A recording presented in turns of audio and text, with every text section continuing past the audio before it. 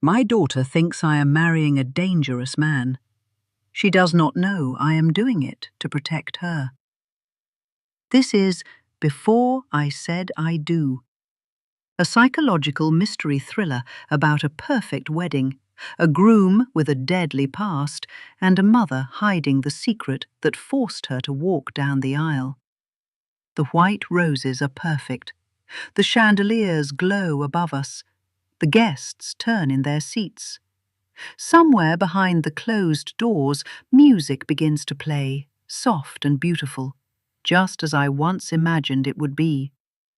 Nate is waiting for me at the end of the aisle, handsome, calm, smiling.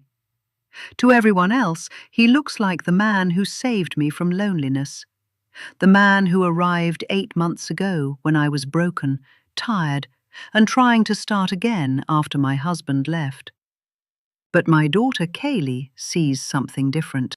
I catch her watching him from the front row, her smile stiff, her eyes full of fear she is trying to hide. She thinks I have made a terrible mistake. Maybe I have. She does not know Nate has been in prison. She does not know his first wife is dead. She does not know his daughter was murdered. And she definitely does not know the worst part. I knew all of it before I agreed to marry him. To Kaylee, it must look as if I am choosing danger over her. But there are truths a mother keeps because the truth itself can become a weapon. There are promises made in silence. There are threats that do not need to be spoken twice. So I will walk down the aisle. I will take Nate's hand. I will say the words everyone is waiting to hear. And I will pray my daughter never discovers what happened before I said I do. Prologue. 5 years ago. Marissa pulls her hood tighter, her hair still wet from her post-swim shower and cold against her scalp. The harbour path stretches before her, familiar yet transformed by the rolling fog. Street lamps hover like ghosts, their light diffused into hazy orbs that barely penetrate the mist. She shifts her swim bag to her other shoulder, the strap digging into her collarbone through her sweatshirt, still damp from being stuffed with her wet towel. Her muscles ache pleasantly from today's practice. Coach Caruso pushed them hard with extra butterfly sets that left her shoulders burning. The lingering smell of chlorine clings to her skin, despite the soap and shampoo. It's a scent she's grown to love, a badge of belonging to something bigger than herself. The swim team. A place where she matters. The concrete path winds along the water's edge, separated from the harbour by a low stone wall barnacled with salt residue. Marissa's footsteps echo slightly in the fog, creating the odd sensation that someone walks just behind her. She doesn't turn to look. That's what children do, and at 16 she's done with childish things. Like accepting rides from her father when she's perfectly capable of walking home. I think I can handle a 15-minute walk. The look on his face, that mixture of hurt and worry, had almost made her relent. Almost. But the moment had passed, and now here she is, proving her point with each step toward home. A car approaches from behind, its headlights cutting twin cones through the mist. Marissa doesn't turn, but registers the vehicle slowing. A black SUV with tinted windows. The tires hum softly on the wet road, a sound that raises the fine hairs on her arms. She walks a little faster, her swim bag bouncing awkwardly against her hip. The SUV crawls beside her, and Marissa reaches into her pocket, fingers closing around her phone. It's nothing. Just someone lost in the fog. Or looking for a parking spot. Or slowing down because visibility is bad. She believes none of these explanations, but they help her breathe more evenly. The phone in her pocket vibrates, a sudden buzzing that makes her jump. Pulling it out, she reads the text from her sister. "Where are you? Dad's freaking out." Typical. Her older sister, always the responsible one, always the mediator between Marissa and their father, always taking his side while pretending not to. Marissa stops walking, her thumb hovering over the screen as she types her reply. "Almost home, stop worrying." She hesitates, then adds a rolling eyes emoji before hitting send. Her fingers tremble slightly. From the cold, she tells herself, not from the SUV that has now stopped, engine idling. A sound behind her, soft, almost imperceptible, makes her turn. A familiar man stands there, tall and broad-shouldered. He wasn't there a moment ago.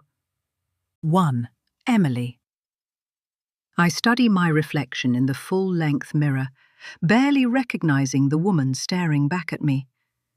The white dress transforms me into someone else, someone more elegant, more deserving of love than the Emily Riley who has spent the past 10 years juggling bills and parenting alone. The Emily Riley who spent long nights making costumes for school plays, trying to make friends with other mums, but feeling desperately out of place with no man to support her. "Stop fidgeting," my best friend Angela says playfully, her fingers working deftly to adjust my veil.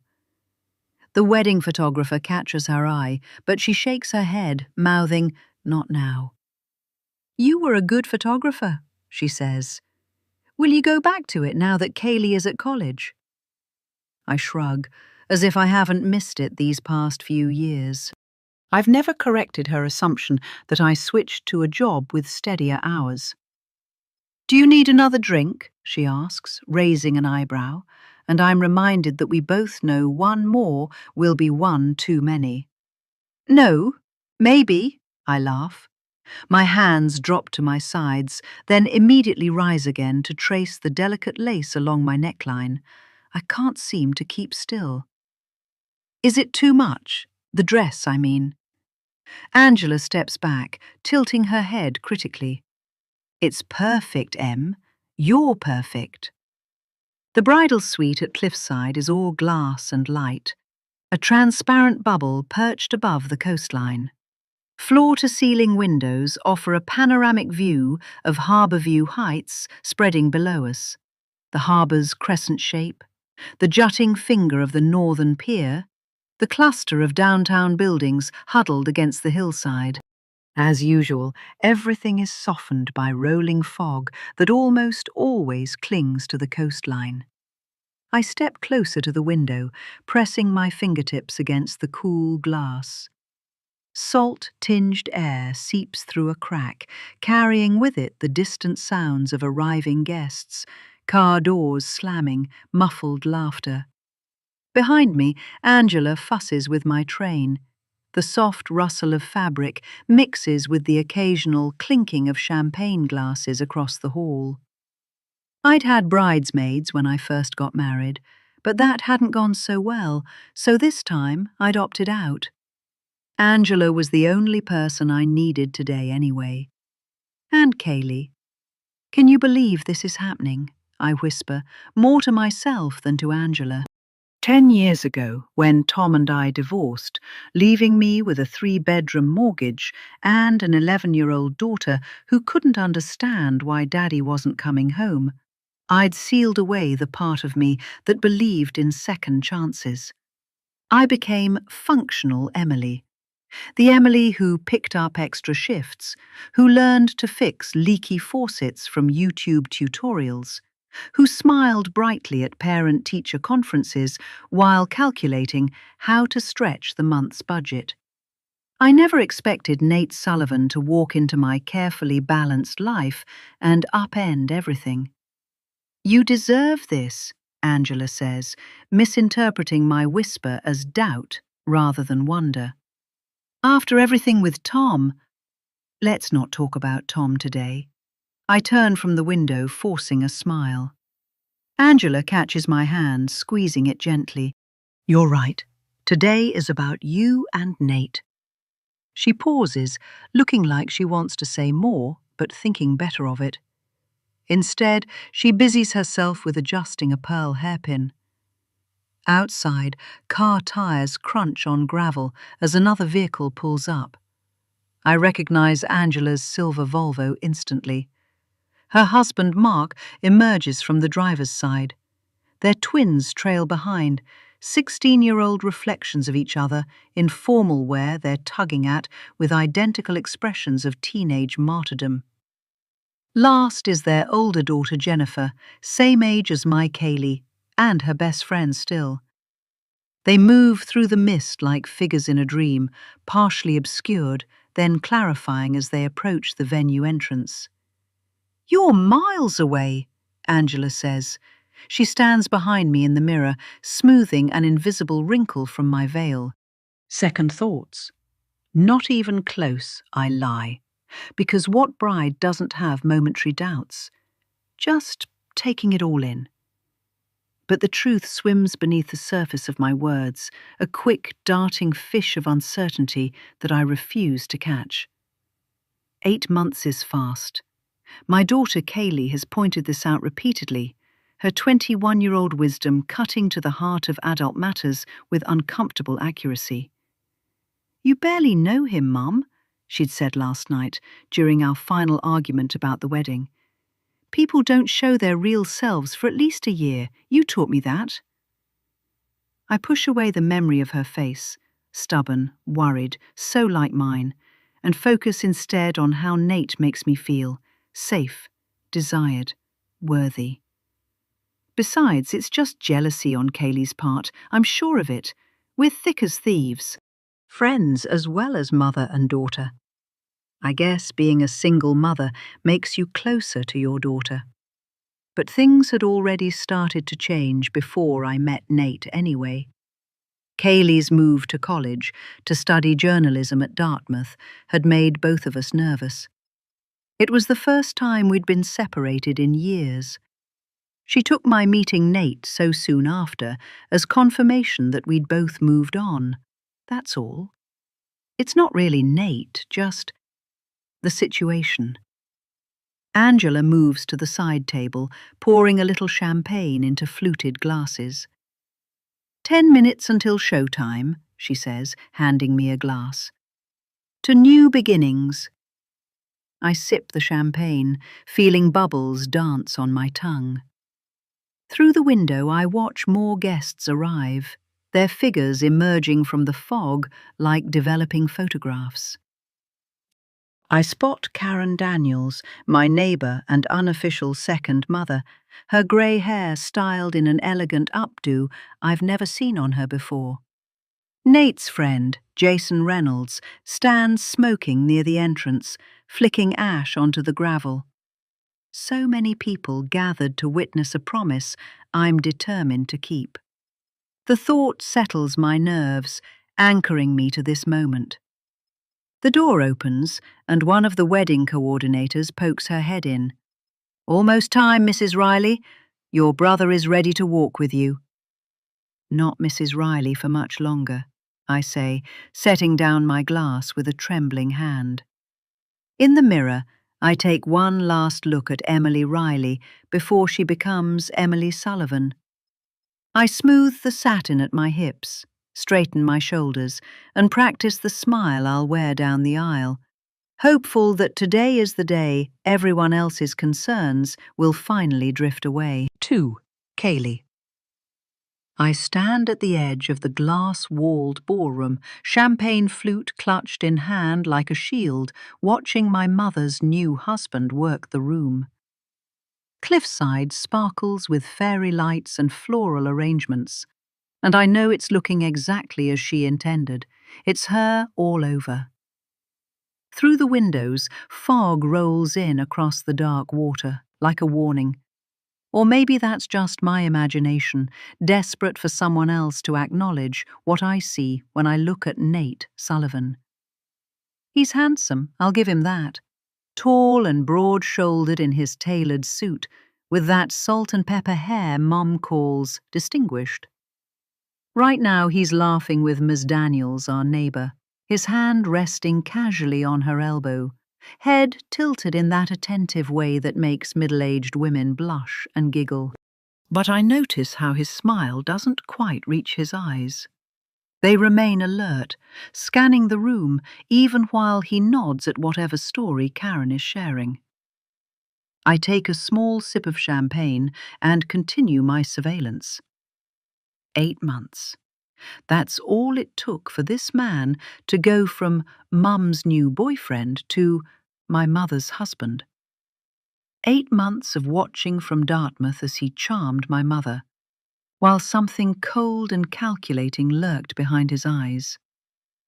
I left in the fall, found out about him over Christmas, the festive period I was so looking forward to with her.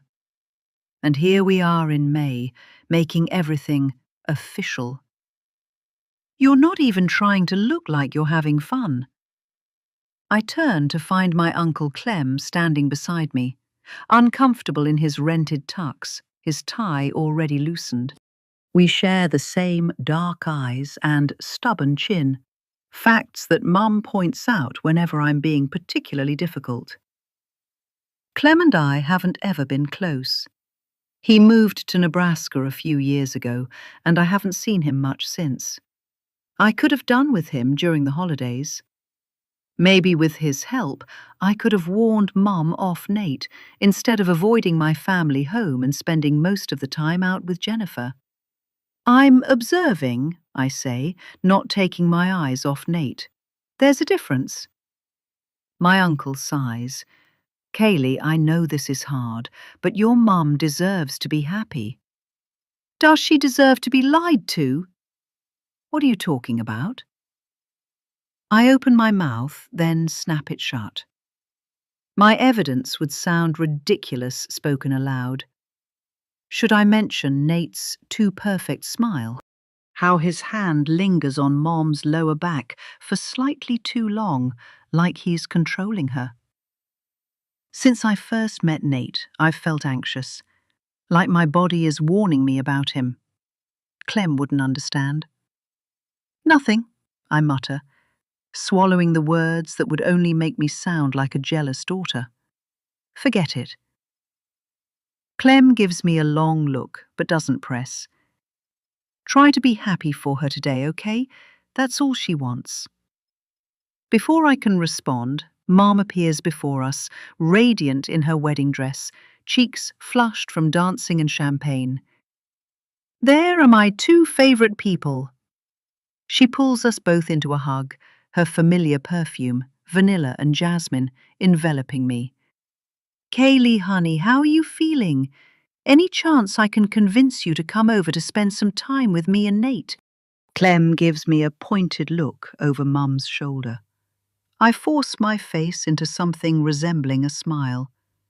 She leads me through the crowd, stopping occasionally to accept congratulations, her hand never leaving mine.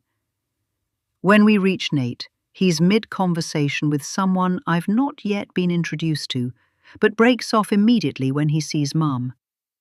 There's my beautiful bride, he says, wrapping an arm around her waist and pressing a kiss to her temple. Mum's cheeks blush, and I can see her friend is warmed by the gesture. Everyone is watching them, this new couple so in love. But it all looks practiced to me, like something Nate's seen in movies, something he's doing for an audience. And Kaylee, don't you look lovely in that dress? I smooth the dark blue satin nervously, feeling suddenly self-conscious under his gaze. Thanks. Kaylee, I realize that with all the wedding chaos, we haven't had a chance to really talk, he says, his eye contact making me uncomfortable. I thought maybe now would be a good time for me to properly get to know my new daughter. My skin crawls at the word daughter. I force another smile. Stepdaughter. Mum's smile falters slightly, but Nate just laughs. Of course, stepdaughter. My mistake. He turns to Mum. Why don't you go enjoy yourself for a minute? I think Angela was looking for you by the cake. Kaylee and I can get acquainted.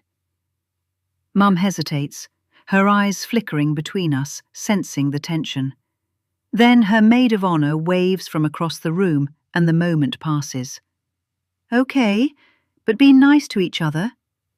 She kisses my cheek, then Nate's, before disappearing into the crowd. An awkward silence falls between us. I take another sip of champagne. So, Nate says finally, how are you holding up? These things can be overwhelming. I'm fine. I study him over the rim of my glass. How about you?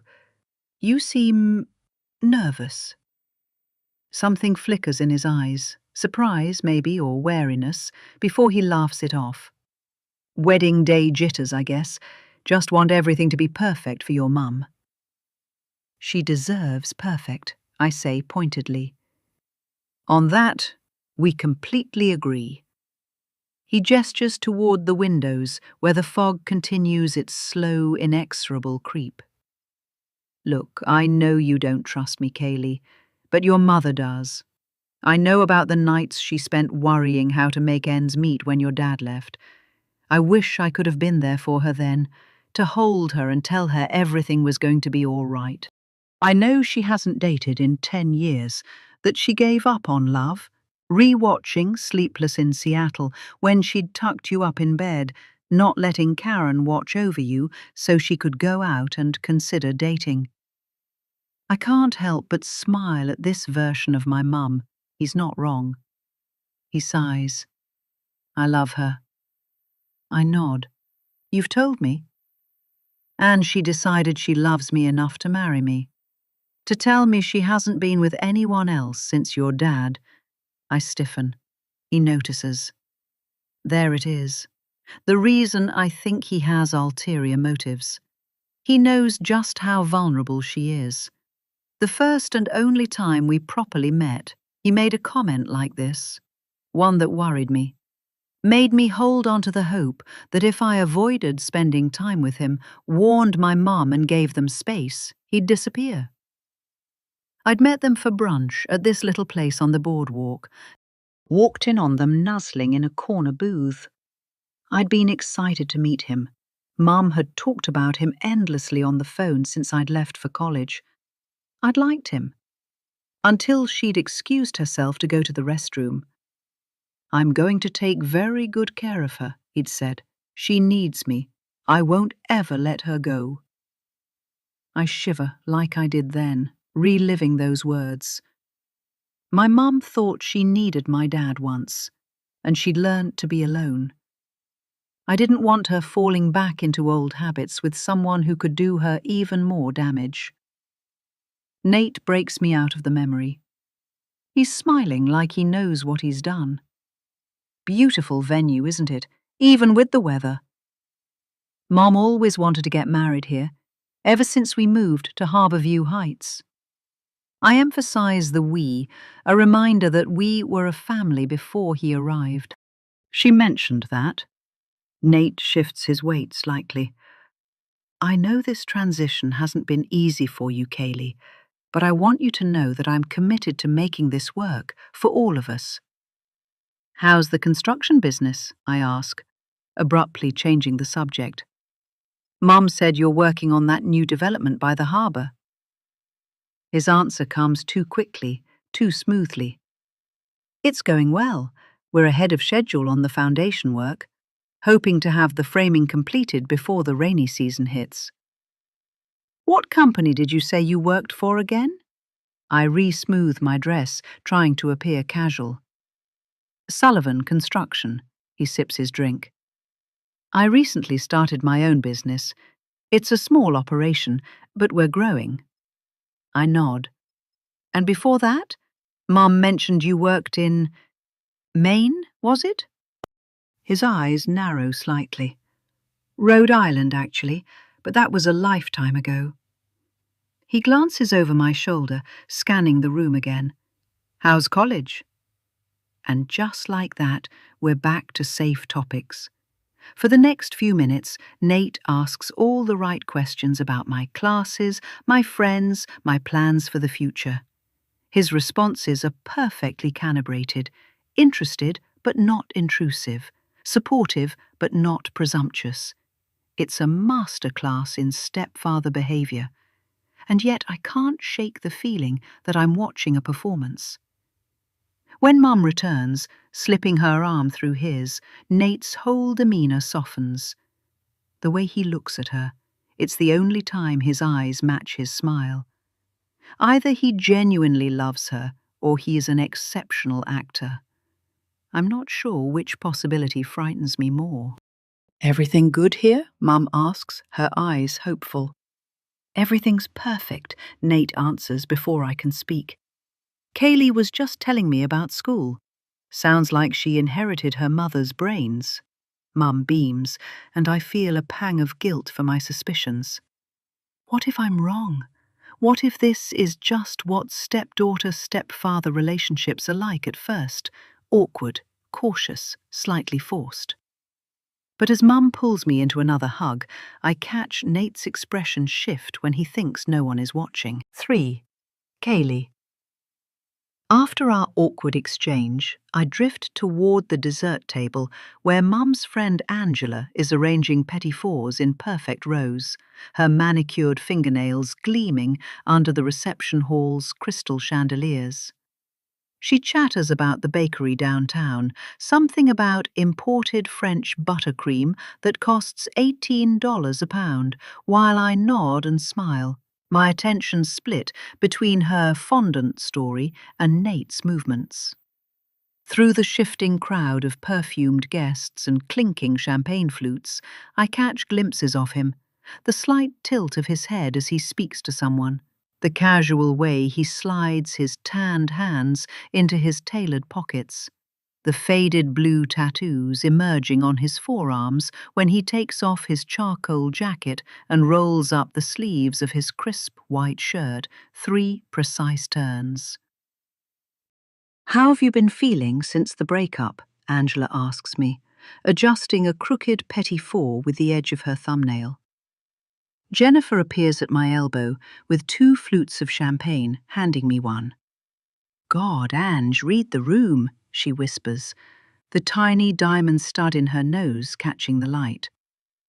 "Fine," I reply, though I don't really want to talk about it, not even with Mum. I always imagined getting married to my ex, Devin. We'd been together since we were 14. Movie dates at the old Paramount, where he'd always buy Sour Patch Kids, even though I preferred chocolate. Until I got my college acceptance letter, and he didn't get in anywhere. Not having him here is painful. He'd know how I should best handle all of this, through years of helping Mum and me get over silly arguments about everything from curfews to credit card bills. Angela looks at me sympathetically, and I wonder what Mum told her. The wedding cake stands half demolished beside me, its white frosting scattered like snow across abandoned plates. Mum and Nate cut it together an hour ago, her laughter rising above the applause as he smeared a tiny dot of frosting on her nose before kissing it away. The perfect moment for the perfect couple. I was watching his eyes then, too, the way they darted to the exits, even as he smiled for the photographer. Now, as I pick at a chocolate-dipped strawberry, I notice a man I don't recognize approaching Nate with purpose in his stride. His charcoal suit hangs perfectly, no tie, top buttons undone just so. When he smiles at passing guests, the expression never reaches his eyes. I catch Angela's attention with a subtle nod toward him. "Who is that?" I whisper. "Jason Reynolds, I think," she says, arranging a napkin, unsurprised at my desire to change the subject. "Works with Nate at Sullivan Construction. At least, that's what Nate told me when he added him to the guest list." Jason reaches Nate, who's in the middle of a conversation with Kristen, one of Mum's friends, a colleague from the boutique where she works. Without apology, Jason places a hand on Nate's shoulder and leans in close to his ear. Even from across the room, I can see the immediate change in my new stepfather. His spine straightens, shoulders squaring beneath his tuxedo jacket. The easy smile he's worn all evening vanishes. He excuses himself from the conversation with barely a glance at Mum's disappointed friend. Jason jerks his head toward the terrace doors, and Nate nods once, a quick, decisive movement so unlike the languid, charming gestures he's been performing all evening. They move together toward the glass doors that lead onto the cliffside terrace, their bodies angled toward each other, heads bent close. This is my chance. Setting down my plate, I skirt the edge of the dance floor, careful to avoid Mom's line of sight. The DJ's playing some 80s ballad that has all the older guests swaying nostalgically on the dance floor, providing perfect cover for my movements. I grab another champagne flute from a passing waiter, a prop to make my wandering look purposeful. The terrace doors are partially open, letting in a cool stream of fog-dampened air. I position myself near a large potted fern, close to a group of laughing guests, keeping Nate and Jason in my peripheral vision. They stand at the far end of the terrace, partially obscured by the mist that curls around the railing, but still visible through the glass. If anyone asks, I'm just getting some fresh air, enjoying the view of the harbour lights twinkling through the fog below. The transformation in Nate is complete out here, away from watchful eyes. His face has hardened into something unrecognizable, all sharp angles and intensity. He leans against the railing, one hand gripping it so tightly I can see white knuckles even from my position. Jason stands close, speaking rapidly, urgently. I can't hear everything, just fragments carried on the breeze when one of them raises his voice slightly. "Not the time for this," Nate says, his voice a low growl, nothing like the warm tone he uses with Mum. Jason's response is lost to the music, but I catch no choice. Nate shakes his head sharply. "I told you I'd handle it." His jaw is clenched, a muscle twitching visibly along his cheek. "Why is Bonetti here?" Jason's words make Nate stiffen further. My heart hammers in my chest. Detective Bonetti. I know who she is. Recognize her from an internship I did at Sag Harbor Gazette. I noticed Nate was watching her carefully earlier. I was wondering what she was doing at the reception. She was standing by herself in a corner, dressed in jeans and a jacket, not looking like a guest, more of an observer. This isn't a work conversation. This is something else entirely. I edge closer to the doors, straining to hear more, but a hand touches my elbow, and I nearly drop my champagne glass. "There you are!" Mom's voice, bright and happy, shatters my concentration. I spin around, my face flushing with the guilty heat of being caught. "Mom, I was just getting some air." She looks radiant, eyes sparkling with joy, a few strands of hair escaping her updo to curl softly around her face. The wedding dress catches the light as she moves, transforming her into something ethereal. I've never seen her look so happy, and the realization stabs at me with unexpected force. "It's getting a bit warm in there," she agrees, fanning herself dramatically. Her eyes drift past me to the terrace where Nate and Jason are still deep in conversation. "Is that Nate out there with Jason?" They look serious. There's no suspicion in her voice, just mild curiosity. "Yeah, something about work, I think." The lie comes easily, protecting her happiness, at least for now. "They've been out there a while." Mum slips her arm around my waist, pulling me close. "So, did you and Nate get to know each other a little better earlier? I know he's really trying, Kay." I force a smile, thinking of our stilted conversation and the man I'm watching now. Two different people inhabiting the same body. He seems nice. It's the most neutral word I can find that won't trigger her intuition that something's wrong. Just nice? She raises an eyebrow, but she's still smiling. I was hoping for a little more enthusiasm by now. It's a lot to adjust to, Mum. I meet her eyes, softening my expression. But I'm trying too. For you. Her eyes well up slightly, and she squeezes me tighter. I know this hasn't been easy, having someone new in our lives, but I really believe we can be happy, all of us together. The simple faith in her voice makes my throat tighten. He makes me feel safe, Kaylee. After so long handling everything alone, do you know how wonderful that is?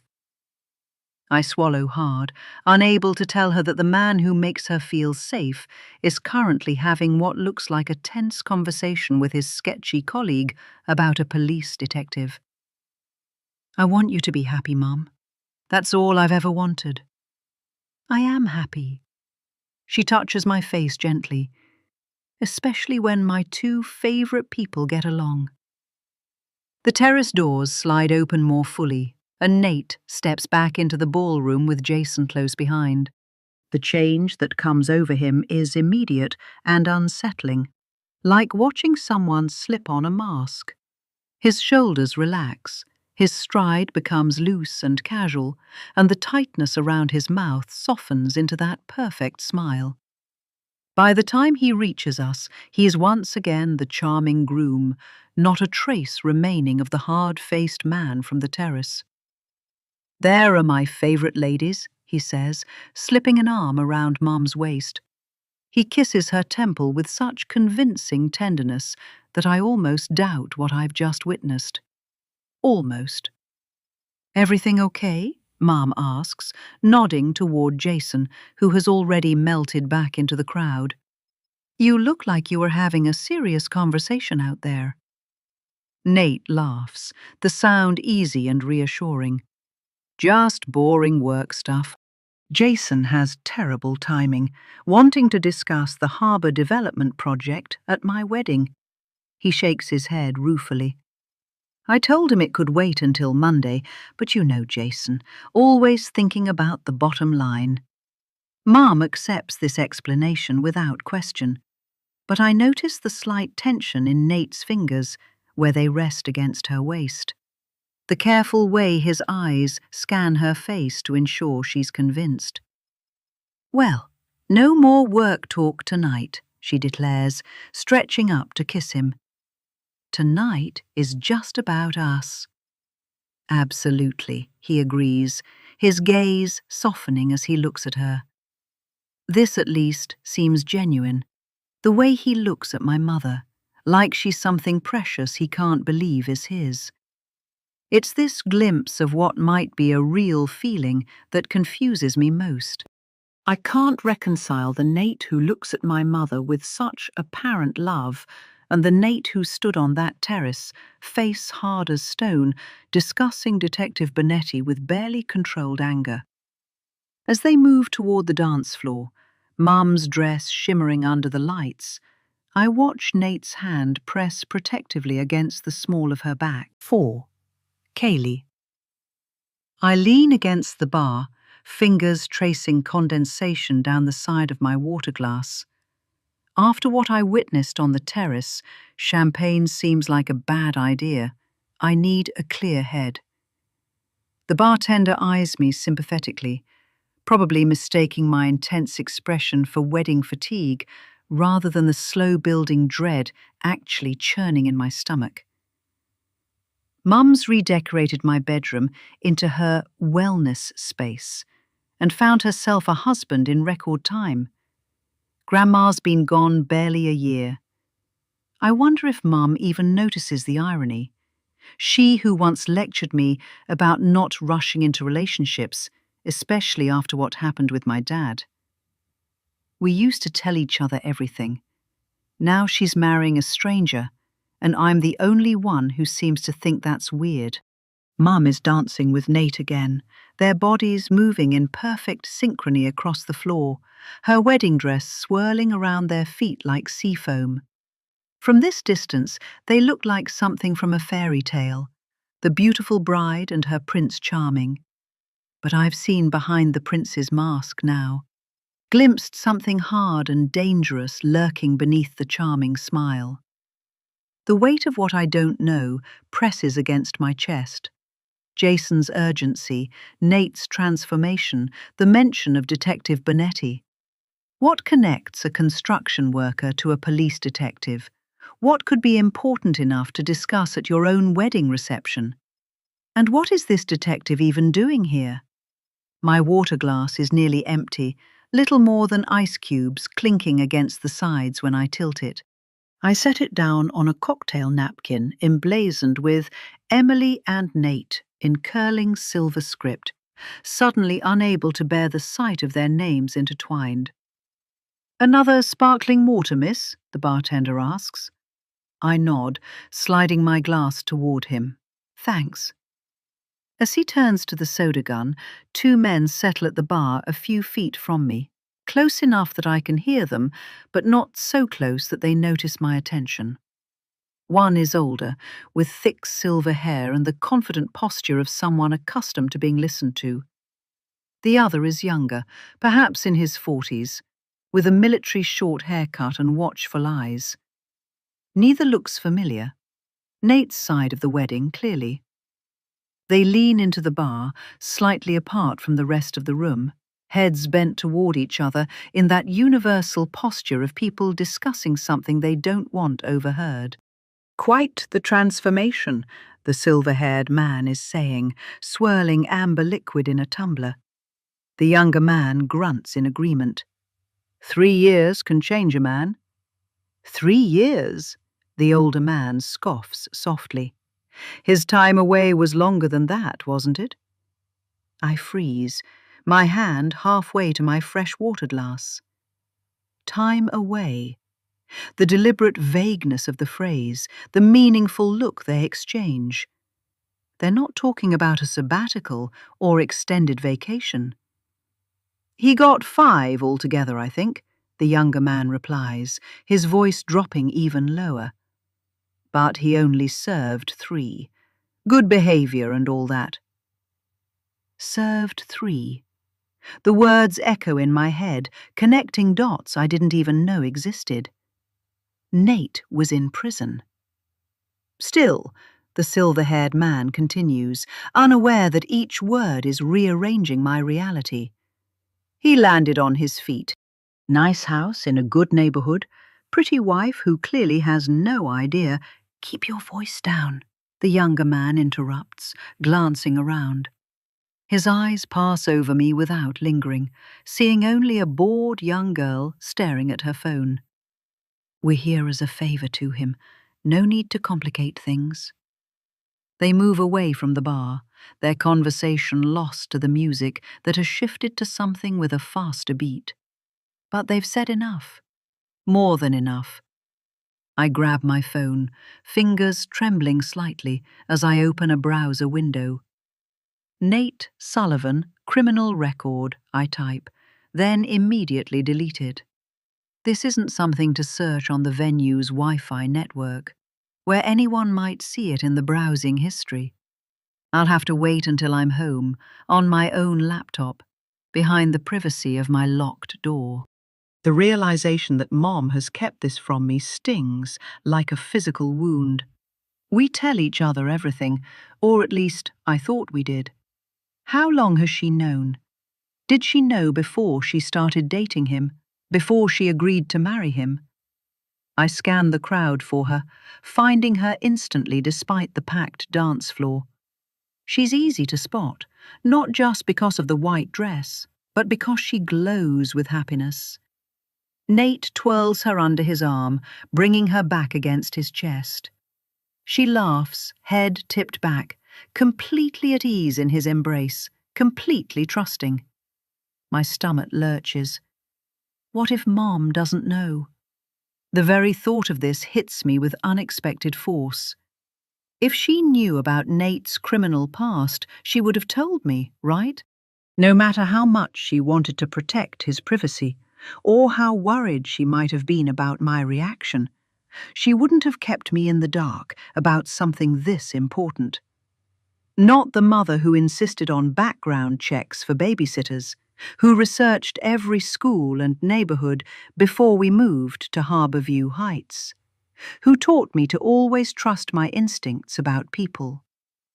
The truth is a punch to my chest.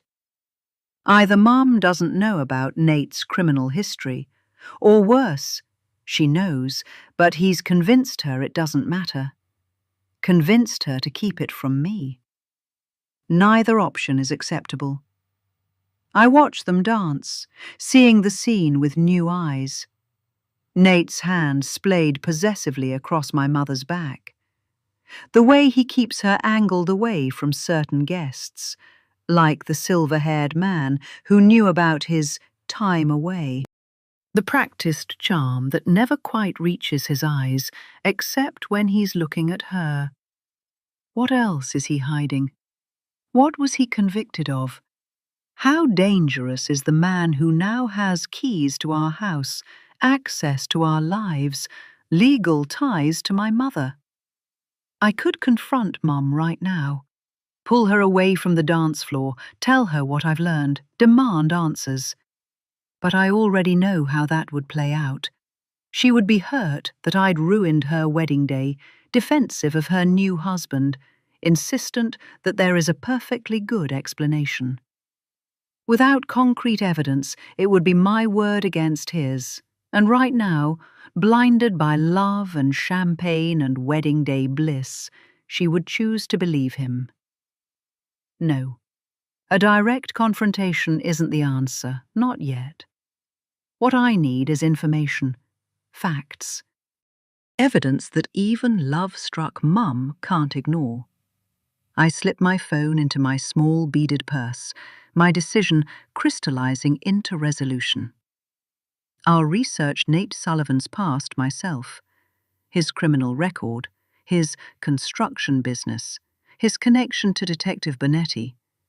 I'll find out what he and Jason were discussing on that terrace and why it made him transform from charming groom to hard-faced stranger in an instant. I'll discover why he watches the exits, why he tenses around police officers, why his smiles seem so phony except when he looks at Mum. Across the room, Nate dips my mother low, her wedding dress pooling on the floor around them like spilled milk. When he pulls her upright, his eyes find mine through the crowd, a brief, assessing glance that sends a chill down my spine. Does he know what I've discovered? Can he see the change in me, the way I can see through him now? I hold his gaze without flinching, letting my face reveal nothing. Two can play at this game of secrets and masks. Only, unlike Nate, I'm not playing for myself. I'm playing for my mother. As the song ends and another begins, I make a silent vow. I will find out who Nate Sullivan really is, what he's hiding. And when I have enough evidence that even Mum can't ignore it, I'll make sure she sees the truth, before his secrets can hurt her more than my revelations will. My jaw sets with determination as I watch them twirl across the dance floor, my mother's face alight with joy, Nate's eyes constantly scanning the room, even as he smiles down at her. Whatever game he's playing, whatever his end game is, he's made one critical mistake. He underestimated the daughter of the woman he married. 5. Emily. Sunlight pours through the floor-to-ceiling windows of the corner apartment, bathing the empty rooms in golden light that makes even the dust motes seem magical. I step from the entryway into what could be our living room, letting my fingertips trail along freshly painted walls, 12 floors up. The Harbour Square district spreads beneath us, The boutique where I work, visible just 3 blocks away, the harbour beyond, glittering like scattered diamonds. Beside me, Nate stands with his hands in his pockets, surveying the space like a man who knows what things are worth. The Crown Apartments are Harbourview Heights' premier luxury residence, the real estate agent says, her voice carrying the rehearsed enthusiasm of someone who's given this pitch 100 times. Her heels click as she moves deeper into the space. 3 bedrooms, 2 bathrooms, and over 1,500 square feet of living space. The building was completely renovated last year, so everything you see is brand new. I follow her into the kitchen, drawn to the gleaming granite countertops and stainless steel appliances that reflect the afternoon light. Running my hand along the cool surface of the kitchen island, I can almost see Kaylee perched on a bar stool when she comes home for a visit, while I prepare dinner. Nate coming home from work to kiss me hello. A family. A real family again. The appliances are top of the line, the agent continues, opening the refrigerator to reveal pristine glass shelves. Sub-Zero refrigerator, Wolf range, Bosch dishwasher, everything a chef could want. Emily makes an amazing beef bourguignon, Nate says, coming up behind me to rest his hands on my shoulders. She deserves a kitchen like this. His touch is warm through the thin fabric of my blouse, and I lean back against him, allowing myself to soak in the moment. For years, I have been stretching every dollar to maintain our modest house, worrying about the aging water heater and drafty windows. Now I'm standing in a luxury apartment with a man who looks at me like I'm the most precious thing he's ever seen. My thoughts drift to the first time I started talking to Nate 8 months ago. We could have conversations on the phone for hours and hours. Endless talks about everything and nothing. What followed was a whirlwind that swept away all my careful rules about dating as a single mother. Or not dating. Nate was everything I needed. He fixed the porch steps that had been rotting for 2 years. He remembered how I took my coffee and brought it to me in bed on Sunday mornings. He made me laugh until my sides hurt, something I'd forgotten I was capable of doing. "Let me show you the master suite," the agent says, leading us down a short hallway. While I admire the walk-in closet and marble bathroom, Nate gravitates toward the windows, checking the locks, peering down at the street below. "Security features?" he asks the agent, his voice taking on the professional tone he uses when discussing business. "State of the art," she assures him. "Code lock on all doors, including access to the building and elevator. Security cameras in all common areas. The windows are reinforced glass, impossible to break without specialized tools." Nate nods approvingly. Good sightlines to the street, important for construction safety assessments. He turns to me with a smile that softens his features. "Can't be too careful." I've noticed this before, his hyper-awareness of security, exits, sightlines. He says it's a habit he can't break. Watching for threats, protecting what matters. The thought of him wanting to protect me, to keep me safe, warms something deep inside that had gone cold during the years of raising Kaylee alone. We move to the second bedroom, smaller but still spacious, with its own attached bath and generous closet. "Perfect for a home office," the agent suggests, "or a guest room for when family visits." "What do you think, Em?" Nate asks, squeezing my hand. "Big enough for Kaylee?" I nod, though I know my daughter would hate it here. Too modern, too sterile. Nothing like our cozy house, with its creaking stairs and well-worn furniture. But she'll adjust. Kids always do. "Let's discuss numbers," the agent says, guiding us back to the kitchen, where she spreads a folder of paperwork across the island. The monthly rent is $4,200, first and last months due at signing, along with a security deposit of $4,000. The figures make my stomach clench. It's more than double what I was paying for our mortgage. That's significant, I say carefully. But manageable, Nate counters, his confidence unwavering. With both our incomes and the business picking up. About that, the agent interjects. The lease would require both signatures, but we'll need income verification. 3 months of bank statements, pay stubs, that sort of thing. Of course, though most of my income is through the construction company, which is still building its client base. The agent's professional smile doesn't waver. We can work with that. Business documentation, contracts, whatever you have. The building owners are quite strict about financial qualifications. Would you excuse us for a moment? Nate asks. Of course. The agent's phone rings as if on cue. I should take this anyway. Feel free to explore more. The views from the balcony are stunning.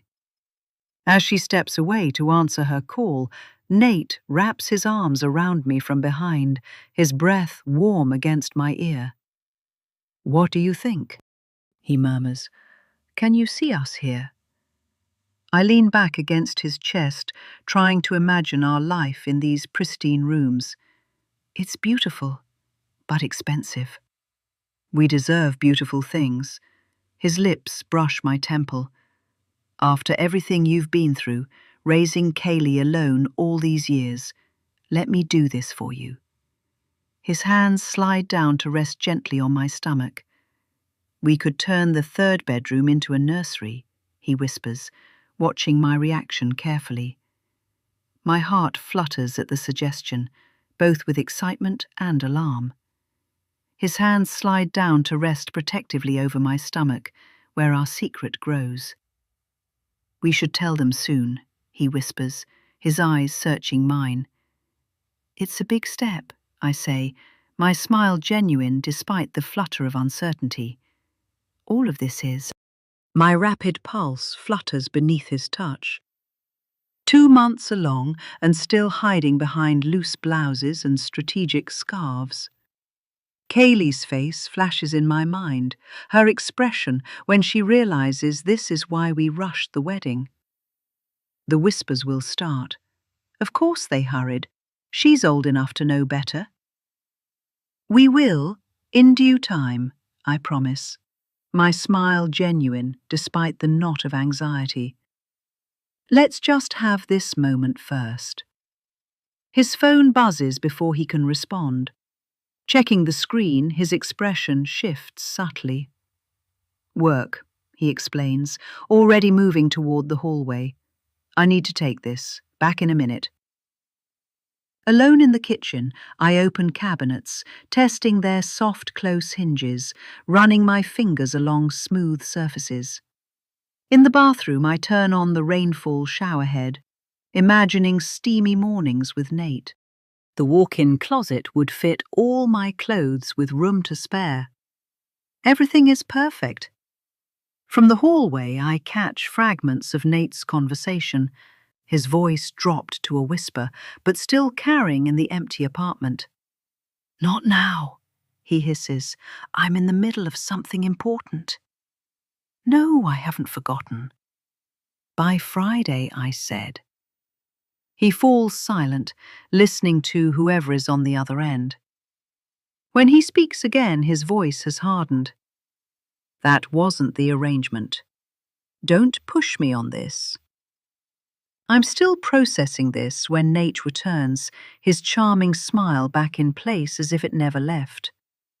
Whatever tension existed during that phone call has vanished, locked away behind the warm gaze that focuses entirely on me.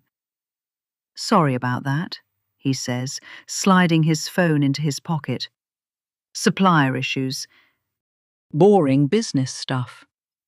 The real estate agent returns, paperwork in hand. Have we made a decision? I should mention there's another couple very interested in this unit. Nate looks to me, leaving the choice in my hands. At least, that's how it appears. What do you think, Em? Should we make this our home? Home. The word echoes in my mind, carrying the weight of all I've longed for since Tom left. Security, partnership, someone to share the burden. We'll take it, I hear myself say, pushing aside the whispered warning of Nate's cold phone voice, the too fast progression of our relationship, the financial commitment that exceeds what prudence would suggest. Excellent, the agent beams. Let's discuss the co-signing process. We'll need both of your signatures and financial documentation. Actually, Nate says, his hand finding mine, fingers intertwining, Emily has the more established credit history. Would it make sense for her to be the primary leaseholder? With me as an occupant, of course. The question seems innocent, practical even, but something about it triggers a warning bell deep in my mind. Still, his thumb traces gentle circles on the back of my hand, and when I look into his eyes, I see nothing but love and our future together. That's fine, I agree, silencing the small voice of caution. Whatever makes the process easier. As we complete the preliminary paperwork, I feel myself crossing an invisible line, deepening my investment in this man and our future together. The warning bells still ring faintly, but I've become skilled at ignoring them, at choosing hope over fear, trust over suspicion. I sign my name on the application, promising financial responsibility for this beautiful space where Nate and I will build our life together. For better or worse, I think. The irony isn't lost on me as Nate squeezes my hand, his smile radiant with what looks like love, but might be triumph. 6. Kaylee. I scroll through the wedding photos I posted on Instagram, my finger hovering over Mum's face on the screen. Something in her smile catches me. The way her entire face has opened up, like a flower finally getting sunlight after years in shadow. I haven't seen her eyes crinkle like that since before the divorce. It shattered her so completely that I found her sitting on the bathroom floor at 3 a.m., clutching her wedding ring and making this hollow, gasping sound I still hear sometimes in my nightmares. The morning light streams through the tall industrial windows of my mum and Nate's new apartment. It's been almost 2 months since the wedding. I'm back for the summer, and they're still living among half-unpacked moving boxes, cardboard monuments to our old life, everything in transition. Mom moves around the kitchen with a lightness in her step, humming something formless as she flips pancakes. The sizzle of butter on the griddle fills our sparse, open-concept living space. This place is nothing like our old house, all exposed brick, concrete floors and metal fixtures. Nate's aesthetic, not ours. But Mom hasn't complained once. "These turned out well," she says, sliding behind me to peek at the wedding photos. Her hand rests on my shoulder, smelling faintly of maple syrup. "Oh, look at that one of you and Nate. You almost look like you're enjoying yourself." I don't correct her. In the photo, Nate's arm is around my shoulders, both of us smiling for the camera. What the picture doesn't show is how I'd stiffened at his touch, how my smile was manufactured specifically for Mum's benefit. I click to the next photo. Nate feeding Mum cake, her nose wrinkled with laughter, and force a smile. Thank goodness the rain held off for the outdoor pictures. My stomach knots as I swipe through more images. Between final exams and holiday preparations, I haven't had a single moment to dig into Nate's background like I'd planned. And part of me had hoped that next time I saw Nate, all my concerns would have drifted away. Nate steps inside the kitchen, dressed for work, His construction uniform, worn jeans, steel-toed boots, flannel with rolled sleeves, carrying the scent of sawdust and sweat. I've Googled the company twice since their wedding. They specialize in historical restorations along the harbour. His forearms flex as he sets down his toolbox, revealing that mysterious tattoo on his arm that I still can't quite make out whenever he's near. "Smells amazing in here," he says, crossing to Mum and wrapping his arms around her waist from behind. He kisses her neck, and she leans back into him with a contentment that makes me look away. But I'm running late. Concrete pour starts at 9. Mum turns in his arms. "Take some pancakes with you at least." She wraps several in a paper towel, pressing the bundle into his hands. "There's coffee in the thermos." "You're the best." He kisses her again, this time on the lips, lingering just long enough to make me uncomfortable. Then he turns to me, nodding tersely. "Morning, Kaylee." "Morning," I reply, keeping my voice neutral, my eyes on my phone. There's a brief, awkward silence before he grabs the thermos, kisses Mum one more time on the cheek, and heads out. "Don't wait up if the pour runs late," he calls over his shoulder. The door closes behind him, and Mum returns to the stove, humming again. My palms feel suddenly damp. I close the wedding photos, steeling myself. Mum and I haven't spoken much in the last few months, with all my time taken up by studying for finals. But when I have revisited memories of her wedding and the words I'd heard those men say about Nate, I've wondered if I should simply tell Mum what I'd heard. I need to know if she knows this about the man she married. The woman who raised me, who baked me chocolate chip cookies every Friday after a long week at school, would listen to me, understand.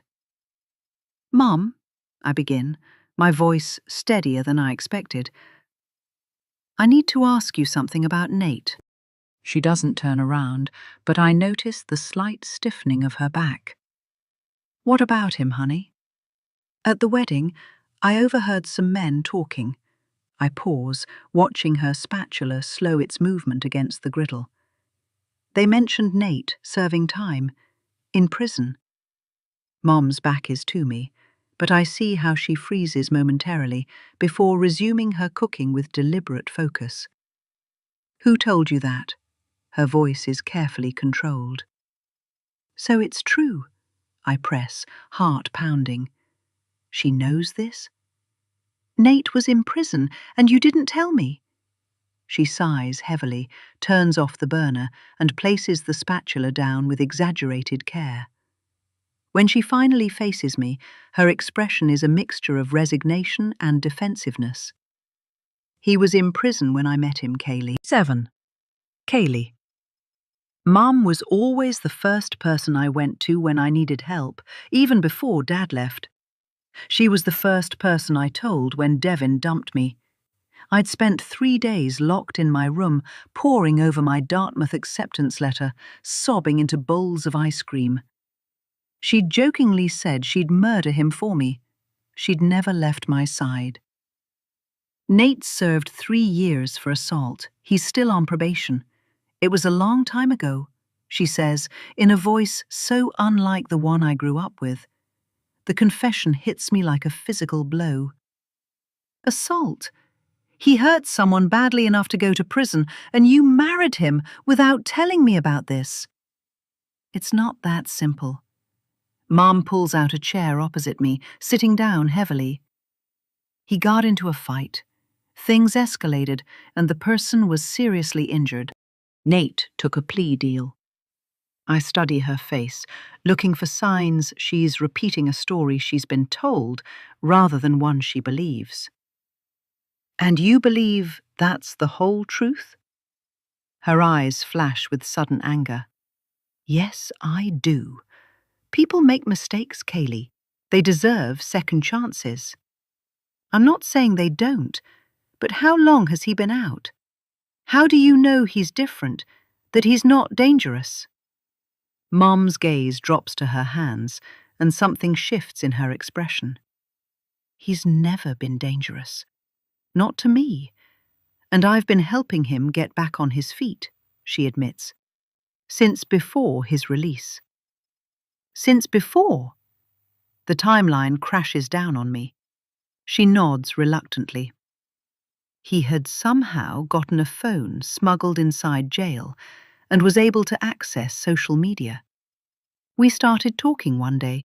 The phone was later confiscated after a search of his cell, but we continued talking through scheduled video calls and emails when he was allowed to. He told me from the beginning he was in jail, but hoped to get out soon. At first I was hesitant, of course. I had never talked to anyone in prison before. But our correspondence soon turned to phone calls whenever they'd allow him to call me collect, and we enjoyed each other's company. What can I say? You don't always get to choose who you fall in love with. He needed a fresh start. I put money on his book while he was inside. I paid off some of his debts, put down the deposit for this apartment, helped fund his business. With what money? My voice rises despite my efforts to stay calm. We were barely making ends meet in the old house.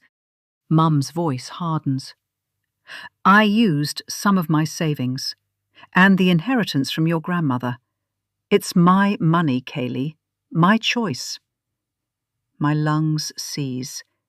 Every penny of Grandma Rose's inheritance, the money she scrimped and saved over 87 years of careful living, handed over to a man Mom barely knows.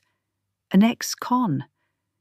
This from the woman who taught me to calculate price per ounce on cereal boxes, who made me earn my own Levi's across 3 summer paychecks, who hasn't had Christmas Day off since I was in 9th grade.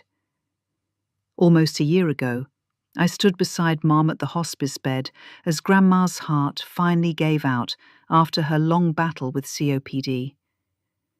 I can still feel Mum's fingers interlaced with mine as she whispered that Grandma's gift would finally let her breathe easier. Now she's sacrificing her own oxygen to save Nate from drowning. I've read about women who date felons. Is it the danger that does it for them? Are they turned on by the idea they are speaking to someone society deems unsafe? What was my mother thinking? Mom, this isn't like you. You're being reckless. What if his business fails? What if he's using you? I heard of people in prison scamming people on the outside, convincing them to send them money, calling them tricks. What if that's enough? Mom stands abruptly, chair legs scraping against the concrete floor. You don't know him like I do. You haven't even tried. Nate made a mistake, paid his debt to society, and is working hard to build a future, our future. I believe in him. Based on what? 10 months of charming behavior? I can't keep the sarcasm from my voice. Is that even enough to know his real self? Pain flashes across her face, and I immediately regret saying it. I've watched her for years, sitting alone at the TV as I went out, standing sadly at parent-teacher conferences while couples filled the room. She deserves happiness, but not with him. She turns away, busying herself with cleaning the griddle. Nate has been nothing but good to me, she says, her back to me again. And he's trying with you, even though you've made it clear you don't want him here. You're acting so cold towards him since you got here, barely even looking at him when he speaks to you. Because I'm worried about you, I insist. This is all happening so fast. She shakes her head, her movements becoming more agitated as she scrubs the already clean griddle. Sometimes, when you just know. As she walks toward the bedroom, I call after her, I'm just trying to understand what's happening, Mum. I want to protect you. She pauses in the doorway, her expression softening slightly. I know you think that's what you're doing, honey, but I'm the parent here. It's my job to protect you, not the other way round." She disappears into the bedroom, leaving me alone with my half-eaten pancakes and the bitter taste of unasked questions. I stare at the closed bedroom door, my mind racing with new information. 5 years for assault, still incarcerated when meeting Mum, financial dependence. Each piece feels like part of a puzzle that forms a picture I can't yet see, but one I'm increasingly certain my mother doesn't want to look at. 8. Kaylee. The apartment falls into silence after Mum leaves for her shift at the boutique. I sit cross-legged on the couch, laptop balanced on my knees, cursor blinking in the search bar. The wedding photos are still open in one tab, Mum's smiling face staring at me. My fingers hover over the keyboard. This is the point of no return. Once I start digging into Nate's past, I can't unknow what I find. And knowing might mean destroying the happiness that's made Mum look 10 years younger. The cursor continues to blink, patient and indifferent to my moral dilemma. 3 years for assault. I whisper to the empty apartment, the words sounding hollow against the exposed brick walls. Mum's explanation, a fight gone wrong, seems convenient. Too convenient. Like something you'd tell your girlfriend to make violence sound justified. I inhale deeply and type, "Nate Sullivan arrest." The search results populate my screen, disappointingly sparse. A few vague newspaper articles from a local paper. I click on the first one, scanning the brief text. Local businessman Nathan Sullivan, 38, was arrested Friday night following an altercation at the Roadhouse Bar and Grill.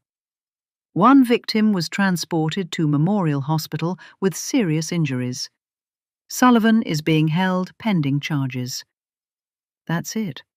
No details about the victim, no follow-up about the charges, nothing to indicate whether this matches the story Nate told Mum.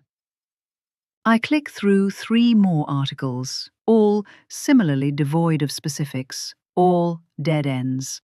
The most recent one merely mentions that Sullivan accepted a plea deal without elaborating on the terms. I lean back, frustrated. My fingers move across the keyboard with more purpose now. Nate Sullivan court case. More results, but still frustratingly vague. References to a case number, mentions of court appearances, but the actual records appear to be inaccessible. One article mentions sealed records in passing. Why would the records be sealed for a simple bar fight? The sounds of the city drift through the partially open window. Car horns, the rumble of delivery trucks on the cobblestone streets. Distant construction noise that could be coming from Nate's worksite or anywhere else. Normal sounds of a normal day, while I sit here, unraveling the foundations of my mother's new life. I try another search. Nate Sullivan construction business. Nothing.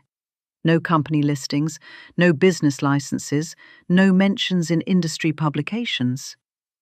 I check social media platforms, finding no profiles that match him. Most people leave some kind of digital footprint, especially business owners. Nate Sullivan is either exceptionally private or deliberately obscure. The wedding photos catch my eye again, a candid shot of Nate laughing with Jason, his colleague from the construction business. I remember their tense conversation on the terrace, the mention of Detective Bonetti. On impulse, I type, "Jason Reynolds Construction, Harborview Heights." Nothing useful comes up. I try Sullivan Construction, Harborview Heights. A single result. A recently registered business license dated just 2 months ago, right before the wedding. Listed owner, Emily Riley. Not Nate Sullivan. My mother's name. My hands freeze over the keyboard. The business is in Mum's name, not his. Why would a legitimate construction company be registered under the name of a woman who works in retail and has no construction experience? Unless. The realization hits me with nauseating clarity. Nate can't get business licenses, loans, or credit in his name because of his criminal record. He's using Mum for her clean credit history, her savings, her home equity. She's not just supporting him, she's his financial front. I click back to the wedding photos, staring at Nate's face with new eyes. His smile seems calculating now, his arm around Mum possessive rather than protective. In one photo, they're cutting the cake, and he's looking at her with what I'd interpreted as love. Now I wonder. I launch a dozen browser tabs like a general deploying scouts, each tasked with uncovering different fragments of truth. My journalism professor would be impressed, or terrified, by my methodical assault on public records. Court documents from 3 counties reveal nothing under any spelling variation of his name. Property databases, tax records, civil litigation archives, all return empty-handed. The digital silence screams louder than any discovery could. Someone with resources and motivation has sanitized his online existence with surgical precision. But small details begin to emerge, like fragments of a larger picture. A dismissed domestic violence complaint from 7 years ago, an eviction notice from an apartment complex, a small claims judgment against him for unpaid debts. None of these align with the story of a successful businessman who made one mistake. Traffic rumbles past the apartment as afternoon light shifts through the industrial windows, casting long shadows across the concrete floor. I've been at this for hours, building a clearer picture of the man my mother married. Not the charming, reformed ex-con she believes him to be, but something more calculated, more concerning. I glance at the time, realizing Mom will be home in a few hours, and Nate possibly sooner if his concrete pour finishes early.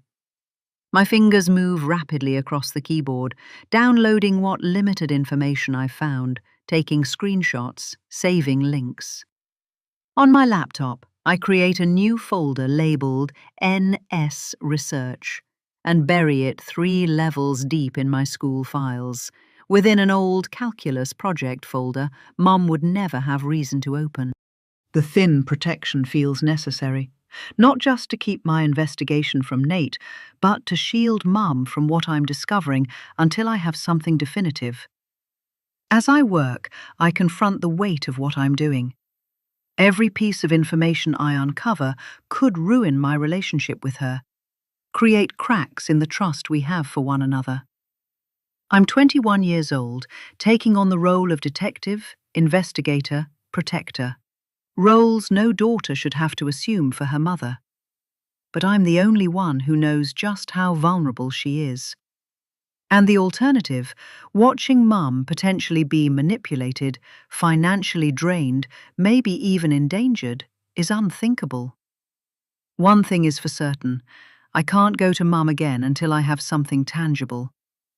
The apartment door handle jiggles.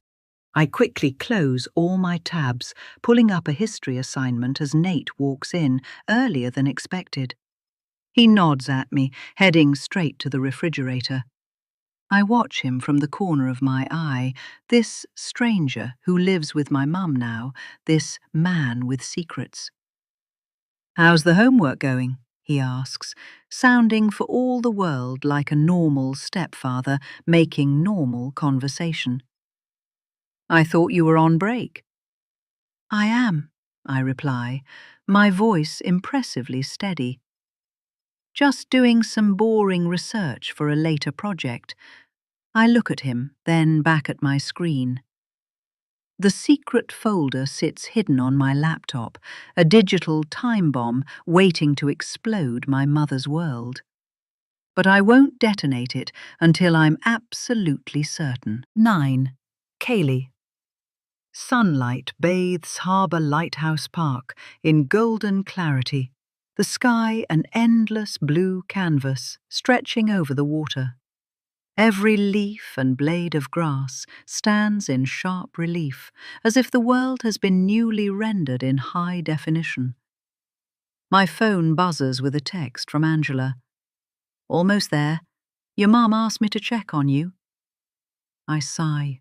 Of course, Mum deployed my godmother/her best friend as the family peacekeeper. Angela's been navigating our family's emotional minefields since Jennifer and I wore pigtails.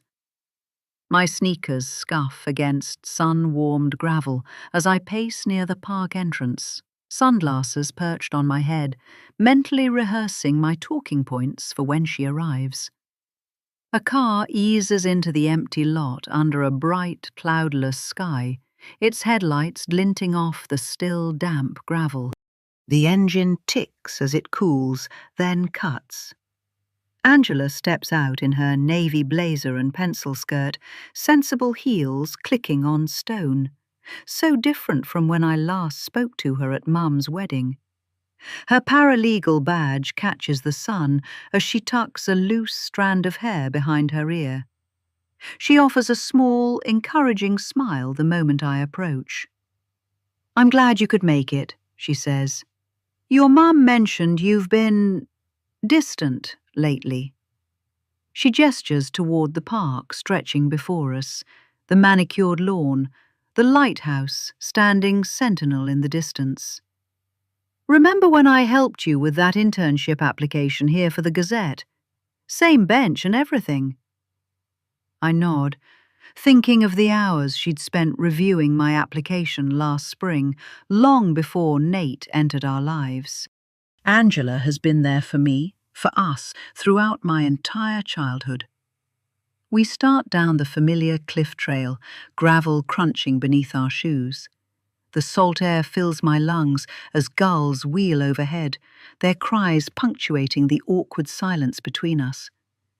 After a moment, Angela breaks the silence. "Your mum says you've been, what did she call it, spiraling over Nate."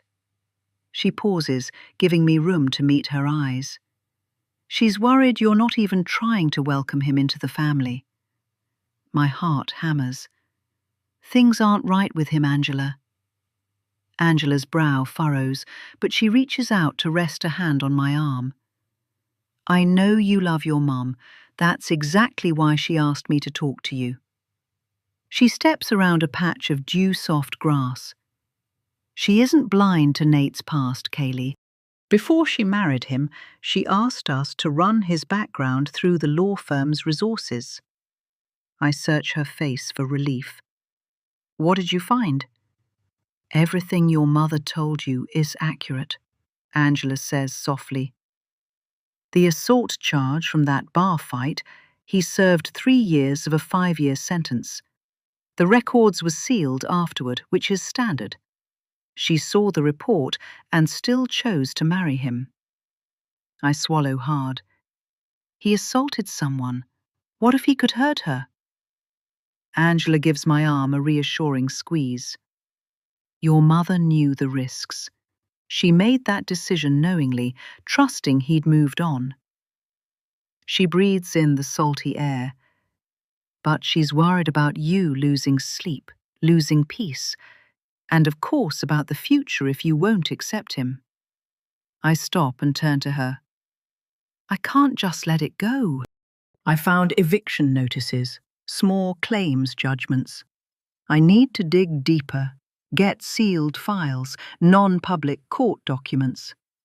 Angela's eyes soften. She turns fully to me, sunlight illuminating her face.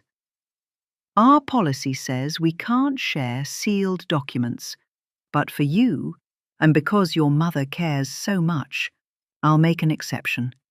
I'll let you see the reports." Relief and resolve wash through me. "Thank you." She pauses, looking out at the lighthouse now shining clearly in the afternoon sun. Promise me one thing. Don't let this drive a wedge between you and your mum. She deserves your trust as much as you deserve answers. I promise, I say, though inside I'm already planning my next move. We turn back toward the parking lot. Angela presses a hand to my shoulder before heading to her car. Take care of yourself, Kaylee. Sometimes the truth is more complicated than we hope. Don't lose yourself chasing it. I won't, I whisper. I watch Angela drive off down the sunlit road, her tail lights a pair of ruby beacons fading into the distance. The lighthouse beams steadily on, and I stand there a moment longer, ready to uncover whatever comes next. No turning back now. 10. Emily. I kneel beside another cardboard box labelled Mum's Stuff in my looping handwriting, dust tickling my nose. Karen hands me a pair of scissors, her eyes crinkling with concern as I slice through packing tape that sealed away the past. I still can't believe how quickly you found this place, Karen says, moving another empty box to the growing stack by the door. Her silver hair catches the light as she straightens, one hand pressed against her lower back. The exposed brick is gorgeous, but these concrete floors must be murder on your feet in winter. Nate says we'll get area rugs, I reply, not mentioning how the industrial aesthetic was entirely his choice, nothing like the cozy craftsman we, Kaylee and I, left behind. And the location is perfect for his work. Karen hums non-committally, a sound I've known her long enough to interpret as polite skepticism. She's been my neighbour, my emergency babysitter, my surrogate mother for the past 10 years. Her opinion matters, which is precisely why I've been avoiding being alone with her since the wedding. "What's in that one?" she asks, nodding toward the box I've just opened. I peer inside, my fingers brushing against bubble wrap and photo frames. This is my mum's stuff, just some old pictures, I think. The first frame I unwrap reveals Kaylee at 8 years old, gap-toothed and beaming, holding up a science fair ribbon. The sight of her younger self makes my chest ache with a peculiar mixture of pride and loss. My little girl, who isn't little anymore. The next frame makes my breath catch. Tom and I, on our wedding day, standing beneath an archway of white roses, his arms wrapped around my waist from behind, my head tilted back against his shoulder, both of us laughing at something forgotten. I was 20 years old, bright with hope and certainty. He was 24 and looked at me like I was the answer to questions he hadn't even thought to ask yet. "Oh my," Karen says softly, settling beside me to study the photo. "Look how young you both were." I nod, my throat suddenly tight. "Babies playing house," I manage to say, attempting lightness. But the truth is more complicated. We weren't playing, we were desperately serious, earnestly committed, absolutely certain, until we weren't. "You were happy then?" Karen observes, not a question but a gentle prod. "For a while." I place the frame face down on the floor, unable to meet the eyes of that younger, more trusting version of myself. Karen reaches into the box and pulls out another photo. Our first Christmas card as a family. Kaylee, just 6 months old, cradled in my arms while Tom stands proud beside us. "Do you think Kaylee would want some of these? She doesn't have many photos with her father." "Maybe someday." I take the photo from her hands more quickly than I intended. "When things settle down." Karen's eyes track my movements, missing nothing. "It's been quite a whirlwind for you, hasn't it? Your mother passing, meeting Nate, married by May." Her tone is carefully neutral, but I hear the question beneath it. My fingers tap against the frame's edge, a nervous habit I've never managed to break. When you know, I say, echoing words I've repeated to Kaylee, to Angela, to myself in quiet moments of doubt. That's what they say, Karen agrees, though her expression suggests she believes this particular piece of wisdom about as much as she believes in fairy tales. Still, so soon after your mother's funeral. That must have been difficult. The reminder of my mother's death stings like salt in a wound that hasn't properly healed.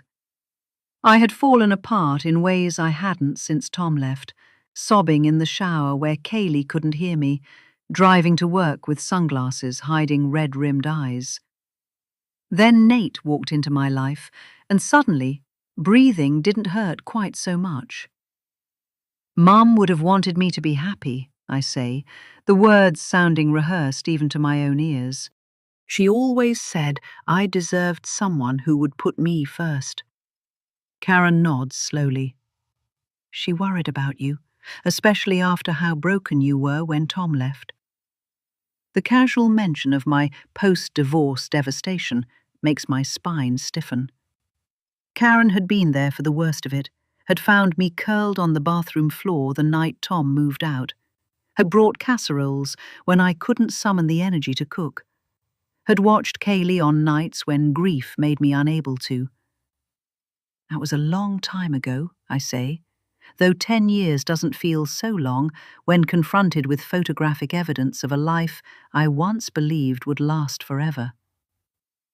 Karen's voice is gentle, but her eyes are shrewd. Have you spoken to Tom recently? My chest tightens with the familiar pressure of secrets kept too long. Karen doesn't know why it didn't work out. What happened with Tom isn't something I've fully admitted even to myself, let alone spoken aloud to anyone else. The truth sits heavy in my throat, impossible to swallow, impossible to speak. No, I say, abruptly closing the photo box and reaching for another.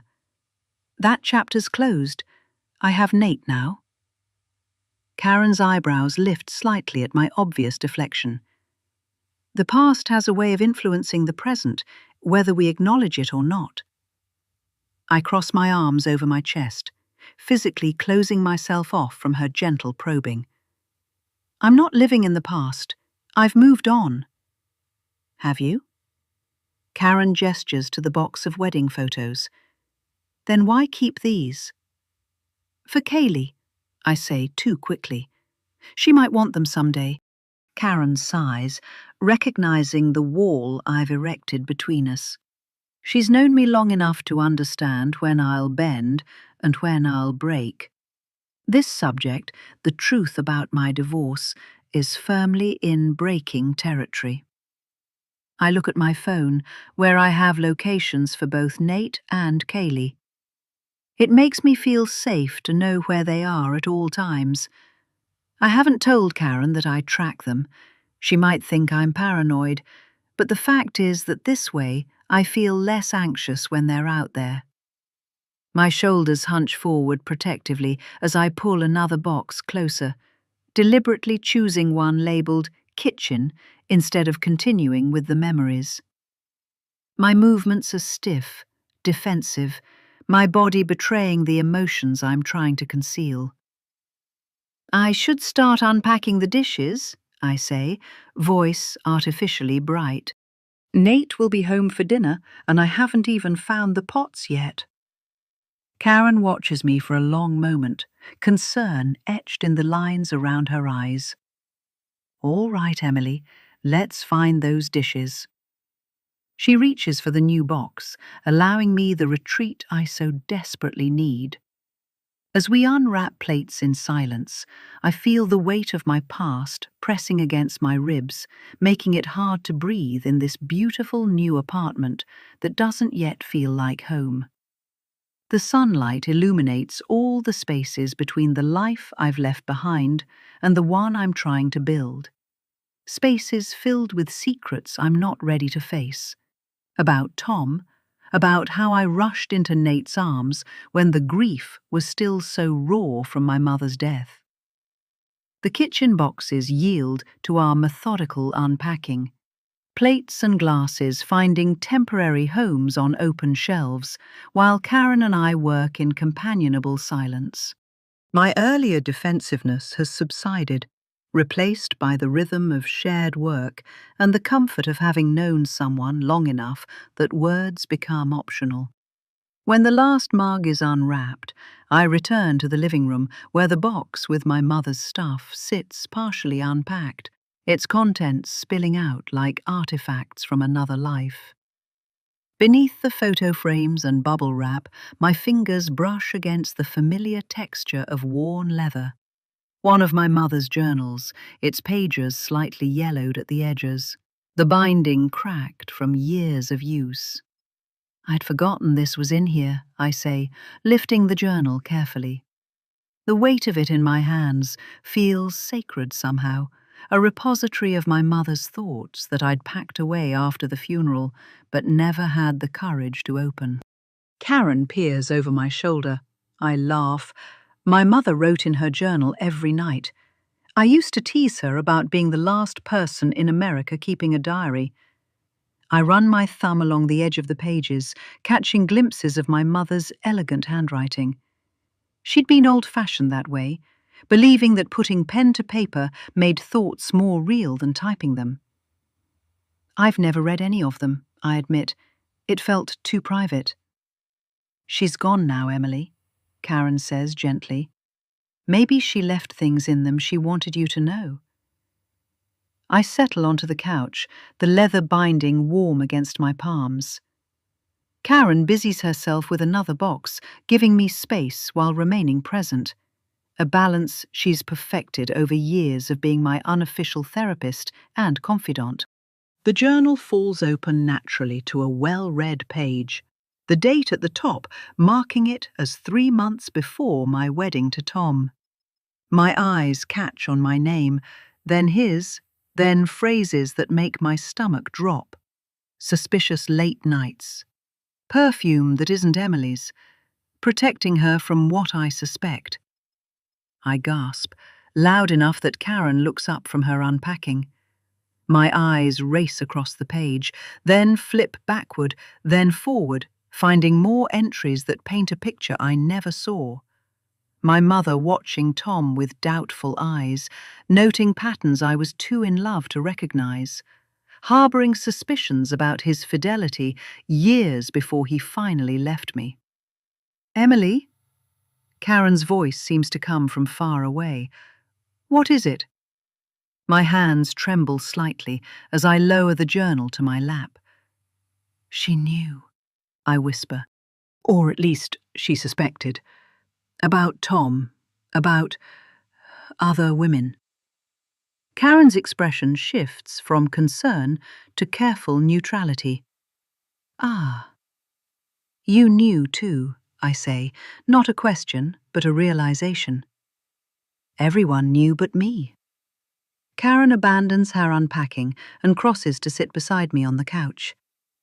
We didn't know for certain, and your mother, she pauses, choosing her words carefully, your mother wanted to protect you from being hurt. By letting me stay with a man who was cheating on me. The bitterness in my voice surprises even me. By watching me build a life with someone she knew would eventually leave. By letting you make your own choices, Karen corrects gently. She raised you to be independent, to trust your judgment. She wouldn't undermine that by telling you what to do with your marriage. I stare down at the open journal, my mother's handwriting swimming before my eyes. The entries reveal a woman torn between maternal protection and respect for her daughter's autonomy. A woman who carried suspicions and worries silently to spare me pain. The irony isn't lost on me. Here I sit, hiding Nate's criminal past from Kaylee, telling myself it's to protect her, that she's not ready for certain truths. Am I any different from my mother? Am I repeating the same patterns, keeping secrets that will eventually unravel anyway? I'm doing the same thing to Kaylee, I admit, my voice barely above a whisper. About Nate, about his past. Karen nods, unsurprised. I thought you might be. It's not the same situation, I say quickly. Nate isn't Tom. What happened with him? It was a mistake. One bad decision in a bar fight. He's paid for it. He's changed. I believe you believe that, Karen says, the careful phrasing making my defenses rise again. You don't understand what draws me to him, I say, surprising myself with this sudden honesty. Tom was passive. He avoided conflict, let problems fester until they exploded. When things got hard, he checked out, mentally first, then physically. I close the journal, pressing my palm against its cover, as if I could absorb my mother's wisdom through touch alone. Nate is present. He's solid. When he commits to something, he sees it through, and he's protective in a way Tom never was. I feel safe with him. The words tumble out, a confession I didn't know I needed to make. After Mum died, I felt so exposed, so unmoored, like I was standing on the edge of a cliff with nothing to hold on to. Nate grounds me. His intensity, his focus, they make me feel seen in a way I haven't since those early days with Tom. Karen listens without judgment, her eyes soft with understanding. We all seek what we've lost, Emily. There's no shame in that. She reaches into the box of memories, her hand emerging with something that catches the light, a thin gold band studded with small diamonds. My wedding ring from Tom, which I'd taken off the night he left but never had the heart to sell. And some losses we never fully let go of, she says, holding up the ring questioningly. Even when we think we've moved on. Heat rushes to my cheeks as I quickly take the ring from her, embarrassed at being caught in this sentimental weakness. I kept it for practical reasons, I explain hurriedly. It's worth something. I thought I might sell it someday, maybe for Kaylee's college fund. But we both know it's a lie. I could have sold it years ago if money was the only consideration. Instead, I've kept it tucked away and put among my mother's things when she passed, a talisman of both heartbreak and hope, evidence that I had once been loved completely, even if that love hadn't lasted. Does Nate know you kept it? Karen asks. I shake my head, slipping the ring into my pocket rather than returning it to the box. It would hurt him to know. He's sensitive about Tom, about my past. That's understandable, Karen says, though her expression suggests she finds it concerning rather than reassuring. New husbands don't generally want reminders of the old ones. Her words hang in the air between us. Why keep reminders of a marriage that ended badly? Why hide evidence of sentimentality from a new husband who supposedly knows and accepts all of me? Why am I still protecting pieces of my heart from both the man who left and the man who arrived? I have no answers that don't make me sound like a woman still tangled in the wreckage of her first love, so I say nothing, letting the silence fill with all the things we both know but choose not to name. The journal sits closed on my lap, my mother's secrets now mine to carry. The wedding ring burns in my pocket, a small, hard reminder that moving on isn't as simple as changing addresses or taking a new name.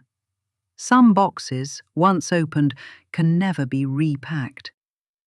I return to the memories box while Karen arranges books on the built-in shelves, my fingers sorting through the remaining items with renewed curiosity. What else might my mother have kept that I never knew about? Beneath a stack of birthday cards and dried corsages, my hand brushes against the slick surface of a newspaper clipping, yellowed with age, but preserved between two sheets of wax paper. I pull it out, unfolding it carefully, and then my breath catches in my throat. Staring back at me from the grainy newsprint is Nate's face. Younger, but recognizably his, though somber. He stands outside what appears to be a courthouse. The headline, partially visible above the photo, contains words that make my pulse quicken. Local businessman accused of... The rest is cut off. The clipping neatly trimmed to include just his image and that fragment of text. My heart hammers against my ribs. A newspaper clipping about Nate. I completely forgot I put it in there. It's from before I even met him. Before he moved to Harborview Heights. Before he was released from... Find anything else interesting? Karen asks, turning from the bookshelf. I slide the clipping under a stack of papers with movements so hurried and jerky that I knock over a small trinket box, sending earrings and old buttons scattering. Just more photos, I say, my voice pitched slightly higher than normal as I scramble to gather the fallen items. And some of Mum's costume jewellery. Karen's eyes narrow slightly at my clumsy reaction, but she doesn't press. Instead, she kneels beside me, helping to collect the scattered trinkets. Her fingers pause over a small silver charm shaped like a lighthouse. A souvenir from our family vacation to Maine when Kaylee was 7. Remember this trip? She asks, holding up the charm. You sent me a postcard of that same lighthouse. Said it was the most peaceful place you'd ever been. I nod, grateful for the change of subject, though my mind still races with questions about the hidden clipping. I've always wanted to go back. Maybe someday. You should, Karen says, dropping the charm into the recovered trinket box. Though I imagine Nate prefers more exciting vacations. He strikes me as the adventurous type. There's something in her tone I can't quite place, not quite accusation, but not innocent observation either. I focus on repacking the small box, avoiding her gaze. We haven't discussed honeymoon plans yet, I say, been too busy with the move and his business. Karen rises, brushing dust from her knees. Speaking of which, I should get going. Let you finish unpacking before he gets home. I like to make it home before it gets dark. These old eyes don't function as well in the dark as they used to. She retrieves her purse from the kitchen counter, slinging it over her shoulder in a familiar movement. Oh, I almost forgot to mention, I saw Nate yesterday near Harbour Square. My hands still over the memory box, but I keep my expression neutral. Oh? Outside that little coffee shop on Elm. He was talking with a woman, quite intensely actually. Dark hair, very elegant looking. Something cold settles in the pit of my stomach. I hadn't known Nate was near Harbour Square yesterday. He'd told me he was at a construction site across town all day, meeting with contractors about permits. Probably a client, I say, the words coming out too quickly. His business is really picking up. Probably, Karen agrees, though her tone suggests she's not convinced. They seemed familiar with each other. I would have stopped to say hello, but they looked deep in conversation. I didn't want to interrupt. My fingers grip the edge of the photo box so tightly that the cardboard starts to bend. Harbour Square is a small area. Everyone looks like they know each other there. Karen watches me carefully, noting my white-knuckled grasp on the box, the slight flush I can feel creeping up my neck. That's true, she says mildly, though she did touch his arm in that way people do when they share history. I force a laugh that sounds hollow even to my own ears. Karen, are you trying to make me jealous of my husband's business associates? Of course not, she says, her eyes softening with what looks uncomfortably like pity. I just thought you'd want to know, since you mentioned his business is doing so well. The implication remains unspoken, that perhaps Nate's business isn't the only thing occupying his time, that perhaps there are aspects of his life I'm not privy to, just as there were with Tom. Well, I appreciate the update, I say with forced casualness, rising to walk her to the door. But I trust Nate completely. Karen pulls me into a hug at the threshold, her familiar scent of gardenia and laundry detergent momentarily bringing a lump to my throat. I know you do, honey, and I hope that trust is well placed. She pulls back, holding me at arm's length. But remember, if you ever need anything, if you ever need to talk, I'm just a phone call away, day or night. I know, I say, touched by her concern, even as I bristle at its implications. But everything's fine, really. After she leaves, I stand surrounded by boxes containing fragments of my past, while the present feels suddenly unstable beneath my feet. The newspaper clipping burns in my awareness, hidden but not forgotten. My phone buzzes in my pocket. A text from Nate. How's the unpacking going? Find anything interesting in your mum's things? I stare at the message, reading and rereading it as a chill creeps up my spine. It's an innocent question, the kind of thing any husband might ask his wife who spent the day sorting through family mementos. Yet something about the timing, the specific mention of my mother's belongings, makes my skin prickle with unease. I move to the stack of papers where I hid the clipping, sliding it out with trembling fingers. Nate's younger face stares up at me, his eyes challenging even in grainy newsprint. I examine it more carefully now, noting the date at the top of the clipping. I trace the partial headline with my fingertip. Local businessman accused of... The text message glows on my phone screen, waiting for a reply. I slip the clipping into my pocket alongside Tom's wedding ring. 2 secrets from 2 different men, both weighing me down. Then I type a response to Nate.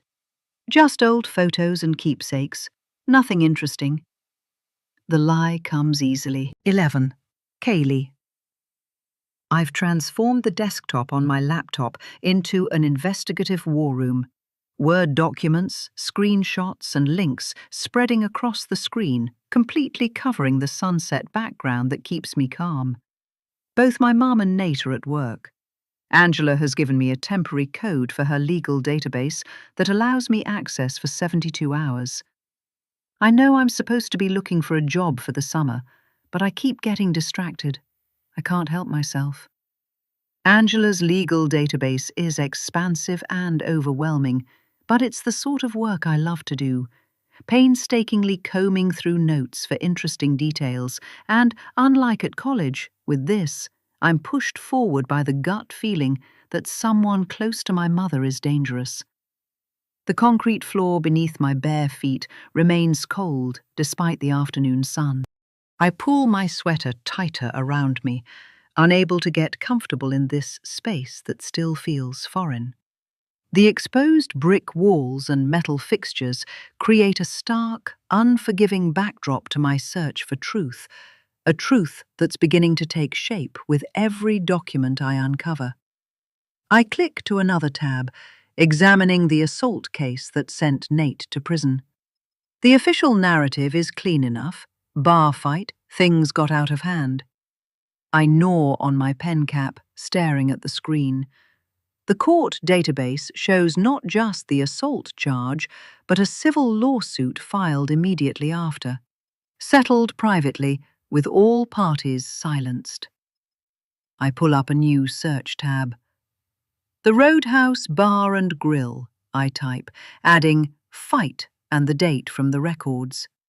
Nothing useful appears. I try settlement instead. Still nothing. There's a reference to a Detective Bonetti as the arresting officer. The same Detective Bonetti who attended the wedding, or should I rather say, observed it. The same name Nate and Jason discussed on the terrace. Why was she even at the wedding? Who invited her? Nate? Would he invite the woman who arrested him? Or did she just show up? It makes no sense. But then I find something, and it makes my heart stop. 2 further accusations against Nate. Stalking. Names are redacted, but the dates are when he was still inside. Was he in contact with other women while in prison? I'm adding this to my notes when I hear it, the familiar sound of keys in the lock. My heart lurches into my throat. Mum's working the closing shift at the boutique. There's only one other person with keys. Panic surges through me as the lock turns. I slam my laptop closed, sweep the notes I've made on paper into a messy pile, and shove them under the nearest couch cushion. My coffee mug topples, spilling brown liquid across my timeline. I curse under my breath, using my sleeve to mop up the worst of it. I reposition my laptop, opening it to the calculus folder just as the door swings open. Nate steps inside, dressed in his usual work clothes, construction boots caped with dried mud. He carries a brown paper bag from the deli down the street. "Hey, Kaylee," he says, his voice casual, his eyes instantly scanning the room, taking in the table, my flustered appearance, the damp patch on my sleeve. "Thought you might want some lunch." I force my face into what I hope passes for normal indifference, though my pulse pounds so loudly in my ears, I worry he might hear it. "Thanks," I manage, opening my laptop to close a browser tab I'd forgotten was still open. "Wasn't expecting you back so soon." His eyes linger on my laptop screen for a moment too long, then drift to the couch, where the edge of white paper peeks from beneath the cushion. I shift slightly, trying to block his line of sight without being obvious. "I thought you were done with finals," he asks, setting the bag on the counter. "Just trying to keep up," I lie, gesturing vaguely at my screen. "There's a particular professor I really want to impress next year. She offers a summer internship." He nods, but something in his expression tells me he's not entirely convinced. He unloads sandwiches from the bag, his eyes flickering back to me every few seconds. "Thought we could have lunch together," he says, his tone friendly enough, though I notice how his shoulders have tensed slightly. "Since we're both home, might be nice to chat a bit." I swallow hard. The evidence of his past sits just inches away, hidden beneath cushions and behind a computer screen. As he unpacks lunch with those careful movements, I realize I'm not buying his act of the charming stepfather bringing home unexpected food. "Sure," I say, closing my laptop fully. "That sounds great." 12. Kaylee. Nate places the sandwich in front of me, turkey on rye with extra pickles, exactly how I like it. I wonder if remembering my sandwich preference is calculated or genuine, as I watch him move around our almost unpacked kitchen, pulling the final few plates from boxes while maintaining an easy stream of conversation. His hands work methodically, arranging the dishes in cabinets as he describes the Harbour Square renovation project. I bite into my sandwich and nod at appropriate intervals, studying him like a specimen under glass, searching for false notes in his performance. "These old buildings have amazing bones," he says, unwrapping a ceramic bowl from newspaper. The Harbour Square storefronts were built in the 1920s, solid brick, hand-carved details you just don't see anymore. He places the bowl in a cabinet, his movements efficient. We're preserving all the original mouldings while bringing the electrical up to code. When did you start that project? I ask, trying to sound casually interested while mentally referencing my timeline. According to my research, Sullivan Construction wasn't even registered until 2 months ago, right before the wedding. I haven't heard him speak so passionately about the business before, but it does sound genuine. We broke ground in December, he says without hesitation. Should be finished by next February if the weather holds. December. 3 months before he got out of prison. I take another bite of the sandwich to hide my reaction, chewing slowly to buy time. That's a big project to take on when you were just getting the business established. His hands pause briefly before continuing to unwrap a stack of plates. We started small, just the corner unit. The owner liked our work, so he gave us the rest of the block. His voice is smooth, practiced. That's how it goes in construction. One good job leads to another. I nod as if this makes perfect sense, though it contradicts the business registration dates I've seen. And the pier near the lighthouse. Mum mentioned you were rebuilding that too. That's right. He smiles, seemingly pleased by my interest. Historical restoration. That's been our focus the last few weeks. Replacing the rotted pilings without changing the original design. It's detailed work. I take a sip of water. Must be complicated with all the fog and weather out there. When did you start that one? Early January, he answers, reaching up to place glasses on a high shelf. Right before your mum and I got serious. Another lie. Harbour Lighthouse Park has been closed for renovations since last year, according to the Parks Department website I checked yesterday. The pier project started last month, awarded to Coastal Restoration Company, not Sullivan Construction. You must have a big crew to handle multiple projects like that, I say, watching his face carefully. It's growing, he says, his smile never faltering. 6 full-time guys now, plus subcontractors when needed. Jason handles the business side, while I oversee construction. I recall the search results showing no employees registered with Sullivan Construction, just my mother's name on the business license. I want to call him out directly, to watch his facade crumble, but I need to be strategic. Instead, I pivot. Did you have your own company when you were in Rhode Island, too? He turns to grab another box, using the movement to break eye contact. I worked for different contractors, learning the business from the ground up. Decided to strike out on my own when I moved here. His deflection is masterful, providing information that sounds substantive while revealing nothing about his criminal record or the gap in his employment history. I press a little harder.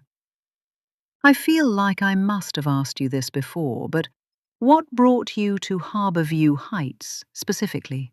It's not exactly a booming metropolis. Nate pulls out a set of coffee mugs, arranging them on hooks beneath the cabinet. Needed a fresh start. Friend told me about the development potential here, with all the historical buildings needing restoration. He glances at me with an easy smile. Then, later on, I met your mum and had even more reason to stay. The charm is calculated, designed to make me feel included in their love story. I don't buy it for a second. That's a big move, though, starting over in a new place where you didn't know anyone. I maintain an innocent expression. I found it hard starting over at college. His hands slow their movement slightly. Sometimes a change of scenery is good for the soul. You'll get there. His voice is soft, like he truly cares. Don't you think? I falter. I guess. I shrug, keeping my tone light. I stare at my phone, at the 3 unanswered calls from Devin. I have no idea what he wants, but I can't focus on my own personal drama when Mum might be in real danger. I swallow hard, not about to let Nate see how much I miss home, or how my questions about his past have created this wall of tension between Mum and me.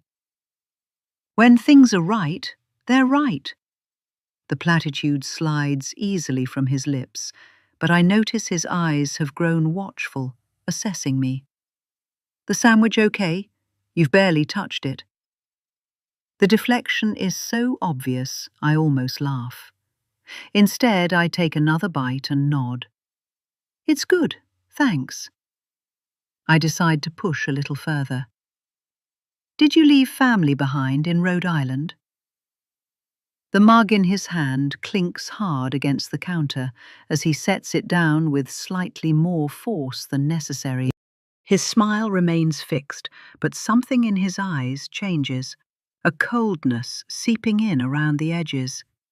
He shakes his head, lips pressed into a thin line. As he turns away to grab another box, his eyes catch on a silver frame lying on the counter. Mum must have unpacked it earlier. In the photo, a younger version of me sits on a man's shoulders at what looks like a carnival. He looks at it, then up at me. Is that your dad? Yes, I confirm. He looks jealous. It's a little disarming. Have you... He stops. Do you see him? No, I don't see him, I say, confused. Surely he knows this. Mum says it's best that way, that I'm not missing out on anything. Nate nods sympathetically, though his attention seems divided now, his movements less fluid. That's tough. Fathers should be present for their kids. Do you talk to your parents? I didn't see them at the wedding. His shoulders visibly tighten, the muscles in his neck straining against his collar. That's complicated. His voice has lost its warmth entirely. We don't communicate.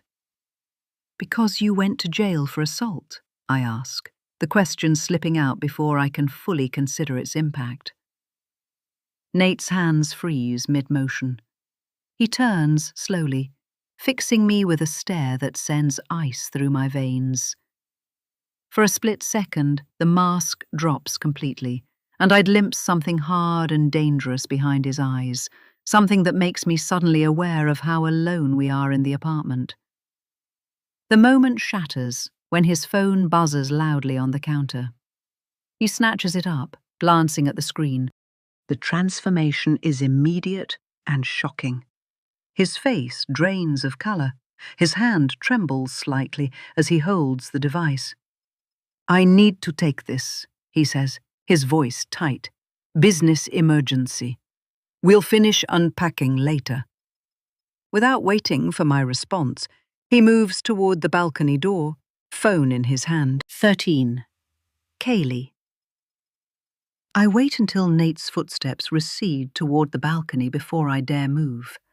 My heart hammers against my ribs, each beat a reminder of what just happened. The words had tumbled out of my mouth before I could stop them. Me, who always swallows disagreements, who learned years ago that confrontation leads to slammed doors and silence. My hands tremble slightly as I press them against my thighs. Mom used to say I should think before I speak, even as a little kid, when I made slightly too judgmental comments about the dads at school drop-off eyeing Mom. But I haven't done that with Nate. I've been careful. Maybe it was the mention of my dad. The balcony door closes behind him but doesn't latch completely, leaving a half-inch gap. Through the opening, I can see Nate's back as he stands at the railing, tension visible in every line of his body. Rising from my chair, I move silently across the concrete floor, grateful for my sock-covered feet. I approach the door casually. If he turns suddenly, I'll pretend to be getting something from the nearby bookshelf. The apartment feels unnaturally quiet, my shallow breathing loud in my own ears as I edge closer to the gap. Just before Nate makes the call, his phone screen is visible for a moment. The notification banner still displayed at the top catches my eye. Sandra Bonetti. Detective Bonetti. The name from the court records, the strange wedding guest, the person Jason mentioned during their tense conversation on the terrace. My pulse quickens. Something is going on. I retreat from the door before Nate can spot me, moving swiftly back to the kitchen table where my laptop waits. My fingers tremble slightly as I open it, keeping one eye on the balcony door while I type Detective Sandra Bonetti, Harborview Heights, into the search bar. Results populate my screen. Newspaper articles, department commendations, a 7-year-old piece about a major drug trafficking case. I scan quickly, absorbing fragments.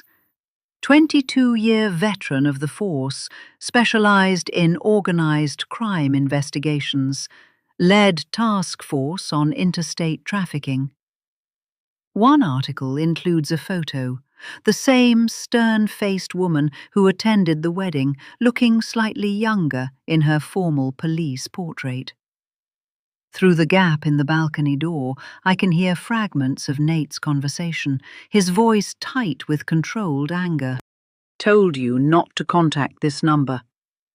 His words drift through the opening, carried on the breeze. I can't make out everything, but phrases cut through clearly. Agreement was clear, and keeping my end of the deal. A moment later, his voice drops even lower, but I catch the most chilling fragment. Don't threaten me with her. Her? Who? My mother? Someone else entirely? I strain to hear more, but Nate has moved to the far side of the balcony, his words lost to the distance and the ambient noise from the street below. I turn back to my laptop, opening a new document to record what I've just discovered. The sound of keys in the front door makes me jump. I quickly minimize my browser as Mum walks in, still wearing her boutique uniform, black slacks and a silk blouse with the store's logo embroidered on the pocket. Her face shows the fatigue of a long retail shift, but she smiles when she sees me.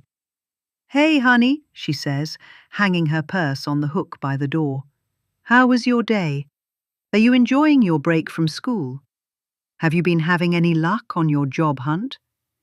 Before I can answer, Nate steps back inside from the balcony. The transformation is immediate and unsettling. The tension I witnessed moments ago vanishes like smoke. His shoulders relax, his stride becomes loose and easy, the hardness around his mouth softens into a warm smile. It's as though someone flipped a switch, changing him from the tense, angry man on the phone to a loving husband in the space of seconds. "There she is," he says, crossing the room to greet Mum with a kiss. His voice holds none of the controlled fury I just overheard. "How was work?" "Busy," Mum sighs, leaning into his embrace. 2 tour buses full of cruise ship passengers, all wanting souvenirs at once. Nate takes her coat, hanging it carefully next to her purse. "You look exhausted. Why don't I run you a bath? I picked up that lavender oil you like." Mum's face softens with gratitude. "That sounds amazing." I watch their interaction with a growing sense of unease. The contrast between Nate's behavior with me, the tense conversation, the barely concealed hostility when I mentioned jail, and this attentive, caring persona he presents to Mum is jarring. His performance is flawless, From the way he gently tucks a strand of hair behind her ear, to how he asks specific questions about her day, remembering details about her co-workers and regular customers. "I see you two had lunch together," Mum says, noticing the sandwiches on the table. She smiles hopefully at me. "That's nice." "Nate brought sandwiches," I confirm, my voice surprisingly steady despite the turmoil inside me. "He finished early." "We had a good chat," Nate adds, his hand resting comfortably on Mum's lower back. His eyes meet mine briefly, a clear warning lurking behind his smile. "Kaylee was asking about my construction projects." Mum beams, obviously pleased by this apparent bonding. "That's great. I've been hoping you two would spend some time together." I force a smile, the weight of my suspicions pressing down on me like a physical burden.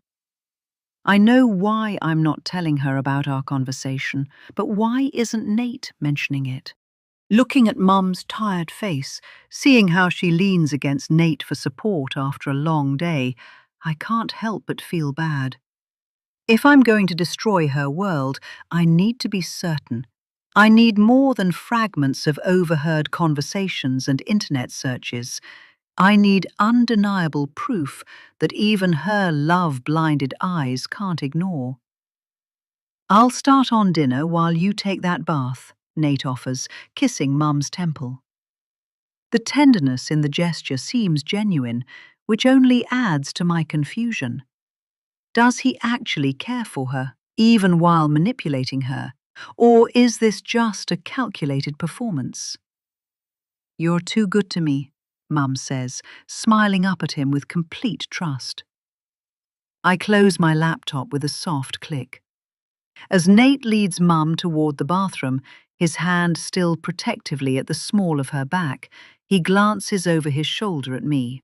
Our eyes meet for a fraction of a second, just long enough for me to recognize the suspicion in his gaze. He knows I heard something. He suspects I'm digging into his past.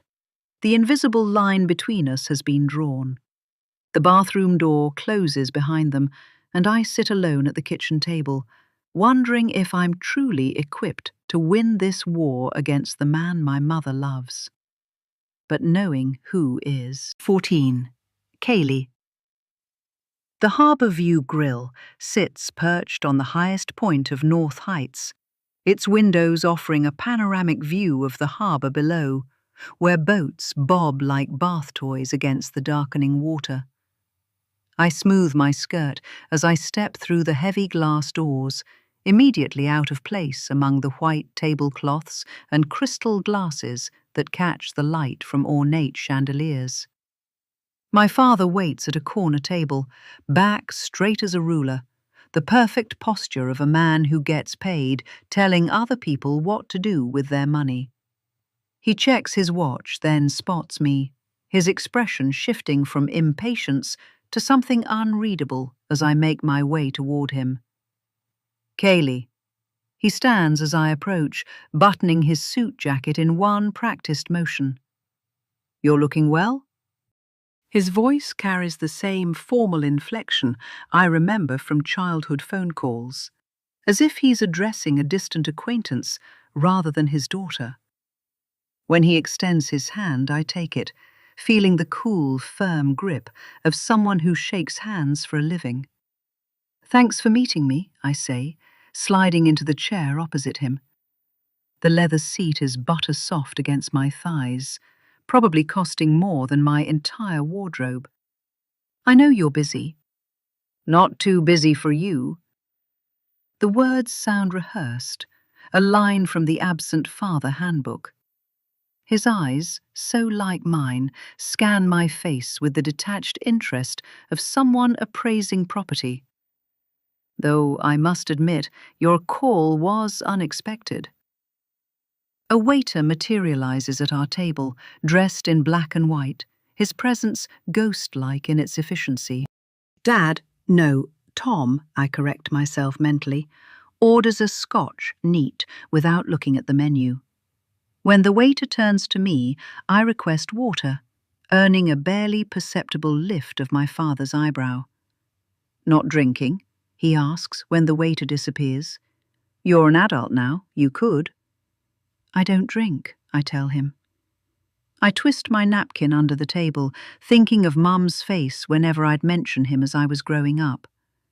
The way she'd suddenly need to check the oven or remember a phone call she had to make. Years of "we'll talk about it later" and "some things are better left in the past." All I know is she didn't want him anywhere near me, but the man sitting across from me seems nothing like the monster her silence implied. He looks like the dad I remember from my childhood photo albums, the one who taught me to ride a bike and made Mickey Mouse pancakes on Sundays. If Mum knew I was here, she'd lose it completely. His lips twitch, almost a smile. "Right, so." He straightens his already straight silverware. "You said it was important, something about your mother's new husband." The direct reference to the purpose of our meeting catches me off guard. I'd expected more small talk, polite questions about school that would allow him to pretend interest in the life he's largely absent from. Instead, his time is money efficiency creates an opening I hadn't anticipated coming so quickly. "I need your help," I say, the words like stones in my mouth. "I think Mum's in trouble." His expression doesn't change, but his fingers stop their restless adjustment of the cutlery. "What kind of trouble?" "Nate Sullivan, her husband." The word feels wrong. I've been researching him, and things don't add up. He was in prison, did you know that? I didn't. His voice remains neutral. For what? A bar fight. The waiter returns with our drinks. Tom takes a measured sip of his scotch, watching me over the rim of his glass. I wrap my fingers around the water goblet, feeling the cool condensation against my skin. That's what he told her, but there's more to it. I lean forward, lowering my voice. His case records are partially sealed. I find that strange. The detective who arrested him is still in contact with him. That brings up some red flags. But mostly, I worry he's only with Mum because of her financial stability, and that he's draining her resources. Tom's expression doesn't change, but something in his eyes shifts, a minute tightening around the corners. That's a serious accusation. The water glass is slick beneath my fingers. Mum's put up her savings, co-signed for an expensive apartment, registered his business in her name. She's making herself vulnerable, and he's...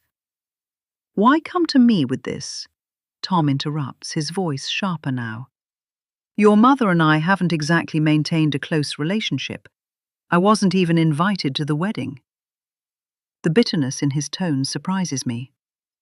"Because if anyone knows how to lie and deceive, it's you." My admission stuns him. Mom never told me exactly what he did, but I knew it was bad, and I am pretty sure it involved cheating. I figured it takes one to know one. I opened the folder of papers I have printed from the police reports that Angela sent me.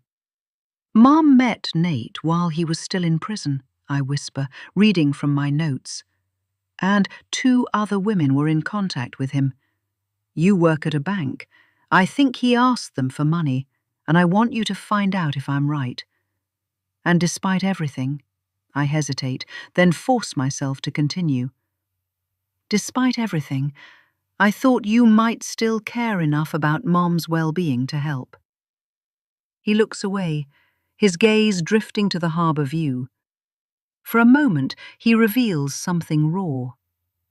"Of course I care," he says quietly. "The divorce was complicated, but I never wanted Emily to be hurt. She could be in danger." I press the advantage of this momentary vulnerability. Real danger, not just financial. I go back to school soon, and leave her with him. I worry. Without warning, he reaches down and pulls a worn leather folder from his briefcase. He places it on the table between us, his fingers lingering on its surface for a moment before he opens it. Inside the folder, my entire childhood unfolds before me, every achievement carefully preserved in plastic sleeves. Debate trophies I'd forgotten winning. Honor roll certificates with my name in bright yellow highlighter. That embarrassing school newspaper feature where I'd insisted on being photographed with my Save the Whales t-shirt. Even my 8th grade science fair victory, immortalized in a photo where my braces caught the flash. "I've always wanted some part of your life," he says, eyes fixed on the folder rather than me. Marcia in the school office, we go way back, she'd send me things when I asked. I suddenly understand the confusion in his expression when I arrived. He thought this meeting was about something else entirely. The unreturned calls since I left for college. The birthday cards I'd thrown away unopened. He'd prepared for a last-ditch effort to be part of my life, not for the conversation I came to have. But he's the bad guy in this. Why would he think I'd want him in my life? I stare at the folder, momentarily speechless. All this time, I'd believed he'd forgotten me, relegated me to occasional phone calls and birthday checks. The evidence of his attention, his pride, sits between us like a confession. Why was Mum so adamant about not letting me see him? I didn't know. I manage finally, my voice smaller than I intend. That was my failing, not yours. He closes the folder gently. I should have been more present, more honest about many things. The moment stretches between us, fragile and unexpected. Then Tom clears his throat, straightening his tie in a gesture that signals a return to business. "I'll help you look into Sullivan's finances," he says, his voice regaining its professional edge, though something warmer remains. "I have contacts who can be discreet, but Kaylee," he hesitates. "Are you sure you're okay? I worry. You shouldn't be investigating your mother's new husband. You should be out having fun with your friends. Get the whole college experience." I know. I take a sip of water, steadying myself.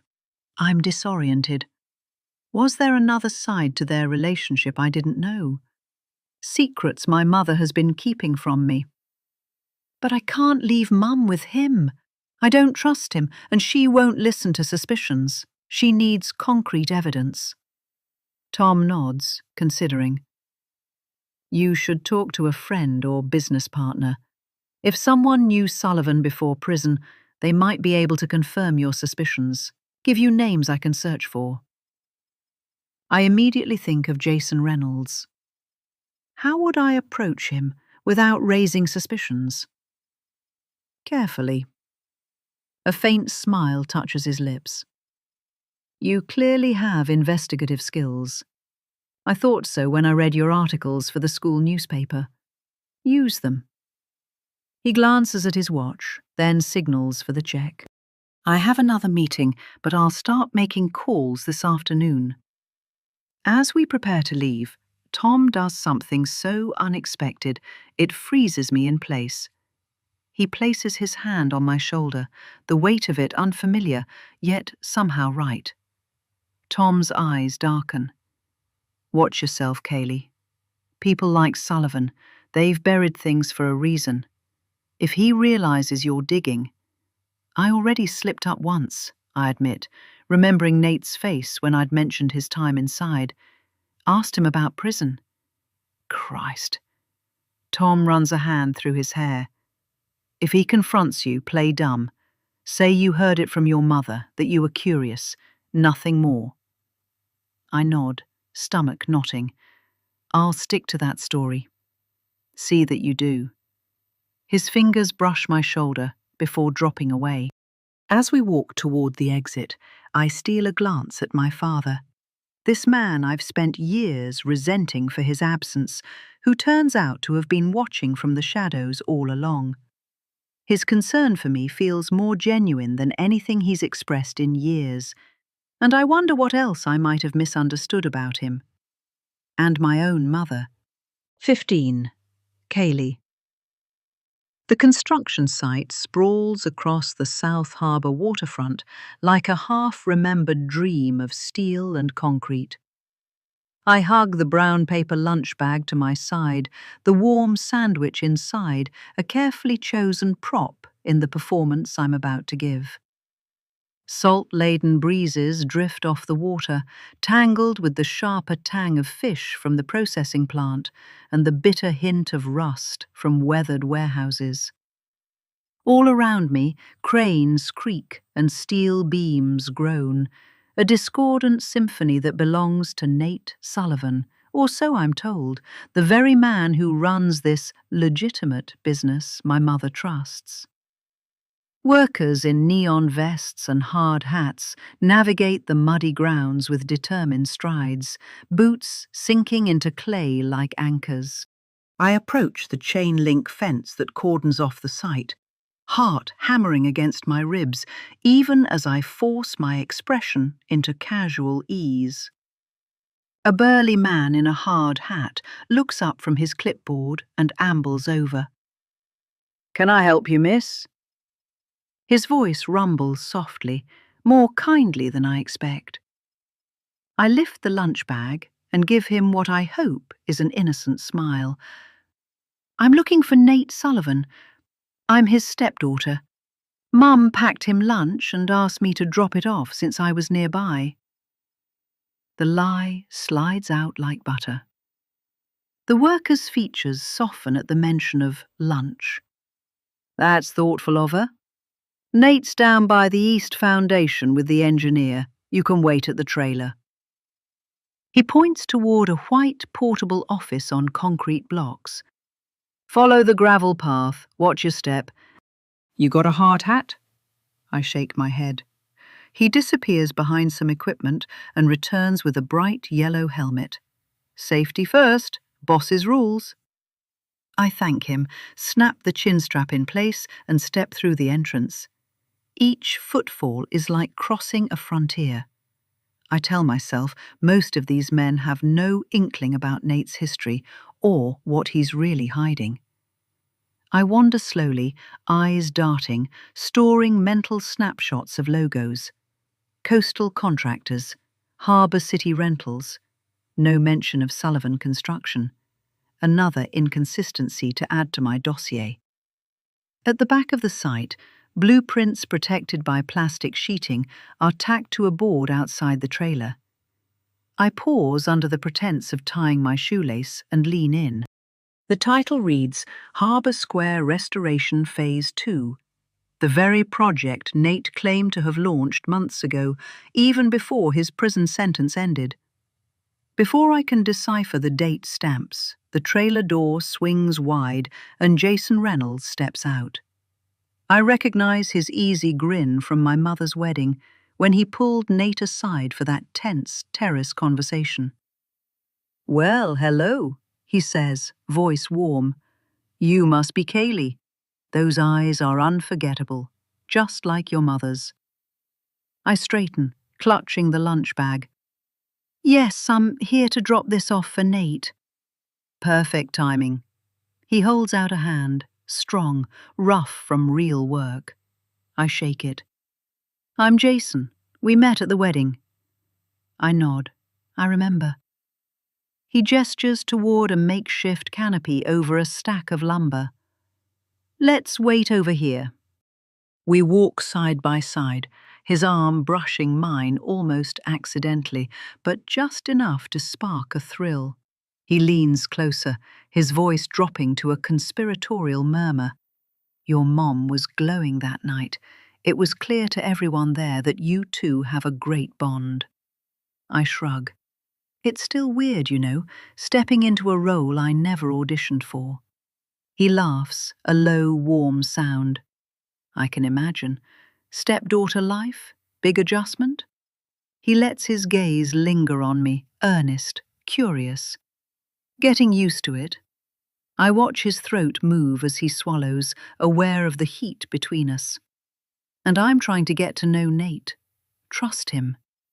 He shifts, leaning back against the lumber and hooking his thumbs in his belt loops. A detective called the apartment the other day, and I wasn't sure whether to tell Mum. I let my comment, and the silence it creates, sit with Jason for a moment. I've known Nate since way before. He glances down, then back up with an apologetic smile. Before the trouble. Surprised at his easy reference, I startle. He catches my gaze, earnest and soft. He's not a criminal at heart. My pulse surges at his nearness and the vulnerability in his voice. Jason shrugs, fingers brushing absently against a plank's edge until it looks like he's brushing mine. It's clear to me that you're someone who cares about him. Don't tell her. I won't either. I won't even mention anything to Nate. He pauses, that playful light back in his eyes. And then maybe one of these days, you'll make me one of those grilled cheese sandwiches you brought. I smelled them at the apartment before. Last time I came over to help Nate out with paperwork. I laugh, surprise blooming. His easy warmth, the gentle teasing, something about it feels honest. As I tuck a loose strand of hair behind my ear, he leans in just a fraction, enough that my breath catches. Before I can formulate another question, Jason's attention shifts over my shoulder. His posture changes immediately, a barely perceptible straightening. I turn to follow his gaze and see Nate emerging from behind a stack of lumber, his face darkening as he registers my presence at his worksite. Anyway, Jason says, his voice lighter now, looks like the man himself is here. As Nate approaches, Jason's next words settle over me like a chill. Just remember, sometimes the past is better left buried, for everyone's sake. Nate's stride eats up the distance between us, his work boots leaving deep impressions in the mud. His face cycles through emotions, surprise, annoyance, and something sharper that might be fear, before settling into a carefully neutral expression. His eyes flick between Jason and me, calculating, assessing the situation like someone surveying a threat. "Kaylee, what are you doing here?" he asks, his voice strained beneath a thin veneer of casualness. The construction site falls away, and suddenly it's just us, locked in this silent battle of wills, with Jason shifting uncomfortably between us. "Just dropping off lunch?" I hold up the brown paper bag like a peace offering. "Mum wanted to surprise you. She made your favorite sandwich." Another lie. But Nate doesn't need to know I picked up the grilled cheese from the deli. Jason claps Nate on the shoulder with forced familiarity. "Kaylee's been keeping me company while we waited for you, asking all kinds of interesting questions." The words sound innocuous, but the significant look he gives Nate speaks volumes. "Is that right?" Nate's jaw tightens almost imperceptibly. "What kind of questions?" Before I can answer, Jason checks his watch. "I should get back to the East Foundation. That concrete's not going to inspect itself." He turns to me with a smile. "Nice talking with you, Kaylee. Tell your mom I said hello." Jason walks away, leaving a vacuum of tension in his wake. Nate immediately steps slightly to the side, positioning himself between me and the rest of the construction site, as if physically blocking my view. His body language has transformed completely from the confident site foreman who arrived to the guarded, defensive man now standing before me. "You didn't answer my question," he says, taking the lunch bag from my hands without looking inside it. "Why are you here, Kaylee?" I told Mom I'd bring this by, since she couldn't get away from the boutique. I pause, watching his face. The site's impressive, bigger than I expected. Nate's eyes scan the perimeter constantly, never settling in one place for long. It's not safe for you to be wandering around a construction zone. You should have called first. It was supposed to be a surprise, I remind him, then gesture toward where Jason disappeared. He seems nice, said you guys go way back. We've worked together, on and off, Nate says vaguely. He checks his watch with obvious impatience. Thanks for the lunch, but I've got to get back to work. Let me walk you out. He turns to go, clearly expecting me to follow, but I stand my ground. Jason was telling me about your time in prison. The effect is immediate. Nate freezes mid-step, his back to me for one revealing second before he turns slowly, his expression now carefully blank. I press further, heart pounding. Does Mum know everything, or is there stuff you're hiding from her? Your mother knows what she needs to know. He steps closer, lowering his voice further. My past is complicated, Kaylee. Not everything is appropriate to discuss with you. But a 5-year sentence isn't stop. The word comes out sharp enough that a nearby worker glances our way. Nate forces a smile, waving reassuringly at the man before turning back to me, his voice now controlled but tight. This isn't the time or place. I need to get back to work and you need to get home. He grips my elbow, not painfully but firmly enough to guide me toward the site entrance. I allow myself to be steered, studying his profile as we walk. The muscle in his jaw twitches with tension. Mum would... What do you want to accomplish with this? More pain? More questions that don't have answers? He keeps his eyes forward, scanning our surroundings continuously. Some things are better left in the past where they belong. The echo of Jason's words about the past being better left buried sends a chill through me. What happened? I ask, my voice barely audible above the construction noise. Who did you assault? Nate stops walking. For a moment, I see pain in his eyes, and I think he might actually answer me. But then his phone buzzes in his pocket. He pulls it out, glancing at the screen. The change is subtle, a tightening around his eyes, a slight paling beneath his tan. Whatever that text contains, it's not good news. He pockets the phone without responding, his movements suddenly more hurried. I need to deal with something. Let's get you out of here. Who was that? I ask, knowing he won't tell me the truth. Supplier issue. The lie comes easily to him. Nothing important. We reach the site entrance, and Nate takes the visitor's hard hat from me.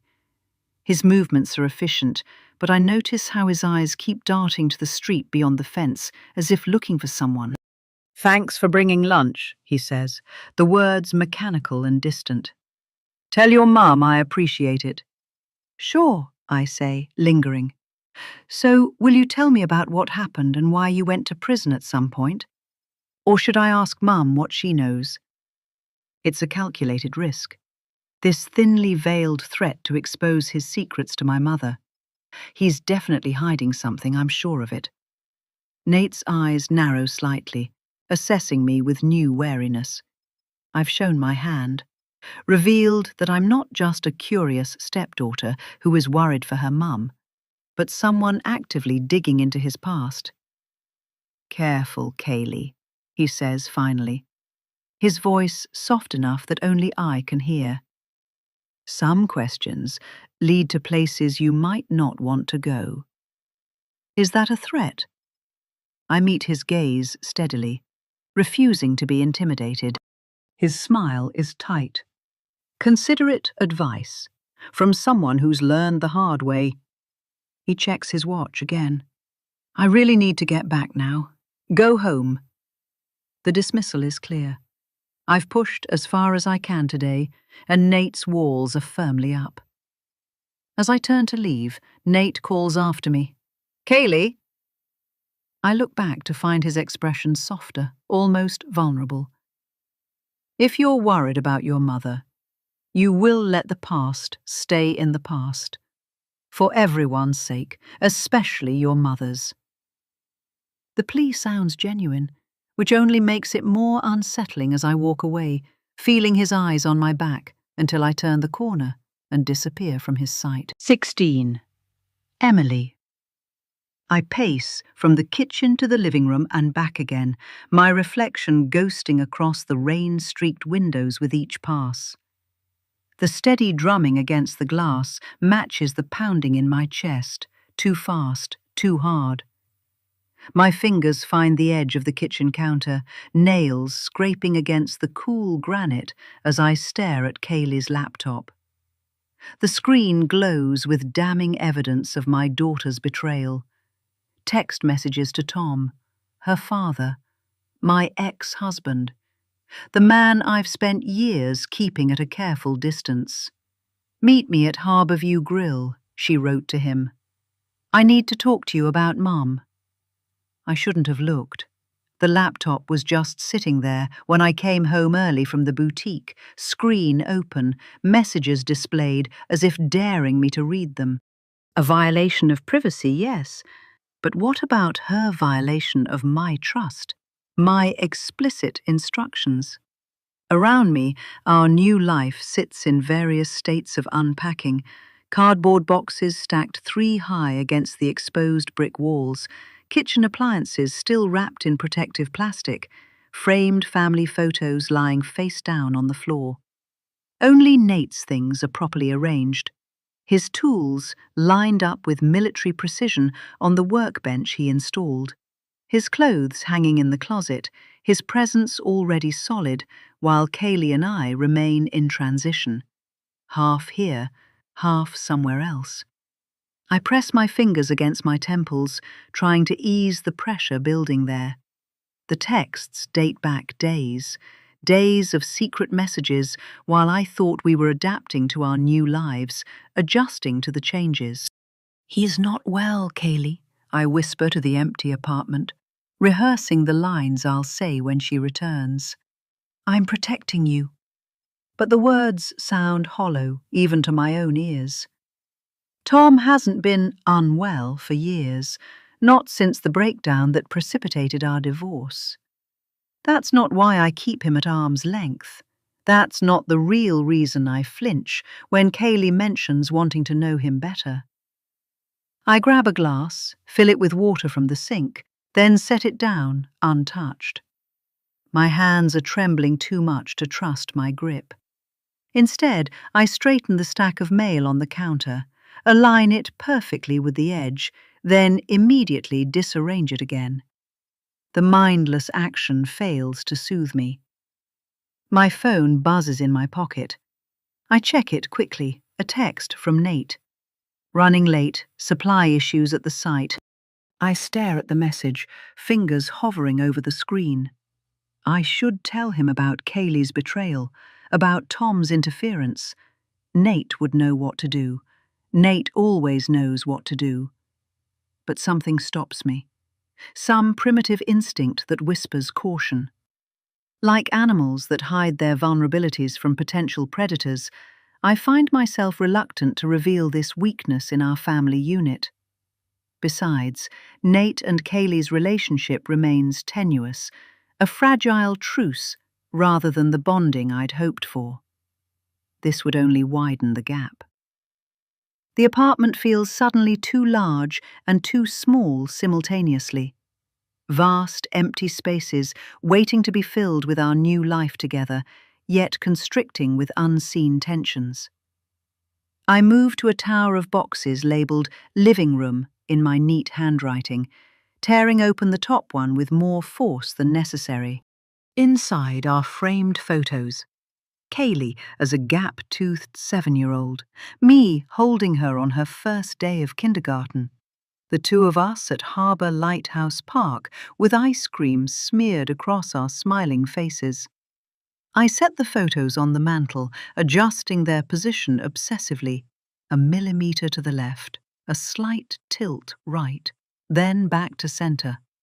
My hands won't stop moving, as if physical activity might somehow organise my chaotic thoughts. "What were you thinking, Kaylee?" I practice, my voice harder now. "After everything he put us through." But she doesn't know everything, does she? That's the problem. I've crafted a careful narrative about Tom, emotionally distant, work-obsessed, walked out when things got tough. All true, but incomplete. Not the whole truth. Rain lashes against the windows more intensely now, driven sideways by the wind. Through the glass, Harbourview Heights appears distorted, the familiar buildings and streets warped by water and weather. I press my palm against the cold surface, feeling the vibration of each raindrop. My wedding ring catches the light, still new enough that I sometimes forget it's there until it flashes unexpectedly. Nate slid it onto my finger just 2 months ago, promising protection, partnership, a future built on trust. Yet here I stand in our new apartment, secrets stacked as high as these boxes, foundations as unsettled as these possessions without proper places. The laptop screen dims from inactivity, then brightens again as I touch the trackpad, unable to look away from the evidence of Kaylee's deception. Keys jingle in the lock. I straighten, heart hammering against my ribs. I close the laptop with a decisive snap, but remain standing by the counter, unwilling to pretend I haven't seen what I've seen. My hand falls to my stomach in an unconscious gesture of protection, not just for myself now, but for the tiny life beginning there.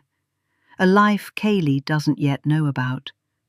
A complication in an already complicated situation. The door swings open and Kaylee steps inside, shaking raindrops from her dark hair, unaware that she's walking into a storm far more turbulent than the one soaking her clothes. Her cheeks are flushed from the cold rain, her expression shifting from momentary relief at being home to wariness as she registers my stance by the counter. She knows me too well, can read the tension in my shoulders, the tight line of my mouth. For a moment, we just stare at each other, the laptop between us like a landmine waiting to detonate. "Hey," she says finally, shrugging off her wet jacket. "You're home early. Did you meet up with your father?" The words escape before I can soften them, sharp and accusatory in the quiet apartment. Her hands freeze on the jacket zipper, eyes darting to the laptop, then back to me. "Have you been reading my messages?" Her voice rises with indignation. "That's not okay, Mum." "Not okay," I repeat, heat rising to my face. "What's not okay is you going behind my back to contact Tom after I explicitly asked you not to." "He's my father." She drapes her wet jacket over a chair rather than hanging it properly, a small rebellion.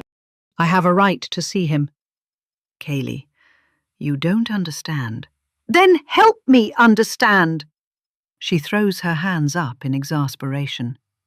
"You never give me actual reasons, just vague warnings. He's not stable, Kaylee. He's not good for you, Kaylee, but he seemed perfectly fine to me." My stomach twists. So she has seen him. The texts weren't just planning, they've already met. "At the Harbourview Grill?" I ask, though I already know the answer. Her eyes narrow. "How much of my private conversations did you read?" "Don't turn this around. I'm your mother. I'm trying to protect you."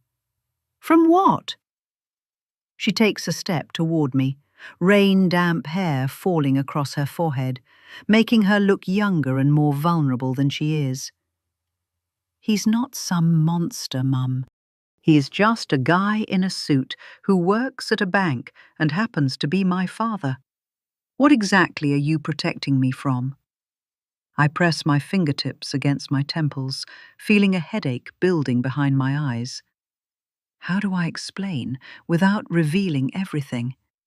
How do I make her understand that Tom isn't what he appears to be, that the polished banker exterior hides something darker? "He's not well, Kaylee." My voice trembles with the effort of keeping my composure. "I'm protecting you from things you don't understand." "That's not an answer." She crosses her arms over her chest, a posture so similar to my own that it would be comical under different circumstances. "I'm not a child anymore. I deserve the truth." Truth. Such a simple word for such a complicated concept. Which truth does she want? "There are things about your father," I begin, but the words tangle in my throat. How much can I say without ruining her world? Without making her question her own judgment? Without making her wonder if the same darkness runs through her veins? "What things, Mum? What exactly—" The apartment door swings open, interrupting Kaylee mid-sentence. Nate stands in the doorway, covered in rain and construction dust. He's still wearing his work boots, and he carries his toolbox in one hand. His gaze sweeps across the scene before him, me by the counter, Kaylee in defensive posture, tension crackling between us like static electricity. "Whoa," he says, setting down his toolbox with careful deliberation. "Did I walk into something?" "It's nothing," I say quickly. At the same moment, Kaylee declares, "Mum's been reading my private texts." Nate looks between us, then takes off his wet jacket. His flannel underneath is coated in dust. "That sounds like something you two need to work through," he says, but he moves into the space between us, physically inserting himself into our conflict. "She's been meeting with Tom behind my back," I explain, hating how my voice sounds, high and strained, like I'm the teenager caught misbehaving. "Your ex?" Nate's expression shifts, something darkening behind his eyes, before his features rearrange into concern. "That's rough." He places a hand on my shoulder, the weight both comforting and constraining. "But maybe this isn't the best time for this conversation. Everyone's tired, emotions are running high." His reasonable tone, his measured response, it should be soothing, but something about it makes my skin prickle. This is between me and my daughter, our conflict, our history. Yet here he stands, mediating, as if he has equal stake in the outcome. Kaylee's eyes narrow slightly as she watches his hand on my shoulder. "This isn't about you," she says to him, the words coming out sharper than I've heard her speak to adults before. "Of course not," Nate agrees easily, raising both hands in a gesture of surrender. The construction dust falls from his flannel shirt in a fine mist. "Just trying to bring the temperature down a bit." Before either of us can respond, my phone rings from the counter. I check the screen, the boutique's number. "I have to take this," I say, gratitude for the interruption washing through me despite the tension. "It's work." I grab the phone and move toward the bedroom, conscious of how the retreat looks like surrender. As I answer, I hear Nate's low voice behind me, offering Kaylee something to eat, his tone shifting into the careful friendliness he always adopts with her. "Emily speaking," I say into the phone, closing the bedroom door behind me with a soft click. Elise, the boutique owner, launches into a scheduling crisis. Someone's called in sick. Inventory delivery is tomorrow. Corporate visit next week. Work problems, normal problems, problems I can solve with clear solutions, unlike the tangled mess waiting for me in the other room. I can come in early tomorrow, I offer, sitting heavily on the edge of the bed. My hand drifts to my stomach, a gesture becoming habit now. Soon I'll have to tell Elise about the pregnancy. Soon I'll have to tell Kaylee. Soon all of my carefully maintained compartments will collapse into one another. As I discuss shift changes and inventory counts, I strain to hear the conversation between Nate and Kaylee through the door. I stand in the hallway outside our bedroom, phone pressed to my ear as Elise details the coming week's schedule changes. My responses are automatic. Yes to the extra morning shift, no problem handling the corporate visit, of course I can help with inventory. But my attention is divided, straining to catch the conversation happening in the living room where Nate and Kaylee remain.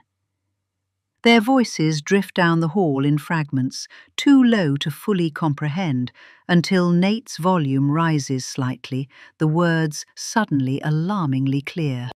"Your mother has her reasons for keeping him away," Nate says, his tone carrying an unsettling familiarity. "Some men aren't what they appear to be." I freeze, my hand tightening around the phone. Elisa's voice continues in my ear, something about display arrangements, but her words become distant, underwater sounds compared to the sharp clarity of Nate's statement. "What does that mean?" Kaylee asks, her voice challenging. "It means there's history there you might not understand," Nate responds. "Your father has a particular way of presenting himself to the world." A chill travels down my spine. I've never told Nate the specifics about Tom. I've mentioned the divorce, of course, the broad outlines of our separation, but never the details that still wake me from sleep sometimes, heart pounding with remembered fear. "Emily?" Elise's voice cuts through my thoughts. "Did you hear what I said about the new shipment?" "Sorry, bad connection," I mumble, moving further down the hall away from the living room. "The rain, you know." I finish the call quickly, my mind racing. How does Nate know? What else does he know that I haven't told him?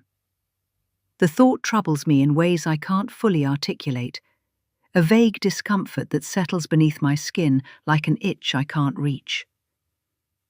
When I return to the living room, Nate and Kaylee are in separate corners, she at the kitchen counter with a textbook open before her, he unpacking a box of glasses methodically. The tension remains, but it's diffused, no longer the crackling confrontation of before. Nate glances up, offering a reassuring smile. "Everything okay at work?" he asks. "Just scheduling issues," I reply, watching his face for some hint of what he knows or doesn't know. "Nothing serious." The evening progresses with no discussion of what just happened.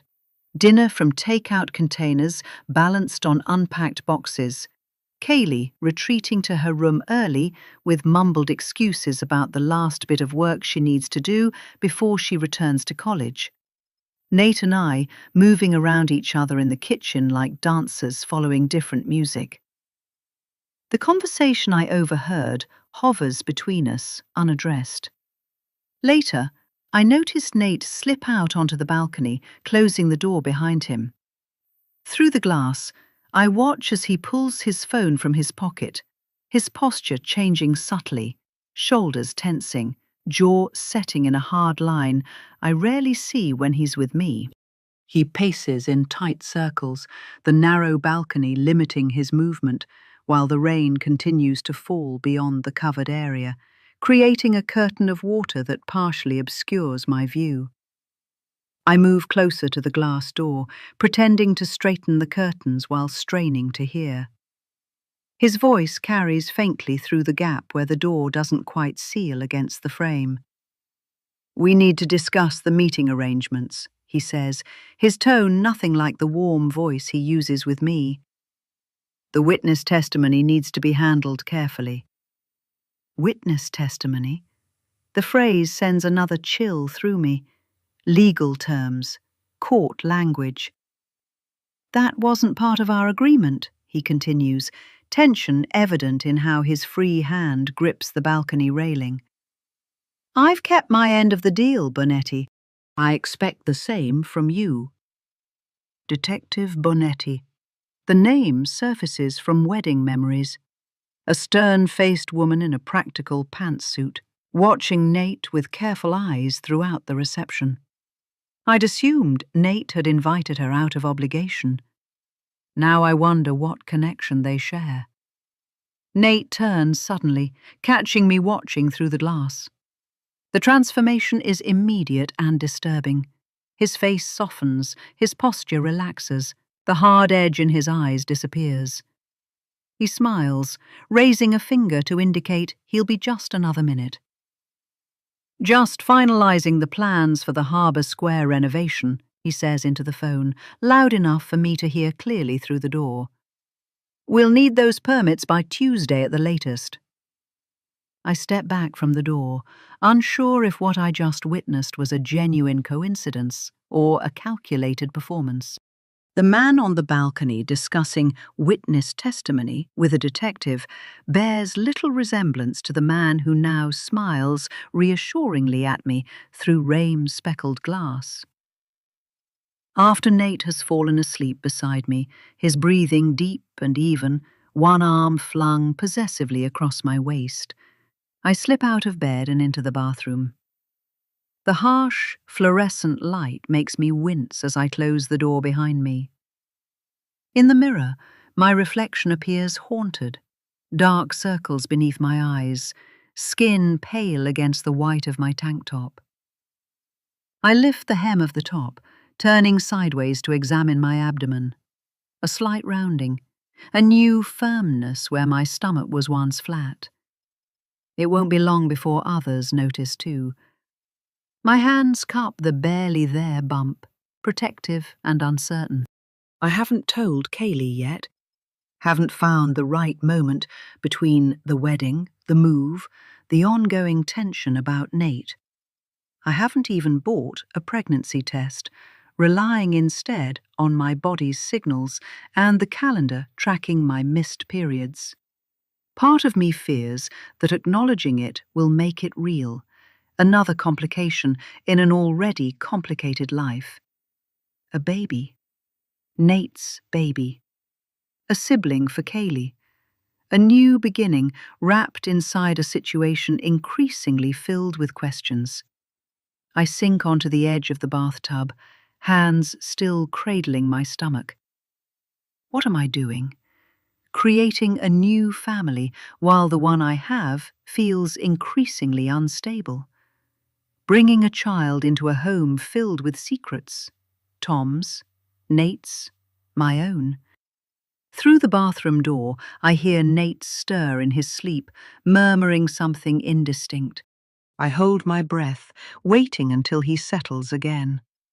Even in sleep, I find myself wary of him now, alert to his movements, attentive to his words. How quickly certainty has eroded into doubt. The rain continues its steady percussion against the bathroom window, a constant, relentless reminder of forces beyond my control.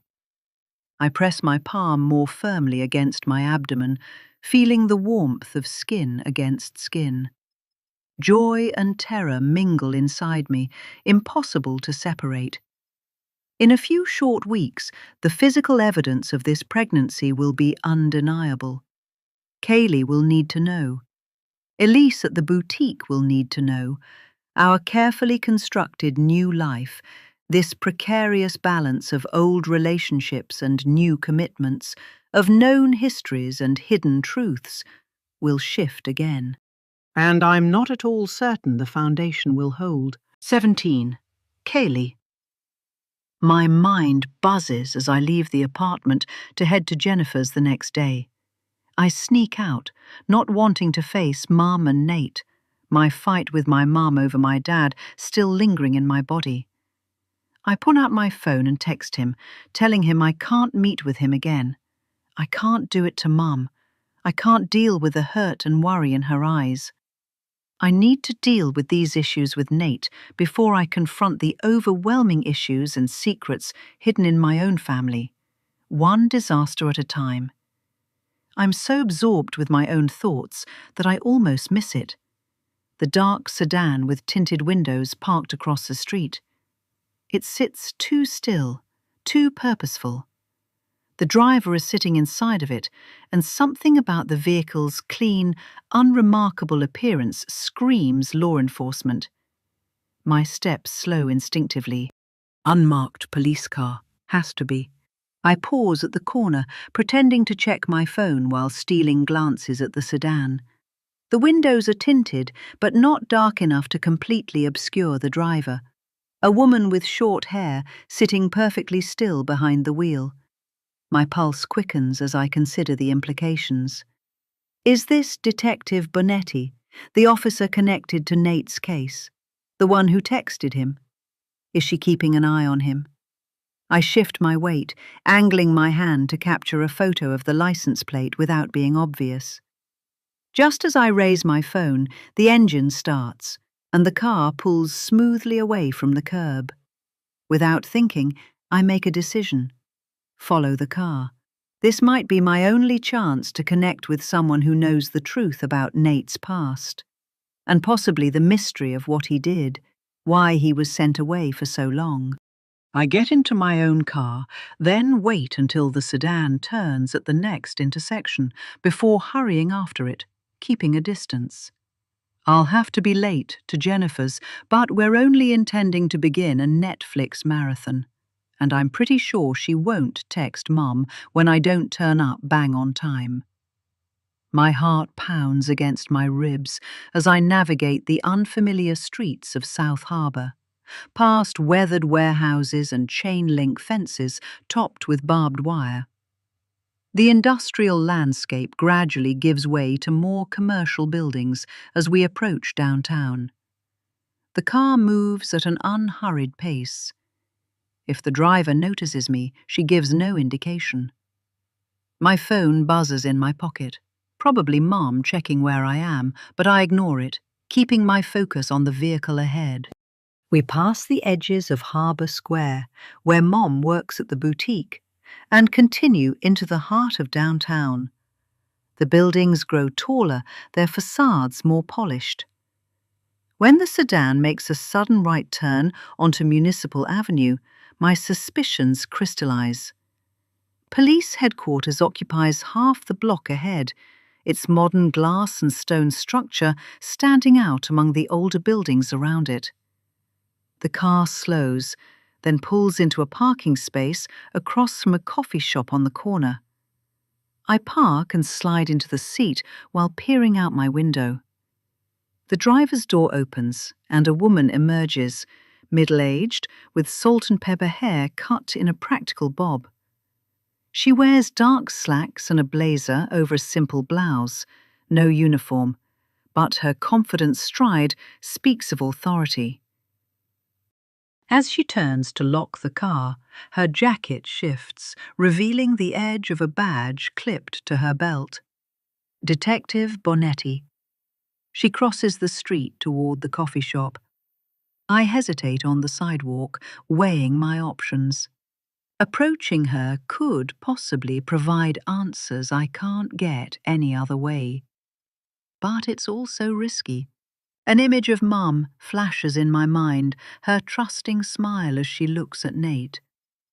The detective disappears into the coffee shop. Decision time. I pull out my phone, quickly typing a text to Mum. We'll be home later. Decided to go hang out with Jennifer. I can't have her worrying or, worse, telling Nate to check on me. I get out of my car, smooth my hair, straighten my shoulders, and cross the street to the coffee shop.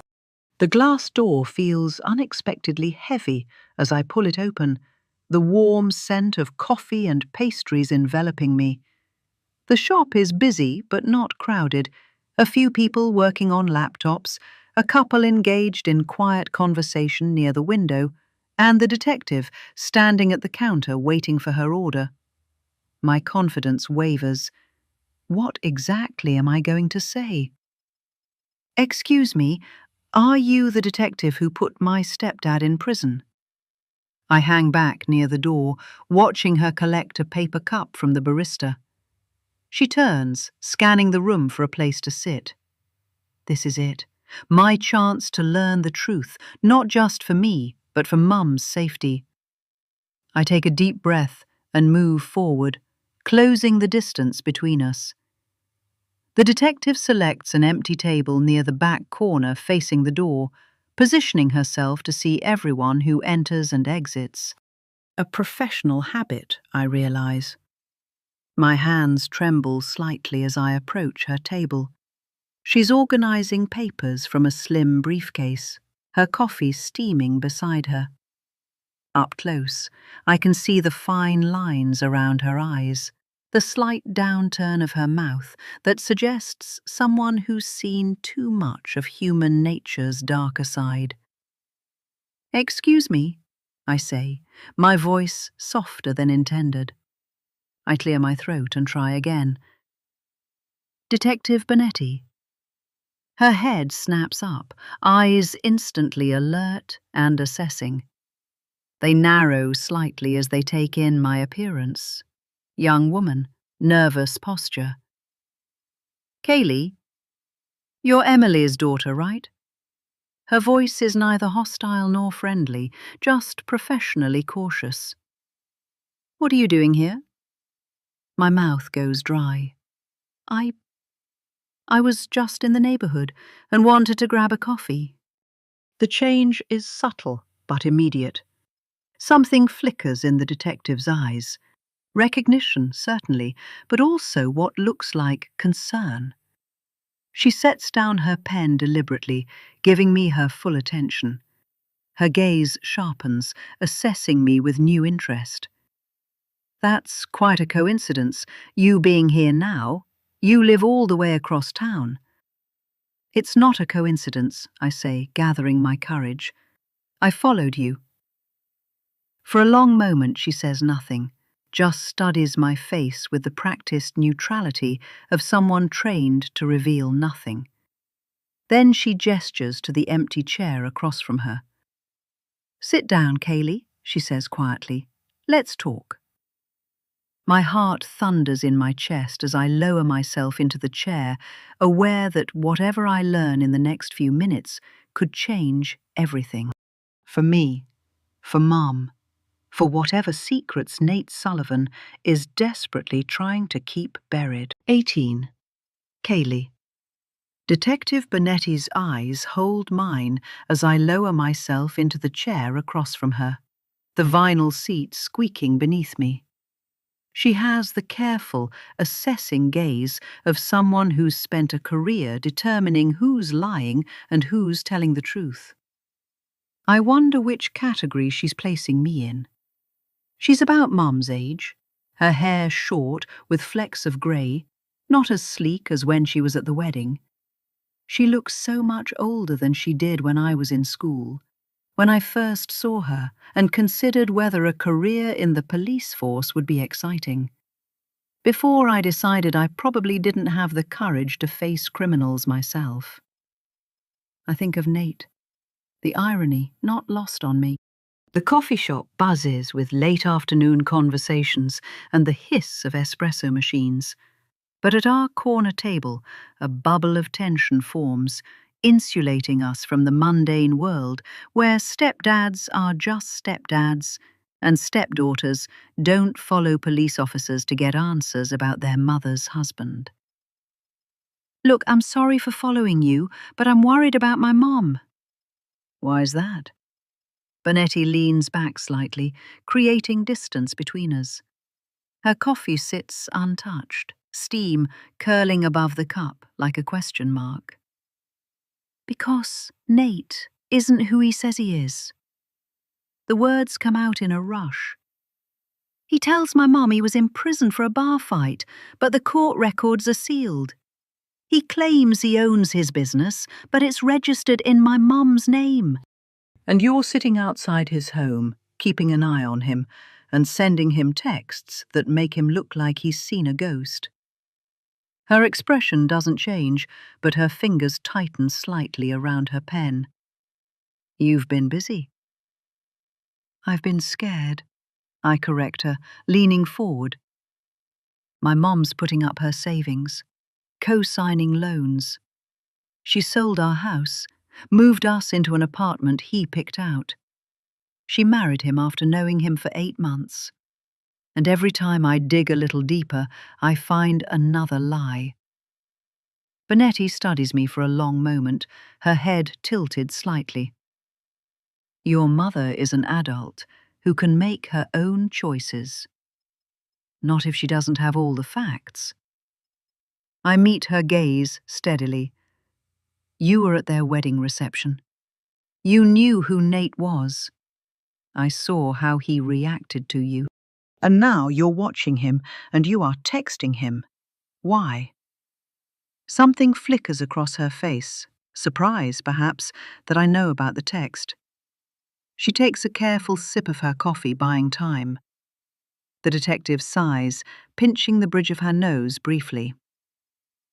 I can confirm that Nate Sullivan served 3 years for aggravated assault. Beyond that, I can't discuss details of closed cases with you. That's the same story he told my mum, I say, frustrated by her evasion. But it doesn't explain the sealed records or why a detective would be monitoring him years later. Who did he assault? Some cases have complications. Bonetti chooses her words with obvious care.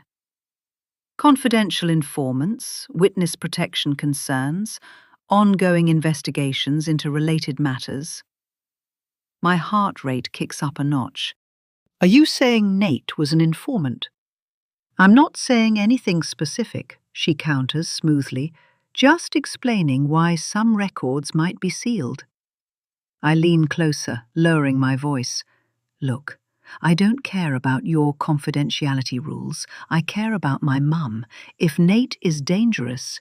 I never said that. Bonetti's voice sharpens, her professional demeanor cracking slightly.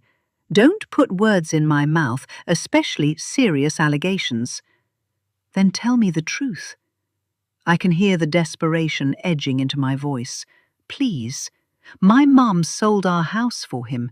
She's financially tied to him in ways that are already causing problems. If she's in danger... Why exactly do you think your mother is in danger? Bonetti interrupts, studying me intently.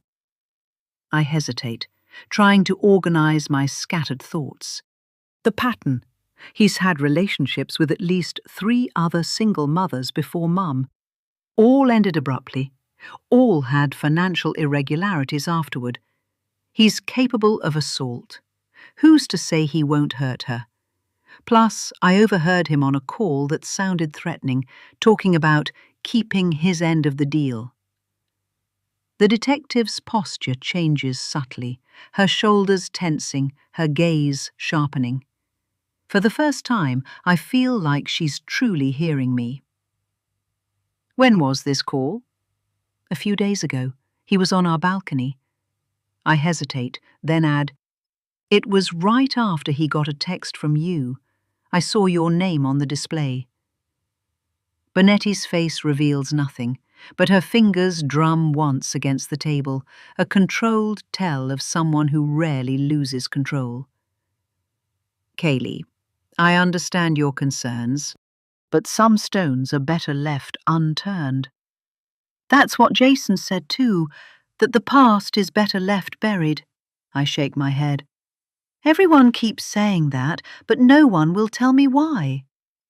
Because digging into certain pasts can have consequences. She leans forward slightly, her voice dropping. Not just for the person whose past it is. A chill runs through me at her tone. What does that mean? Is someone threatening Nate? Or is he threatening someone? It means, she says carefully, that complicated situations rarely have simple explanations. Your stepfather's history intersects with ongoing matters that I can't discuss. But I can tell you this. She pauses, seemingly weighing her next words. The incident that sent him to prison wasn't just a random bar fight.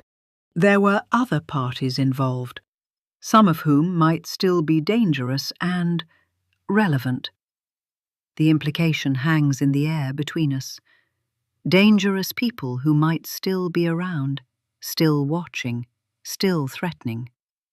So my mum could be in danger just by being associated with him. My voice comes out smaller than I intended. Bonetti sighs, rubbing her temple.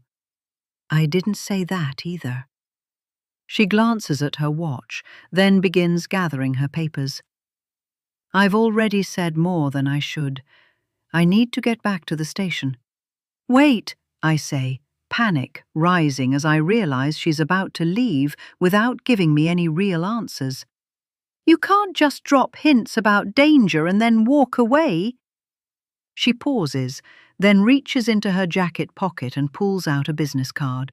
Sliding it across the table, she says, "You might want to talk to this person." I take the card, my fingers trembling slightly. The gesture confirms my fears more than any of her carefully chosen words. You're worried too. I'm cautious about situations with certain histories.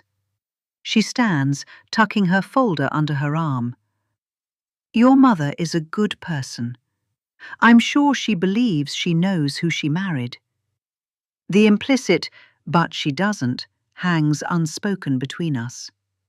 She picks up her coffee cup, drains the last of it. Be careful what you go looking for, and watch out for your mother. As she walks away, leaving me alone at the table with the card clutched in my hand, her warning echoes in my head. Not just a caution against digging into Nate's past, but a confirmation that there's something there worth finding. Something dangerous enough that even a veteran detective speaks of it in careful, guarded terms.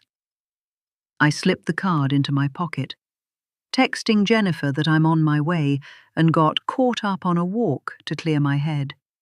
My worry for Mum crystallizing into something sharper, more urgent. Whatever secrets Nate is keeping, they're not just about his past. They're about threats that might still be very present in our lives. Threats Mum has no idea she's facing. 19. Kaylee. The apartment complex casts long shadows across the cobblestone street as I make my way back. The business card Detective Bonetti gave me, a weight in my pocket heavier than its paper and ink should allow. Street lights flicker on around me, illuminating the renovated industrial buildings that house art galleries, upscale restaurants, and luxury apartments like ours. All sharp angles and exposed brick, trying to look both authentic and expensive. My steps slow as I approach our building, my mind still churning with fragments of my conversation with Bonetti. Dangerous people, still relevant. Watch out for your mother. Each phrase echoes with implications I'm not sure I'm ready to face. Our apartment occupies the floor of what was once a textile factory. I take the elevator, watching the floor numbers illuminate one after another, using these moments to compose myself. Mum can read me too well. She'll know something's wrong if I don't get my emotions under control. The elevator doors slide open with a soft ding. I step into the hallway, my footsteps muffled by the industrial carpet. As I approach our door, voices drift through. Not the usual murmur of conversation, but something more heated, tense. I slow my pace, instinctively quieting my movements. The door isn't fully closed. A sliver of light spills into the hallway through a 2-inch gap. I pause, knowing I should announce myself, but unable to resist the opportunity to hear what they're arguing about. Just don't understand why it has to be now, Nate. Mom's voice carries a strain I rarely hear. We've already put so much into getting the business started. This is how contracting works, Em. Nate's tone is measured, reasonable, but with an undercurrent of impatience. We have to put up capital to get the big jobs. The Harbour Square renovation could set us up for years, but we need to front the materials cost. I edge closer to the gap, angling myself to see into the apartment without being visible from inside.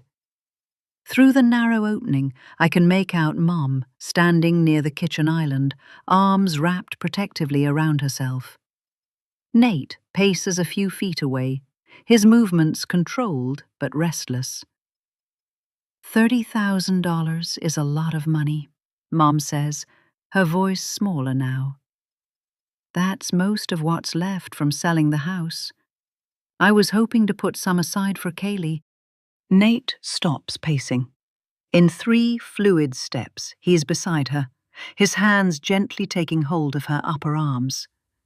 The gesture looks supportive, but from my angle, I can see how it subtly restricts her movement, keeps her facing him. I know it's a lot to ask, he says, his voice dropping to that intimate tone I've heard him use when he wants something. But this is our future, Emily, our chance to build something together. I watch his thumb trace small circles on her arm, a gesture that seems affectionate but serves to keep her attention locked on him, to soothe her concerns through physical contact rather than addressing them with facts. I just thought... Mom's words trail off, her gaze dropping to the floor. What? Nate tilts his head to recapture her eye contact. Tell me what you're thinking, babe. I thought your business partner was handling the financial side. She gestures vaguely. Jason has connections, doesn't he? Couldn't he find investors? A shadow passes across Nate's face so quickly I almost miss it. A flicker of something hard before his expression softens again into concerned understanding. Jason's working on it, he says, releasing one of her arms to brush a strand of hair from her face. The gesture makes her lean into his touch, like a cat seeking affection. But these things take time, and the Harbour Square deadline is tight. If we miss this opportunity... He sighs, a carefully calculated sound of disappointment, then steps back, creating physical distance that makes Mum instinctively move toward him.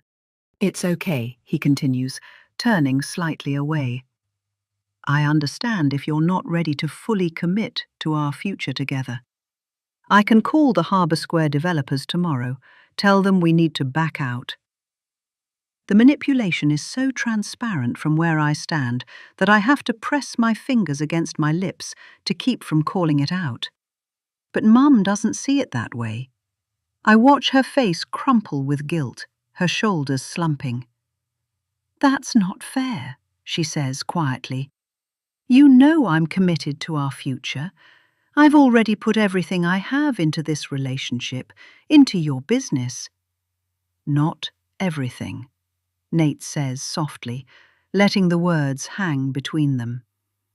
Mum's fingers twist nervously at her wedding ring. He moves back toward her, resting his hands on her hips. We're partners, Em. In everything. I think of the business license in Mum's name alone, the apartment lease she's solely responsible for. Now he's asking for more money. My stomach twists with dread. If you're really sure this will help the business succeed, Mum's resistance is visibly crumbling. I wouldn't ask if I wasn't certain. Nate's smile is warm, triumphant. He cups her face in his hands. This is the last piece we need. Then we'll be set. The last piece. I wonder how many last pieces there have been, how many more there will be until Mom has nothing left to give. Okay, she says finally. I'll transfer the money tomorrow. But Nate, after this, we'll be on solid ground. He pulls her into an embrace, his eyes closing briefly over her shoulder. When they open, there's a flash of satisfaction so naked that a chill runs through me. I promise, babe, everything's going to work out perfectly. I can't stand to watch anymore. I step back, deliberately letting my shoes scuff against the hallway floor, then approach the door with heavier footsteps. I push it open wider, feigning surprise at finding them in an embrace. Oh, sorry, I say, trying to sound normal, though my heart hammers against my ribs. Didn't mean to interrupt. They break apart, Mum's cheeks flushing with colour. Kaylee, where have you been? I drop my backpack by the door, noting how Mum's posture has changed. Shoulders back, smile fixed in place, trying to appear normal, though tension lingers around her eyes. Just at Jen's. Great timing, Nate says, his arm still around Mom's waist. We were just discussing some exciting developments with the business. Harbor Square wants us to handle their entire renovation. That's great, I manage, watching his hand press possessively against Mom's side.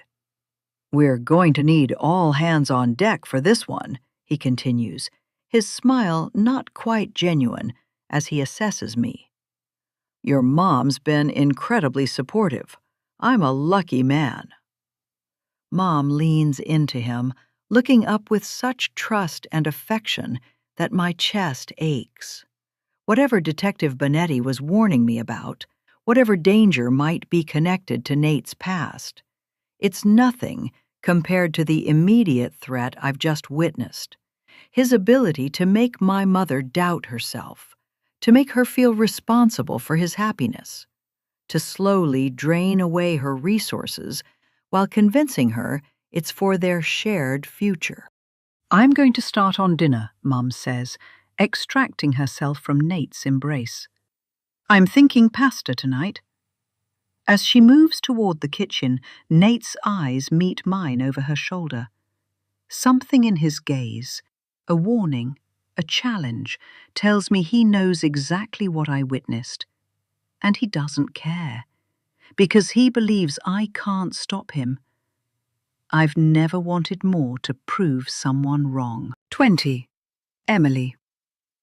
The boutique door chimes softly as I step outside, the cool breeze a welcome relief from the recycled air and persistent scent of perfume samples that fills the store. My lunch hour stretches before me, a precious 60 minutes of freedom, before returning to folding cashmere sweaters and assisting tourists in their quest for overpriced souvenirs. I tilt my face toward the weak sunlight filtering through scattered clouds, savoring the moment of solitude in the otherwise bustling Harbor Square. Harbor Square has become my second home in the years I've worked at the boutique, its cobblestone walkways and renovated storefronts a perfect blend of historic charm and modern commerce. The square forms the heart of downtown Harborview Heights, with restaurants, specialty shops, and the occasional street musician creating an atmosphere that draws both locals and the cruise ship passengers who flood the area each summer. My usual lunch routine involves grabbing a sandwich from the corner deli and finding a bench overlooking the water where I can eat while watching boats navigate the harbor below. Today, however, something disrupts my routine. Across the street, standing near the entrance to the newly renovated office building, is Nate, my husband. The word still feels strange in my mind, still new after only 2 months of marriage. He's not supposed to be here. I pause mid-step, about to call out to him, when I notice he's not alone. A woman stands facing him, her posture rigid and defensive. She's young, mid to late 20s perhaps, professionally dressed in a tailored navy pantsuit that suggests an office job. Her dark hair is pulled back in a sleek ponytail, revealing a strong jawline that's set in what appears to be frustration or anger. Instead of calling out, I step back into the shadow of an awning, watching their interaction with growing curiosity. It's not that I'm spying, I tell myself. It's just that the tension between them is palpable even from this distance, and interrupting what's clearly an intense conversation seems intrusive. Nate gestures emphatically, his hands moving in that way they do when he's trying to explain something important. The woman shakes her head, arms crossed tightly across her chest. As she turns slightly to respond to something Nate says, her profile becomes clearer, and my breath catches in my throat. She's stunning, absolutely gorgeous. My stomach tightens as I continue watching. "You're never going to forgive me," I hear Nate say as his voice rises momentarily above the ambient noise of the square. "You have to understand, I'm trying." The woman cuts him off, her voice controlled but tight with emotion. "Trying isn't enough." I strain to hear more, but their voices drop again, swallowed by the sounds of a delivery truck rumbling past. I watch Nate run his hand through his hair, a gesture I've come to recognize as a sign of his distress.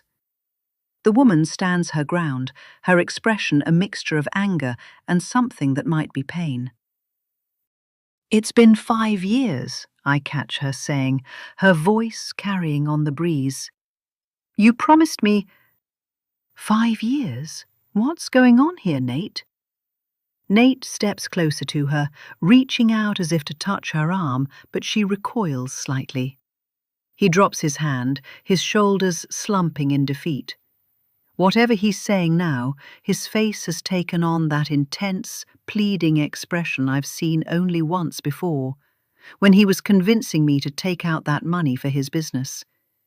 $30,000 that I agreed to yesterday.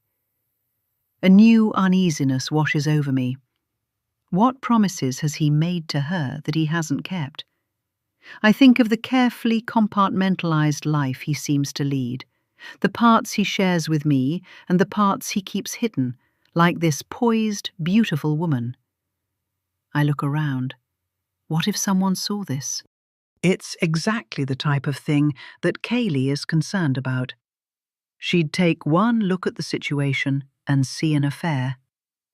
Their conversation reaches some kind of impasse. The woman shakes her head decisively, then turns away. I have seen her face before, but for now I can't place it. Nate reaches for her again, saying something urgent that I can't hear, but she keeps walking, her strides purposeful as she crosses the square toward the parking garage.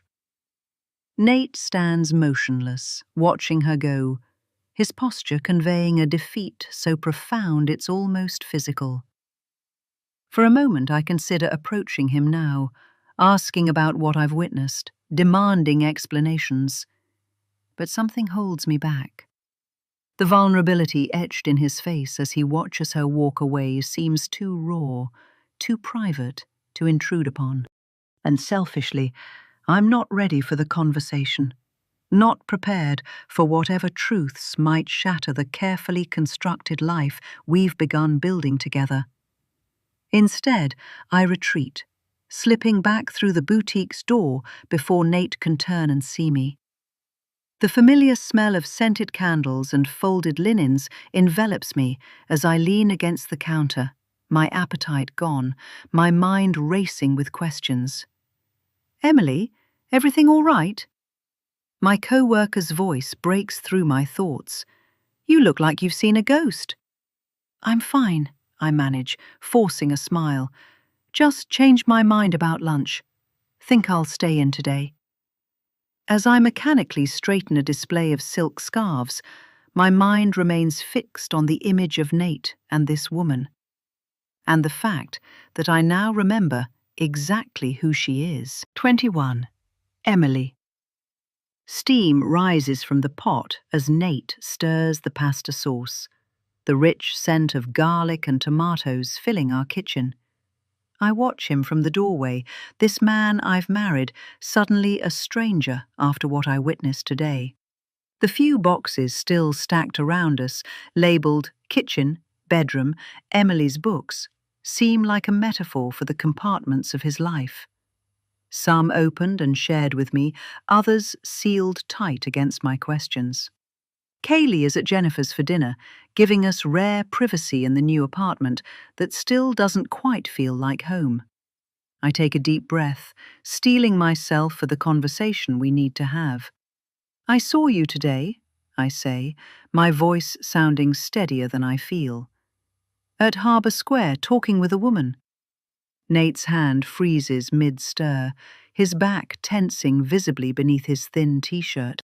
For a moment he doesn't move, doesn't speak, and in that silence my worst fears take root.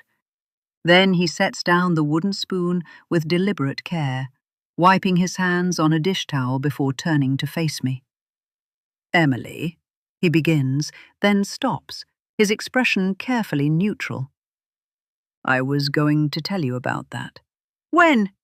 The word comes out sharper than intended. "After I gave you the money? After you had my $30,000? Did you promise her that money?" His jaw tightens. "That's not fair. The money has nothing to do with this."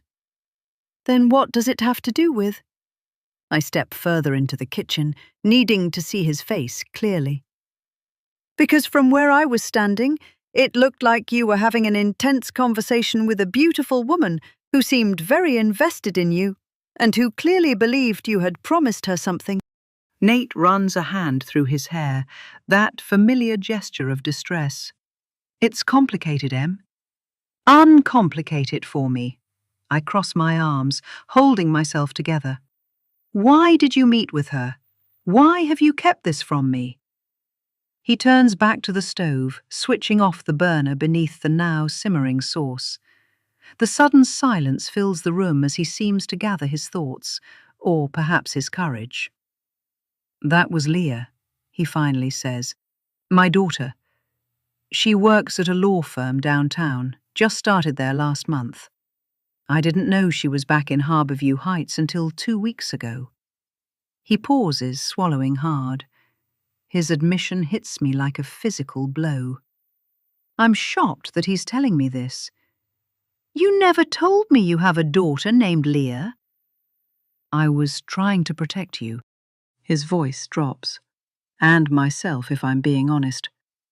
"Leah and it's not good between us. Hasn't been for years." That much was obvious, I say, remembering their tense body language. "But we're married, Nate. We're supposed to share news, especially something as important as your daughter moving to work in the same city. You know Kaylee doesn't trust you.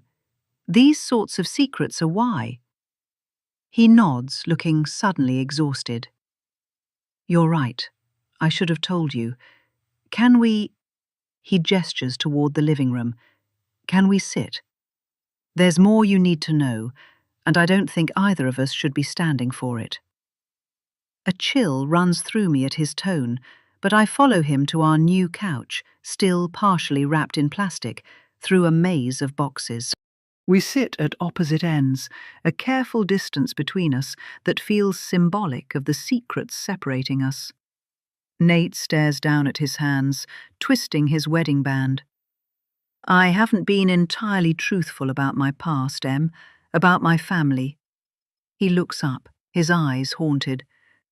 "I have had 2 daughters, Leah, who you saw today, and—" His voice catches. "And I have told you about Marissa, my younger daughter." My stomach drops. "Yes, she was murdered. I remember the moment you told me. It's not something that is easy to forget." The memory weighs heavily on me. It's actually something he admitted to me when he was in prison. He'd written it down. I'd watched the 3 dots on my phone stop and start for hours that night. Not sure if he was about to break up with me. She was 16 when she disappeared. When he'd told me about her, I'd felt so close to him. But he'd asked me to keep it all a secret from Kaylee, from my friends. And I had. We have never spoken about it again until now. Marissa. Her name seems to physically pain him. 5 years ago, I was running my contracting business. Clara, my wife, was teaching elementary school. Leah was in college. We were normal. His voice cracks on the last word. I reach for his hand instinctively, though part of me wants to pull away, to protect myself from whatever devastating truth is coming. You never told me what happened. Victor Caruso happened. Nate's voice hardens. Horror creeps through me as I begin to understand where this story is heading. Nate. Marissa was shy, artistic. Struggled to make friends after we moved here. She started spending time at this community pool after school, joining the swim team. His eyes have a faraway look now. She was taken on her way home from practice. Her body was found in the harbour a few days later. Strangled to death, they said. I can't stand to watch him relive this and feel tears well in my eyes as I watch him. But I need to hear him say this. From the beginning, I sensed something was off with her relationship with him. She spent all her time there.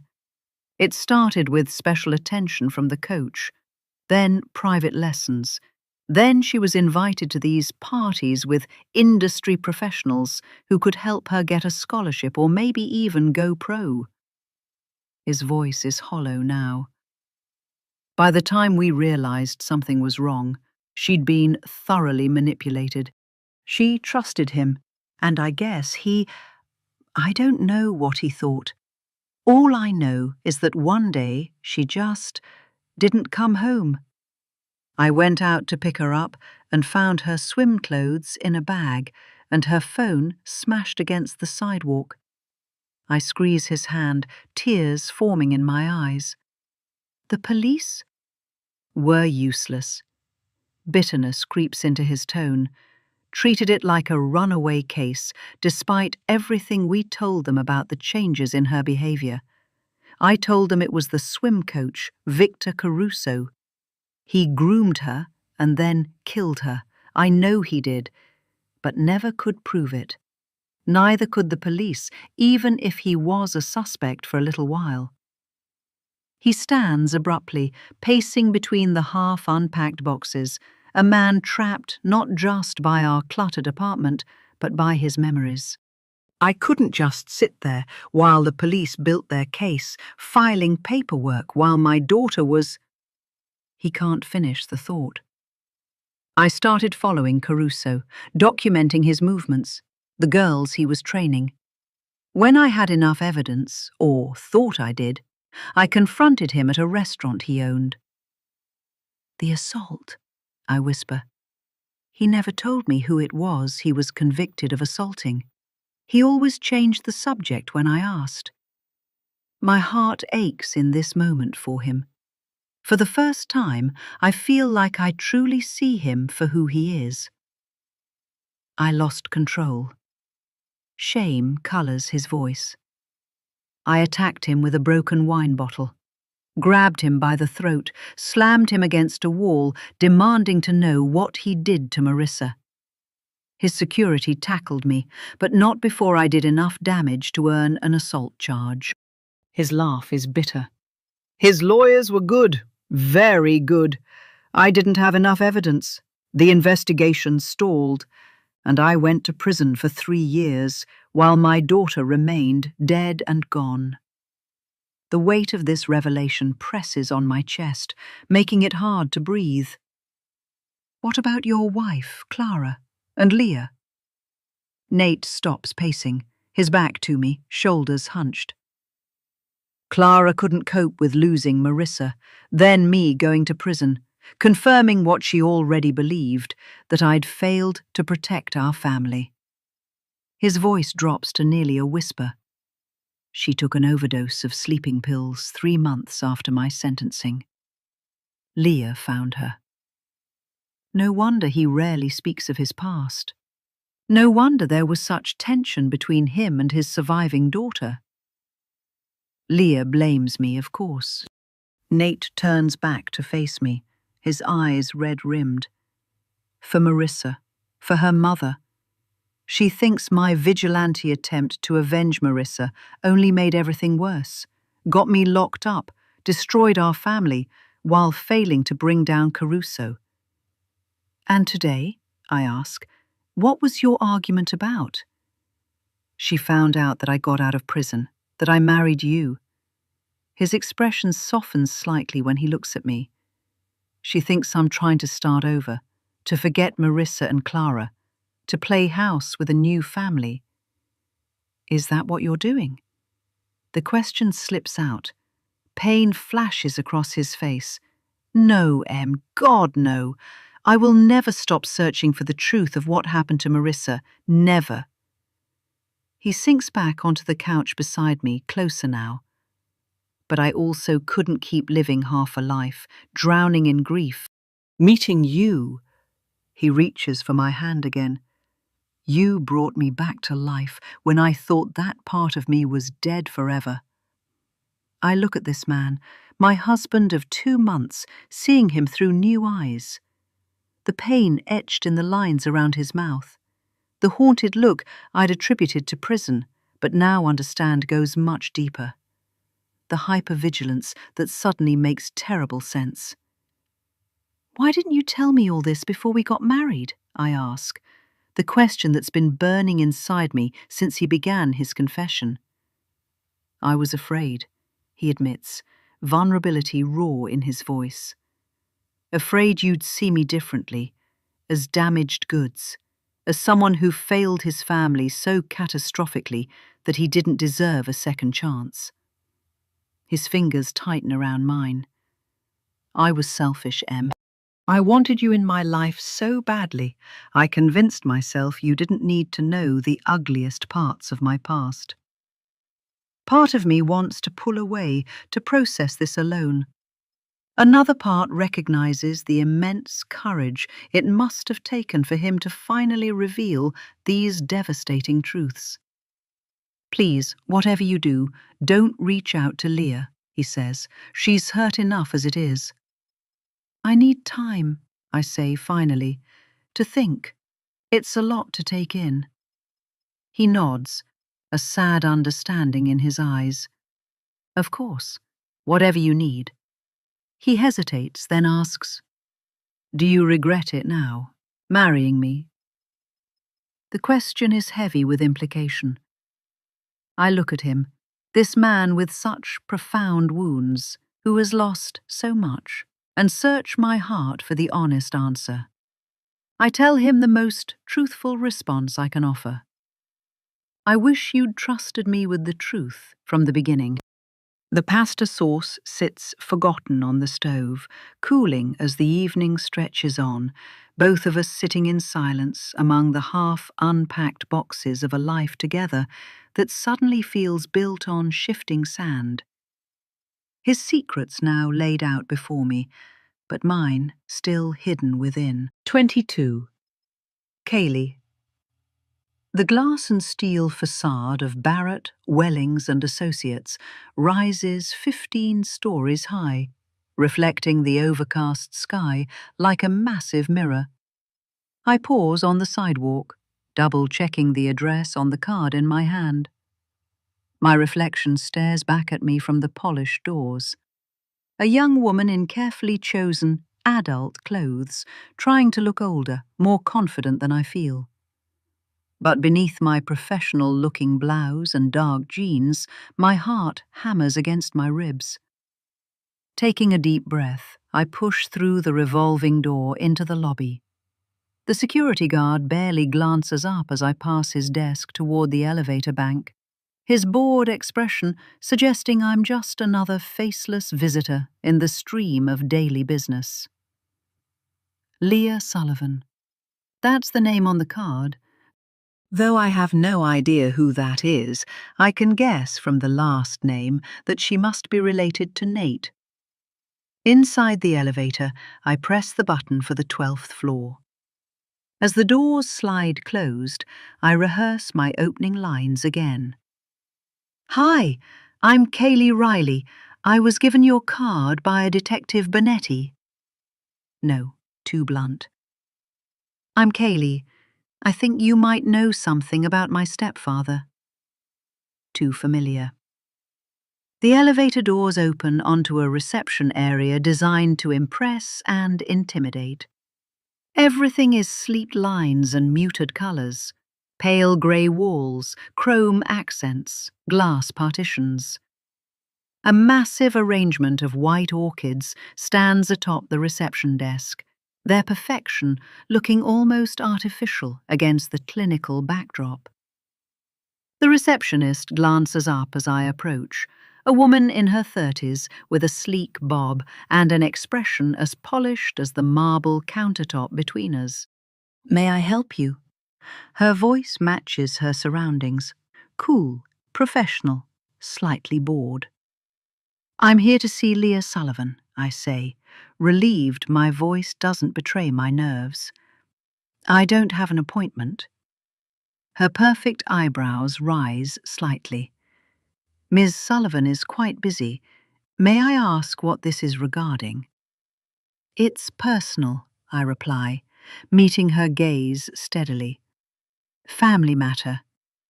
Could you please tell her Kaylee Riley is here to see her?"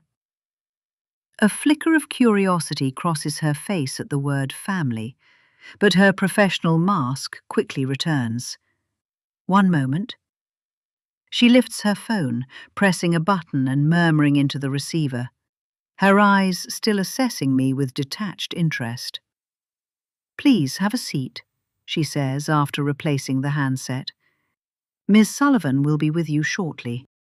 I settle into one of the minimalist chairs arranged around a glass coffee table littered with legal journals and business magazines.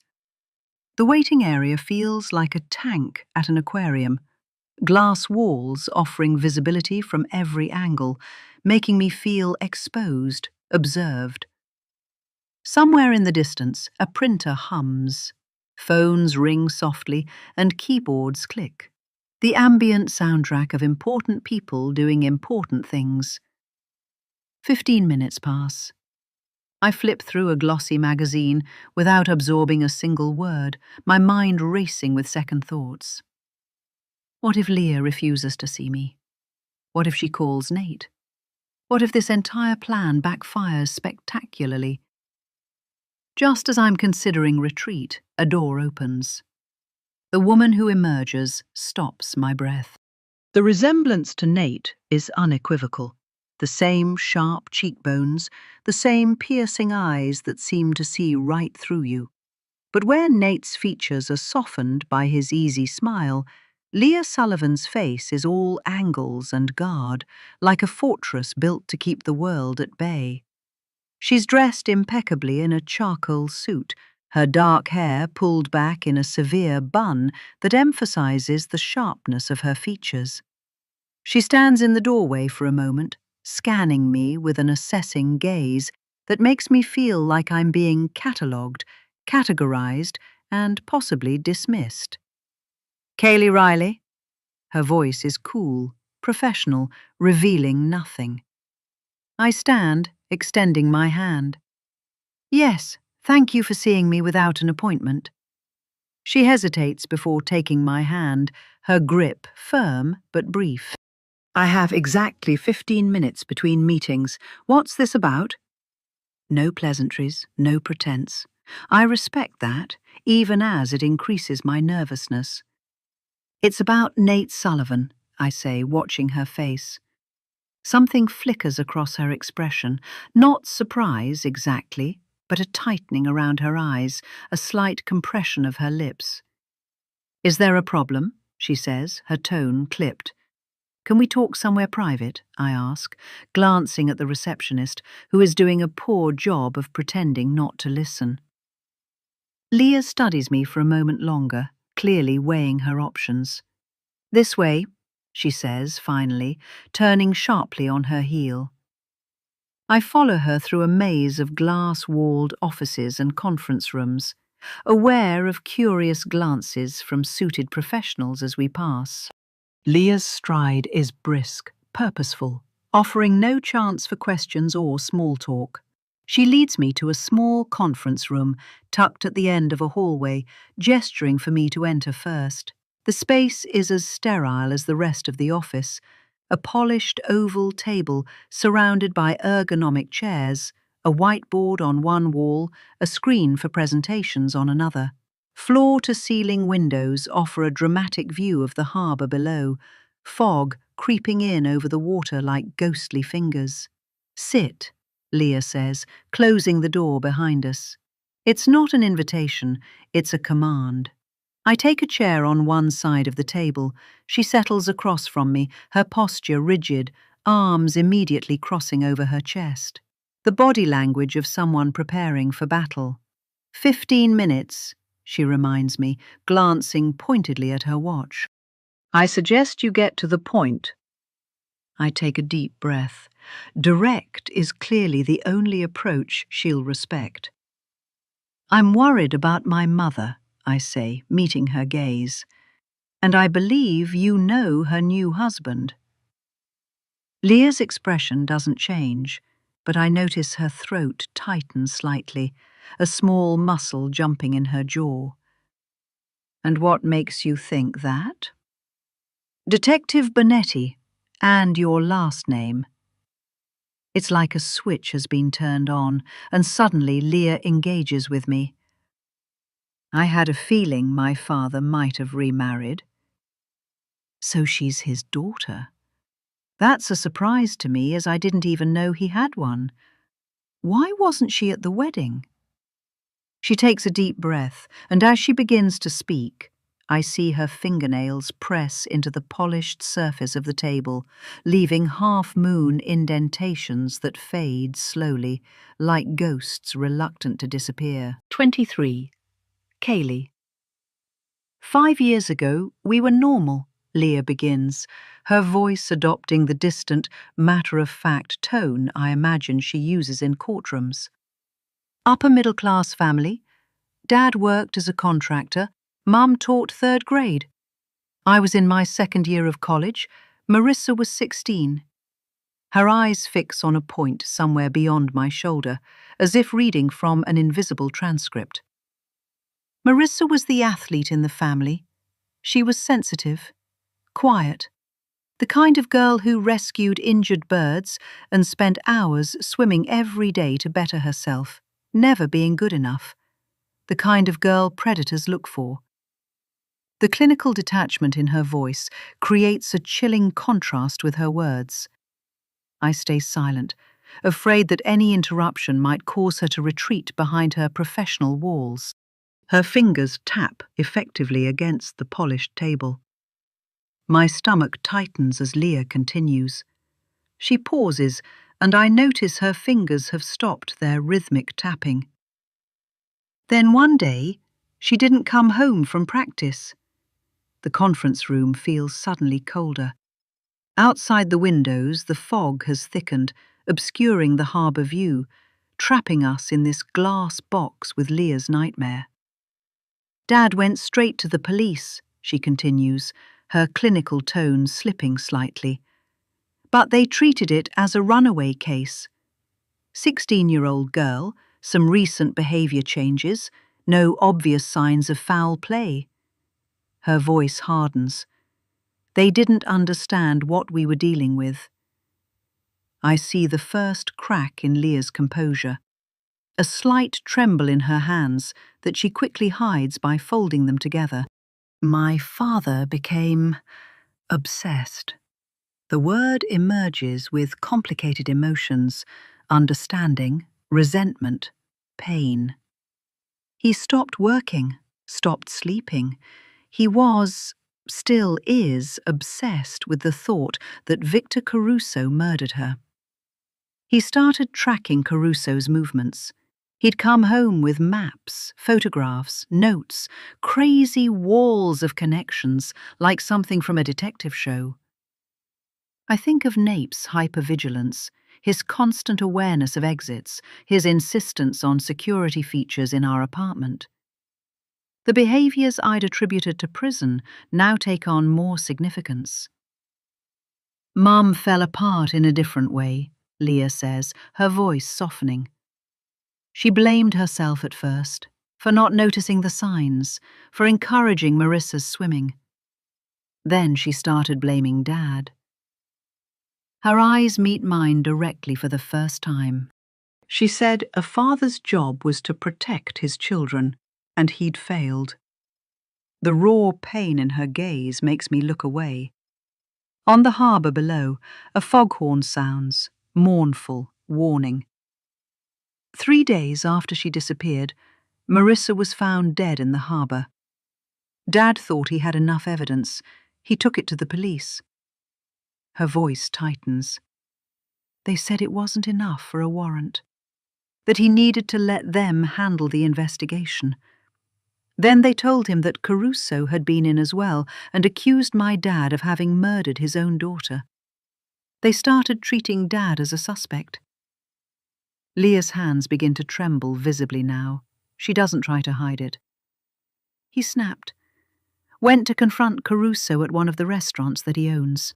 Grabbed him by the throat while holding a broken wine bottle against his skin, then slammed him against a wall, demanding to know what he did to Marissa. Leah's words come faster now, emotion bleeding through. The restaurant's security guard tackled him. Police were called. Assault charges were filed. His evidence was dismissed as the ravings of an unhinged man. I remember Detective Bonetti's careful words about complications in Nate's case, about dangerous people who might still be relevant. After Dad went to prison, the threats started. Leah's voice drops lower. Phone calls. Cars parked outside our house. Mum received photographs of herself shopping, walking to her car at school, proof we were being watched. The message was clear: stay quiet or join Marissa. You went quiet? I ask, my voice sounding strange in the silent room. Mum did. I was still in college. Her emotion is raw. I hated my father for what he did to us, for dragging us into his crusade, for making us lose not just Marissa, but our entire lives. The fog presses against the windows now, thick as cotton, isolating us in this moment of shared confidences. Mum couldn't adjust. Depression, anxiety, sleeping pills. Leah's hands are trembling so badly now that she places them flat on the table to steady them. She blamed Dad, said if he was a good father and husband, he would have stayed out of jail, said his obsession had cost us everything. I think of my own mother, of her blind trust in Nate, of the $30,000 she's just given him. My heart pounds harder. Leah's voice finally cracks, the clinical detachment shattering like thin ice. I was the one who found her, in the bathtub of our house. She'd left a note, blaming Dad for destroying our family. The pain in her voice is so raw, so genuine, that I feel tears prick my eyes. Whatever I expected from this meeting, it wasn't this naked display of grief from someone who clearly works hard to maintain control. I was 22. Leah looks down at her hands, still pressed against the table as if anchoring herself. Had to arrange a funeral. Had to sign paperwork with a signature I was still practicing. Had to grieve alone, because I was the only one left. Her voice grows bitter. Dad was locked away, while I dealt with the aftermath of his crusade. I was alone, and I'll never forgive him. I think of Nate's careful charm, his attentiveness to Mum, how quickly he integrated himself into our lives. Could that same man have caused such destruction to his first family? I'm sorry, I say, inadequate words for the magnitude of her loss. I know what it's like to expect more from your father, but this is horrific.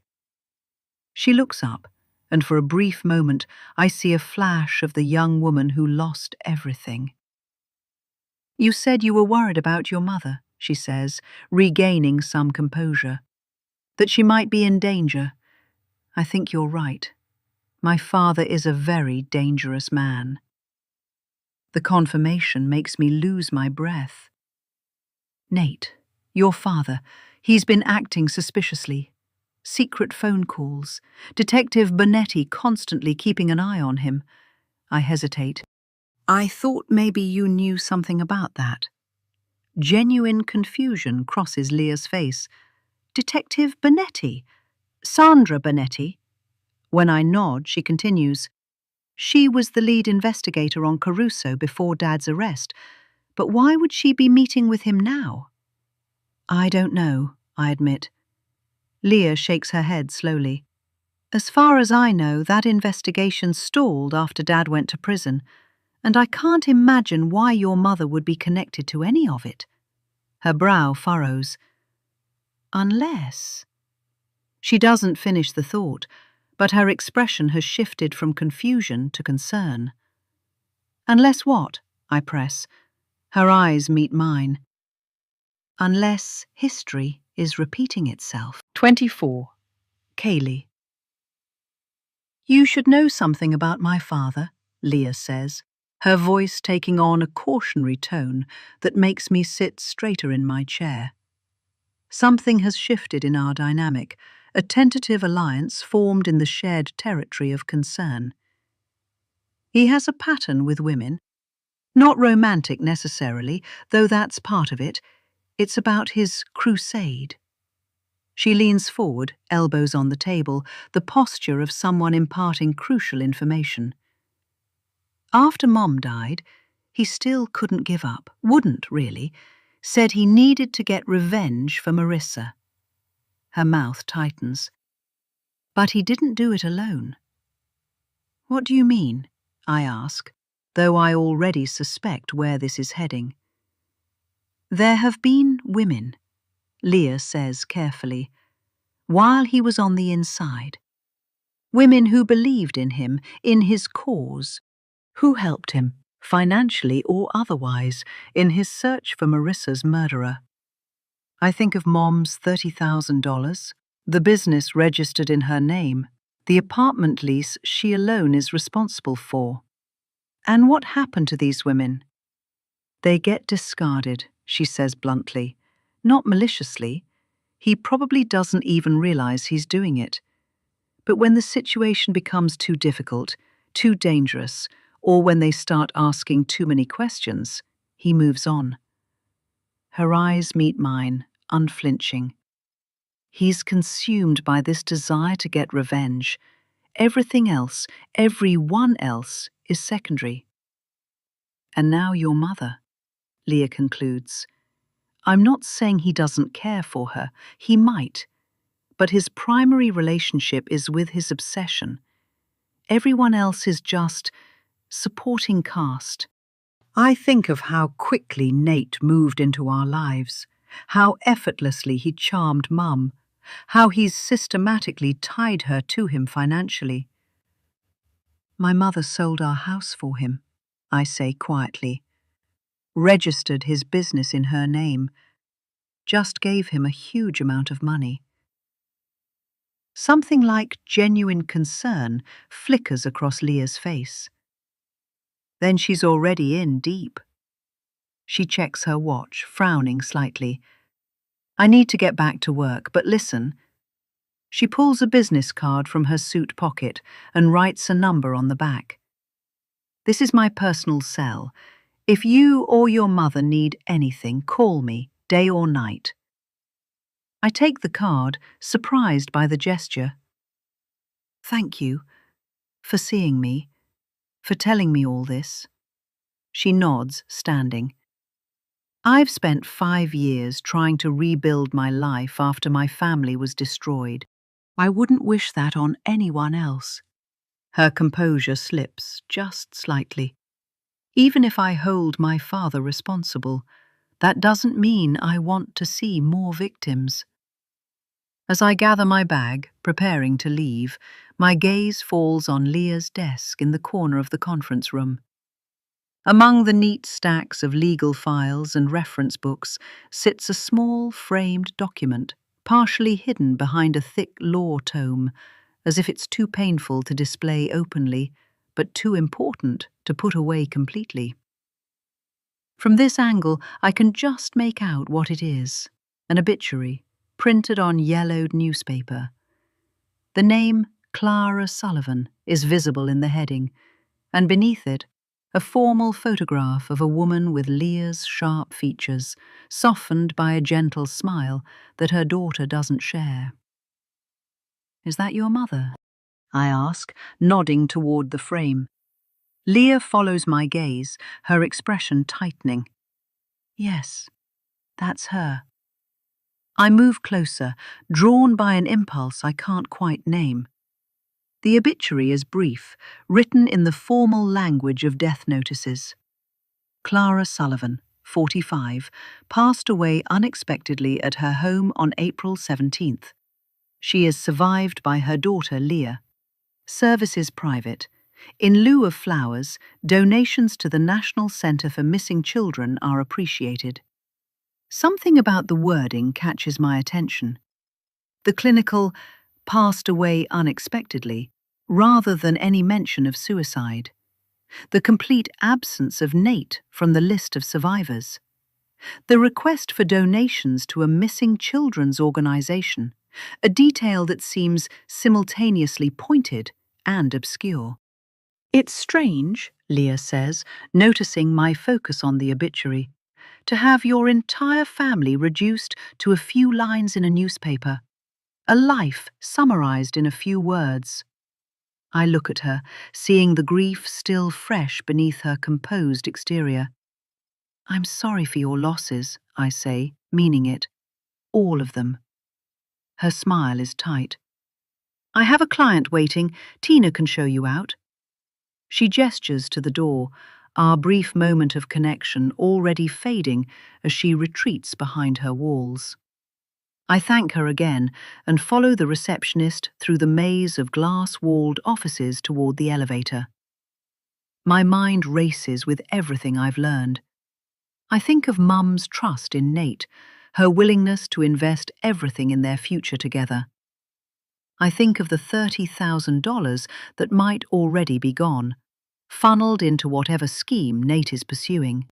I think of the secret messages, the connections to Detective Bonetti that suggest his involvement with law enforcement is more complicated than a simple assault conviction. Why are they still watching him? The elevator reaches the lobby, doors sliding open to the marble-floored atrium. I move through it in a daze, pushing through the revolving door onto the busy downtown street. The fog has lifted somewhat, allowing weak sunlight to break through, but the clarity it brings offers no comfort, only a sharper view of the danger we're facing. I pull out my phone, ready to call her but hesitate. She's hiding something from me, and I'm no longer sure I can trust her to believe me. As I walk toward my car, my determination crystallizes into a single, focused purpose. I will expose Nate Sullivan for what he truly is, whatever it takes.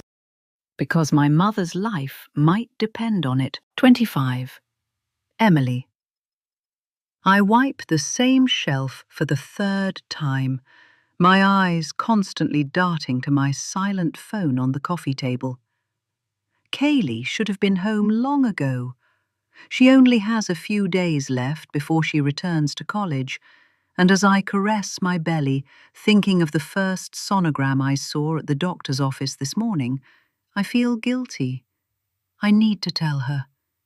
Informing my baby, my world, the shining light I've had for the last 21 years, that she's getting a little brother or sister. is important.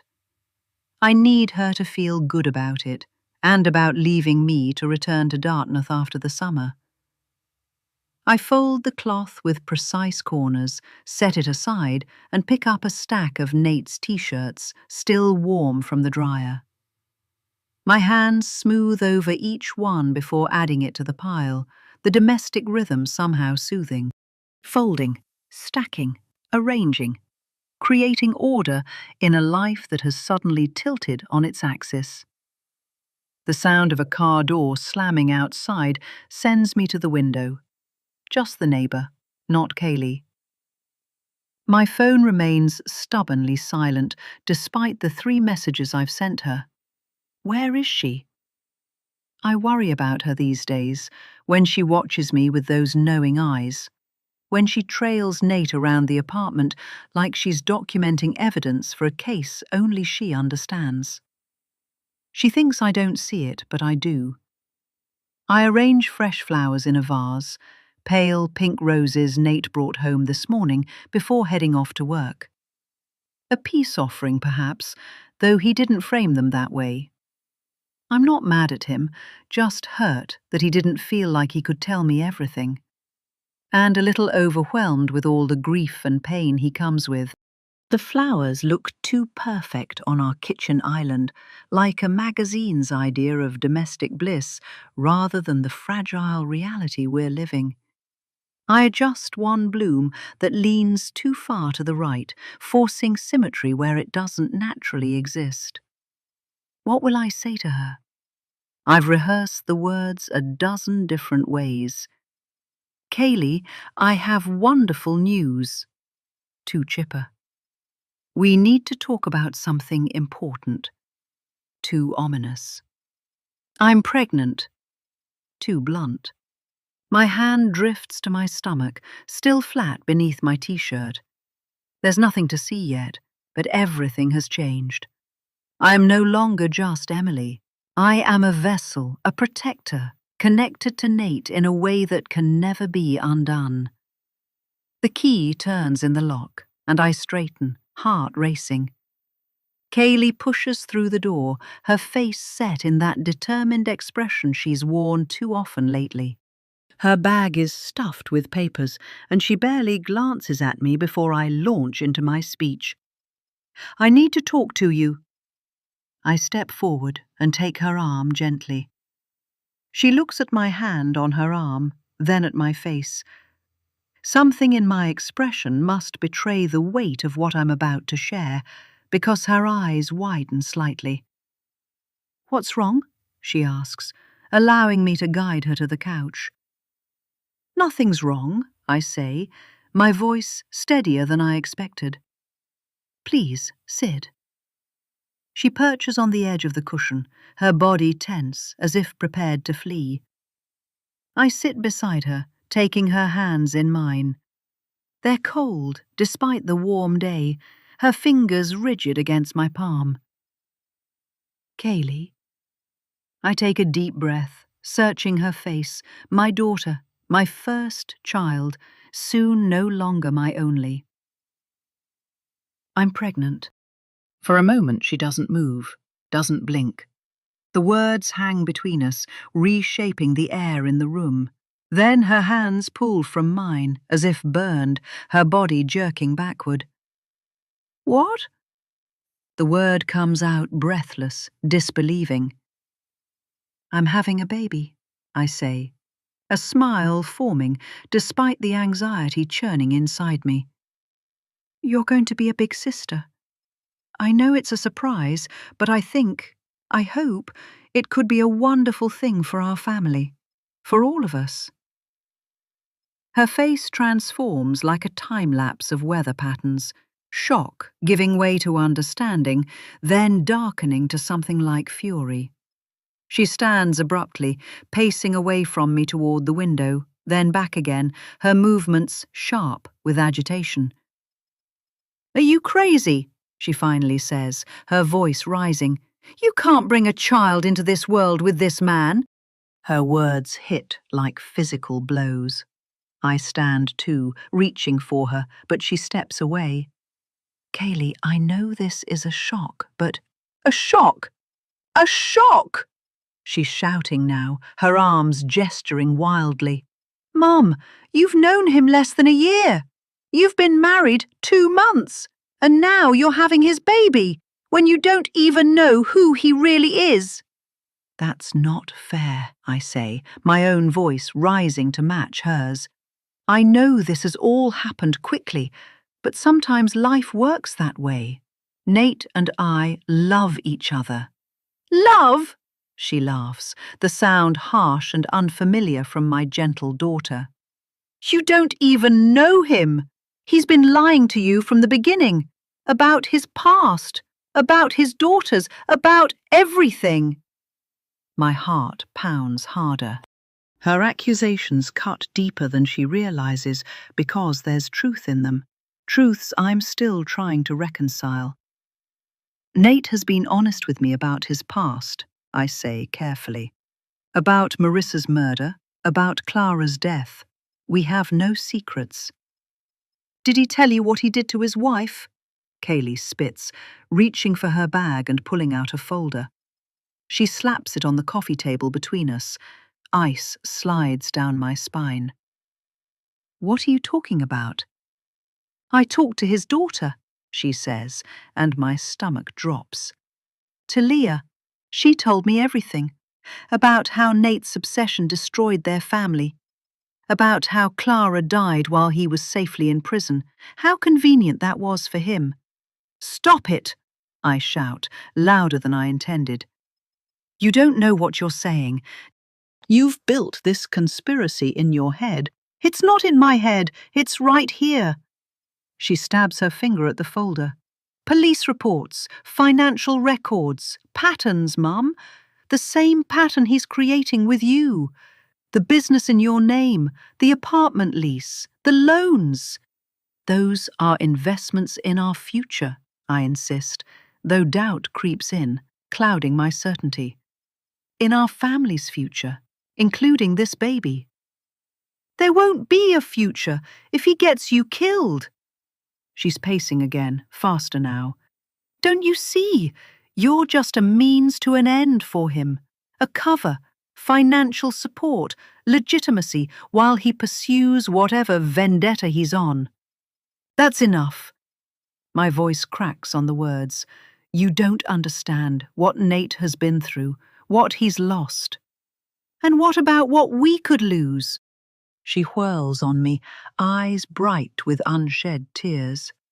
What about our house that you sold? The college fund you emptied? The $30,000 you gave him yesterday? What happens when that's gone too? When he's moved on to the next single mother with resources, while you're left raising his child alone? Each accusation lands like a slap. I step back, one hand instinctively covering my stomach. You need to leave and go back to your dorm, I say, my voice trembling. I wish I could tell her the truth, but it's too late. Until you can speak about Nate with respect, until you can be happy about this baby. Happy? She stares at me in disbelief. You want me to be happy that you're having a baby with a man who's dangerous, who's using you? She grabs her purse from the couch, stuffs the folder back inside. She moves toward the door, then turns back, her face filled with pain and anger I've never seen before. When it all falls apart, when he disappears or worse, remember that I tried to save you. The door slams behind her with such force that the framed photo of the three of us at the wedding tilts sideways on the wall, Nate's smiling face now crooked in its frame. I stare at it, at his arm around my shoulders, at Kaylee's tight smile beside us, and wonder how everything could have unraveled so completely in the space of a conversation. 26. Emily. The echo of the slamming door seems to reverberate through the apartment long after Kaylee has gone, the silence that follows thick with accusations and fear. I stand frozen in the living room, staring at the tilted wedding photo, my hands pressed against my stomach, as if I could somehow protect this tiny, vulnerable life from the chaos swirling around us. Tears track silently down my cheeks, falling unchecked onto my shirt. My daughter's words replay in my mind. "You're just a means to an end for him." Could she be right? Is the man I married, the father of this child, using me as merely another stepping stone in his quest for revenge? I straighten the photo with trembling fingers, trying to realign our smiling faces into the perfect family we appeared to be just 2 months ago. The happy bride, the charming groom, the reluctant but accepting daughter. A fiction, perhaps, or a hope so desperate it blinded me to what was happening around me. Kaylee's accusations burn in my mind, made more painful because they touch on fears I've harbored since discovering Nate had kept serious secrets about his past from me. I've told myself his deception was necessary, that he kept me in the dark to protect me. But what if Kaylee is right? What if I'm just another of them, the women who helped him before being discarded when they were no longer useful? I move to the kitchen sink, my legs unsteady beneath me. Water splashes over the rim of the glass as I fill it, my hands shaking so badly I nearly drop it. The cool liquid soothes my throat, but does nothing for the sick knot of fear in my stomach. $30,000. My savings. The money that was meant to be Kaylee's college fund, now invested in Nate's construction company. A company registered in my name, not his. Legitimate business or clever cover? Necessary protection or calculated exploitation? How far have I let this go? The sound of a key in the lock jolts me from my spiraling thoughts. I quickly wipe my tears away, though I know my red-rimmed eyes will betray me. The door opens and Nate steps in, his work boots leaving dusty prints on the floor. He looks tired, his shirt stained with sweat and grime from the construction site, his hair disheveled from wearing a hard hat all day. His eyes find mine immediately, his expression shifting from exhaustion to concern in an instant. He sets down his lunch cooler and crosses to me, his movements quick but gentle. "Em, what happened?" His hands cup my face, thumbs brushing away the moisture still clinging to my cheeks. The tenderness in his touch makes fresh tears well up, confusing me further. How can hands so gentle be those of someone using me? "Kaylee," I manage, my voice breaking on her name. "I told her about the baby." Understanding dawns in his eyes. He draws me against his chest, one hand cradling the back of my head, the other solid and warm against my spine. I breathe in the scent of him, sawdust and sweat, and the faint trace of his morning soap. Familiar, safe, but is it real? "I'm guessing she didn't take it well," he says into my hair, his voice a low rumble I feel more than hear. I pull back slightly, needing to see his face. "She thinks you're dangerous, that you're using me, that this baby is a mistake." Something flickers across his features, a shadow I can't quite interpret, before his expression softens again. "She's protective of you. That's not a bad thing." "She's been investigating you," I say, watching him carefully. "She said she spoke to Leah." His body tenses against mine for a fraction of a second. "Leah? When?" "I don't know. Today, I guess." I step out of his embrace, needing space to think clearly. "She had a folder, documents. She was saying things about patterns, about other women who helped you and were discarded." "Come here," he says, guiding me to the couch, his arm around my shoulders. We sink onto the cushions, his body angled toward mine, one hand resting on my knee. "Kaylee is connecting dots that aren't there, Em. Yes, there were women who helped me while in prison, friends, professional connections. And yes, I was focused on finding Marissa's killer, sometimes to the exclusion of everything else. His eyes hold mine, earnest and direct. But you're different. What we have is different. Is it? I ask, the question slipping out before I can stop it. He takes my hand, entwining our fingers. Of course it is. I love you, Emily. And this baby. His free hand moves to my stomach, resting there with a gentleness that makes my heart ache. This is a miracle I never thought I'd have again. I search his face, desperate to believe him. Do you really want this child, Nate? With everything else going on, do you really want to start over with a new baby? Of course I do, he says. But there's a flicker of something in his eyes, a momentary hesitation, a tightening at the corner of his mouth. So brief I might have imagined it, but it pierces me like a needle. This baby is part of our future, Em, the future we're building together. His arms encircle me again, drawing me against his chest. I let myself be held, listening to the steady beat of his heart beneath my ear. His hands stroke my hair, my back, comforting motions that should soothe, but somehow heighten my awareness of every word, every gesture being carefully chosen. My mind races with questions I'm afraid to voice aloud. Is he truly with me out of love? Or am I just a convenient cover, financial support, a source of legitimacy while he hunts Victor Caruso? What happens when he finds him, or if he finds him? Will he end up back in prison, leaving me to raise our child alone, just as Tom left Kaylee and me? Or worse, will his quest for revenge bring danger to our door, threatening not just me but this new, vulnerable life inside me?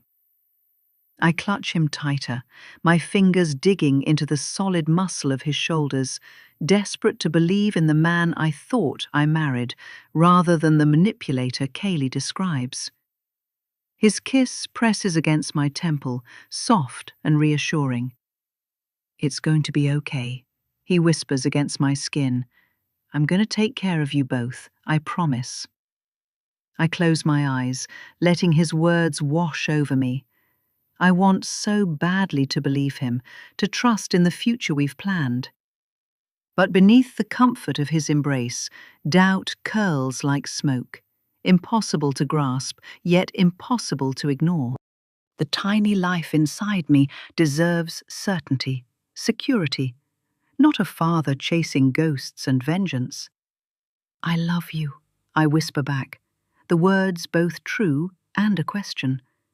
Do I love the real Nate Sullivan, or a carefully crafted persona designed to gain my trust and access to my resources? And what about the power he's given me to finally resolve the pain I've felt all these years? His arms tighten around me, as if sensing my unspoken fears. I love you too, Em, more than you know.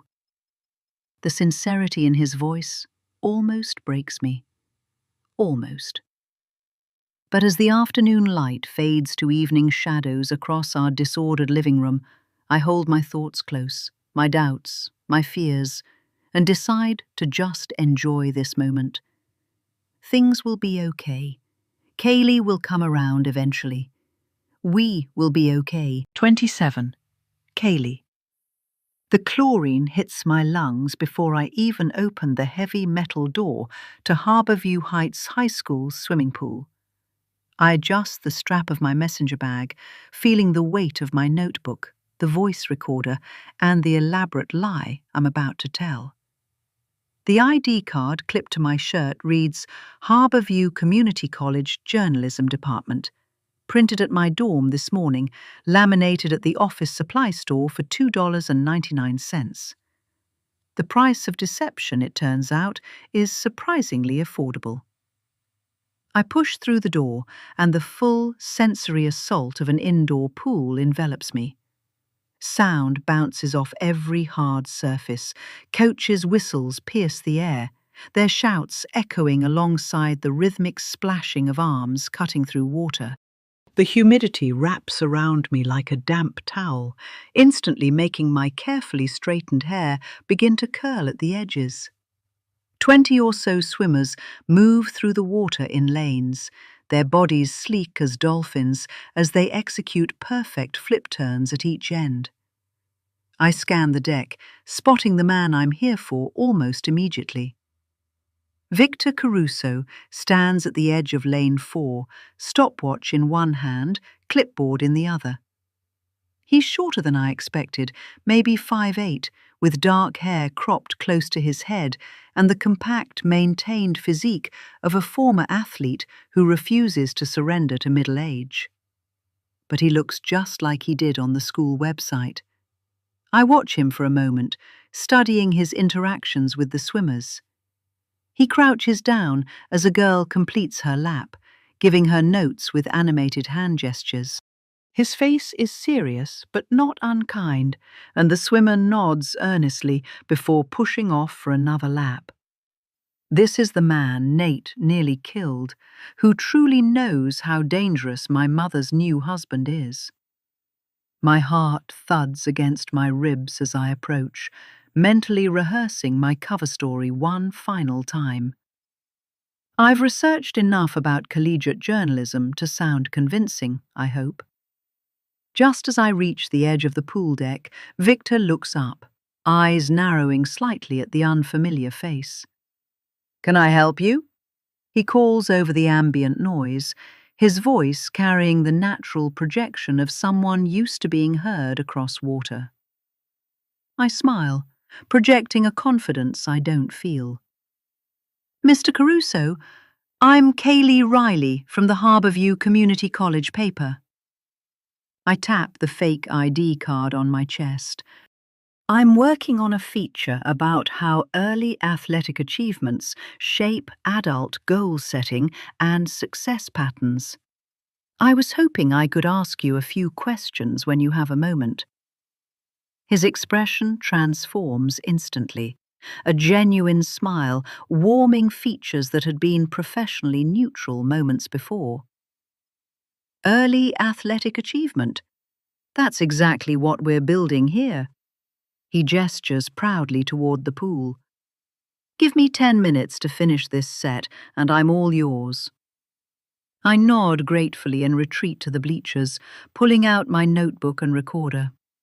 The metal seat is cold through my jeans as I observe Victor return to his coaching. He moves along the lanes with purpose, occasionally dropping to one knee to speak to a swimmer at eye level. There's something almost paternal in his manner, firm but encouraging, demanding but supportive. True to his word, after 10 minutes he blows a whistle and calls out instructions for a cool-down set before walking over to join me on the bleachers. Up close, I notice the lines around his eyes, evidence of years squinting against pool glare, or perhaps the weight of other, heavier experiences. "So, college journalism." He settles beside me, still clutching his clipboard. Water droplets speckle the plastic cover, catching light from the fluorescent fixtures overhead. "What's your focus?" "Sports psychology, basically," I say, clicking my recorder on. I'm fascinated by how early success in athletics translates to other areas of life. The goal-setting habits, the discipline, the resilience, all those qualities that champions develop. Victor's eyes light up, and he straightens his posture. "You're singing my song, Kaylee. That's exactly what I tell these kids. Swimming isn't just about medals and records. It's about building the mental toughness that serves you forever." For the next several minutes, he speaks passionately about his coaching philosophy, occasionally punctuating his points by tapping his clipboard for emphasis. I nod and ask follow-up questions, playing the role of engaged student journalist while mentally searching for an opening to steer the conversation where I need it to go. You've coached some real standouts over the years, I say when he pauses for breath. State champions, right? Pride crosses his features. 7 individual state champions in my 20 years here, plus 3 relay teams. He gestures toward a display of photos and medals mounted near the pool entrance. Every one of those kids has gone on to do remarkable things, not just in swimming. This is my moment. I take a breath that tastes of chlorine and potential answers. I was looking through old newspaper archives for background, I say, keeping my voice casual. I noticed one name that stood out, Marissa Sullivan, state champion butterfly 5 years ago. The change is immediate. Victor's body goes rigid, his fingers tightening around the clipboard until the plastic creaks. The smile vanishes from his face, replaced by an expression I can't quite read, pain, perhaps, or shock at hearing the name so unexpectedly. His throat works as he swallows hard, and for a terrible moment, I think he might stand up and walk away. Marissa, he says finally, her name emerging as something between a sigh and a whisper. Yes, she was extraordinary. He glances toward the water, his eyes taking on a distant quality. A natural talent, but she worked harder than anyone, fearless in competition.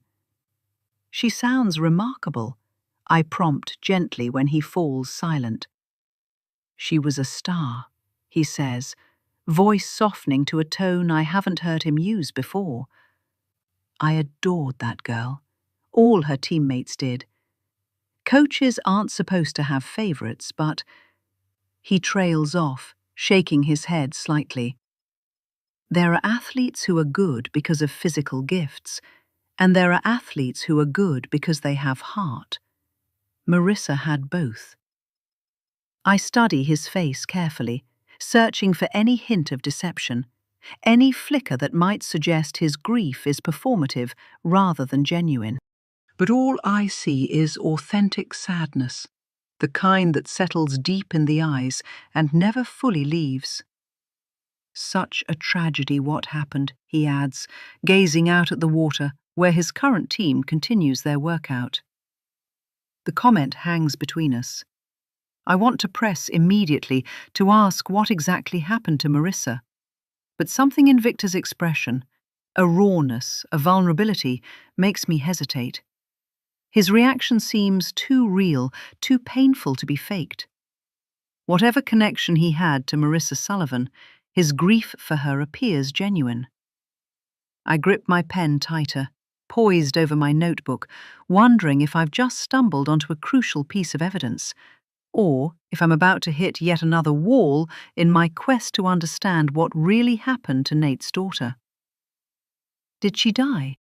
The question leaves my mouth before I can cushion it with journalistic pretense.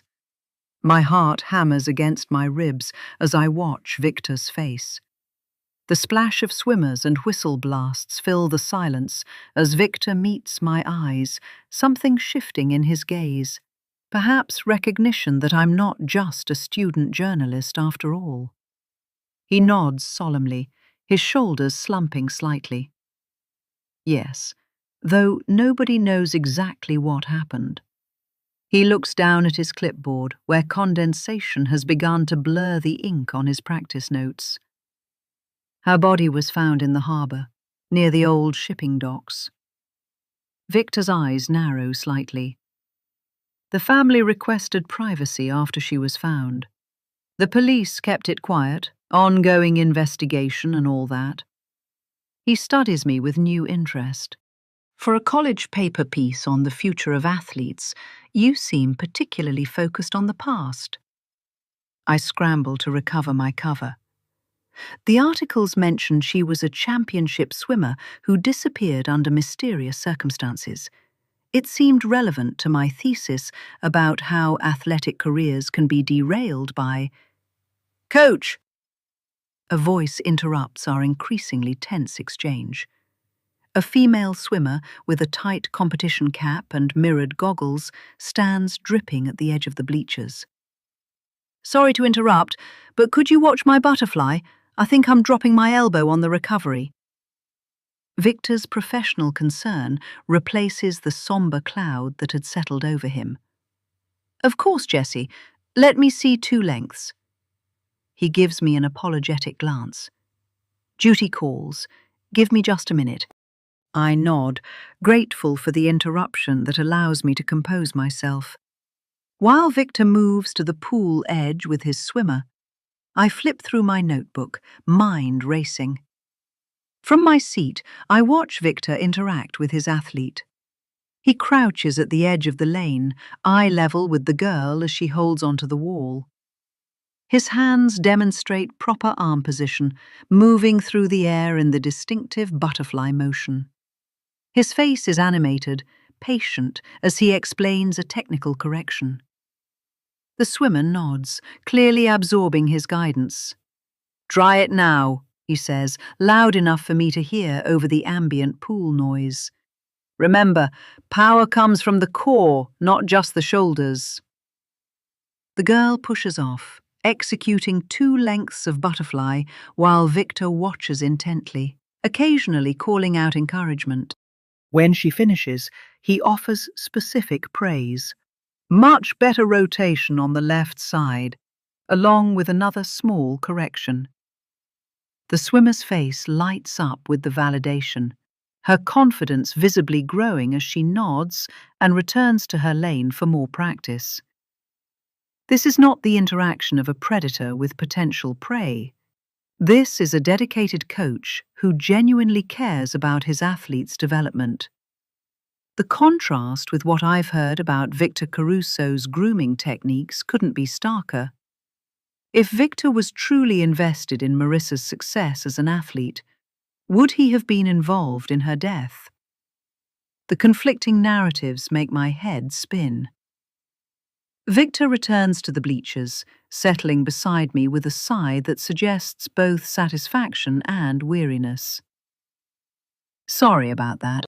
Technical corrections are best made immediately, before bad habits set in." He checks his watch. "I have about 10 more minutes before I need to wrap up practice. Did you have other questions?" I take a deep breath, steadying myself for what I came here to ask. The pretense of a college journalism assignment feels paper-thin now, but I press forward anyway. "Actually, yes. In my research, I came across some allegations." I choose my words carefully, watching his reaction. "Marissa's father, Nate Sullivan, seemed to believe you were involved in her disappearance.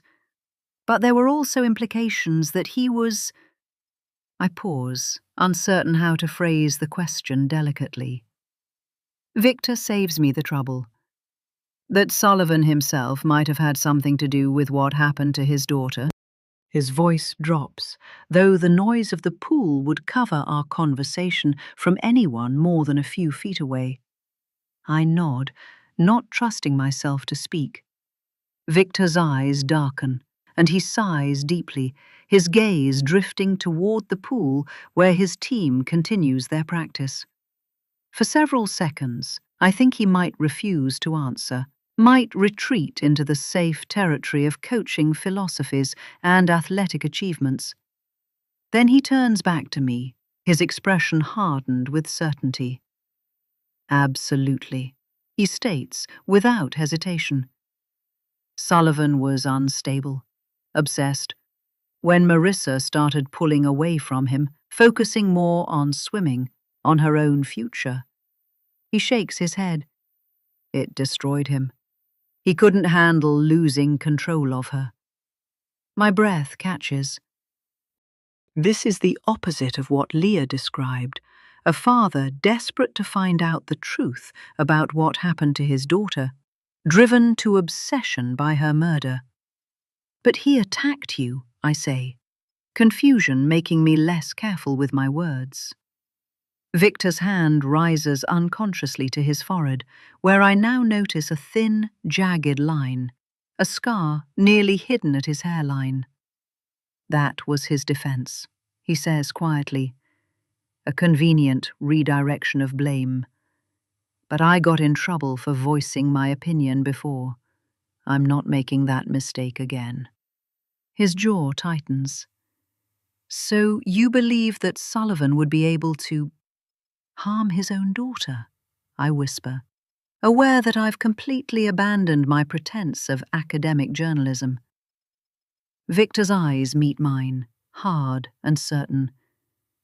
Last time I said anything, Sullivan attacked me in public, he says, and nearly killed me for it. That, to me, shows guilt. He came in during the dinner rush, Victor continues, his voice taking on a distant quality as if recalling a nightmare. Just walked straight through the dining room to where I was greeting guests. No hesitation. I barely recognized him. We'd only met a few times at Marissa's meets, but he knew exactly who I was. Victor's fingers drift up to his forehead again, this time deliberately tracing the scar that runs from his hairline into his scalp. He had a wine bottle in his hand. I thought he was going to order something. Instead, he swung it at my head while screaming that I had murdered his daughter. Completely insane. The chlorine-scented air suddenly feels thicker, harder to breathe. I lean closer, unable to tear my eyes from the jagged line running along Victor's forehead. It's about 3 inches long, raised, and slightly paler than the surrounding skin. The kind of scar that only comes from significant trauma. May I?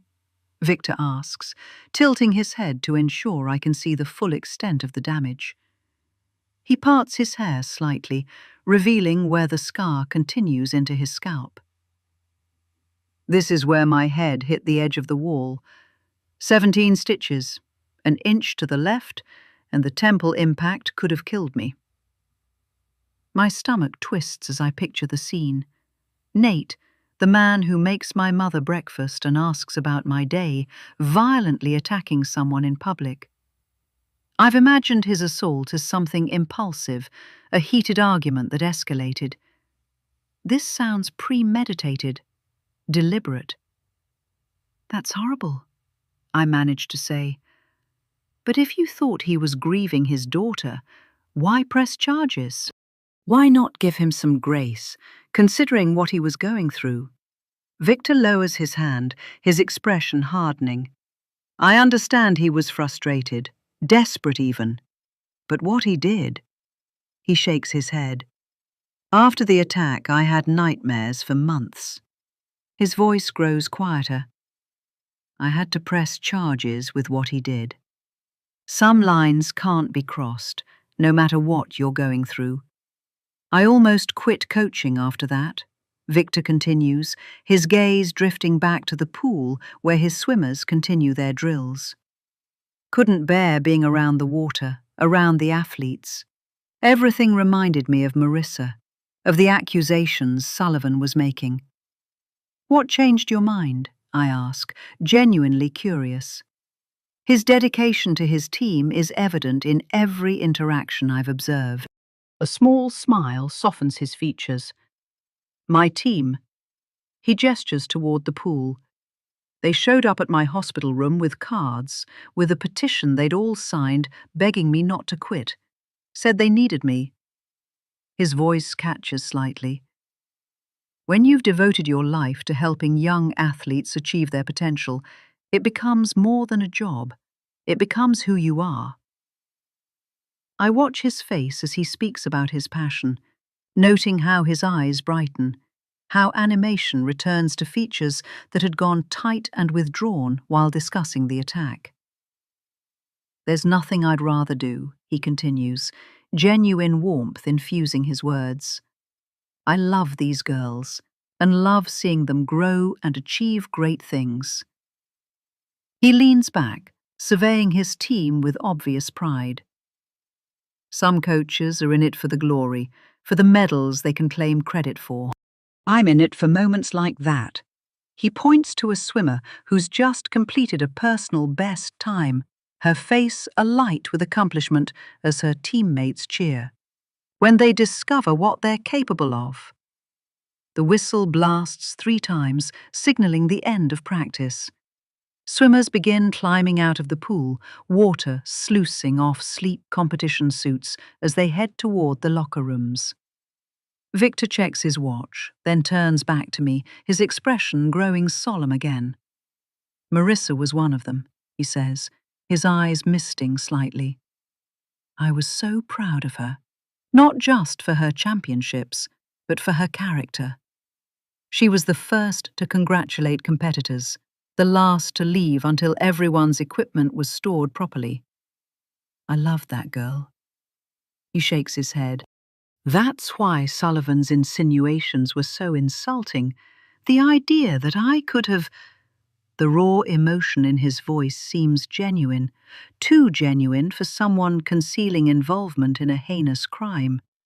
But then, Leah's pain had seemed equally authentic when she spoke of her father's desperate search for what happened to her sister, of her mother's suicide after losing both daughter and husband.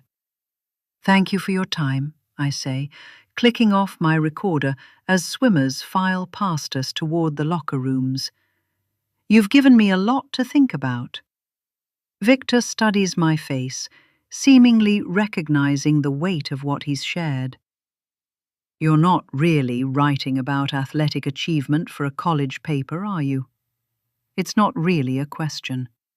I meet his gaze, deciding honesty, or at least partial honesty, is my best approach now. I'm trying to understand what happened to Marissa. It's complicated. He nods, something like compassion crossing his features. Be careful, Kaylee Riley. Asking questions about Marissa Sullivan has proven dangerous in the past. He gestures toward his scar. Some truths come at a high price. I gather my notebook and recorder, slipping them into my bag. You never told me what exactly you suspected Nate of doing, why you believe he was involved in Marissa's death. Victor glances around at the now emptying natatorium, then lowers his voice. Ask yourself this. Who benefits most from redirecting blame to me? Who had access to Marissa the night she disappeared? Who constructed an elaborate story about a swim coach murdering his favorite swimmer, when the simplest explanation, domestic violence, was staring everyone in the face?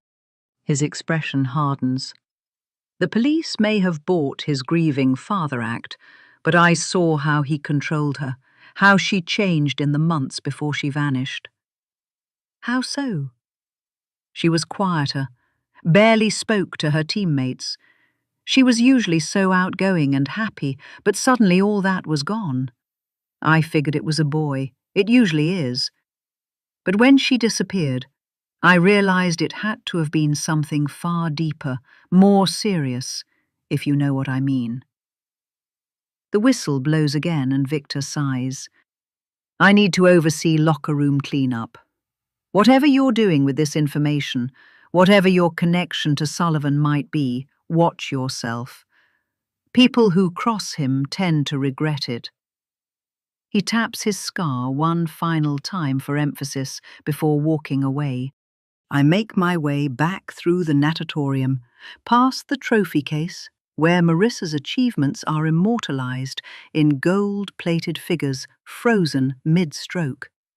I push through the exit doors into the afternoon light, my mind reeling with contradicting narratives. The uncertainty leaves me with a sickening clarity. I'm no closer to protecting my mother than when I started. In fact, with each layer peeled away, the danger only seems to grow, expanding outward like ripples from a stone dropped in still water, threatening to engulf us both. 28. Kaylee. Entering the basement of the library is like entering a tomb, cool, musty air that hasn't circulated properly in decades. Fluorescent lights that buzz and flicker overhead, casting sickly shadows across metal shelving units that stretch toward the low ceiling. I pull my cardigan tighter around my shoulders, less for warmth than for comfort, as I descend the final steps into this underground repository of secrets. After the disturbing conversations with Leah Sullivan and Victor Caruso, the archives feel like my last chance to understand what's really happening before it's too late for Mum. "Can I help you?" The archivist looks up from her desk, peering at me over half-moon glasses. She's older, with silver hair pulled into a tight bun, her cardigan almost identical to mine, as if the basement has somehow dressed us both for mourning. "I need to see local newspaper archives from 5 years ago," I say, trying to sound more confident than I feel, specifically covering criminal cases. There was an assault at a restaurant involving Victor Caruso. Her eyebrows rise slightly. "School project?" The question isn't just curiosity, it's gatekeeping. These archives aren't typically browsed by 21-year-olds on a weekday morning. "Family research," I reply, which isn't exactly a lie. This seems to satisfy her. "Sign here," she says, pushing a logbook toward me. "You'll find those in section C, rows 18 through 22. Materials don't leave the reading area." She points to a scarred wooden table beneath the most aggressive of the flickering lights. I navigate the narrow aisles between towering shelves, my fingers trailing over dusty box labels. Section C feels like it stretches for miles in the dim light, each row identical to the last, an underground labyrinth of forgotten stories. The boxes for 5 years ago occupy almost an entire shelf, organized by month and publication. I pull down 4 that might cover the period of Nate's assault case, struggling under their unexpected weight.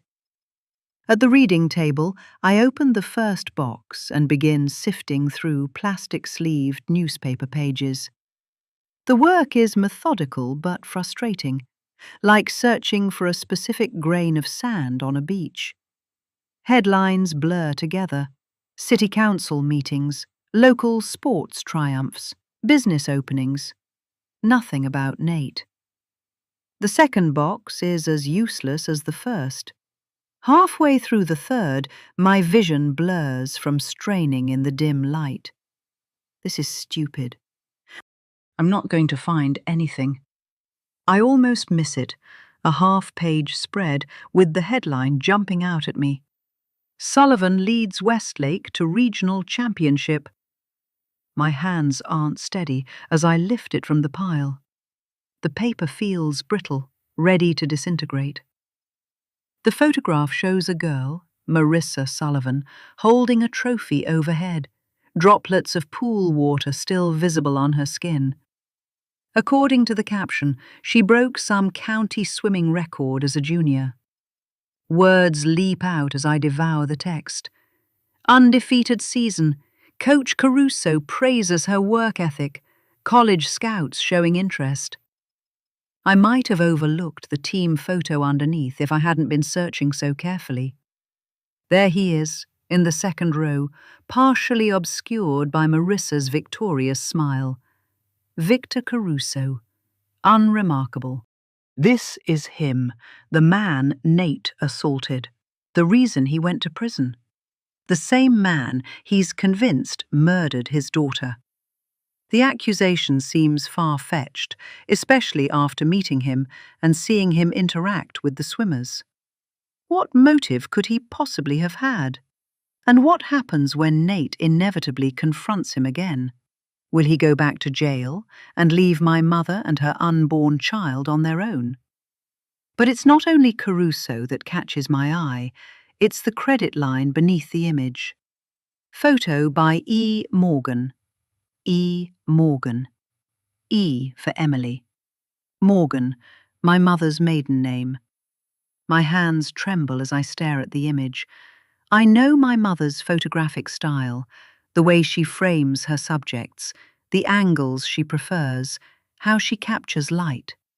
She documented my entire childhood before switching almost exclusively to phone photography. This is unmistakably her work, professional and polished, but with that particular attention to background details that always made Mom's photos feel more complete than others. I flipped through more pages, my heart racing. There are dozens of articles over a 6-month period about the regional swimming championship, specifically focusing on Marissa Sullivan's victory in the 200-meter freestyle and her subsequent disappearance. Each piece, credited to E. Morgan, contains carefully framed photos of Victor Caruso, the swim coach, always captured in moments that seem innocuous but somehow unsettling. The articles follow a progression, first celebrating Marissa's win, then questioning her disappearance, then subtly examining Coach Caruso's alibi and movements. My mother's writing never directly accuses, but methodically documents the police investigation, noting how Caruso was questioned repeatedly, became a suspect, then was cleared under circumstances the articles gently question. "Oh my God," I whisper, leaning back in my chair. My mother wasn't just a random boutique manager who happened to cross paths with Nate Sullivan. She was investigating the disappearance of his daughter Marissa and focusing on Victor Caruso, the swim coach who was seemingly the last person to see Marissa alive. The same man Nate went to prison for assaulting. The coincidence is too great. Their meeting couldn't have been chance. Did Nate search Mom out because of her investigation? What if their entire relationship has been about something other than love? Something connected to Caruso, to unfinished investigations? To his vendetta? Does she know something that he wants from her? To finally nail Caruso? I returned to the boxes, searching for anything that might explain why Mom abandoned investigative photography for selling overpriced scarves to tourists. The answer comes in a small article dated 3 weeks after the last E. Morgan photo. Harbour Heights Tribune photographer resigns. No explanation given, just 2 lines noting that E. Morgan had left the paper to pursue other opportunities. 2 days before that, another small headline catches my eye.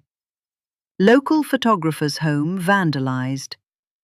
The article describes a break-in where camera equipment was destroyed and walls were spray-painted with threatening messages. The photographer isn't named, listed only as a Tribune employee, but the timing makes the connection obvious. Mom didn't just change careers, she was scared into silence. I gather the most telling photographs and articles, taking them to the ancient copy machine in the corner. My mother had a life before the boutique, before the divorce, before she became the cautious, careful person she is now. I always thought she gave up her career to live a quieter life with better hours. That's what she told me. But she was once brave and investigative, and now she's married to a man whose daughter was allegedly taken by the very man Mom was investigating. The same man who went to prison for assaulting that man.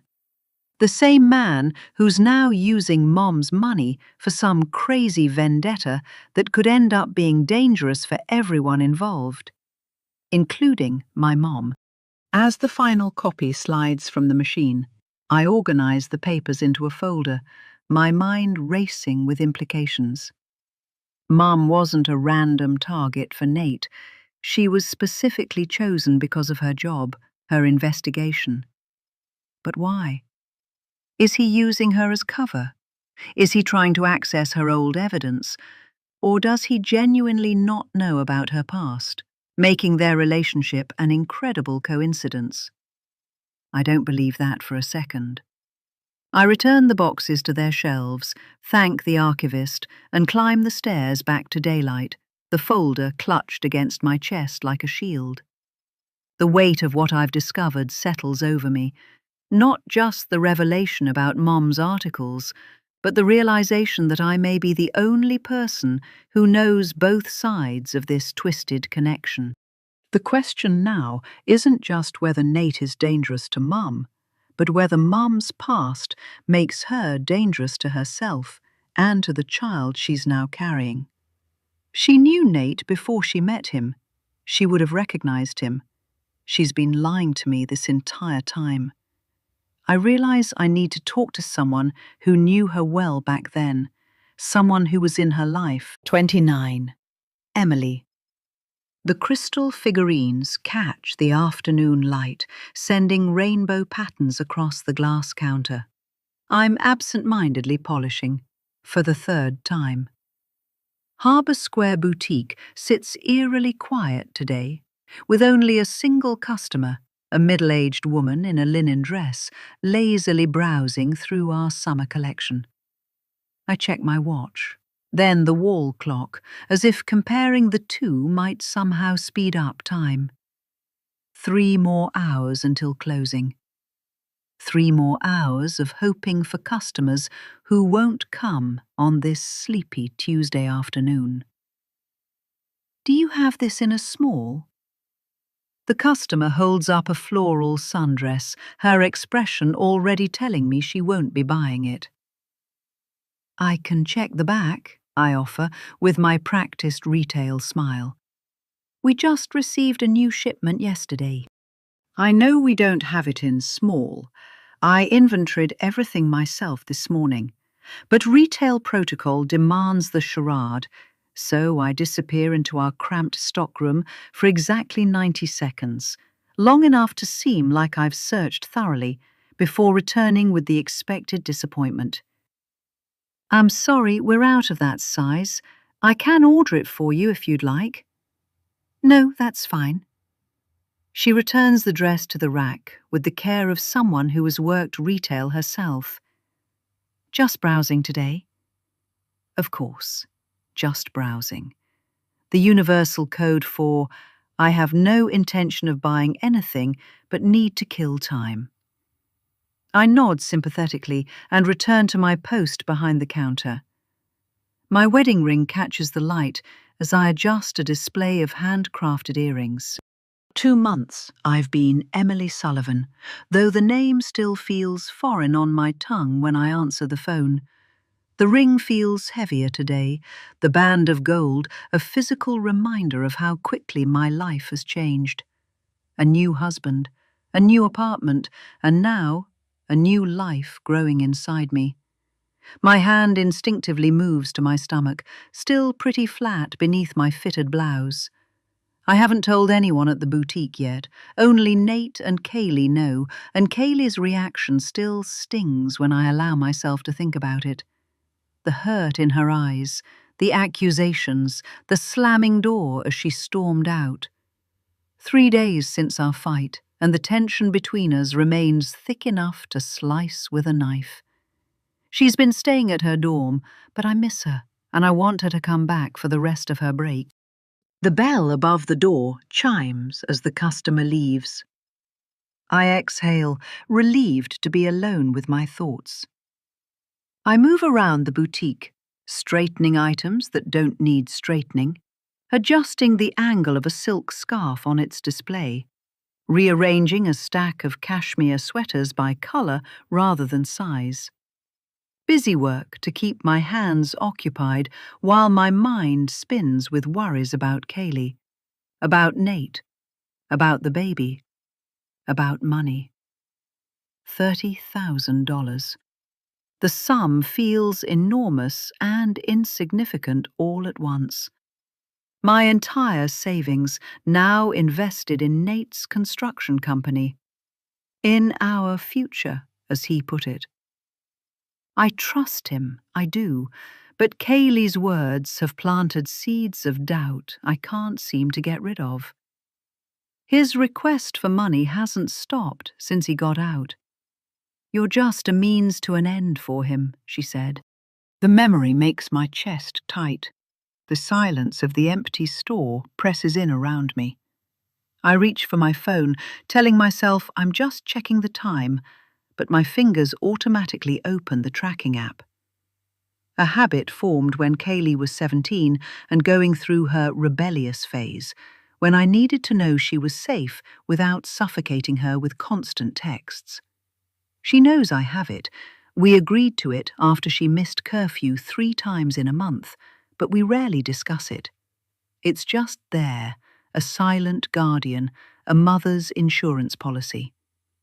The map loads, showing the familiar blue dot that represents my daughter. She should be at the dorm, or at least in that area, about an hour away. But the blue dot isn't there. It's here in Harborview Heights. It's moving, heading east on Harborview Drive, away from downtown. My heart beats a little faster as I watch the dot's progress. Maybe she's meeting Jennifer. For lunch or coffee? Yes, that has to be it. Don't be silly. Yet I keep watching. I want to know where she's going. The dot turns north on Westlake Avenue, then east again on Pine Street. I know this area. I know who lives there.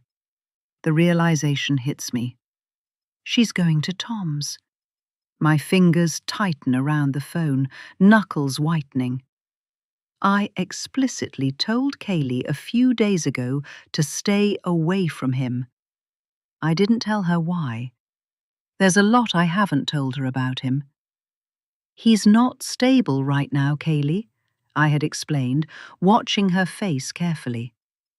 I don't want you anywhere near him again. She had promised me. Now she's deliberately heading to his house, after I specifically forbade it. I can't believe her. My stomach clenches with something worse than morning sickness. There are things that Kaylee doesn't know, things I've kept buried for years. Not just about the articles I wrote about Victor Caruso's swim team and Nate's daughter's death, or the threatening calls that started after my 3rd piece was published. There is more to the story, stuff that I don't want her to find out. If Tom tells her, if he's drunk and angry and vindictive enough to reveal what I've spent years hiding. The thought sends a wave of nausea through me. I grab the edge of the counter, steadying myself. The cool surface grounds me, pulls me back from the edge of panic. I need to think clearly, need to act quickly. I glance at my watch. 2:45. The store is supposed to be open until 6. Kristen isn't scheduled to come in until tomorrow. If I close now, I'll have to explain it to the owner, make up some emergency. But if I don't, if Tom, there's no choice really. Not when weighed against what Tom might do or say. I move decisively to the front door, flipping the open sign to closed with a sharp twist of my wrist.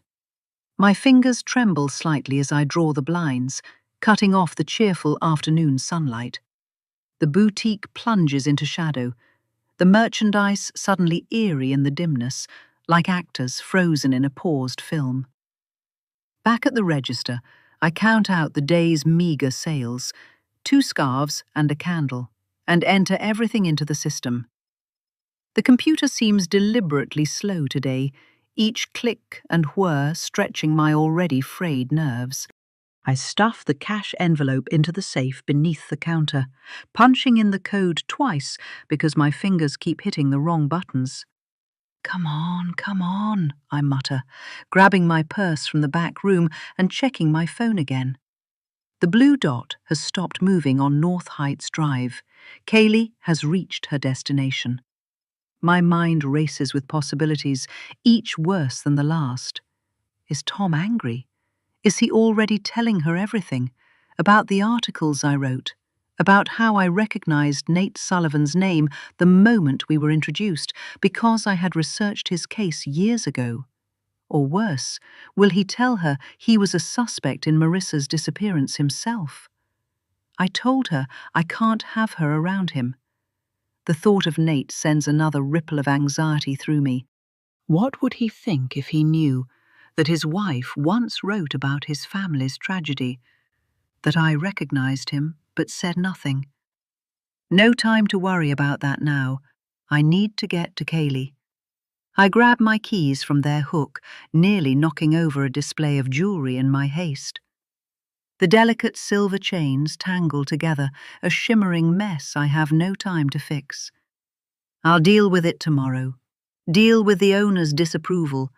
Deal with everything except what matters right now, getting to Kaylee before it's too late. The lock clicks behind me with finality. I hurry down the cobblestone walkway of Harbour Square, my low heels clicking against the stone, the sound oddly military. Left, right, a march into battle. Tom's house is 15 minutes away by car, if traffic cooperates. I fumble with my keys, dropping them once before managing to unlock my sedan. The engine roars to life, and I pull away from the curb with more speed than caution, earning a honk from a passing delivery truck. As I navigate through downtown traffic, my mind fills with images of Tom. Tom at his worst, red-faced and shouting, spittle flying from his lips. Tom, who knows exactly where to plant his verbal daggers to cause maximum pain. Tom, who... The memory from the day I realized I had to leave him makes my hands tighten on the steering wheel. Tom, with a grudge, is like a dog with a bone, gnawing and gnawing until he draws blood. And now Kaylee has walked right into his territory, perhaps right into his trap. Is this why she's been investigating Nate? Did Tom plant those initial seeds of suspicion? She can't know. I won't allow it. The traffic light ahead turns yellow.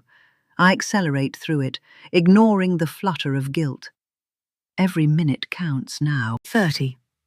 Kaylee. My father's house perches on the highest ridge of North Heights Drive, a modernist statement of glass and cedar that seems to float above the harbour fog.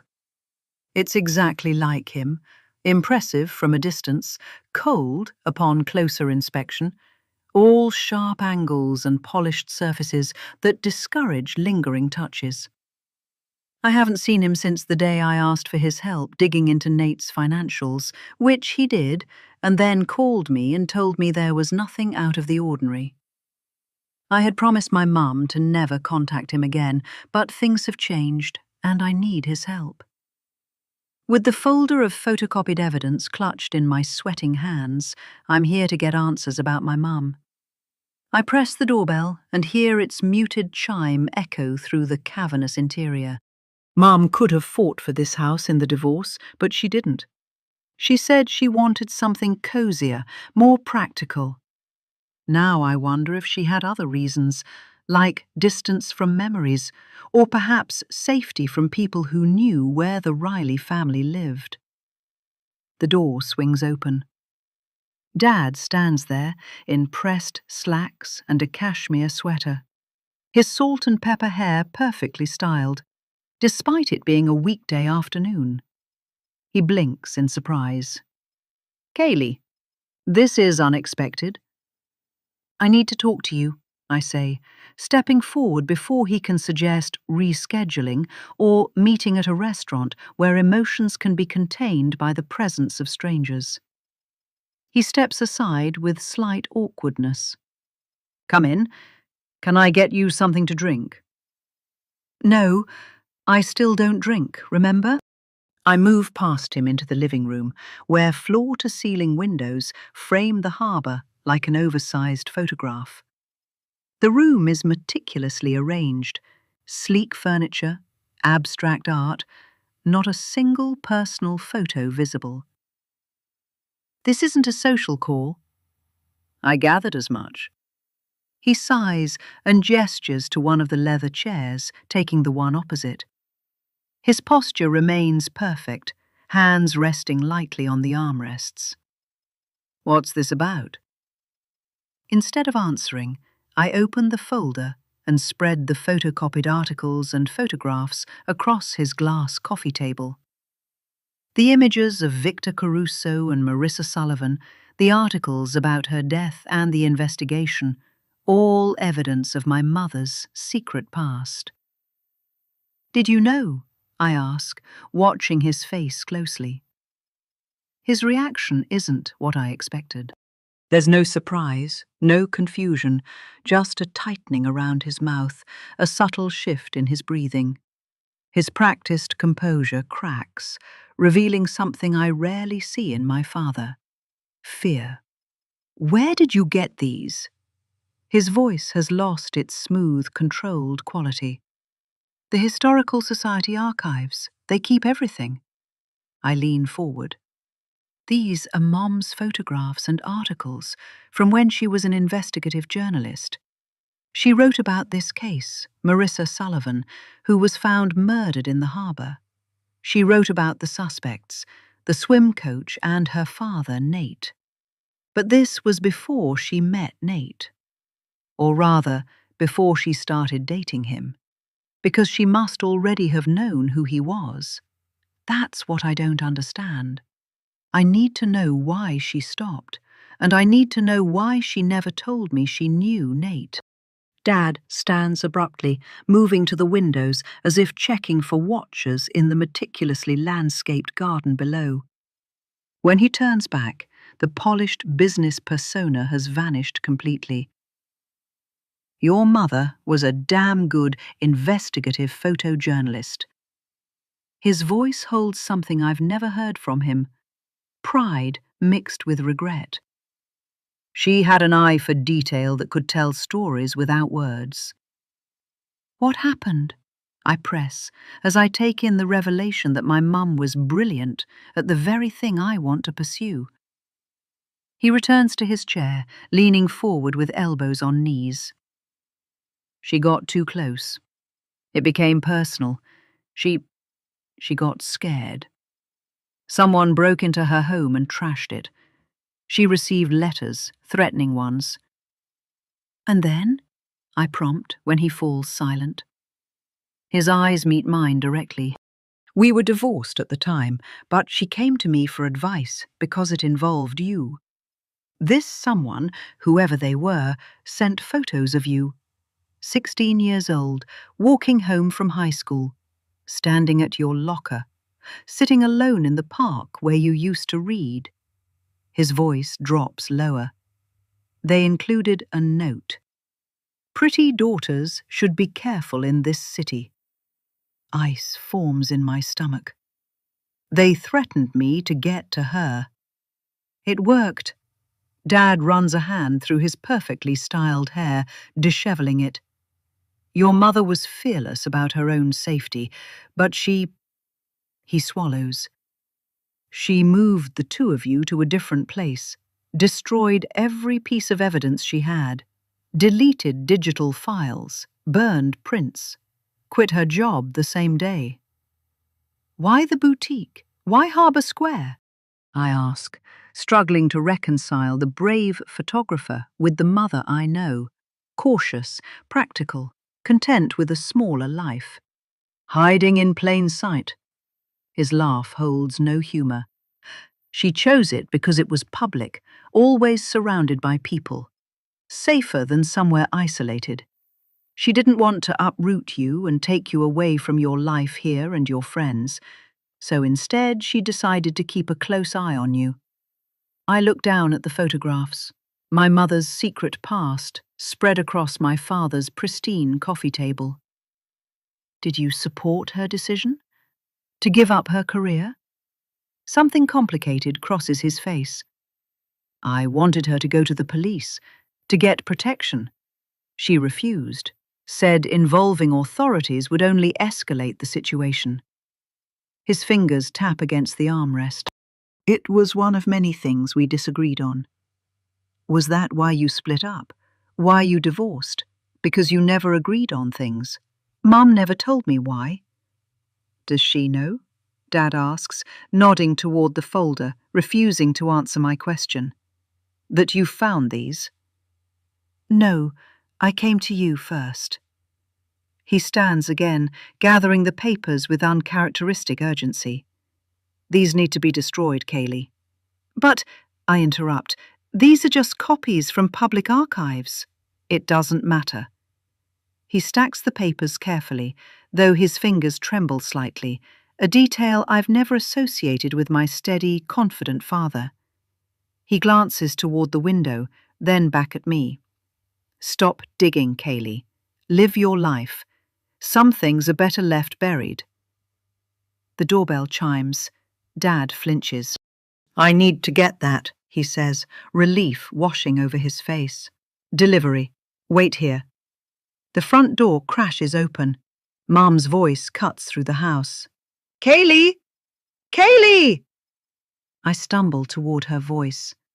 When she appears in the doorway, her face transforms from anger to worry in an instant. There are things you need to know about your father, she says. The real reason we got divorced. She tries to continue, but he cuts her off. Don't do this, Emily. His voice is stripped bare, unrecognizable. I can see real pain in his expression, but he knows he can't stop her. He takes a deep breath and makes the confession himself. Your mother caught me with someone. A pause, so long and brittle it could snap. She was 18 then, but not when it started. Mum shakes her head. I know what she's thinking, as if it matters. Reality slips sideways. I grip the edge of the table as if I'm falling, but the room tips anyway. In an instant, his entire life, my entire life, rewrites itself. The endless custody hearings, the whispered arguments, the way Mom would always hesitate when I asked why Dad couldn't come to my piano recital or pick me up from school. The mental image of the two of them as young parents, fighting in our dusty kitchen over bills and schedules, vaporizes, and is replaced with something uglier, something I don't want to look at. He stares at the floor, defeated. She reported me. Charges were dropped, but when Marissa Sullivan disappeared, I was their first suspect. He looks up at me, eyes so hollow, it's like someone scooped out everything that ever made him my father. Once you're branded a sex offender, it follows you, even if I was never convicted. They held me for weeks before admitting they had nothing. The air between us thickens until it's choking me. I watch him shrink in his chair. I watch myself shrink inside my own body, wanting to leave, to run, to hit rewind so hard the tape snaps. It's like I'm watching a movie about somebody else's family, somebody else's dad. But then he reaches for my hand, and suddenly I'm in the scene again, forced to play my part. Say something, please, Kaylee. Your mom tried to keep this from you by keeping me away. I agreed it was for the best. You're still my daughter. I still love you. My voice is gone. It's as if I used it up on all the years of arguing with Mom over why I couldn't have a normal father. Why everyone else seemed to get joint custody and Sunday dinners and awkward family game nights, but I got silence and secrets. Now the silence makes sense. Now the secrets have a shape, a name, a record in the county clerk's office. I remember the way Mum would go pale when she saw his name on the caller ID. The way even my best friend's parents wouldn't let her sleep over if Dad was in town. All those tiny betrayals, those moments that made me feel like an outsider in my own life. He's crying now. Not sobbing, just leaking, the tears carving silent tracks down his weathered face. It's so undignified, so unlike him, that it makes me angry. I want to shake him, to demand why he couldn't have just told the truth in the first place and spared us both the slow, corrosive damage of not knowing. But I can't move. I'm paralyzed, not just by the revelation, but by the way it instantly rearranges my memories, placing new labels on old hurts. I want to ask what happened to Marissa Sullivan. I want to ask if Mom ever truly forgave him. I want to ask if the girl was someone I went to school with, if I ever saw them together, if I ever noticed anything at all. But the words won't come. Instead, I just sit there, reliving every moment I ever doubted my mother's warnings. Every time I wished for a dad who would show up, who would care, who would not make me a punchline or a cautionary tale. I don't even notice when Dad stands up from the table or when he begins gathering the articles into a neat pile, tucking them under his arm as if he can erase the past by sheer force of tidiness. He doesn't look at me as he moves to the kitchen sink and runs the disposal, grinding the papers into pulp and sludge. The sound is deafening, and for a second I imagine diving into the drain, disappearing with everything else. He wipes his hands on a dish towel, the gesture automatic. "You don't have to forgive me," he says, his eyes fixed on the linoleum. Just don't let it ruin you too." But it already has. I realize, with a clarity that's both liberating and terrifying, that I am no longer the daughter who begged for a father's attention, no longer the child who believed that secrets were just stories with missing pages. I am something else now. I am someone with a truth that can never be untold, a scar that will never fade. The words splinter as they leave my mouth. I don't know what to say. He nods, accepting this as the only response possible. The silence swells between us, becoming almost visible in the stale kitchen air. My legs feel cemented to the floor. My scream stays trapped behind teeth I've clenched so hard my jaw aches. 31. Kaylee. The car feels like a confession booth, small and airless. Mum's knuckles are white on the steering wheel, her profile a study in tension against the backdrop of passing storefronts. I turn toward the passenger window, watching shadows stretch across the sidewalk as the late afternoon sun sinks lower. Traffic lights blur past us, red, green, yellow, their colors washing over Mum's face. Neither of us speaks. The only sound is the soft hum of tires against asphalt and the occasional click of the turn signal. I can feel questions building in my chest like steam in a pressure cooker, but I hold them in, letting the silence stretch between us like a live wire.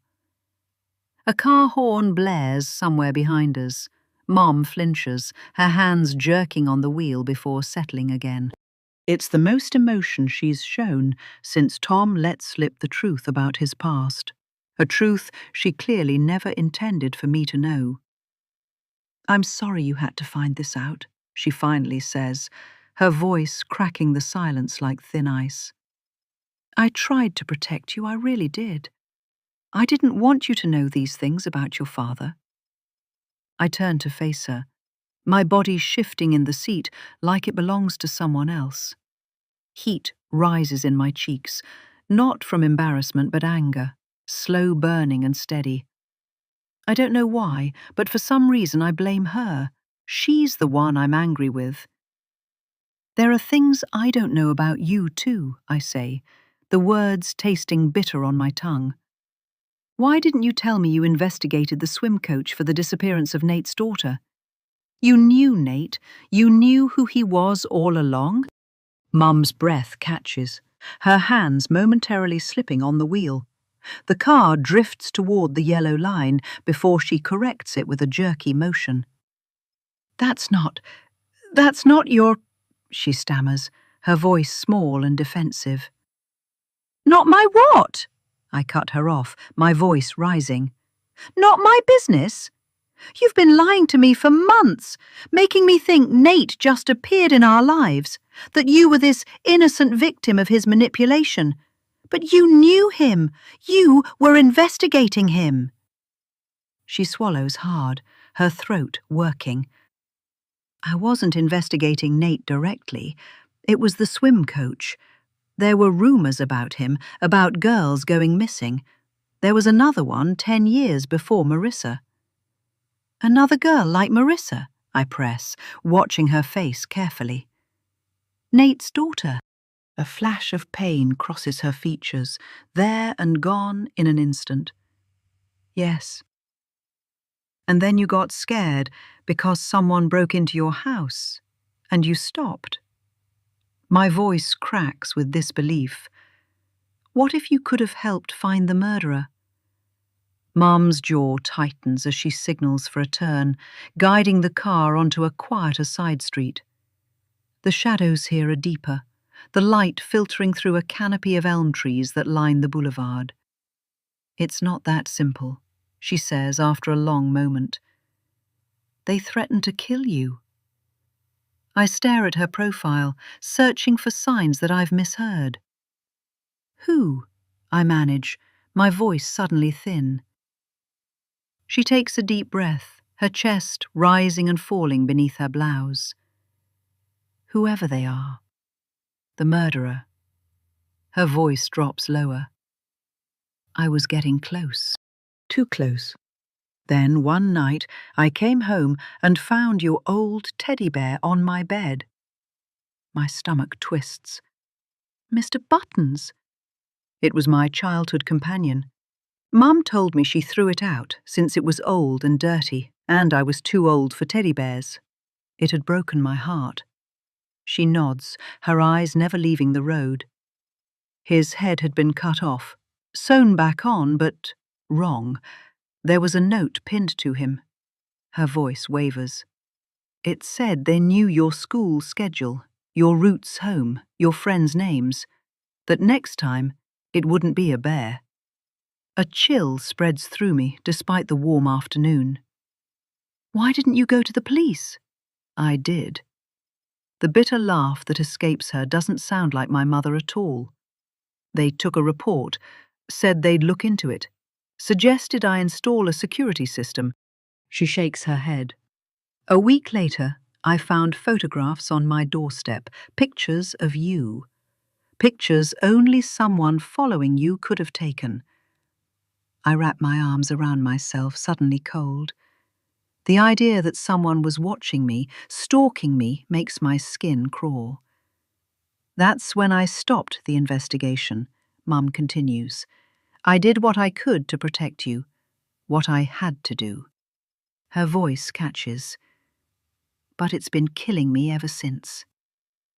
The car slows as we approach a red light. I stare at her, this stranger who is my mother, trying to reconcile the woman who makes chicken soup when I'm sick with the investigative journalist who hunted killers. All those years, I say, my voice barely above a whisper, you just gave up, let a murderer walk free. Her hands tighten on the wheel again. I gave up the active investigation, but I never stopped watching, waiting. I kept some files, photographs. I couldn't let it go completely. The light changes to green, Mum accelerates too quickly, and the car lurches forward. Neither of us acknowledges it. So that's why you were so eager to believe in Nate, I say, the pieces starting to click together. You already knew his story. You thought he was a victim too. You understood why he would attack Victor. You sought him out. She doesn't answer directly, her gaze fixed on the road ahead, but I can see something shift in her expression, a subtle softening around the edges of her mouth. I failed once, she says finally, her voice hollow. I couldn't bring myself to fail again. We lapse into silence once more, but it's different now, charged with revelations and unasked questions. I turn back to the window, watching the familiar streets of Harbourview Heights slide past, everything looking slightly different now, as if I'm seeing it through a cracked lens. My mother isn't who I thought she was. Neither is my father. Neither is Nate. And somewhere in this web of secrets and half-truths is the answer to what happened to Marissa and what might happen to us.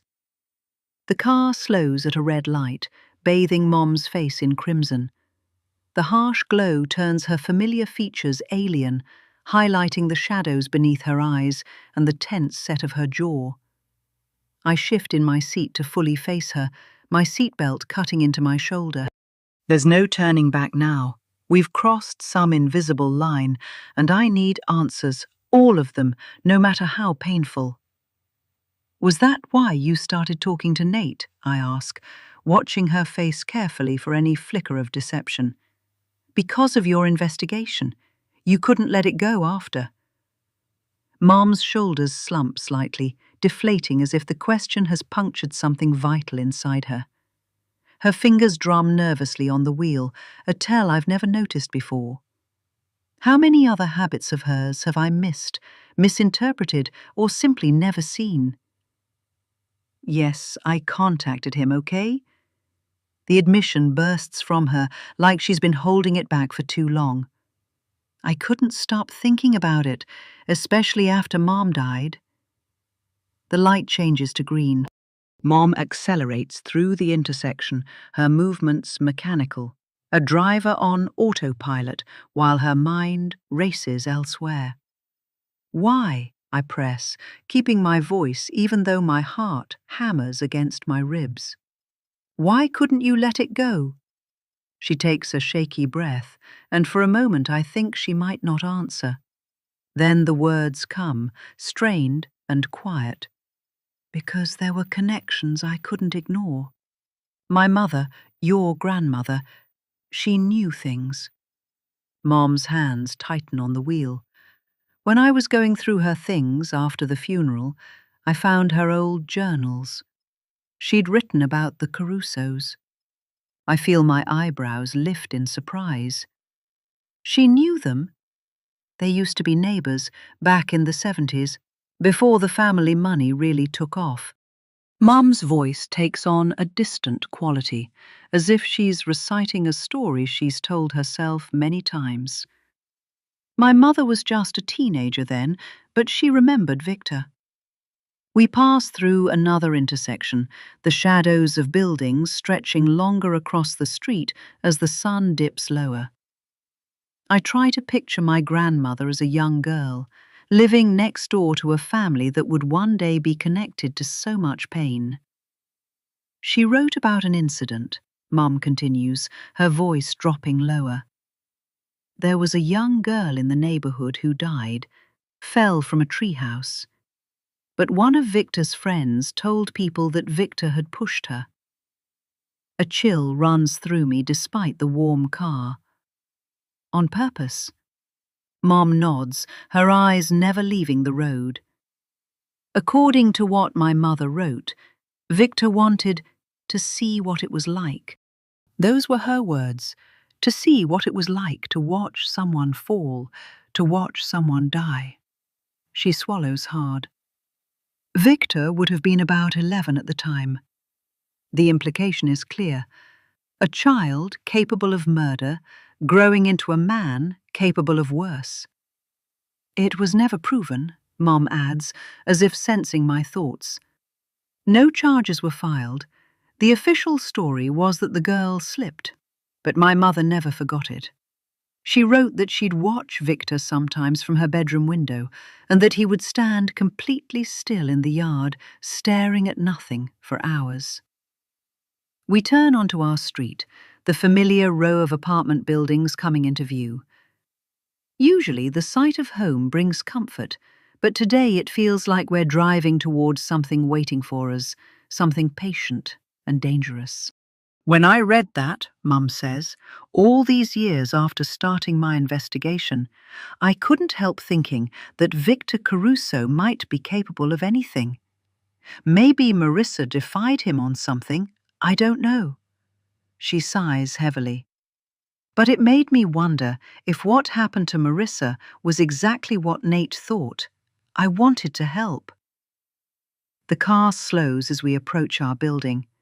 I think of Nate, of his careful charm and controlled anger, of the secrets he keeps compartmentalized behind that easy smile. Do you think Dad would be capable of murdering Marissa? The question escapes me before I can consider the weight of it. Mum pulls the car to the curb outside our apartment building, turning off the engine. In the sudden silence, her breathing sounds too loud, too shallow. I wish I could say no, but I can't, she says finally, staring straight ahead through the windshield. I don't know. There were inconsistencies in his story, things that never quite added up. The timeline of when Marissa disappeared, your father claims he was at home, but he told me he was with a friend. She turns to me, her eyes searching mine. But he's also your father, and I know him. Well, I thought I did, till I caught him. That's why you wanted to prove so badly that Caruso did it. You are staking your life on it, I reply, the words feeling alien in my mouth. And mine, she flinches. Now you understand why I needed to protect you, why I was scared. Her hand reaches for mine, hovering uncertainly between us. When I contacted Nate, I thought maybe I could finally learn the truth. Maybe help find out what really happened to Marissa. I never expected. She trails off. To fall in love with him, I finish for her. She nods, looking suddenly small and vulnerable in the driver's seat. It wasn't part of the plan. The first drops of rain begin to spatter against the windshield, small, dark circles appearing on the glass. They remind me of bullet holes for some reason. We sit in silence, neither making a move to exit the car. The rain falls harder now, creating a curtain between us and the outside world, a temporary shelter from whatever waits for us in that apartment with Nate's things, Nate's presence. I think of Leah's warning about her father's pattern with women, about Detective Bonetti's veiled cautions, about Tom's concern etched into the lines of his face. I think about the possibility that the man sleeping in our home, the man my mother married, might have killed his own daughter, and my mother might be too in love to see it. 32. Emily. With everything that Kaylee found out, I understood instantly that she needed space. Dropping her off at the mall she used to frequent with Jen as a teen, rummaging through stores and wandering about trying to catch the eyes of the boys in town. But it doesn't mean I haven't been thinking about her all day. I flipped the sign to "closed" for the second time today and turned the deadbolt with a practiced twist. The familiar routine of ending another day at work, suddenly feeling anything but routine. The boutique's interior glows warm against the gathering darkness outside. Display lights illuminating cashmere sweaters and hand-blown glass ornaments that wealthy tourists will happily overpay for tomorrow. But tonight, as fog presses against the windows like ghostly fingers, I can't shake the sensation of being watched, a feeling I haven't experienced in years, but remember all too well. Kaylee hadn't said anything on the drive, but I feel certain everything's going to be okay. She knows the truth now, and I'm certain she's on my side. I never wanted her to know the threats to her safety, being involved in all of this, but perhaps her awareness will make her more able to defend herself. We still don't know who hurt Marissa, who we shouldn't trust, but hopefully she'll feel safe at home with Nate and me now. We'll protect her. My hand drifts instinctively to my stomach as I gather my purse and keys. Still flat, no visible evidence of the life growing inside me, but the protective gesture comes unbidden now. The pregnancy has heightened something primal in me, some awareness of vulnerability that I've spent years suppressing beneath scarves and sales tags. Arbeit Square has emptied of the daytime crowds.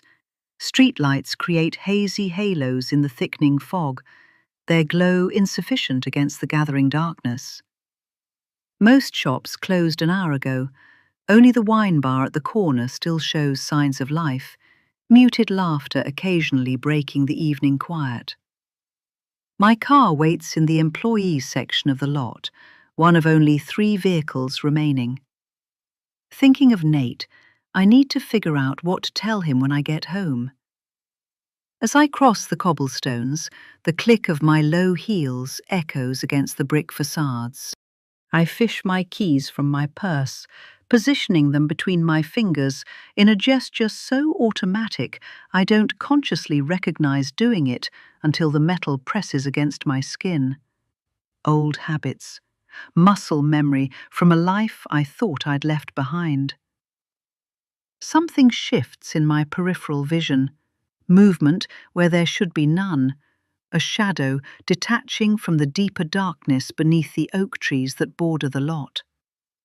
I don't turn my head, don't give any indication that I've noticed, but my pace increases slightly, my senses sharpening to a painful clarity I haven't needed in years. My car chirps softly as I unlock it, the sound absurdly cheerful in the tense silence. As I slide into the driver's seat and pull the door closed, headlights flick on in a vehicle parked in the shadows near the lot's entrance, a car I hadn't noticed until this moment, positioned to observe the employee exit without being immediately visible. Don't panic, I whisper to myself, starting the engine with hands that want to tremble but don't. Another muscle memory, the ability to function through fear. Could be nothing. Could be coincidence. I pull out of the lot, turning right toward the harbour rather than left toward home. In my rearview mirror, the headlights from the shadowed car ease forward, following at a discreet distance. Still could be coincidence. Harbour Heights isn't so large that 2 cars couldn't share a route. At the next intersection, I signal left, then switch at the last moment to turn right. The car behind me hesitates at the intersection, then makes the same right turn. My heart pounds against my ribs, no longer able to deny what's happening. I'm being followed. My mind races through possibilities as I navigate the misty streets, making another random turn that no reasonable commuter would take. Who would be following me? The car maintains its distance, professional, patient, content to track rather than approach. I recognize the technique from another lifetime, when I studied such things for very different reasons. This isn't a random stalker or an opportunistic predator. This is surveillance with purpose. I take a series of turns designed to confirm what I already know, leading us deeper into the commercial district where buildings sit dark and empty at this hour. With each turn, my options become clearer. I can't go home, can't lead whoever this is back to Kaylee. My knuckles whiten on the steering wheel as I approach the warehouse district, where the fog hangs thicker between the tall buildings. The damp air seems to swallow the streetlights here, creating pockets of impenetrable shadow. Perfect for losing a tail if you know what you're doing. And despite years of pretending otherwise, I do know. I make a sharp turn down a narrow service alley between 2 abandoned warehouses. The kind of place deliveries once occurred, but now serves only as a shortcut for those who know the city's hidden veins. Halfway down the alley, I cut my headlights and engine, letting momentum carry me behind a massive dumpster that shields my car from the alley entrance. The silence that follows feels explosive in its intensity, just my breathing and the occasional drip of condensation from fire escapes overhead. I slide down in my seat, eyes fixed on the rearview mirror, watching the alley entrance through a gap between the dumpster and the brick wall. Seconds stretch into minutes. Has the driver realized I've vanished? Given up the pursuit? Then headlights sweep slowly across the opening of the alley, illuminating swirling fog and damp pavement. The vehicle crawls past, momentarily visible. A black SUV with tinted windows, generic enough to blend into any setting, notable only for its studded anonymity. I catch a glimpse of the driver as the car passes through a pool of streetlight. Just a silhouette, really. Impossible to identify features beyond a dark hat or hood that obscures their head. I wait 5 full minutes after the SUV disappears, counting seconds in my head, the way I used to when timing long exposures in low light. When I finally restart my car and ease out of my hiding spot, I take an entirely different route home, zigzagging through residential streets, doubling back occasionally, watching for headlights that might appear too consistently in my mirrors. By the time I reach the outskirts of the district where our apartment sits, my hands have stopped trembling, replaced by a cold, focused clarity I haven't felt in years.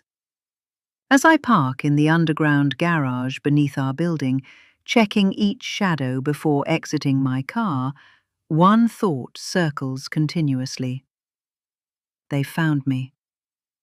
After 5 years of hiding in plain sight, of pretending to be nothing more than a boutique manager with a teenage daughter and now a new husband, someone has recognized me, or connected me to Nate, or both.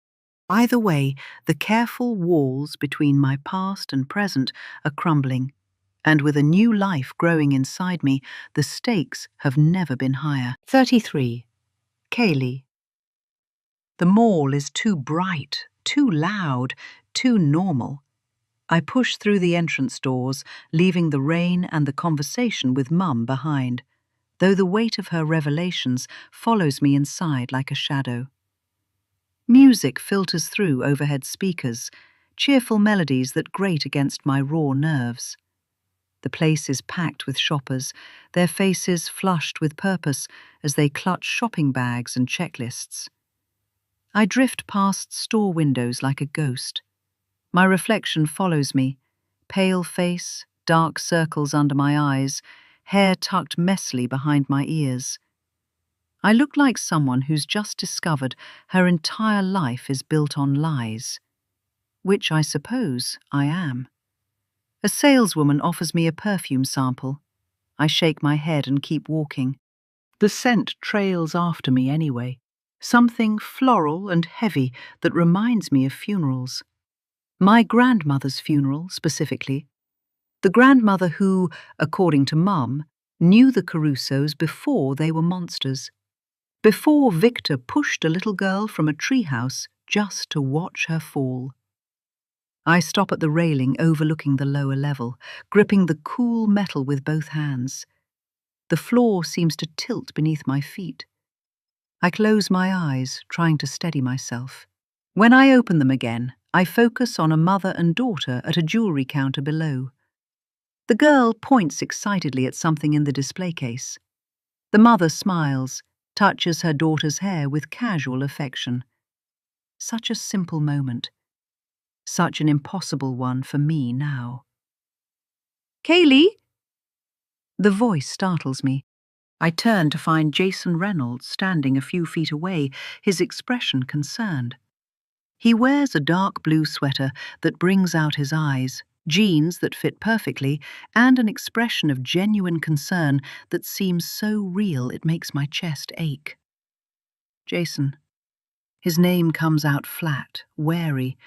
I haven't forgotten what Leah told me about Nate's pattern with women. If Jason is Nate's friend, his confidant, can I trust him at all? You look upset. What's on your mind?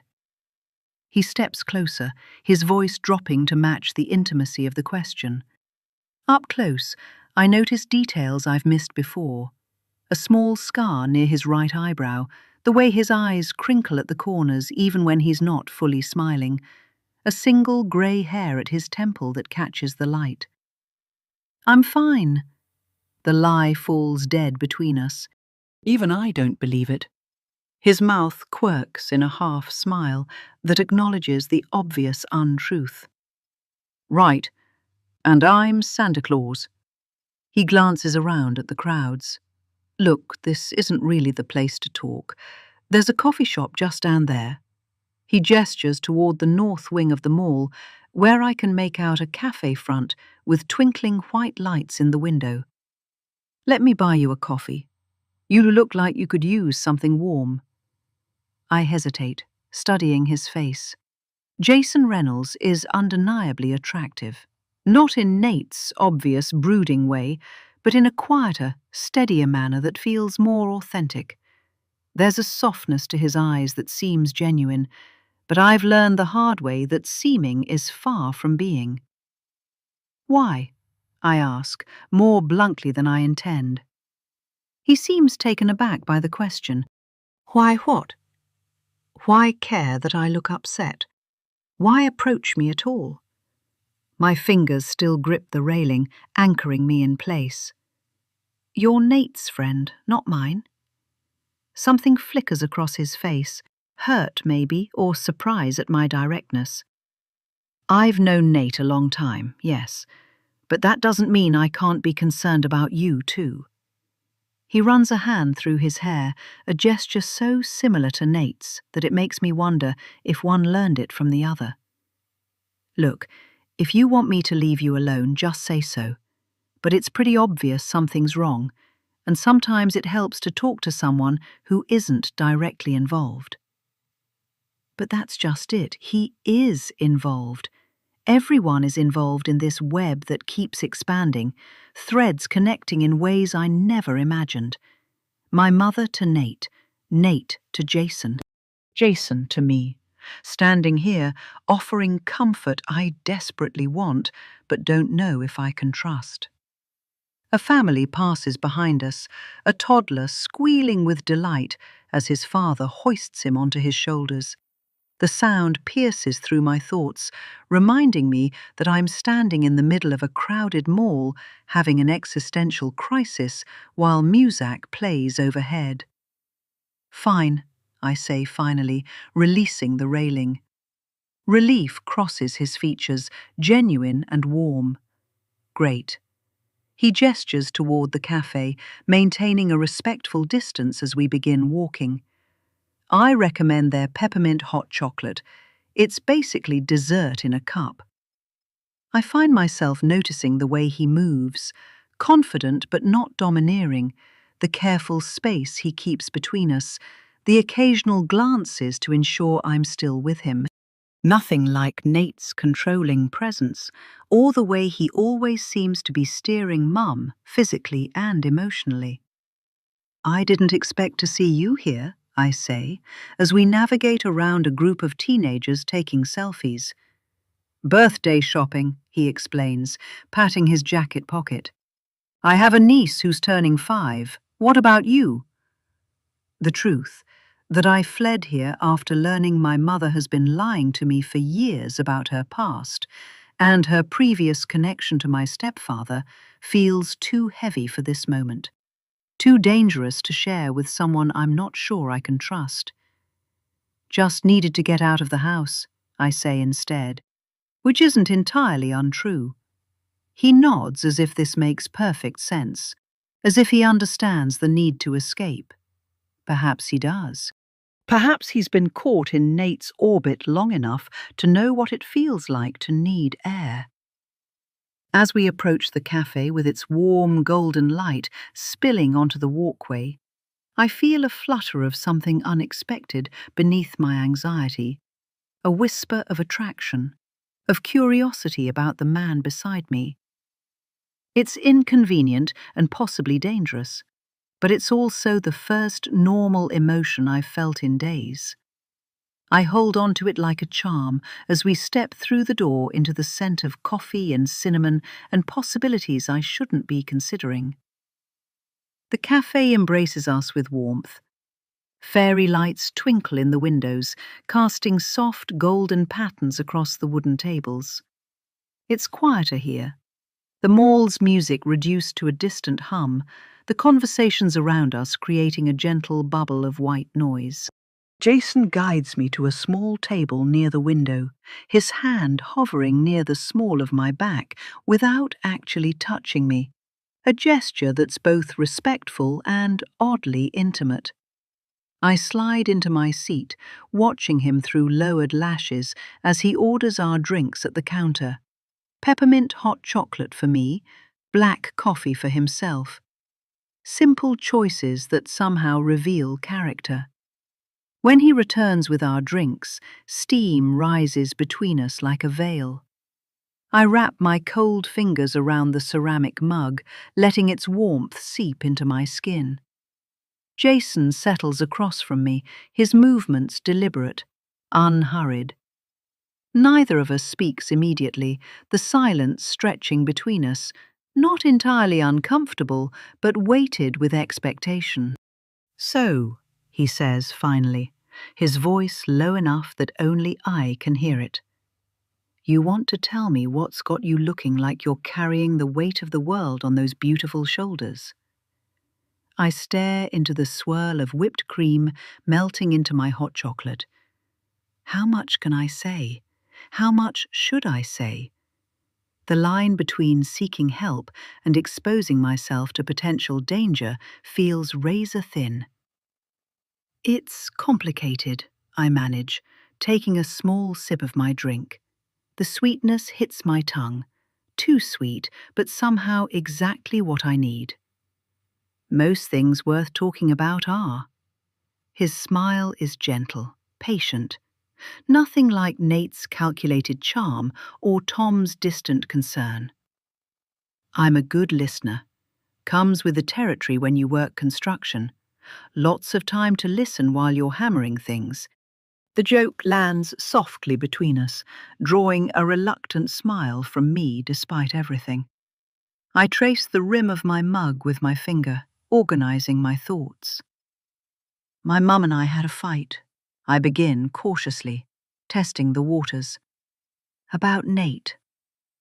Jason nods, his expression neutral.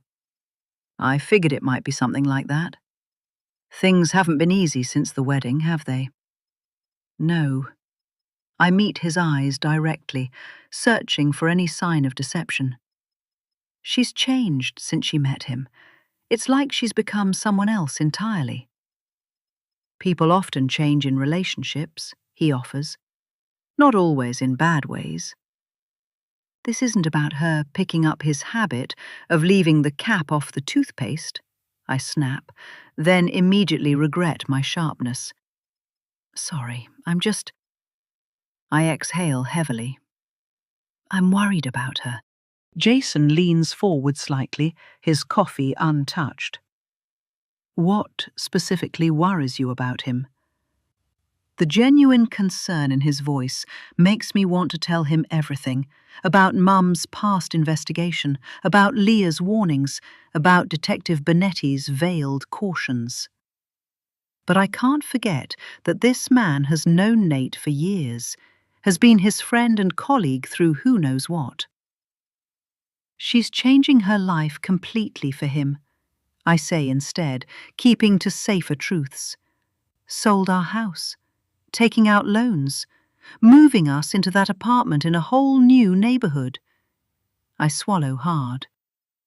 "And now I find out she's been keeping things from me, important things." "That sounds hard," Jason says, his voice softening. "Feeling like your mother is slipping away, becoming someone you don't recognize." The simple acknowledgement of my pain catches me off guard. My eyes burn suddenly, and I blink rapidly to clear them. "She's all I've had for years," I admit, my voice barely audible. "Now I don't even know who she is anymore." Jason reaches for the sugar dispenser at the same moment I do. Our fingers brush, and a small electric current seems to pass between us. We both pull back, startled by the contact. I feel heat rise to my cheeks as he offers an apologetic smile. "Sorry," he murmurs, sliding the sugar toward me. "You first." I shake my head. I don't actually need it. My drink is already sweet enough to cause instant diabetes. His laugh is warm, genuine. Fair enough. He adds a single packet to his coffee, stirring slowly. For what it's worth, I've known Nate a long time. He's complicated, deeply flawed in some ways, but fundamentally, I believe he's a good person. Even with his temper, I challenge, watching his reaction carefully.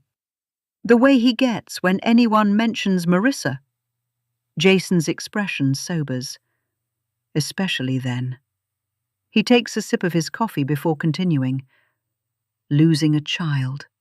It breaks something in you that never fully heals. I've seen what it's done to him over the years.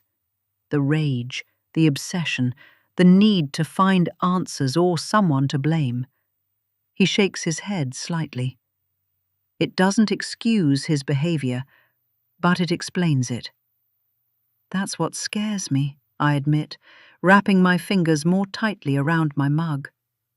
I'm afraid his obsession with revenge will end up putting my mum in danger. Jason's gaze sharpens, his attention entirely focused on me now. Has something happened to make you think that? Something specific? I hesitate, uncertain how much to reveal. Just things I've overheard, conversations. The way he acts sometimes, like he's always looking over his shoulder. The secret phone calls. He nods slowly, as if this confirms something he already suspected. I'll keep an eye on him, he promises, his voice dropping lower. And I'll let you know if I see anything concerning. You can trust me on that, Kaylee. Can I? The question escapes. Instead of being offended, he seems to appreciate my directness. Fair question. He leans back slightly, considering me. I've known Nate for over a decade. I've seen him at his best and his absolute worst. But that doesn't mean I'm blind to who he is or what he's capable of. His eyes hold mine steadily. I care about what happens to innocent people caught in his wake. People like you and your mum. Something in his tone makes me believe him, even as caution whispers in my ear. Why would you help me against your friend? Who said anything about against? His smile returns, softer now. Helping you understand Nate. Helping keep your mom safe if needed. That's not betraying him. It's just being human. Our conversation shifts then, as if by mutual agreement, to lighter topics. He asks about college, about what I'm studying, about books I've read recently. I find myself responding more easily than I would have expected, drawn to his genuine interest and the way he listens, really listens, when I speak. Occasional moments of subtle flirtation slip through, a lingering glance, a smile held a beat too long, our fingers almost but not quite touching on the table between us. When we've both finished our drinks and the conversation reaches a natural pause, Jason checks his watch. I should probably get back to my shopping. Those presents won't buy themselves. I nod, suddenly reluctant to leave this warm pocket of normalcy. Thanks for the hot chocolate, and for listening. Any time. He stands, waiting for me to gather my things. I mean that literally, Kaylee. Any time you need to talk, day or night. He reaches over and grabs my phone in my hand, then taps in a number. Here, now you have my number. Call if you need anything, even if it's just someone to listen. As we walk toward the cafe exit, he touches my arm gently, a brief, warm pressure that lingers even after he withdraws his hand. Take care of yourself, okay? And remember, you don't have to carry everything alone. I tuck the phone into my pocket, nodding without making promises.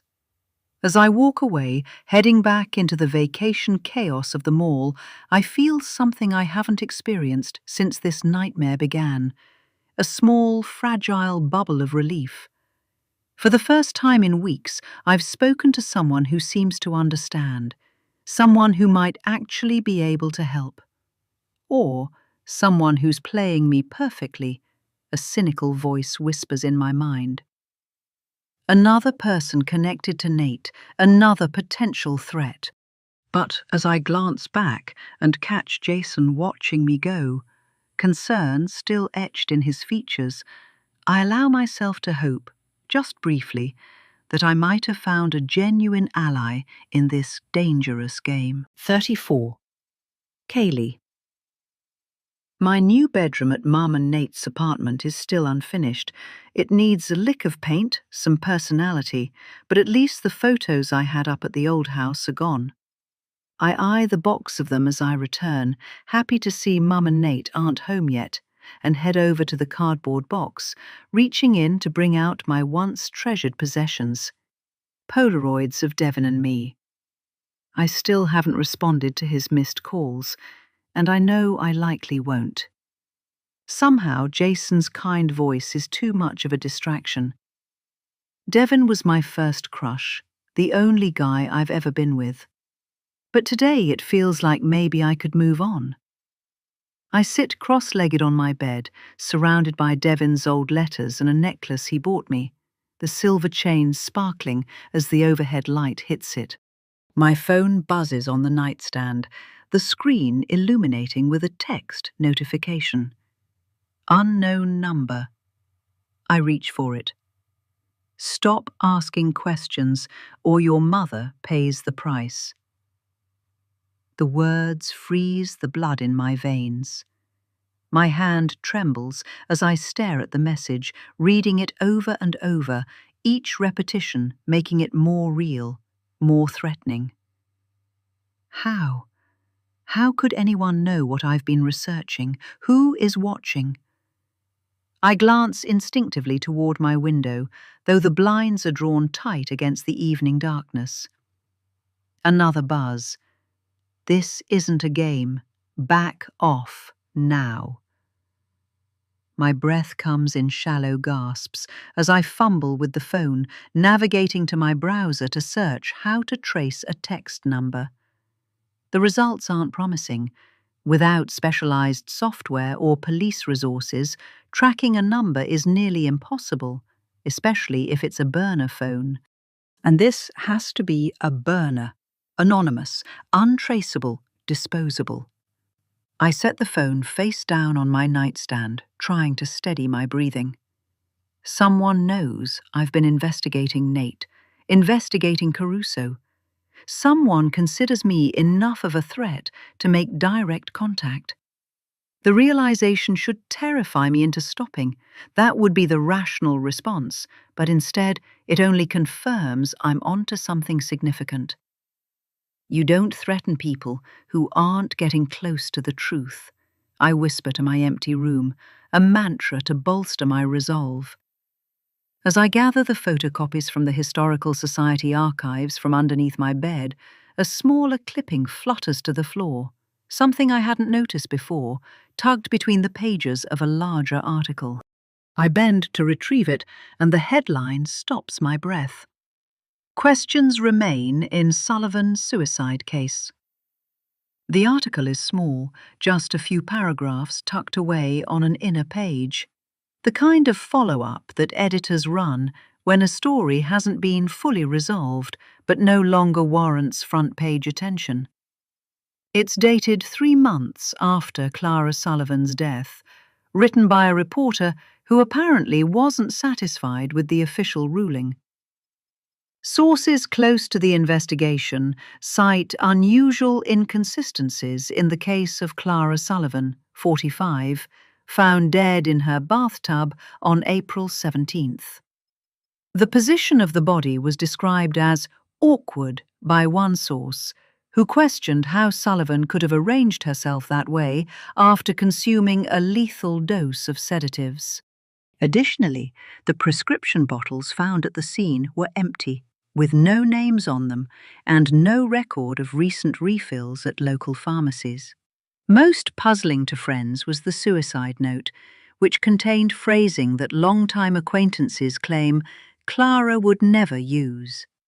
Despite these concerns, authorities have closed the case, citing insufficient evidence to pursue other theories. I read the paragraph 3 times, my suspicion about Nate crystallizing with each repetition. The timing, while he was safely in prison, providing an unbreakable alibi. The convenient removal of a wife who might have been asking too many questions. The way the case was quickly closed, despite obvious inconsistencies. I pinned the article to my wall, stepping back to view it alongside the other evidence I've gathered. The connections form before my eyes. Marissa Sullivan is murdered. My mother was investigating the murder case and covering it for the paper before being threatened and retreating to anonymity. Clara Sullivan dies under suspicious circumstances while Nate is in prison. Nate is released from prison and dates my mother. They marry quickly, and he gains access to her finances, her home, her life. Her evidence, if she kept any. My hand shakes as I draw red lines between these events in my head, creating a web of connections that can't possibly be coincidental. The most disturbing possibility forms in my mind. What if Nate killed his own daughter, and then had someone kill his wife, maybe because she knew he did it? I step back from my wall, the full picture finally coming into focus. If my theory is correct, Mom isn't just in danger of financial exploitation. She's in physical danger from a man who may have arranged his first wife's murder and disguised it as suicide. A man who is obsessed with pinning the murder on someone else. Rain begins to patter against my window, soft at first, then with increasing intensity, as if the sky itself is warning of the storm to come.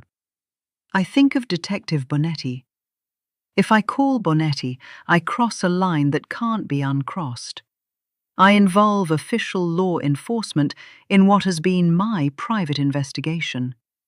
I potentially put Mom in more danger if Nate discovers I've reached out to the detective. If I don't call, will I regret it? Lightning flashes, briefly illuminating my room in harsh white light, casting stark shadows across my evidence wall. The thunder that follows seems to shake the very foundation of our apartment, nature itself weighing in on my dilemma. I reach for my phone, the weight of everything I've discovered pressing down on me like the storm clouds gathering outside. The text is the proof I need. Mom is in danger. The baby she carries is in danger, and I may be the only person who knows enough of the truth to save them. My finger hovers over the keypad as rain lashes against the windows like a warning, like a clock running out of time. 35. Emily. Sunlight streams through the naked windows of our new apartment, painting geometric patterns across the floors and boxes. I pause, wiping sweat from my forehead with the back of my hand, surveying the chaos of our half-settled life. 2 months of marriage, and we're still living among cardboard and packing tape, our belongings in transition, just like us. Nate left early this morning for a meeting with suppliers, leaving me to chip away at the mountain of boxes. Just the kitchen and bathroom stuff, he'd said, kissing my temple before slipping out the door. Leave the heavy lifting for me. But I've always been bad at waiting, at leaving things unfinished. I pick my way through the maze of our remaining boxes, labelled kitchen, bedroom, Emily's books, in my careful handwriting, others marked Nate's stuff or tools in his more hurried scrawl. I slice open a box labelled photography with my house key and exhale at the sight of my Nikon nestled in its padded case, surrounded by accordion folders of client files. I touch it briefly before letting it go and closing up the box. My fingers then trace the rough edge of a brick wall as I move to a stack of unopened boxes in the corner. Might as well be productive while I'm alone with my thoughts. I've been doing a lot of that lately, thinking, about Nate's confessions regarding Marissa and Clara, about his quest for answers, about the $30,000 I've invested in a business that might be partly a cover operation. Each revelation has shifted the ground beneath my feet, leaving me constantly struggling to find my balance. The box labeled Tools seems innocuous enough. I slice through the packing tape with a kitchen knife, the sound sharp in the quiet apartment. Inside, I find what I expect at first: a hammer, screwdrivers, a level, a tape measure. Practical things for our new life together. I lift them out, one by one, organizing them on the floor beside me, thinking about where we might put a tool drawer in the kitchen. That's when my fingers brush against something cold and heavy, beneath a folded drop cloth at the bottom of the box. The metal is smooth and unmistakable under my fingertips. My heart immediately skips a beat, then begins racing. I know what it is before I even move the cloth aside. A primal recognition that sends adrenaline flooding through my system. Slowly, as if moving underwater, I pull back the fabric to reveal a handgun, matte black and deadly serious against the cardboard. My hands start to tremble as I stare at it. A gun. In our home. In a box Nate packed himself. I should leave it there. I should close the box, pretend I never saw it. But I can't. With trembling fingers, I lift it out, holding it by the grip as if it might bite me. It's heavier than I expected, substantial in a way that makes its purpose impossible to ignore. I know nothing about guns, can't tell the make or model, but I know enough to see that this is no ancient family heirloom or collector's piece. This is modern, functional, meant for use, meant to kill. The implications hit me in waves. Nate is on probation. Felons can't possess firearms. It's a direct violation that could send him straight back to prison. He knows this. We've discussed it explicitly when he talked about the terms of his release. Yet he brought this into our home, hid it among his belongings, said nothing to me about it. My mind races through possibilities, each more troubling than the last. Is it evidence of something darker? Something he hasn't told me about his past or his plans?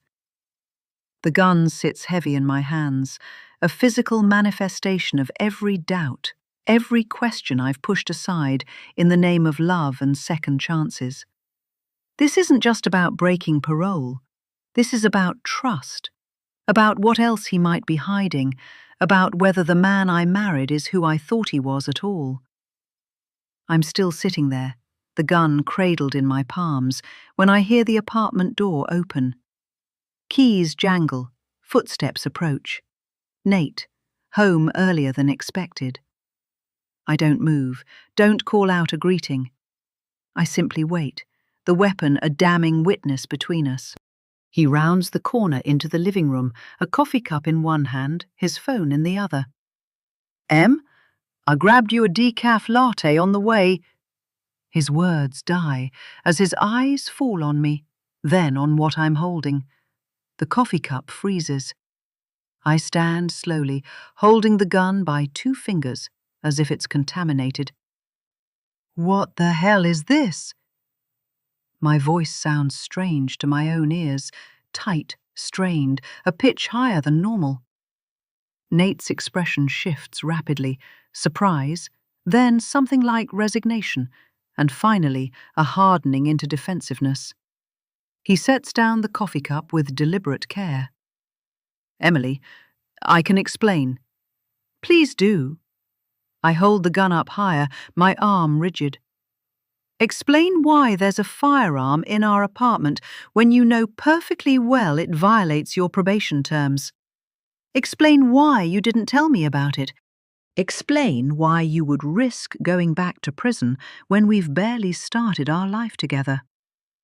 He steps forward, hands raised placatingly.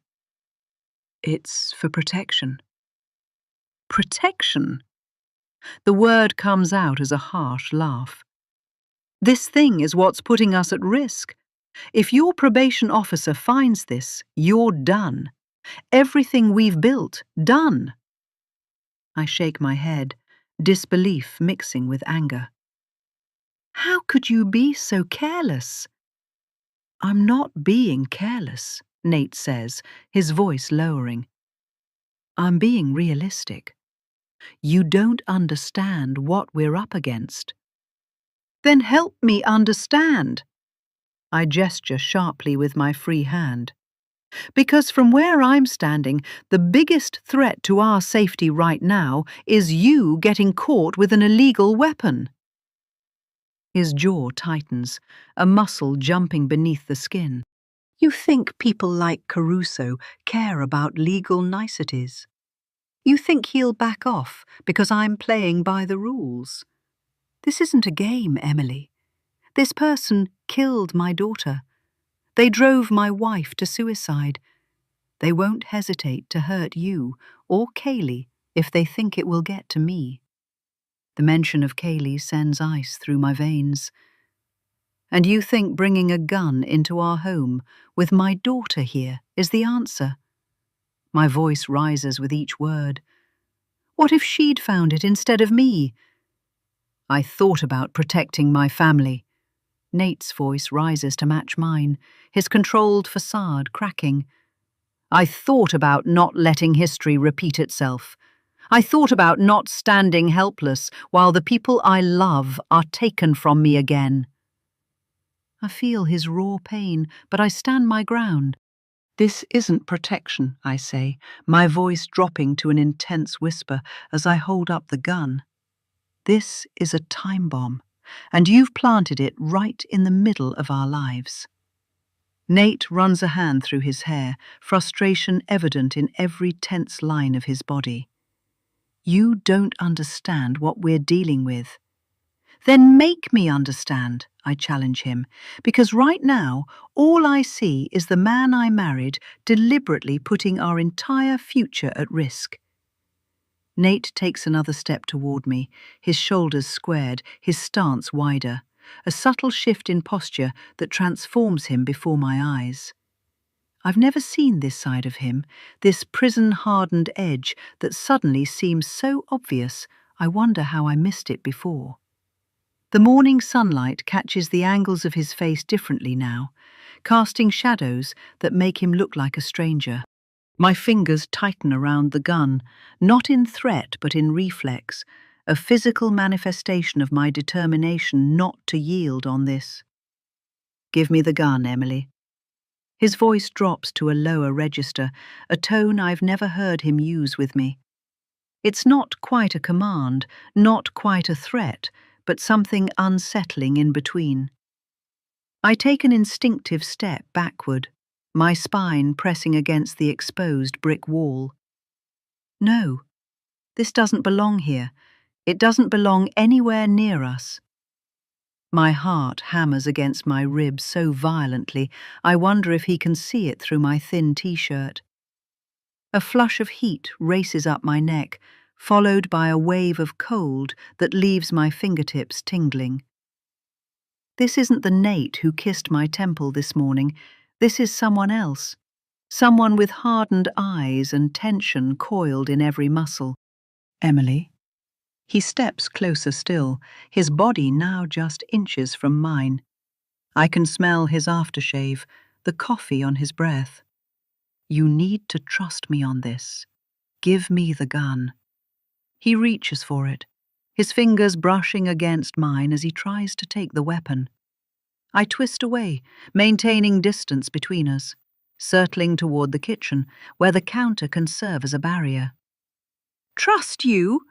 My voice rises with each word. You brought an illegal firearm into our home. You hid it from me. You're risking going back to prison over this, Nate. Your probation officer finds this, and you're gone, just like that. I know that. The words explode from him, his hands clenching into fists at his sides. You think I don't know what's at stake? But what choice do I have? There are always choices.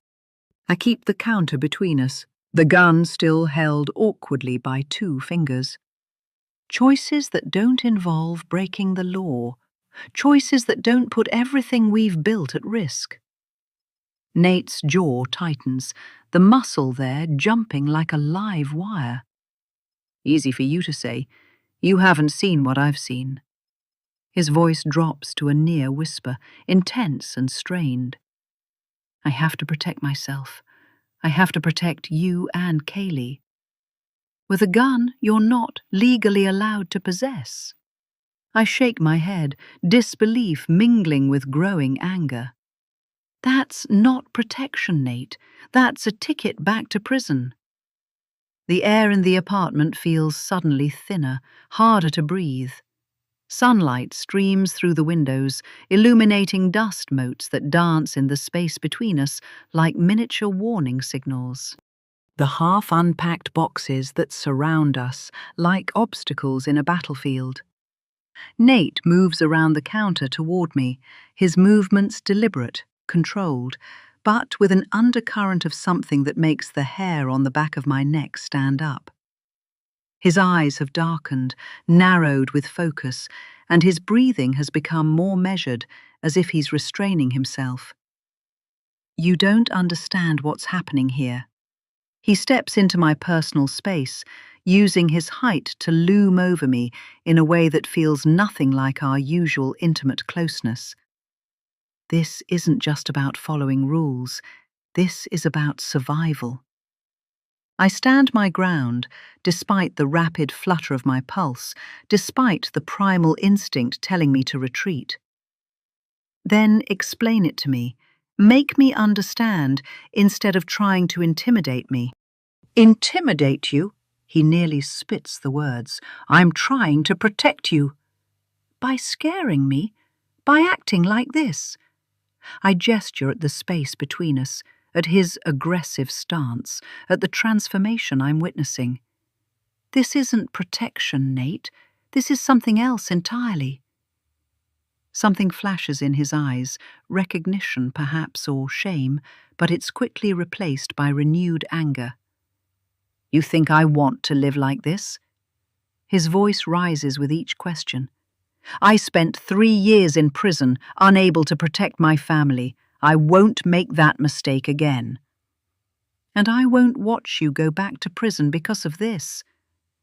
I raise the gun between us, not as a threat, but as evidence. This isn't the answer. The tension between us pulls taut, a wire stretched to breaking. I can see the conflict in Nate's face, anger warring with fear, desperation with pride. His breathing comes faster now, his chest rising and falling in a rhythm that matches my own panicked heartbeat. You don't get to make this decision for me, he says, his voice dropping dangerously low. For us. Yes, I do. I find strength I didn't know I had, my voice steadier than it has any right to be. This is my home too, my life, my daughter's safety. I take a deep breath, knowing the next words will change everything. You need to leave, Nate. You can't live here with a gun. You've broken my trust. His face hardens into something I barely recognize, jaw clenched, eyes narrowed. You're kicking me out? Over this? I'm giving you a choice, I say, each word deliberate. Get rid of the gun, permanently, or find somewhere else to stay until you can respect the boundaries of this relationship. I have to protect Kaylee and your child, and this isn't the way. We all need to forget about this and start afresh, for the good of the baby. Nate stares at me for a long moment, as if seeing me clearly for the first time. Then, with a sudden movement that makes me flinch, he grabs his jacket from the back of a chair. Fine, he snaps, the word like ice. I'll stay with Jason then. Since you clearly don't understand what's really at stake here. Give me the gun, please. He grabs it and pulls it out from between my fingers. Then he moves toward the door with quick, angry strides, pausing with his hand on the knob. For a brief moment, I think he might turn back, might apologize, might choose us over his fear. Instead, he yanks the door open and steps through, slamming it behind him with enough force to rattle the windows and send a framed photo crashing to the floor. The sudden silence is deafening. I stand alone in our half-unpacked apartment, surrounded by the remnants of a life we were trying to build together. My legs feel weak, the adrenaline that kept me standing now draining away and leaving me shaky. I sink onto the couch. My body begins to shake, small tremors at first, then larger ones that rattle my teeth. Was I wrong to confront him, wrong to make him leave? The determination that fueled me moments ago begins to erode, leaving questions in its wake. 36. Kaylee. The police department windows reflect the grey afternoon light like dull mirrors. I check my phone one last time before entering, my stomach clenching as another text appears. Stop digging, or they'll be finding pieces of you in the harbour. No name, no number I recognize, just like the others. I slip the phone into my pocket, my fingers brushing against Leah's business card for reassurance. The glass doors slide open with a mechanical hiss, welcoming me into a world I never thought I'd voluntarily enter. Inside, fluorescent lights hum overhead, casting harsh shadows that deepen the hollows beneath the eyes of everyone in the waiting area. A woman clutching a tissue, an elderly man filling out forms with painstaking slowness. Two officers speaking in hushed tones by a water cooler. The antiseptic smell reminds me of hospitals. "Can I help you?" The receptionist's voice cuts through my thoughts, her expression professionally neutral beneath a crown of tightly coiled braids. "I have an appointment with Detective Sandra Bonetti," I say, working to keep my voice steady. "Kaylee Riley." She checks something on her computer, then slides a clipboard across the counter. "Sign in here. She'll be with you shortly." I scrawl my name, the pen feeling unnaturally heavy in my hand. My signature looks like a child's, all awkward angles and uncertain pressure. I wonder if Mum knows I'm here, if she's looked at the location tracker and noticed I'm not where I said I'd be. The thought of her finding out sends another wave of guilt through me, but I push it away. This is for her own good, for both of us. I choose a plastic chair against the wall and sit, my fingers immediately beginning a nervous tapping against my thigh. 10 minutes stretch into 20. My leg bounces uncontrollably, adrenaline with nowhere to go. Just as I'm considering approaching the receptionist again, a door opens and Detective Bonetti emerges from the bullpen beyond. She looks different here, more official in her navy blazer with the subtle bulge of a shoulder holster beneath it. Her salt and pepper hair is pulled back, tighter than when I saw her at the coffee shop, emphasizing the sharp angles of her face. Her eyes find me immediately, recognition and something else, caution, maybe, flashing across her features. "Kaylee," she says with a nod. "Come on back." I follow her through a security door into the heart of the station. Officers move purposefully between desks cluttered with computers and paperwork. Phones ring unanswered, and somewhere a printer spits out pages with mechanical determination. No one pays us any attention as Bonetti leads me down a narrow hallway to a small room at the end. "In here," she says, holding the door open. The interview room is smaller than I expected, with just a metal table bolted to the floor and two uncomfortable-looking chairs. A two-way mirror occupies one wall, though I doubt anyone is watching on the other side like in the movies. The walls are institutional beige, blank except for a clock that ticks too loudly. I've seen rooms like this in crime shows, but nothing prepared me for how small they are in reality, how the closeness of the walls seems designed to press confessions from people. Bonetti gestures for me to sit, while she gathers some files from a stack in the corner. I catch glimpses of what looks like surveillance photos, a construction site I recognize as Nate's Harbour Square project, men in hard hats gathered around blueprints. "You said you needed to see me urgently," Bonetti says, settling into the chair across from me. Her tone is professional, but not unkind. "What's going on?"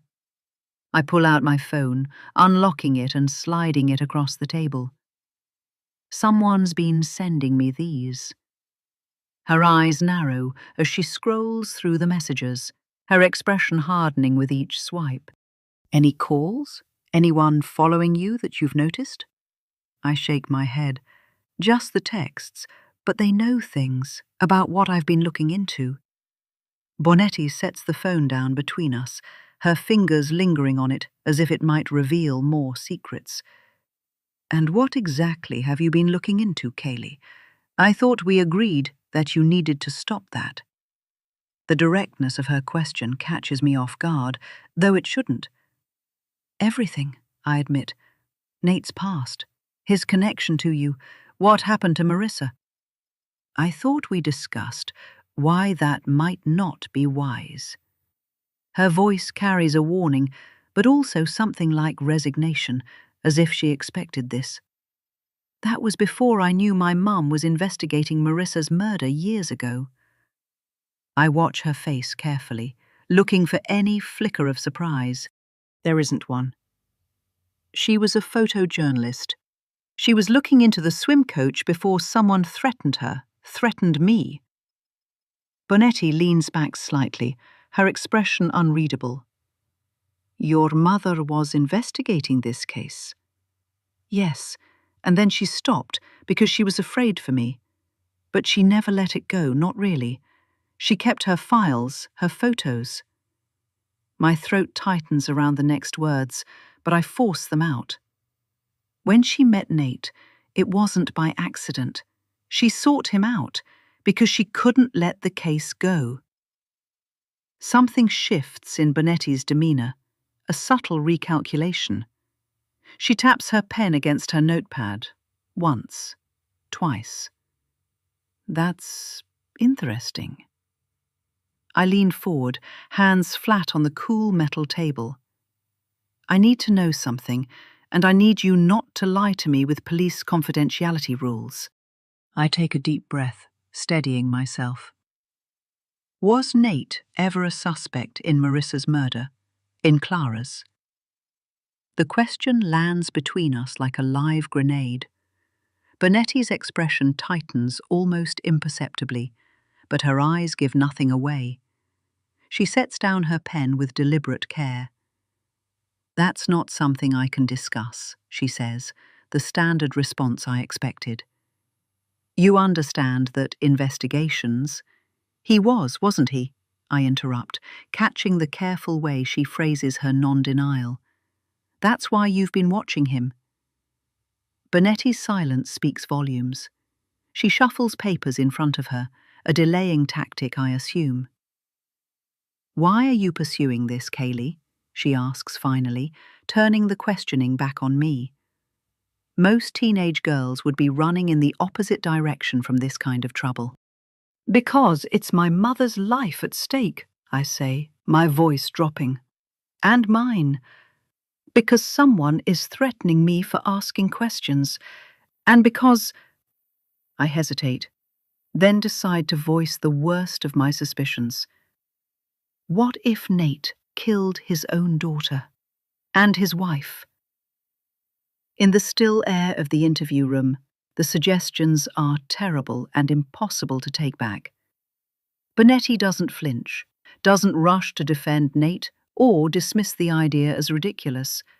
and her lack of reaction tells me everything I need to know. Instead, she looks at me with something that might be respect, or perhaps concern.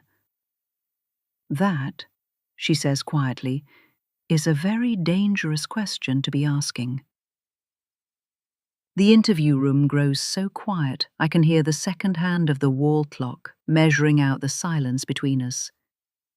Tick, tick, tick. Each moment stretches as Detective Bonetti studies me across the metal table, her expression giving away nothing while her stillness tells me everything. She's not surprised by my accusation. She's not rushing to defend Nate or dismiss my theory. She's thinking, weighing exactly how much to reveal to the stepdaughter of a man she's clearly been watching. "That's a serious accusation," she finally says, her tone measured but not dismissive. The careful neutrality in her voice sends a chill through me. "But not one you find shocking?" I counter, leaning forward. My heart hammers so loudly I wonder if she can hear it. "Is that why you're keeping an eye on him? Why you were at the wedding? Why you're watching our home?" Bonetti's professional mask slips for just a moment as she straightens the stack of surveillance photos, aligning their edges with unnecessary exactness. Her fingers tighten around her pen, a small tell, but enough. "I can't tell you that," she responds, but the non-denial lands between us like a confirmation. I feel a strange sense of vindication mixed with terror. All this time I thought I might be paranoid, connecting dots that weren't meant to be connected. But the detective's careful avoidance tells me I'm closer to the truth than I realized, and that the truth is as dark as I feared. My phone buzzes against the metal table, the sound amplified in the small room. Another text. I flip it over, my stomach dropping as I read the message. "Talking to cops now? Bad choice. Your mother won't be happy when she finds out what happens to girls who don't listen." I slide the phone across to Bonetti, my hand trembling slightly. Whoever this is, they know I'm here, right now. She reads the message, her expression hardening like cement setting. Her eyes flick to the two-way mirror, then back to my face. I wrap my arms around myself, suddenly cold despite the stuffy room. The first ones were vague. These last ones mention specific things, like being at the police station, like someone is watching me. Bonetti turns the phone face down, a gesture that feels oddly protective. "Does your mother know about these?" I shake my head. "She's—" I hesitate, trying to find the right words. "She's not seeing clearly when it comes to Nate." "And you think she's in danger?" "Aren't we both?" My voice cracks slightly. I don't finish the thought. I don't have to. Bonetti reaches into her jacket pocket and pulls out a business card with just her name and the department logo. She flips it over and writes a number on the back in neat, precise handwriting. "This is my direct line," she says, sliding it across the table. "Not the department, not dispatch. It rings straight to my cell. Call me any time if you need to." Her eyes meet mine, more direct than they've been throughout our conversation. "Day or night, don't hesitate." "But you can't officially help me, can you?" I ask, understanding the limitations she's working under. "Because you don't have enough evidence. Because Nate might be working with you or against you or both." A ghost of a smile touches her lips.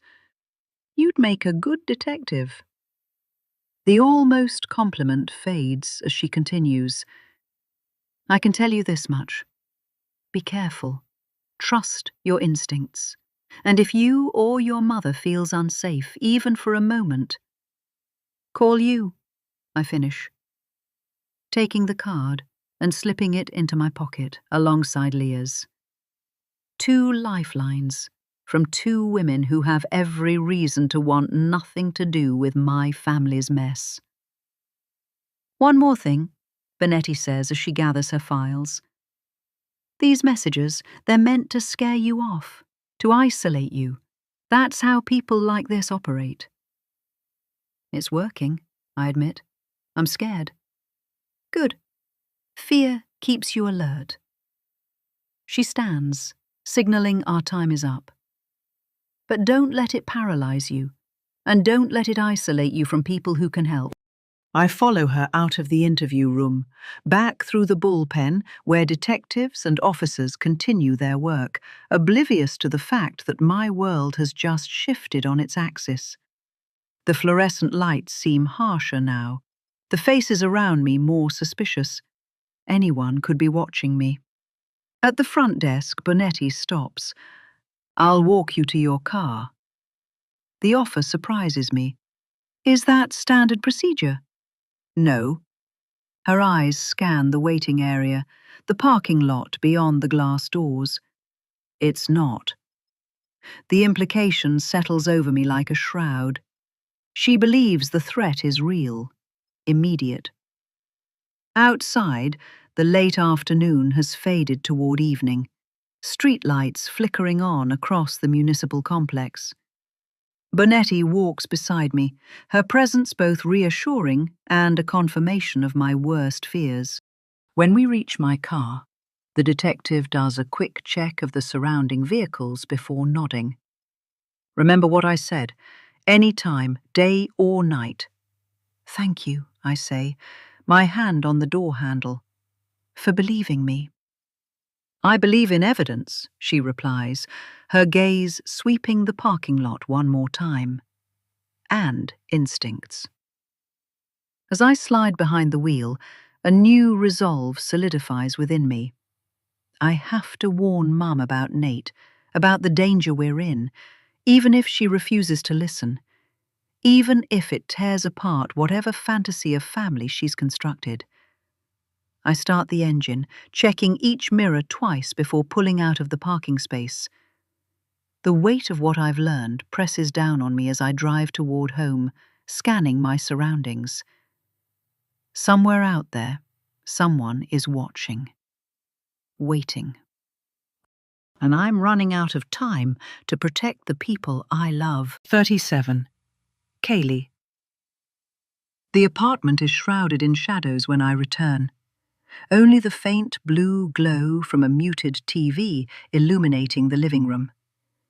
Something feels different, off balance, as I step through the door.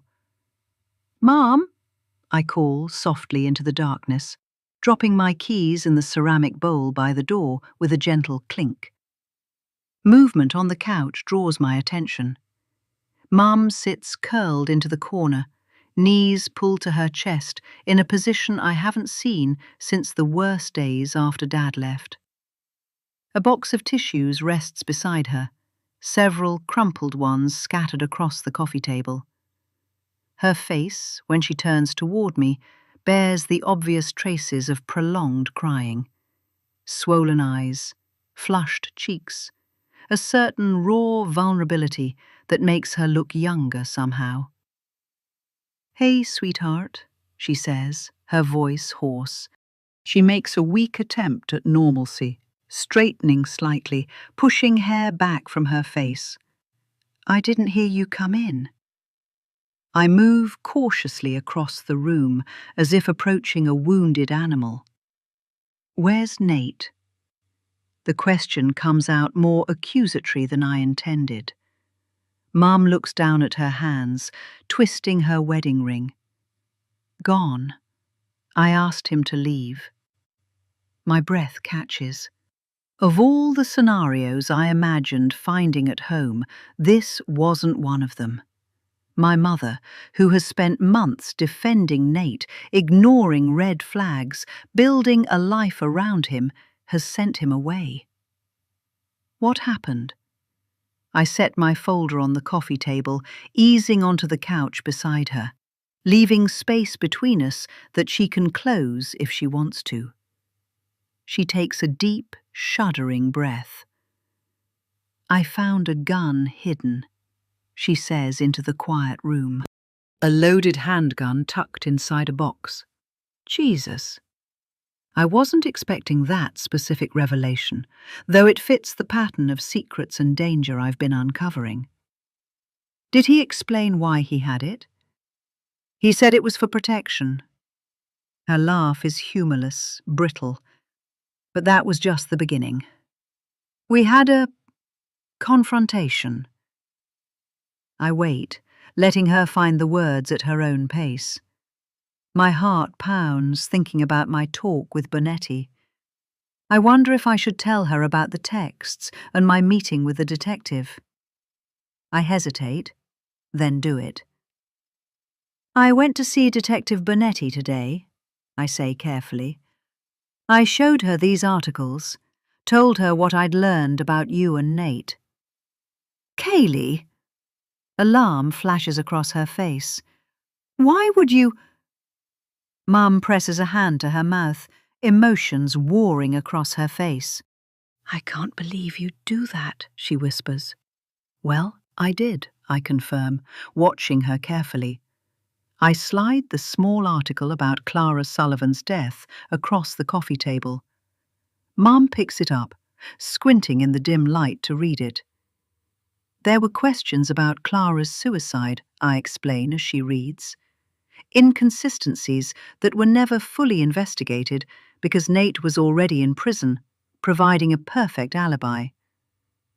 "You think Clara didn't kill herself?" Mum's voice is barely holding together, the words spilling from her lips half-formed, raw, as if she's never spoken them aloud, not even to herself. "You think Nate somehow arranged it?" I hesitate, not out of doubt, but from the fear that if I answer too quickly or too confidently, she'll shut me down. "I think it's a possibility we can't ignore."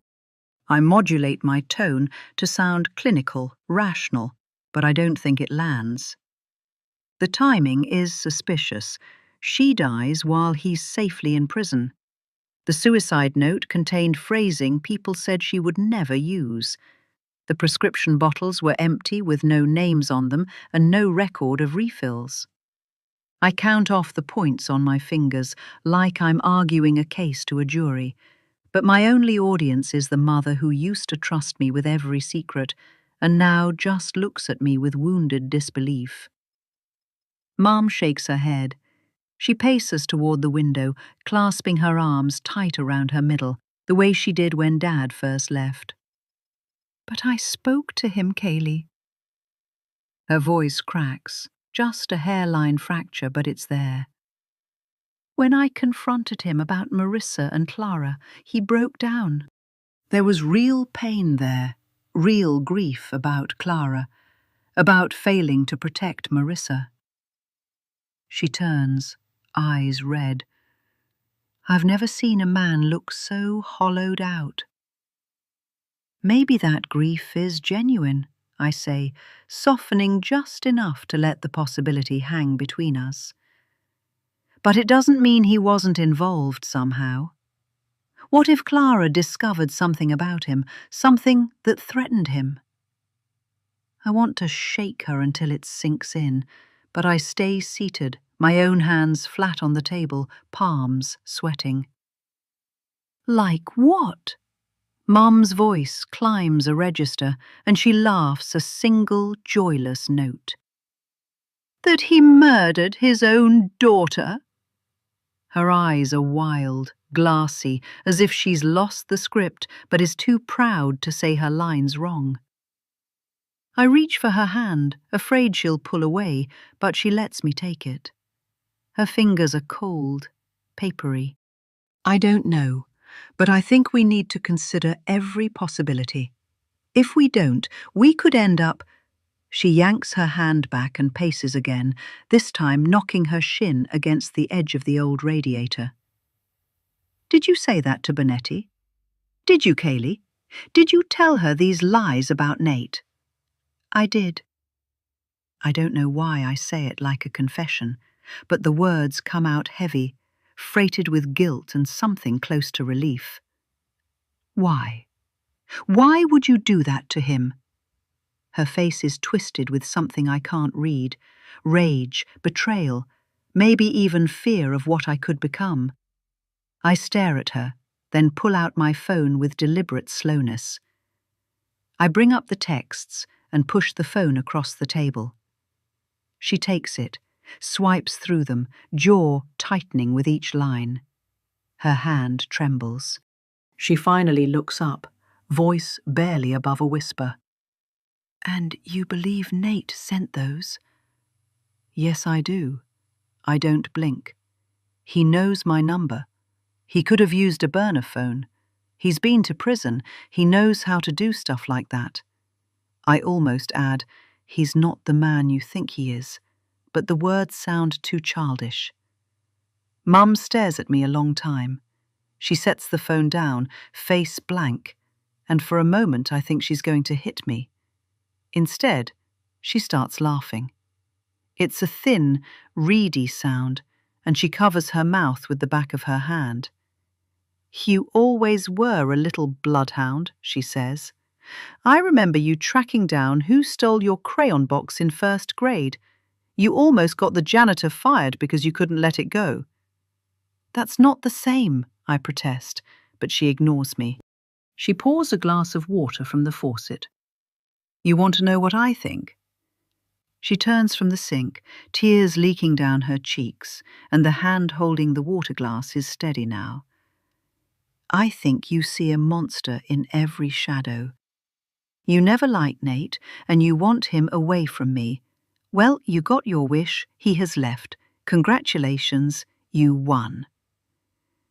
The accusation fills the kitchen with a tension that hums like an electric fence. I want to say she's wrong, but I don't. I let the silence stretch until it snaps. "I'll talk to Bonetti again if you want," I finally offer, my voice small. "I'll tell her I was wrong, or that I exaggerated." She shakes her head, suddenly weary. "No, you did the right thing to report the texts, even if it hurts. But you should have kept Nate out of it." She looks at me, and for a second the old mum is back. The one who taught me to read, who bandaged my knees and made up bedtime stories about astronauts who always made it home. "Just, please be careful, Kaylee. Promise me that." I nod, but I'm not sure I can keep that promise. Not now. Mum finishes her water in 2 gulps, rinses the glass, and presses her palms onto the countertop, breathing hard. "You should go back to your dorm for a couple of days. I need to sort this thing out with Nate." I want to say something, anything, but my throat closes up. I nod again and retreat to my room, packing my bag. Back at my dorm, I sit at my desk, staring at the phone, rereading the messages and thinking about all the ways this could play out. None of them end well. 38. Emily. The fog outside my old neighbour Karen's kitchen window matches the haze in my mind. I stare into my teacup, watching the amber liquid grow cool and still, much like my thoughts have settled into a murky suspension. Karen moves around her kitchen, the soft clatter of plates and gentle hum of her voice soothing me. I haven't touched the toast she placed before me 20 minutes ago. "You need to eat something, Emily." Karen sets down a jar of homemade strawberry jam, nudging it toward me like an offering. "For the baby, if nothing else." My hand moves instinctively to my stomach, still just a small bump, no sign of the life growing inside. This protective gesture has become my new nervous tic, replacing the wedding ring twisting I'd developed after marrying Nate. Nate. Just thinking his name sends a tremor through me. "I'm not hungry," I mumble, though it's been nearly 18 hours since I've eaten anything substantial. After Kaylee went back to her dorm last night, I broke down completely. It was all just too much to handle. I showed up at Karen's door, tear-streaked and disoriented, clutching only my purse. She took me in without question, set me up in her spare bedroom, and let me cry myself into exhaustion. Pregnant women are always hungry, Karen insists, setting a fresh cup of tea beside my cold one. Her movements are purposeful but gentle. You just don't realize it because your brain is preoccupied with all this.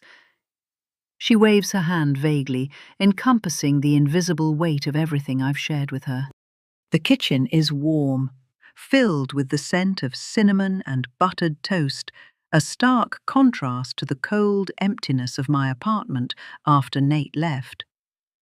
Karen's home feels like a time capsule, floral curtains from another decade, a refrigerator papered with children's drawings from neighborhood kids, ceramic roosters perched on every available surface. It's so aggressively normal that it makes my situation feel even more surreal. I can't believe Kaylee would accuse Nate of those things, and even go to the police with it, I say, breaking the silence. Karen settles into the chair across from me, her weathered hands wrapping around her own teacup. Could she be right about any of it? Nate's not. I start to defend him automatically, then stop myself. What exactly is Nate? A grieving father, desperate to find his daughter's murderer. A manipulative ex-con using me financially. A man who might have arranged his first wife's death. A man who has a gun because he plans on finally avenging his daughter's murder. The possibilities make me dizzy. My hand presses harder against my stomach. A baby. His baby. Our baby. The thought that once brought wonder now brings a complicated tangle of emotions I can't begin to unravel. If he ends up in prison again, our child might never get to know him. When I said his name last night, Karen says carefully, "You flinched. That tells me everything I need to know." I look up at her, surprised. "I didn't." "You did." Her eyes, soft with age but sharp with perception, hold mine. "And now you need to think about what's best for that little one." She nods toward my hand on my stomach. "Not just what's best for you or for him." My phone buzzes on the table between us, the screen lighting up with Kaylee's text. "You okay? I'm worried. Call me when you can." It's the third message today. I told her I needed space to think, that I'd be staying with Karen, but the worry in her texts is palpable. Kaylee, my fierce, protective daughter who spent weeks investigating Nate, uncovering his secrets, connecting dots. Kaylee, who looked me in the eye last night and suggested that Nate might have murdered Clara, arranging it to look like suicide. And maybe even Marissa. It's crazy. Nate couldn't hurt his own daughter. I refuse to believe it. "Your daughter's worried," Karen observes, watching me stare at the phone. She went too far. Now I don't know if I can ever have my husband and my daughter in the same room again. I pick up the device, typing a quick reply. "I'm fine. At Karen's. We'll call later." The words feel hollow, inadequate for the situation we're facing, so I end up deleting them, then putting down the phone. I'll have to deal with Kaylee later. Karen reaches across the table, her papery hand covering mine.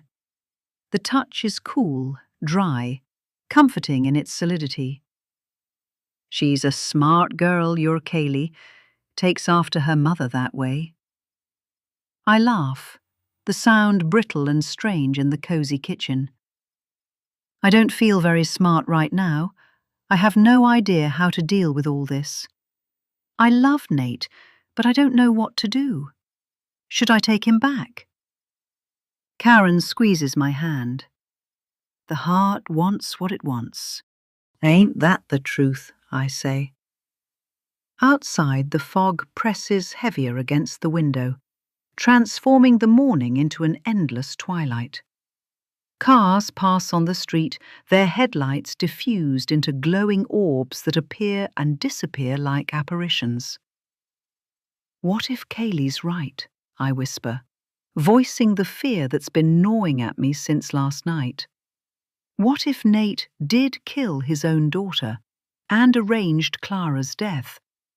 What if everything, his grief, his search for Marissa's murderer, is just an elaborate performance?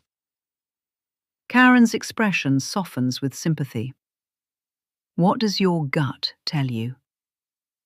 I close my eyes, trying to listen to some inner voice of wisdom that might cut through the confusion. But all I hear is the echo of Nate's words when he told me about it. I've failed everyone I've ever loved, Emily. The raw pain in his voice had seemed genuine, but then everything about him had seemed genuine. I don't know anymore, I admit, opening my eyes. I feel confused. Karen nods, understanding in her gaze. You can stay here as long as you need, but sooner or later you'll have to face what's waiting at home. Home. Is it still home without Nate? Was it ever truly home with him? The apartment, with its half-unpacked boxes and hidden gun and borrowed security, feels like a stage set now, a carefully constructed illusion. I drain the fresh cup of tea in one long swallow, feeling the warmth spread through my chest. You're right, I say, rising from the chair. I need to go back. I need to see it through clear eyes. Karen watches me gather my purse, concern evident in the way her mouth tightens at the corners. Take care of yourself, Emily.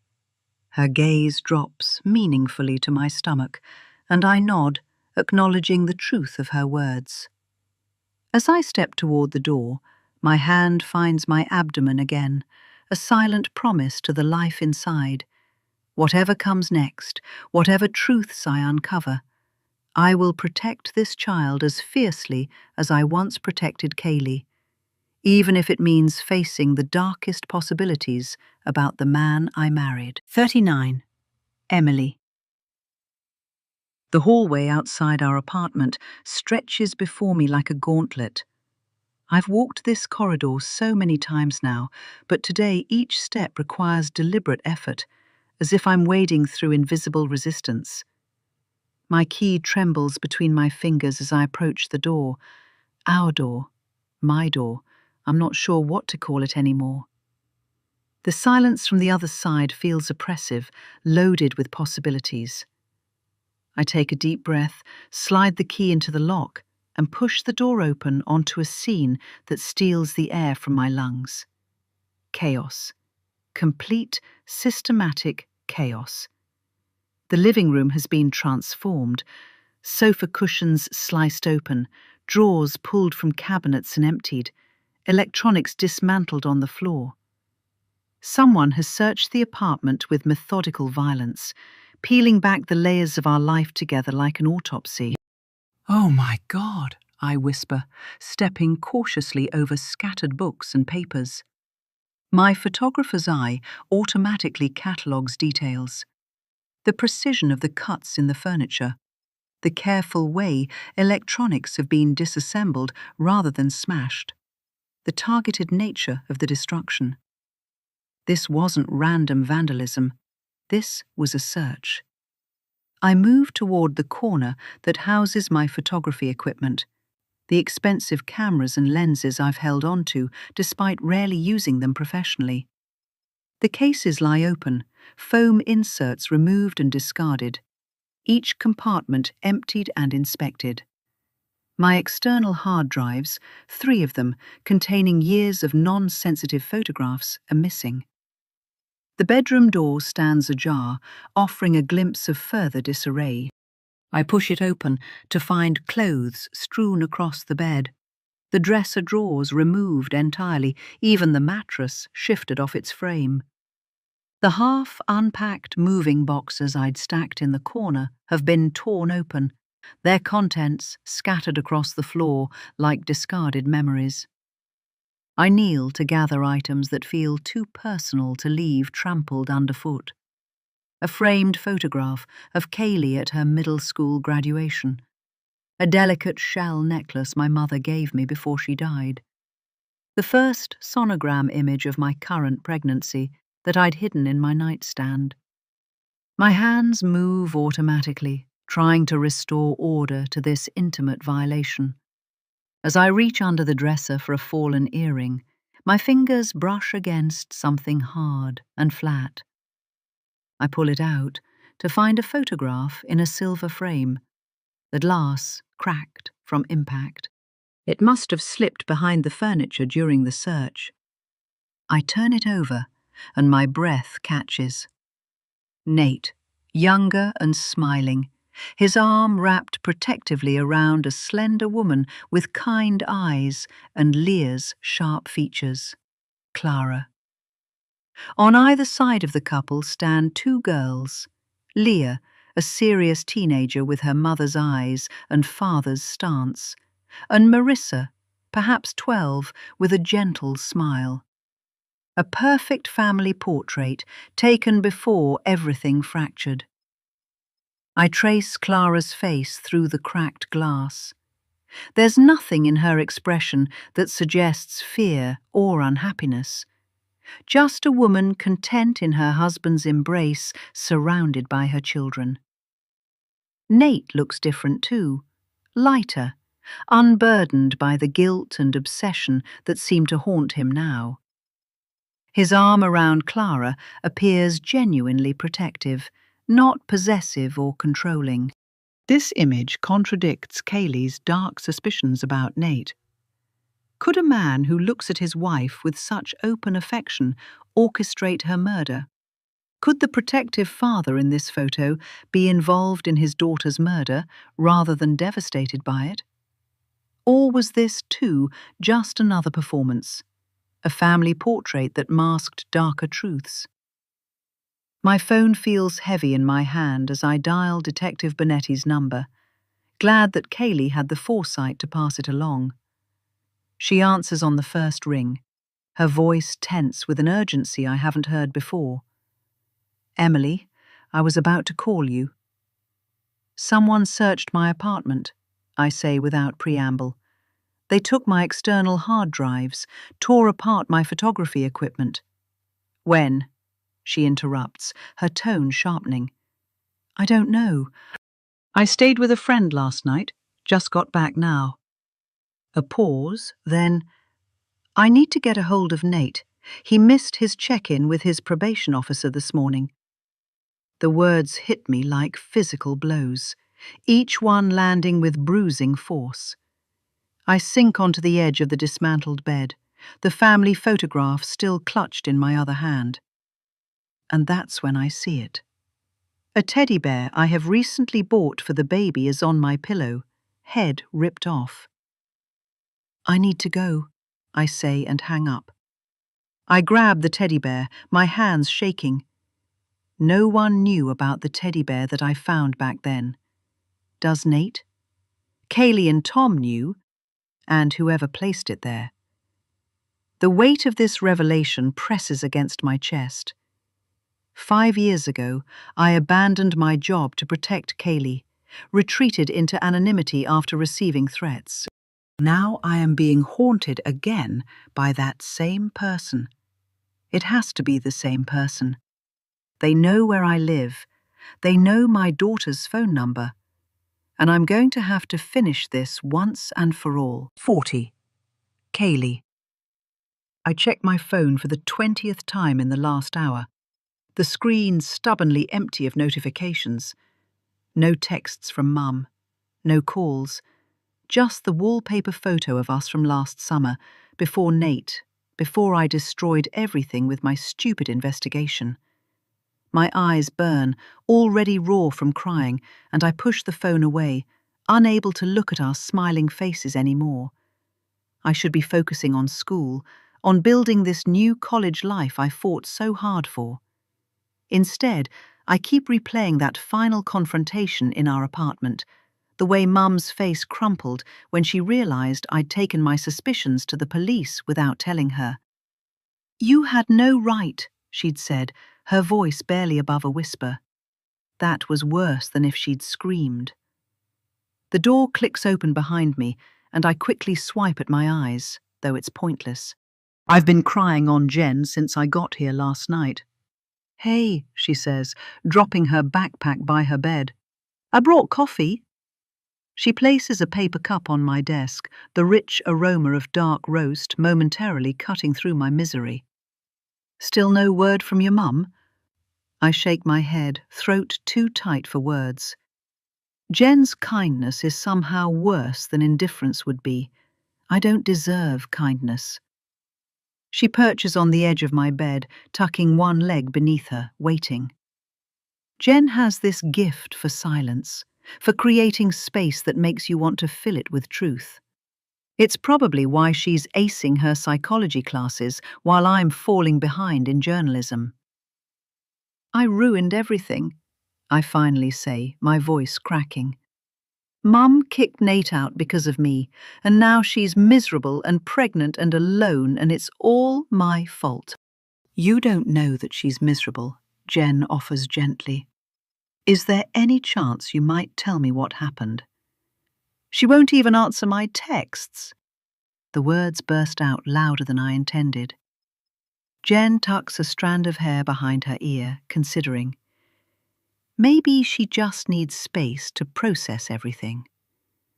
Jen takes a sip of her own coffee, watching me over the rim of her cup. "Can I ask you something, and you promise not to get defensive?" I nod, bracing myself. "Is it possible that you're not ready to share your mum? Because this is the first serious relationship she's had since your dad, and suddenly she's not focusing on just you anymore." The question is a punch to my solar plexus, stealing my breath. My immediate instinct is to deny it, but the truth catches in my throat. Even though she doesn't know what's going on, the lies, the danger, the investigation, I know she has a point. "Maybe," I admit, the word barely audible. "I didn't think so at the time, but maybe. Things changed so fast.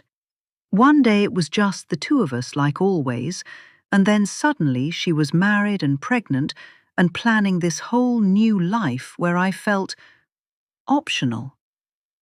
Tears spill over again, hot tracks down my already raw cheeks. Jen reaches across the space between us to squeeze my hand. "That doesn't mean your concerns weren't valid," she says. "Just that your motivations might have been more complicated than purely protecting your mum." I nod, wiping my face with my sleeve. "I was being a jealous daughter," I acknowledge, my voice small and broken. "And now I've ruined her chance at happiness with someone who might have actually loved her. Maybe I destroyed a family before it even had a chance to become one."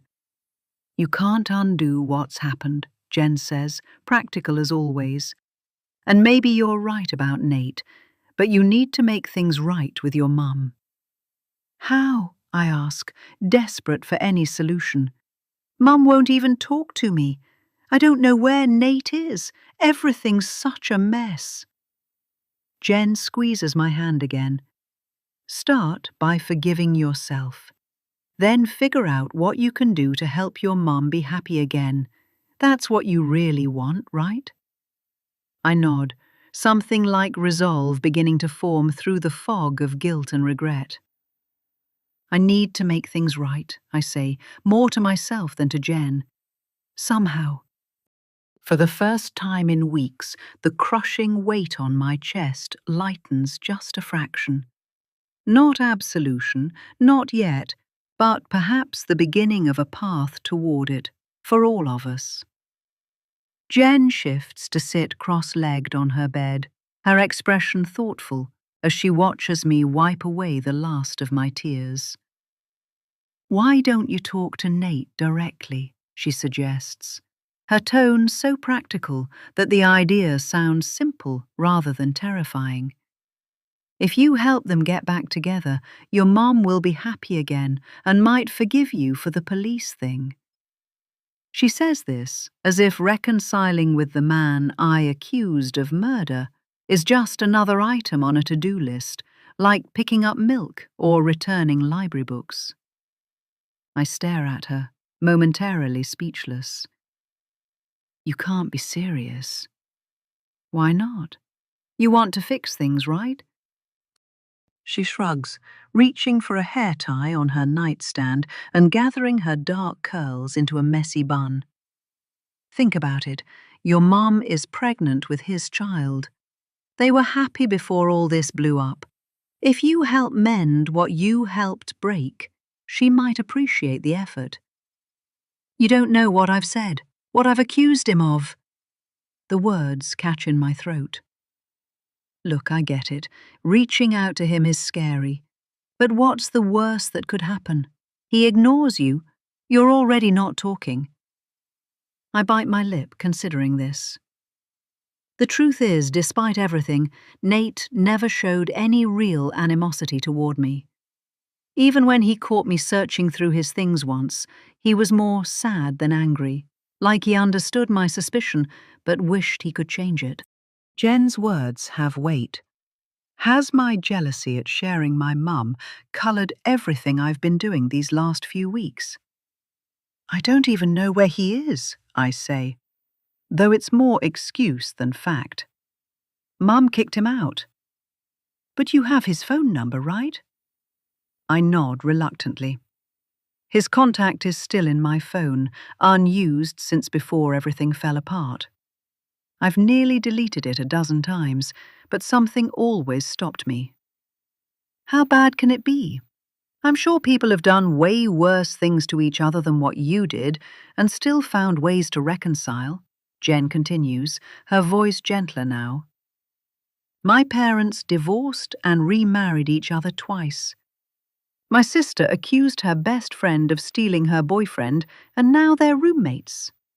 Relationships are messy, but they can also be surprisingly resilient. This isn't just some petty fight, I counter. I destroyed his marriage. I made Mum doubt everything about him. And maybe he deserved some of that doubt, Jen acknowledges. But what if the rest was just connections that looked suspicious because you were looking for something to be suspicious about? Her words echo my own recent thoughts, making them harder to dismiss. You won't know until you try, she adds, her expression open and free of judgment. And if he really loves your mum, he'll at least hear you out. I turn the possibility over in my mind. What would I even say to him? Sorry, I thought you murdered your daughter and your wife and were using my mum for money. The apology sounds absurd even in my head. But then I remember Mum's face when she told me she was pregnant, that mixture of wonder and terror. I remember how Nate looked at her sometimes when she wasn't watching, like she was something precious he couldn't believe he'd found. And I remember the photos on his phone that I discovered while snooping. Not evidence of crimes, but dozens of pictures of my mother smiling, laughing, caught in moments of ordinary beauty he felt compelled to preserve. Those weren't the actions of someone just playing a role, were they? I wouldn't even know what to say, I admit, reaching for my phone nonetheless. Start simple, Jen suggests. Ask to meet. The words will come when you're face to face. My fingers hover over the screen as I pull up his contact. The profile picture is still there. Nate and Mum on their wedding day, his arm around her waist, both of them radiating happiness. The sight makes my stomach twist with guilt. I open a new message and type, Nate, I know I'm probably the last person you want to hear from, but I need to apologize for what I did. Can we talk? I stare at the words, then delete them. Too desperate. I try again. I was wrong about you, and I want to make things right with you and Mum. Could we meet somewhere to talk? Delete. Too presumptuous. I understand if you hate me, but Mum misses you, and I want to help fix what I broke. Delete. I don't actually know if Mum misses him. She hasn't told me anything. Do you still love my Mum? Because she's miserable without you, and it's my fault. Delete. Emotional manipulation. Jen watches patiently as I struggle, offering no further suggestions, letting me find my own words. Finally, I settle on something simpler, more direct. We need to talk. Can you meet me later today? My thumb hovers over the send button. What if he ignores me? What if he responds with anger? What if he's moved on already, relieved to be free of our complicated family? But what if he still loves Mum? What if there's a chance to repair what I helped destroy? I press send before I can overthink it further.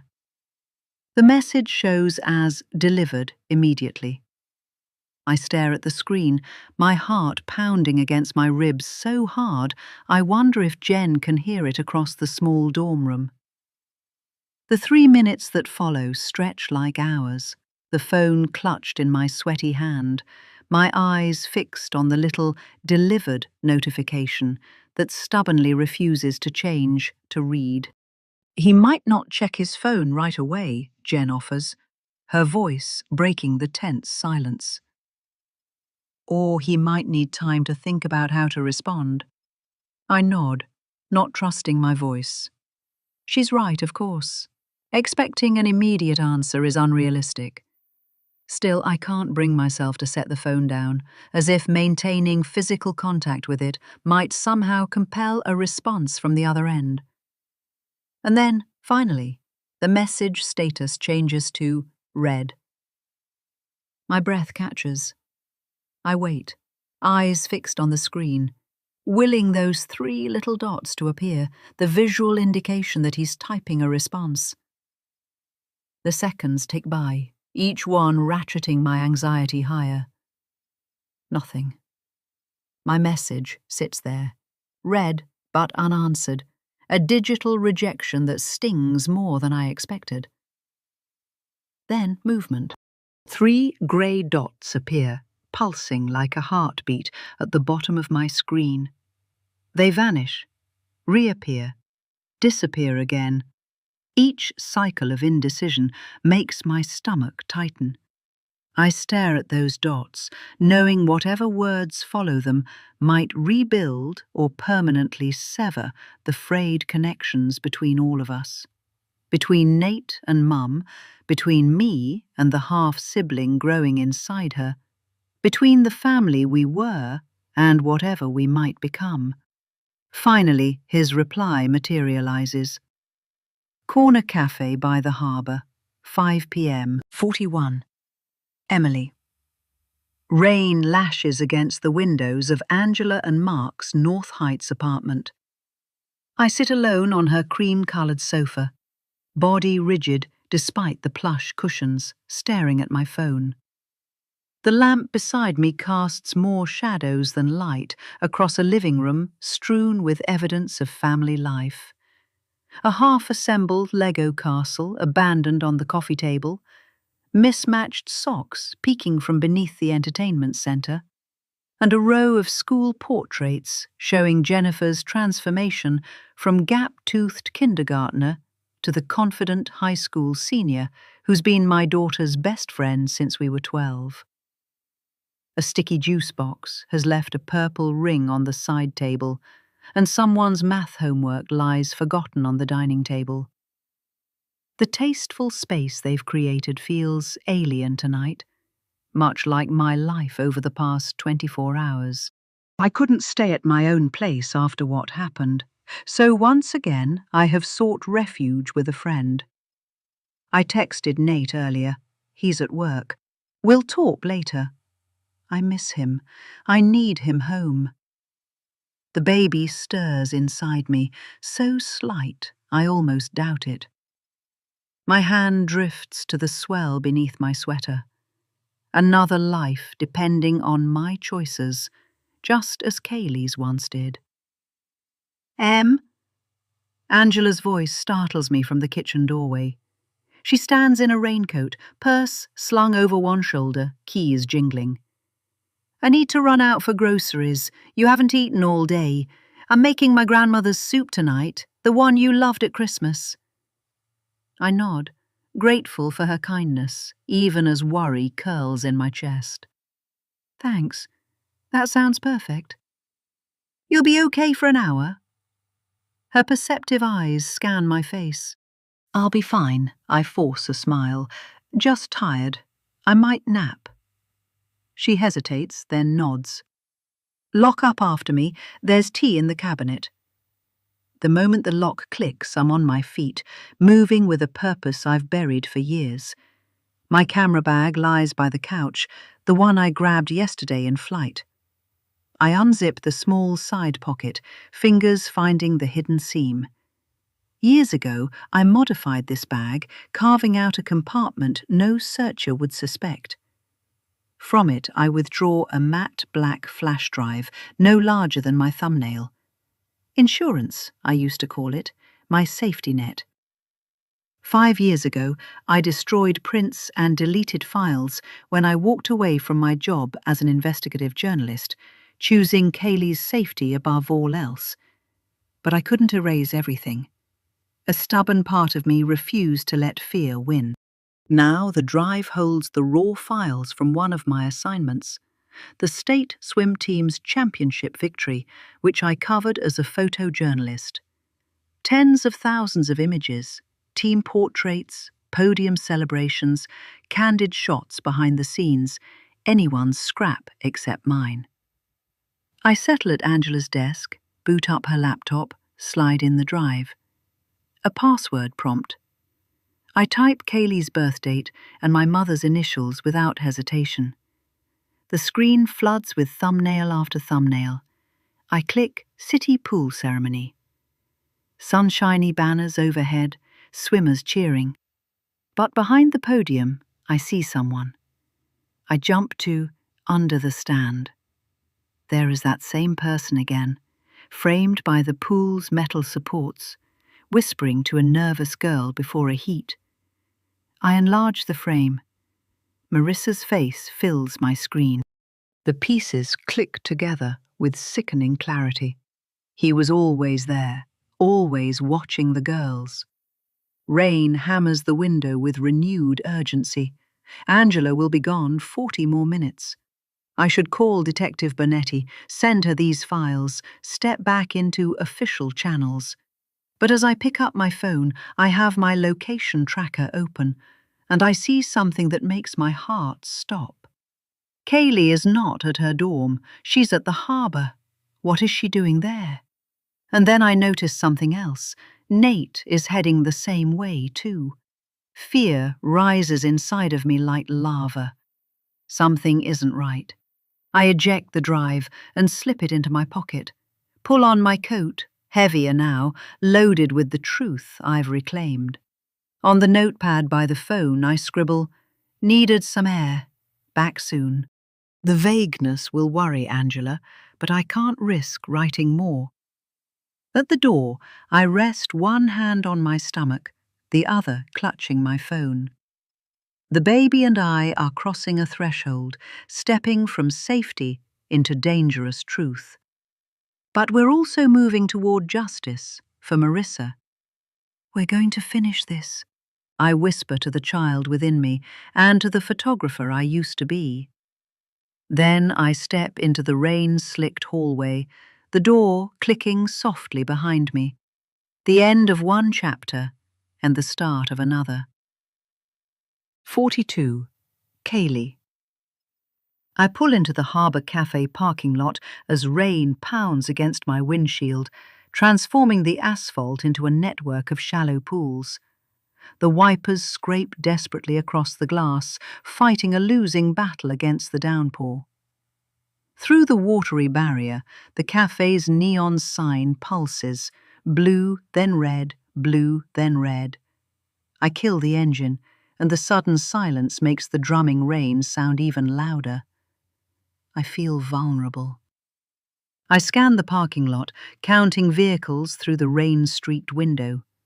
7 cars, spread across the lot in no particular pattern.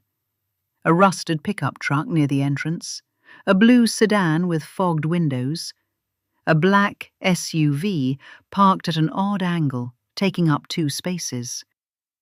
I don't see Nate's pickup truck. Maybe he's already inside, waiting. Or maybe he is running late. I pull my phone from my pocket, scrolling to my recent texts. His name is there, highlighted in blue. I could text him again, confirm he's coming. The rain intensifies, sheeting across my windshield in blinding waves. Thunder crashes somewhere over the harbour, close enough that I feel the vibration in my chest.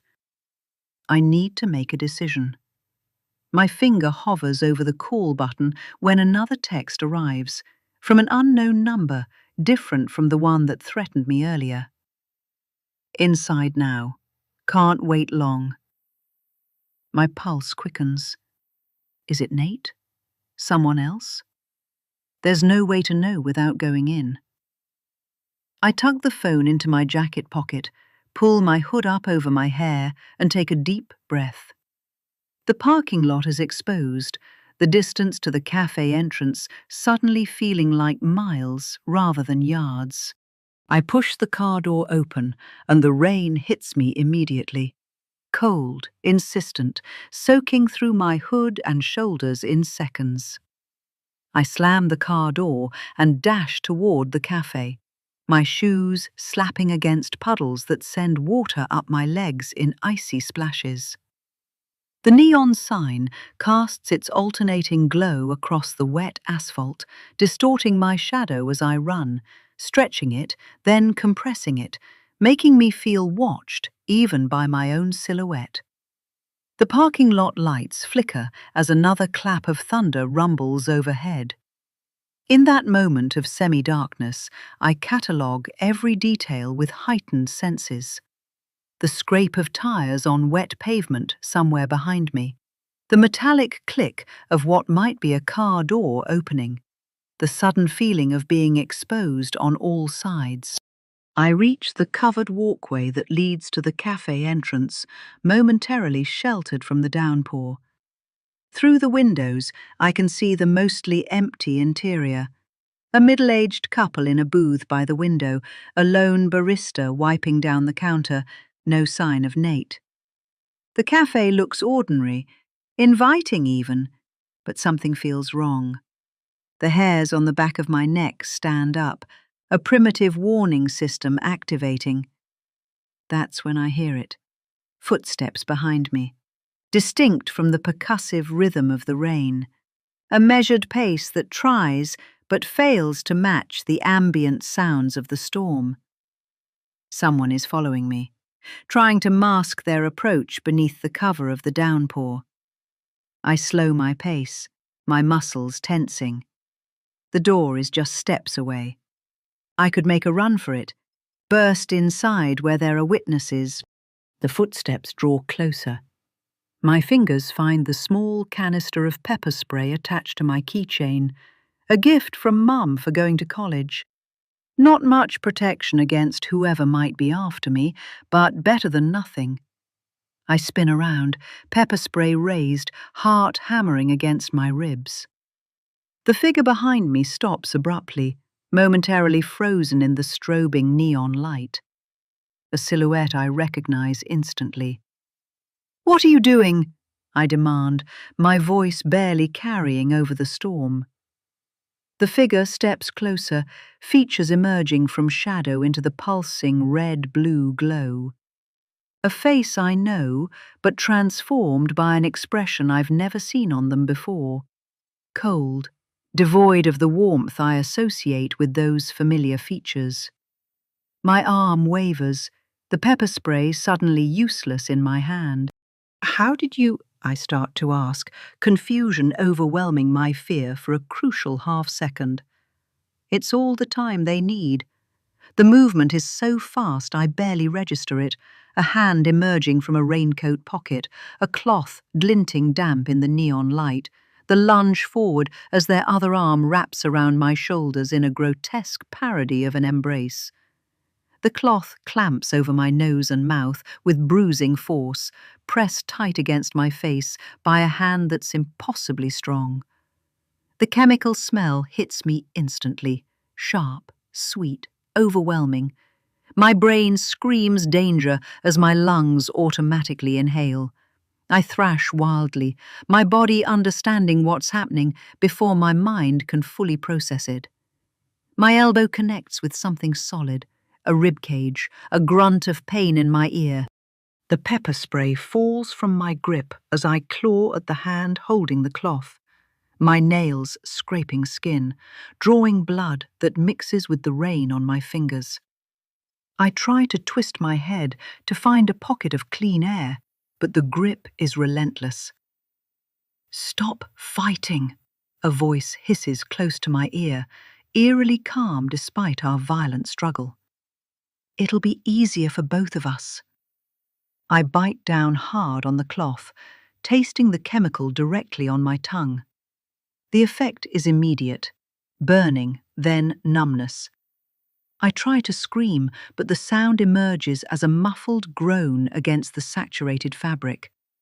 My legs begin to buckle as the parking lot starts to spin around me, neon lights stretching into long streaks of color against the black sky. My attacker adjusts their grip, one arm now fully around my waist as my muscles begin to fail me. I'm being half dragged, half carried away from the cafe entrance, away from the light, away from safety. The rain continues to pound down, washing away evidence of our struggle, muffling the sounds of my weakening resistance. My phone slips from my pocket during a final desperate twist of my body. It clatters to the wet pavement, screen lighting up on impact. Mum's face appears. She's calling me, her timing a cruel coincidence.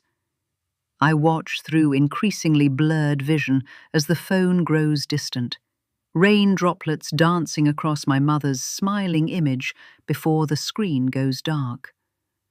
Dark spots bloom across my vision as consciousness begins to slip away. Through the chemical haze, as I am pushed into the vehicle, my head lolling against leather upholstery, one thought cuts through the fog. They were watching me all along. The texts weren't just threats, they were warnings.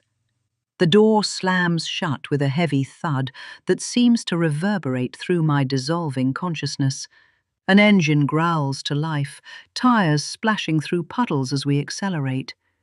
Through half-lidded eyes, I watch the cafe's neon sign recede into the distance, its blue-red pulse growing fainter until it's swallowed by the rain and darkness. My last coherent thought before the chemicals drag me under completely is of Mum. I try to form her name on my numb lips, a useless warning that no one can hear as blackness finally claims me. 43. Emily. I grip the steering wheel so tightly my knuckles whiten, my eyes darting between the slick road and my phone screen, where the small blue dot that represents Kaylee hasn't moved in 37 minutes.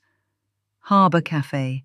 A place she has no reason to be, especially not tonight, not after everything we've discovered.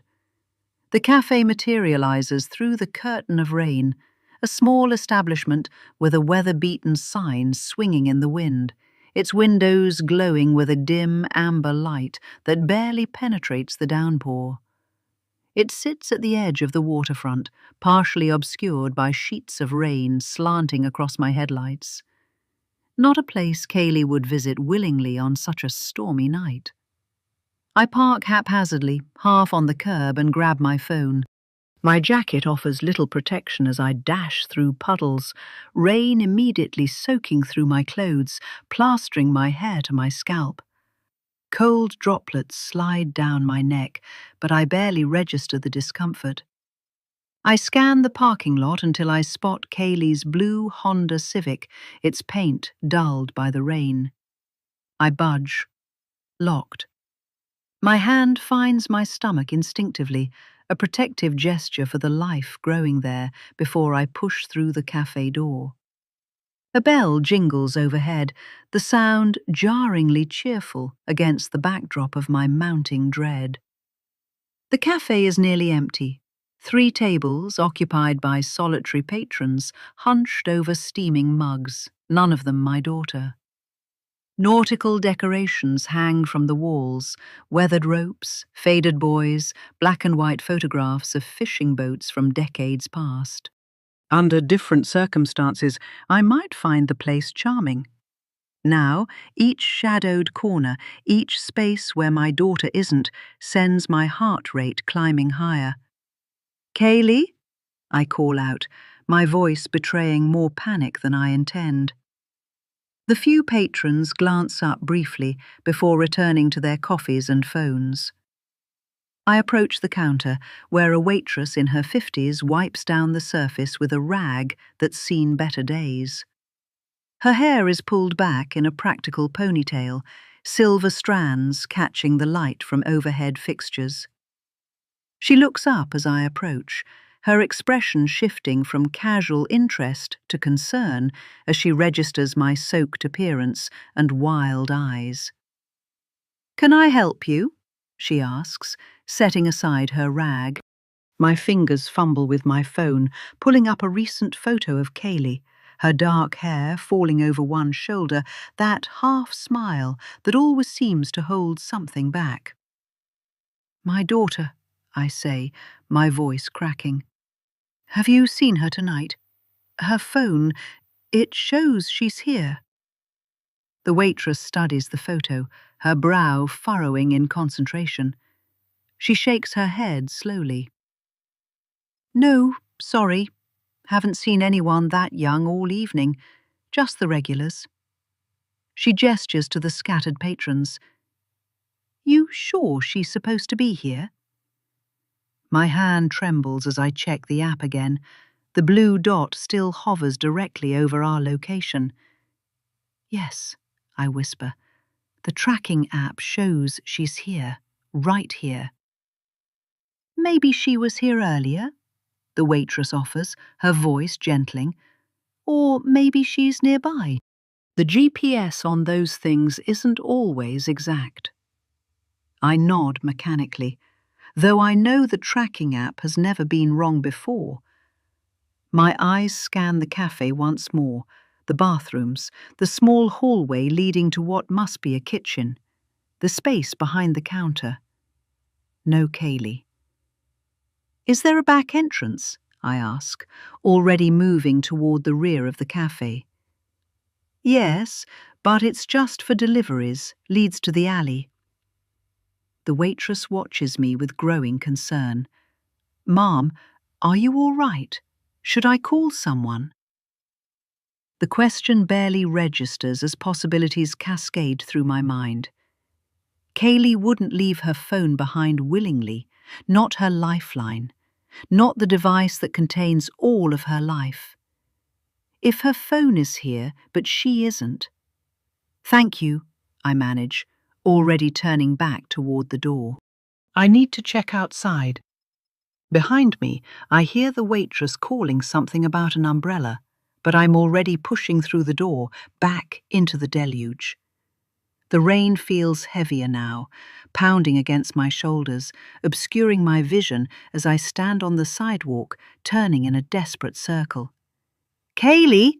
I call, my voice immediately swallowed by the storm. "Kaylee!" My mind replays the threat texts Kaylee received. "Stop asking questions or your mother pays the price." But they didn't go after me. They went after her. just like 5 years ago when I received those photos of Kaylee to make me stop investigating. History repeating itself in the cruelest way possible. I check the app again, the screen smeared with raindrops. The blue dot mocks me with its stillness. She's here, it insists. Right here. Which means her phone is here, but Kaylee isn't. My breath comes faster now, my lungs struggling against the tightness in my chest. If Caruso has taken her, if he's hurt her because of my photographs, because of my past, I force the thought away, unable to face its implications. Instead, I move with purpose along the side of the building toward the alley the waitress mentioned. The narrow passage between the cafe and neighboring building is darker, the rain creating a curtain that transforms the distant streetlights into smeared halos. "Kaylee!" I call again, my voice smaller now, as if I'm afraid of what might answer. Nothing but the drumming of rain against dumpsters and asphalt. I pull out my phone again, its glow creating a small sphere of blue light in the darkness. The locator app still shows Kaylee should be right here. I look around desperately, as if she might materialize from the shadows. The alley feels wrong, too empty, too quiet despite the rain. Something about the stillness sends a chill through me that has nothing to do with my drenched clothes. A mother knows. A mother feels when her child is in danger. And right now, every cell in my body is screaming that Kaylee needs me, that somewhere beyond this alley, beyond this rain-soaked night, my daughter is facing a threat I've spent 5 years trying to protect her from. I send a quick text to Detective Bonetti. "Kaylee missing. Her phone at Harbour Cafe, but she's gone. Going to find her. Sending you my location just in case." Then I turn back, my steps quickening with new purpose. As I reach my car, a grim certainty settles over me. Kaylee is in danger because of choices I made 5 years ago, when I buried evidence rather than fighting, and 2 months ago, when I married a man whose agenda I never fully understood. Now I have to find her before those choices cost me everything. I step back into the downpour, my breath coming in short, shallow gasps as my eyes adjust to the darkness of the alley. The rain pounds harder now, drumming against metal dumpsters and washing over the asphalt in miniature rivers that reflect the distant streetlights in broken fragments. I call Kaylee's name again, my voice swallowed by the storm. The app insists she's here, but I've searched the area thoroughly. My fingers tremble as I activate my phone's flashlight, sweeping the weak beam across the ground, hoping desperately I'm wrong about what I might find. The alley stretches ahead, narrow and threatening, the buildings on either side creating a wind tunnel that drives the rain sideways. I move deeper into the darkness, my shoes splashing through puddles, my light catching on discarded cigarette butts, a broken bottle, a sodden cardboard box, the detritus of urban neglect that suddenly seems ominous. "Kaylee!" I call again, desperation edging my voice. In my mind, I see her as she was just yesterday, fierce, determined, showing me the evidence she'd gathered about Nate, about Clara's suspicious suicide, about the connections between my past and his present. My brilliant daughter, who never stopped searching for the truth, even when the truth was dangerous. A car passes on the main street, its headlights briefly illuminating the alley in a sweep of artificial daylight. Something glints on the wet asphalt about 20 feet ahead, something that doesn't belong among the refuse and puddles. My heart seizes as I rush forward, my light finding what the passing car revealed. A phone with a cracked screen lying face up in a shallow puddle. The blue case with white stars that Kaylee picked out last summer. I drop to my knees, heedless of the water soaking through my jeans, and pick it up with trembling fingers. The screen lights up at my touch, revealing the lock screen. A photo of Kaylee and me from last Christmas. Both of us wearing ridiculous reindeer antlers, our smiles bright and uncomplicated by the knowledge we now possess. "No," I whisper, turning the phone over. No visible blood, just the cracked screen and water damage. I try to unlock it with Kaylee's birthday, but it remains stubbornly closed to me. Whatever information she discovered, whatever led her here, remains locked inside this broken device. I rise to my feet, clutching her phone to my chest like a talisman. My light sweeps the surrounding area in wider arcs now, searching for any other sign of my daughter. About 10 feet away, half hidden under the edge of a dumpster, I spot something else, a small canister lying in a murky puddle. I move toward it, already knowing what it is before my light confirms it. Kaylee's pepper spray. The small pink canister I insisted she carry since she started college. She'd rolled her eyes, but clipped it to her keychain anyway. I pick it up, noting that the safety cap is off. She'd had time to prepare for defense, had felt threatened enough to ready her weapon. But she hadn't managed to use it, or if she had, it hadn't been enough to save her. My breathing becomes rapid and shallow as the reality crashes over me. Kaylee has been taken. My daughter, my fierce, protective daughter, who spent weeks investigating Nate, connecting dots I was too love-blind to see, is now in the hands of people who threatened her, who came after her because of my past, because of what I know. "Nate," I whisper, his name emerging as both question and accusation. Did Nate set this in motion? Is he a victim or perpetrator? The uncertainty that has plagued me since finding his hidden gun, since learning of his deception, becomes harder, colder. The man I married, the man I deliberately sought out because I couldn't stop wondering about him and what really happened to his daughter, has become a stranger to me again. I once admired him from afar, the devoted father who would risk everything to protect his daughter. Now I wonder if that narrative was just another manipulation. None of it matters anymore. My daughter is missing, and whatever game Nate is playing, he's dragged her into it. With shaking fingers, I navigate to the tracking app again, this time selecting Nate's icon. After our confrontation, after I asked him to leave, I should have removed him from the app. But some part of me, the part still processing the reality that my marriage was built on lies, couldn't take that final step. The map loads, showing Nate's location, a warehouse in the industrial district near the harbour. My stomach twists with a sick certainty. Whatever is happening at that warehouse, Kaylee is now part of it. I should call Bonetti. I should wait for police backup. I should follow procedure and let professionals handle this situation that reeks of danger and deception.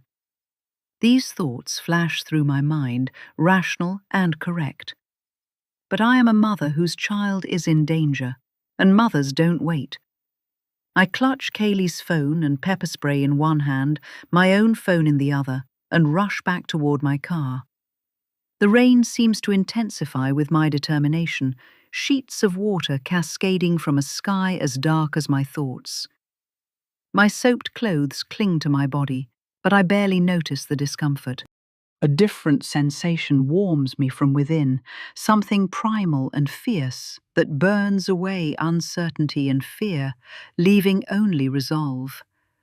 As I slide behind the wheel, I place Kaylee's phone and pepper spray carefully on the passenger seat. Evidence of what's been taken from me, reminders of what I'm fighting to recover. I start the engine with hands that no longer shake, my movements precise and controlled. The headlights cut through fog and rain as I pull away from the curb, pointing my car toward the harbour and whatever waits in that warehouse. I don't know if I'll find Nate there as victim or villain. I don't know if Caruso will be waiting, if this might will end in rescue or tragedy. What I do know is this. 5 years ago, I chose silence over courage. I buried evidence, buried my investigative instincts, and became someone else entirely. Someone safe, someone who wouldn't draw attention. Tonight, I choose differently. Tonight, I reclaim the photographer who documented corruption without flinching. The mother who would tear down heaven and earth to protect her child. Tonight, I drive toward danger with open eyes, one hand resting briefly on my stomach, as I make a promise to both my children, the one I'm desperate to save and the one I'm still carrying. Whatever Nate's truth may be, whatever waits in that warehouse, I will not fail them. 44. Emily. The warehouse district looms before me. Rain continues to fall over the abandoned buildings, gentler now, but persistent, creating a misty veil that softens the harsh outlines of metal and concrete. I park my car behind a shuttered loading dock 2 buildings away, killing the headlights and engine. For a moment I sit in silence, my hand resting on my slightly swollen belly, feeling the gentle curve that houses my second child, while I prepare to risk everything for my first. Kaylee's phone sits on the passenger seat beside me, its cracked screen a reminder of violence I can't bear to imagine. I slip it into my pocket alongside my own phone, drawing strength from this small connection to my daughter. The tracking app shows Nate still at the warehouse. Whether ally or enemy, he's waiting inside those walls, and likely so is my daughter. I step out into the rain, closing the car door with barely a sound.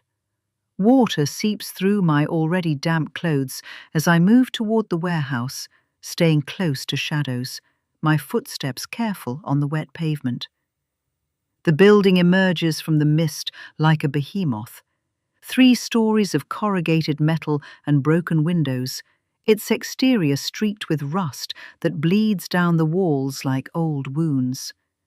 A chain-link fence surrounds it, topped with rusted barbed wire. But nature has been working against these barriers. A fallen tree has crushed a section of fence, creating an opening just large enough for a person to slip through. My photographer's eye automatically catalogues details, even as my mother's heart pounds with fear.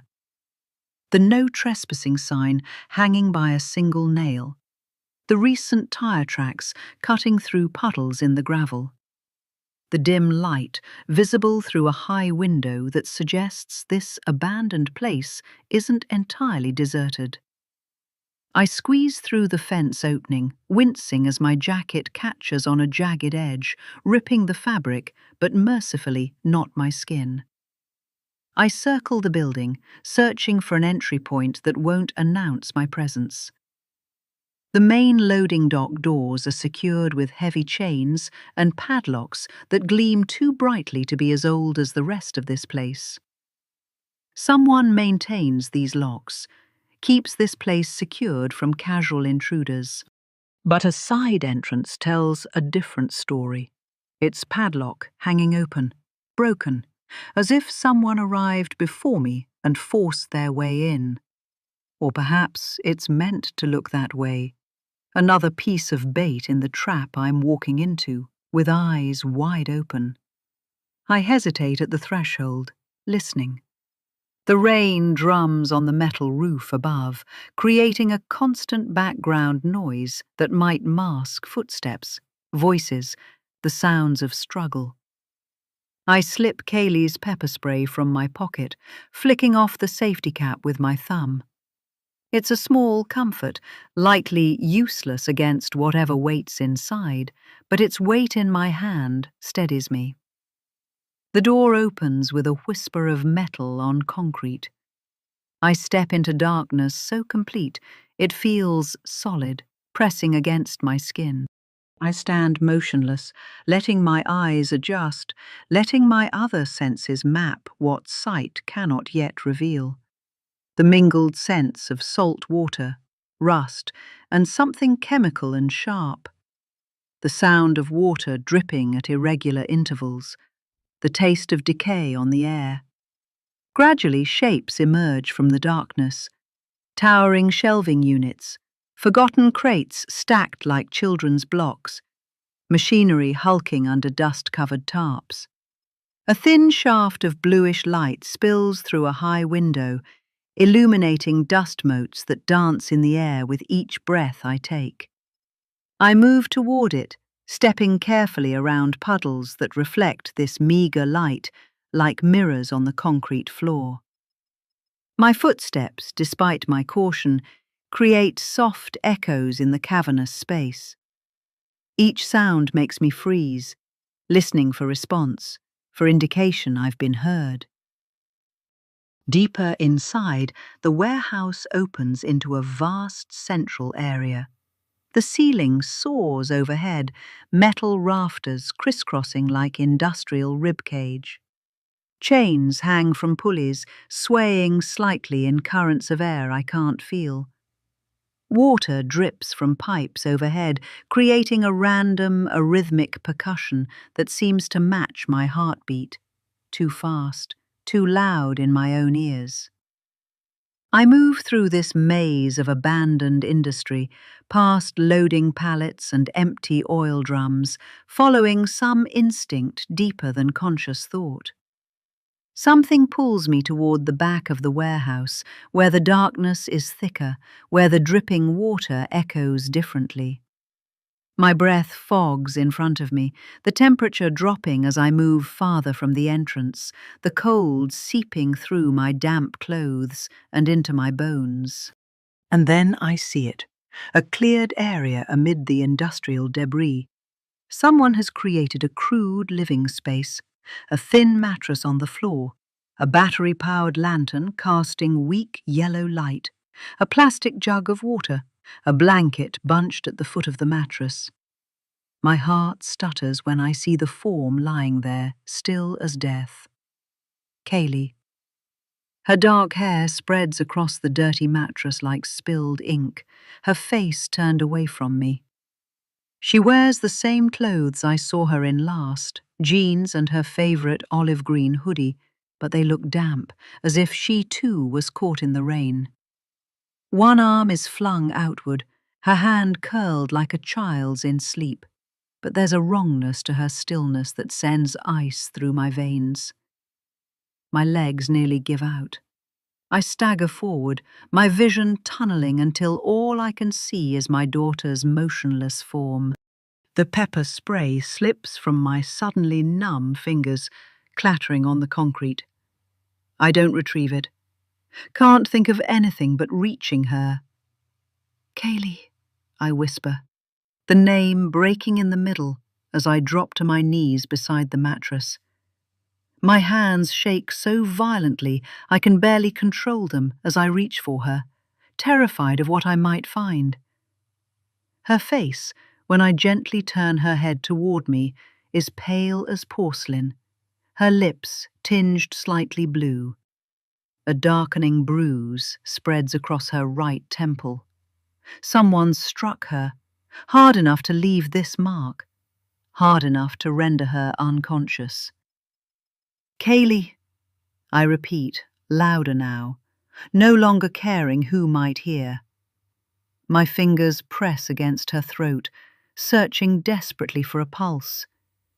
The skin beneath my fingertips is cool, but not cold. She hasn't been here long. I lean close, my ear near her mouth, listening, praying for the sound of breath. For an eternal second, I hear nothing but the drip of water and my own ragged breathing. Then, a soft exhale, faint but unmistakable. She's alive. The relief is so intense, it's almost pain, a physical wave that crashes through me. My hands move automatically to check her for other injuries, finding none immediately visible. My body curls protectively over hers, as if I can shield her from whatever threat still lurks in this place, from whatever harm has already befallen her. "I'm here," I whisper against her hair, tasting salt, my own tears, I realize, streaming unchecked down my face. "I'm here now. I found you." But even as I cradle my unconscious daughter, the warehouse around us seems to whisper warnings. "We're not alone here. Whoever brought Kaylee to this place, whoever lured me here with promises, they're watching, waiting. And I've walked willingly into their trap, just as they knew I would." I press my fingers more firmly against Kaylee's neck, feeling for the rhythm of her pulse. It's there, faint but steady beneath her cool skin. Her breathing is shallow, barely visible in the rise and fall of her chest, but it's enough to tell me she's alive. For now. I cup her face between my hands, her skin shockingly pale against my rain-dampened fingers. "Kaylee," I say louder now, no longer whispering. "Kaylee, wake up. It's Mum. I'm here." No response. The bruise on her temple has darkened to a purple crescent, the skin slightly swollen. I scan her body for other injuries. No visible blood, no awkward angles suggesting broken bones. Just this unnatural stillness, this absence of the vibrant, fierce girl. I lean closer, my lips near her ear. "Kaylee, please, I need you to wake up, now." My voice breaks on the last word, desperation seeping through. When she remains unresponsive, I gently pat her cheek. Then, with more force, the light slap making a soft sound in the cavernous space.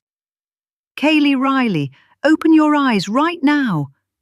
I use my mother voice, the one that worked when she was small and defiant, the one that carried the weight of consequences if ignored. It sounds hollow now, powerless against whatever holds her in this unnatural sleep.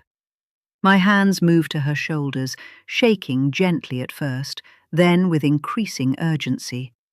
Her head lolls with the movement, uncomfortably limp. I check her pupils, pulling back one eyelid and then the other. They're equal in size, but sluggish to respond to the dim light. Drugged. Someone has given her something to keep her under. The realization ignites fresh panic in my chest. What did they give her? How long will it last? Are there side effects I should be watching for? The questions tumble through my mind as I tug Kaylee's hoodie aside, checking again for injury, for needle marks, for any clue to what's been done to her. "Come on, sweetheart." Tears stream freely down my face now, dripping onto her cheeks as I lean over her. "Please wake up. Please be okay." I wipe the wetness from her skin with trembling fingers. "I can't do this without you. I can't." I cradle her head in my lap, smoothing back her dark hair, my tears falling faster now, beyond my control. My body curls around hers instinctively, as if I can transfer my strength to her through proximity alone. Her breathing remains unchanged, present but shallow, her body limp against mine. "I'm sorry," I whisper against her forehead. "I'm so sorry I didn't protect you. I should have seen this coming, should have known they'd target you again." My voice catches, breaks. "Please forgive me. Please just wake up." The warehouse creaks around us, a symphony of small sounds that would be imperceptible in daylight, in normal circumstances. Water continues to drip from pipes overhead, each drop striking concrete with metronomic persistence.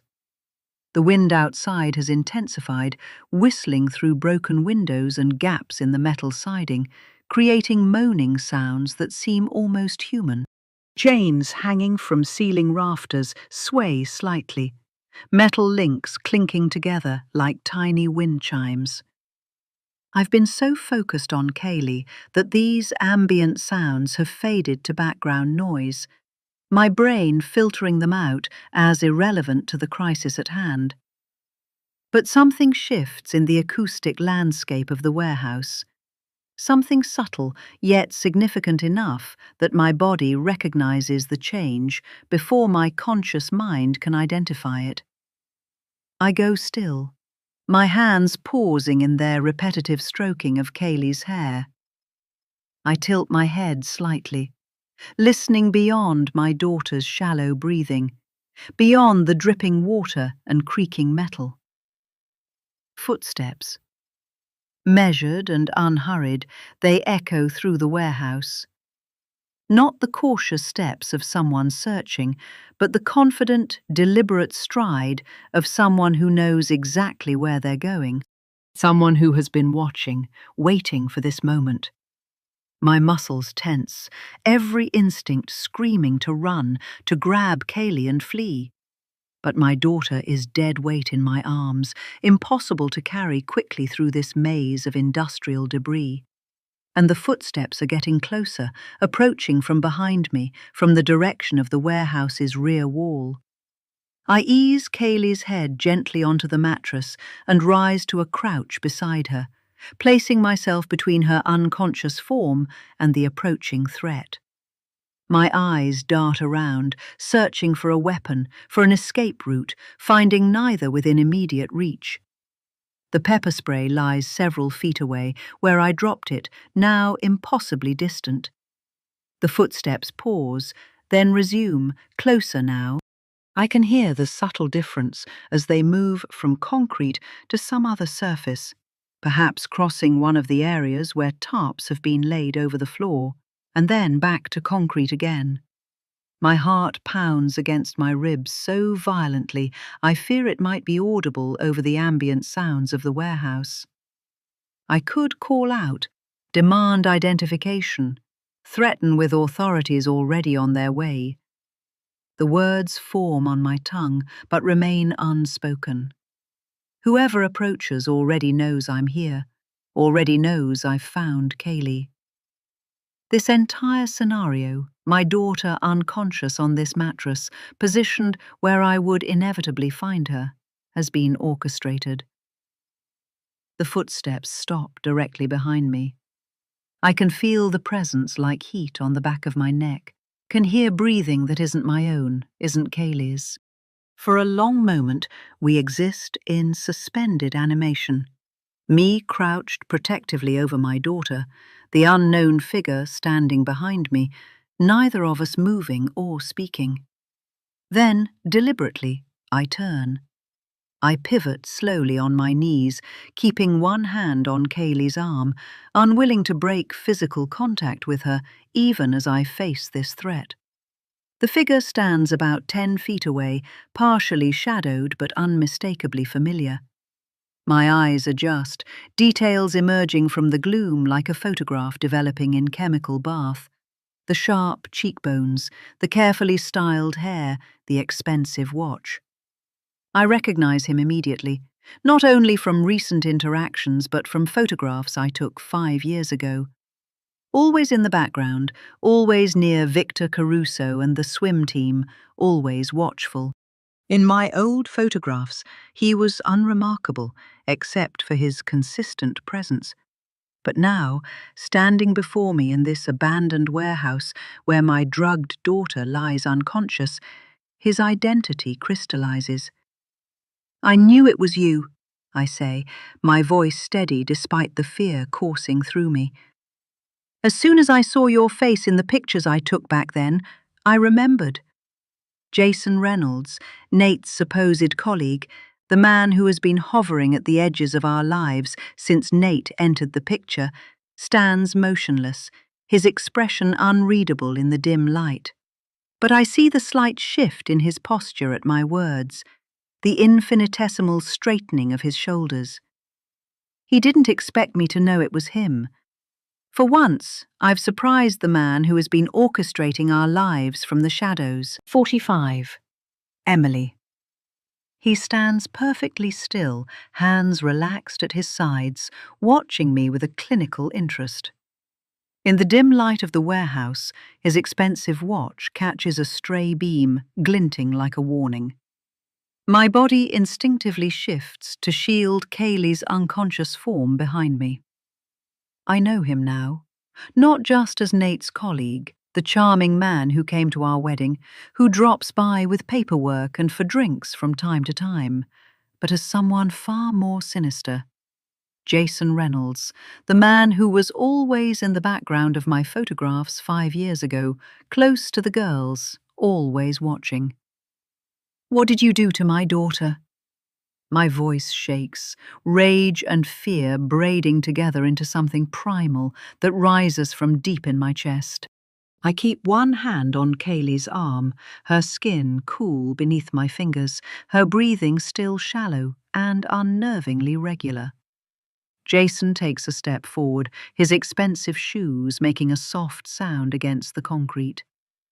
There's something wrong about his calm, about the way his face remains placid while his eyes assess me like I'm a problem to be solved. "She'll be fine." His voice is conversational, as if we're discussing the weather over coffee. "A mild sedative, the same one I used on Marissa, actually." He tilts his head slightly, considering. "Though Kaylee fought harder, that's why the bruise was necessary." The casual mention of his violence against my daughter sends a surge of fury through me, so intense my vision blurs at the edges.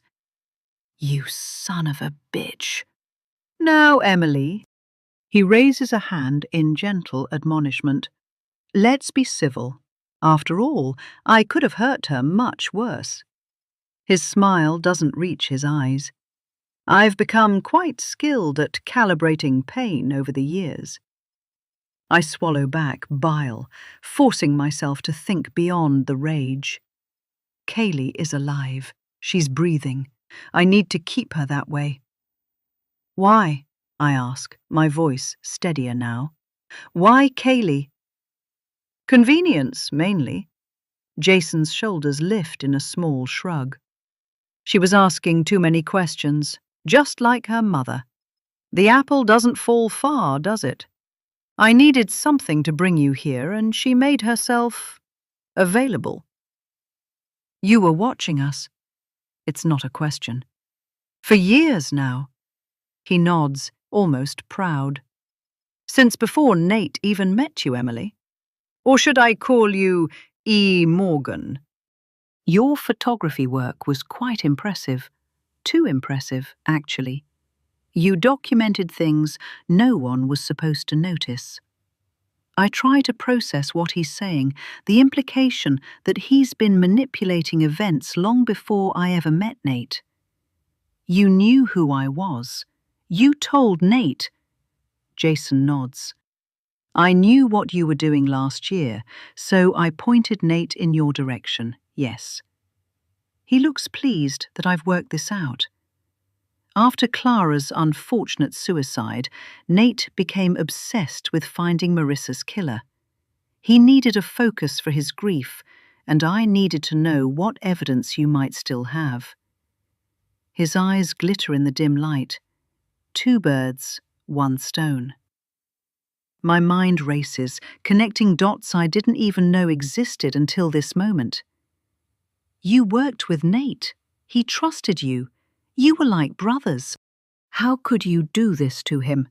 "I'd known Marissa since she was a young child. I took the job as the assistant coach on the swim team," Jason says, his voice taking on a nostalgic quality that makes my skin crawl. "Marissa was quite talented, fast, disciplined, beautiful. I couldn't stop thinking about her. I made a pass at her on one of our trips, told her I loved her, but she got angry and told me I was disgusting. An old pig. Me, an old pig. I loved her. Man, the way she moved in the water, it was like poetry. It was spectacular to watch." His smile widens fractionally, and I feel sick. The horror of what he's describing, how he positioned himself in their lives, how he groomed Nate's daughter, makes me tighten my grip on Kaylee's arm. "Where is Nate?" I demand, suddenly realizing the implications of Jason having sent me that text earlier. "What did you do to him?" "You have his phone, clearly. I know he went to your place last night." Something shifts in Jason's expression, a hardening around the eyes, a tightening of the jaw. "Nate was always too stubborn for his own good." He sighs, as if disappointed by a minor inconvenience. "When he left your apartment, he came to me, needed someone to talk to. Poor man was devastated." My heart pounds harder against my ribs. "What did you do to him?" He was distraught, but then he started putting pieces together. Jason's voice remains conversational, but I see tension in how he holds himself now. He saw something in my apartment, started asking questions. "What did he find?" "My keepsake box." "Keepsake box," I repeat, a chill spreading through me. Everyone needs mementos, Emily, reminders of significant moments. His smile is colder now. "I kept Marissa's bracelet, the one Nate gave her for her 12th birthday. Silver with little charms, quite distinctive." My stomach drops. "You killed her and kept a souvenir?" "I had to." He says it simply, like explaining why he had to cancel dinner plans. But that's getting ahead of the story. Nate found the bracelet, and well, he spreads his hands in a gesture of inevitability. He attacked me. Quite violently, actually. I had no choice but to defend myself. "Where is he?" My voice has gone thin, reedy with dread. Jason's expression doesn't change, but something in his eyes, a flash of cruel satisfaction, tells me everything before he speaks. "I shot him, Emily, twice. He didn't suffer long." The world tilts beneath me. My hand moves instinctively to my stomach, cupping the small swell that houses Nate's child. A whimper escapes me, a sound so broken and animal I barely recognize it as my own. Nate, dead. Shot by this monster standing before me with his pleasant smile and perfectly pressed clothes. Nate, who would never meet our child. "You're lying," I whisper, but there's no conviction behind the words. Jason's calm certainty leaves no room for doubt. I wish I were. He doesn't sound sorry at all. It complicated matters significantly. I had planned for a much cleaner resolution, but Nate forced my hand, just like Kaylee did. My breathing comes faster now, shallower. "What did Kaylee ever do to you?"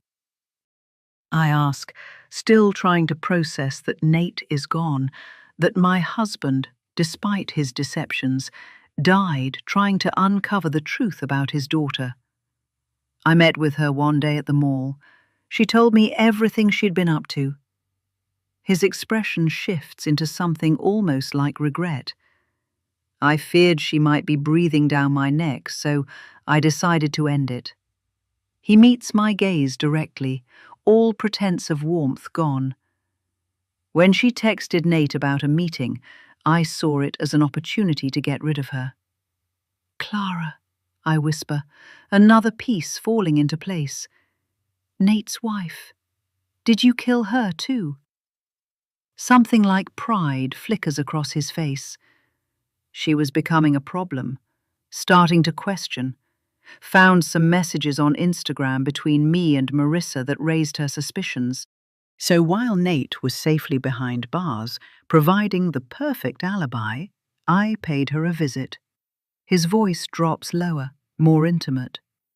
She didn't suffer either. The sedatives were already in her system when I arranged the scene. I feel sick, my stomach roiling with horror and grief. This man standing before me has systematically destroyed Nate's entire family, killed his daughter, murdered his wife, and now Nate himself. And he's done it all while pretending to be his friend, his supporter, his colleague.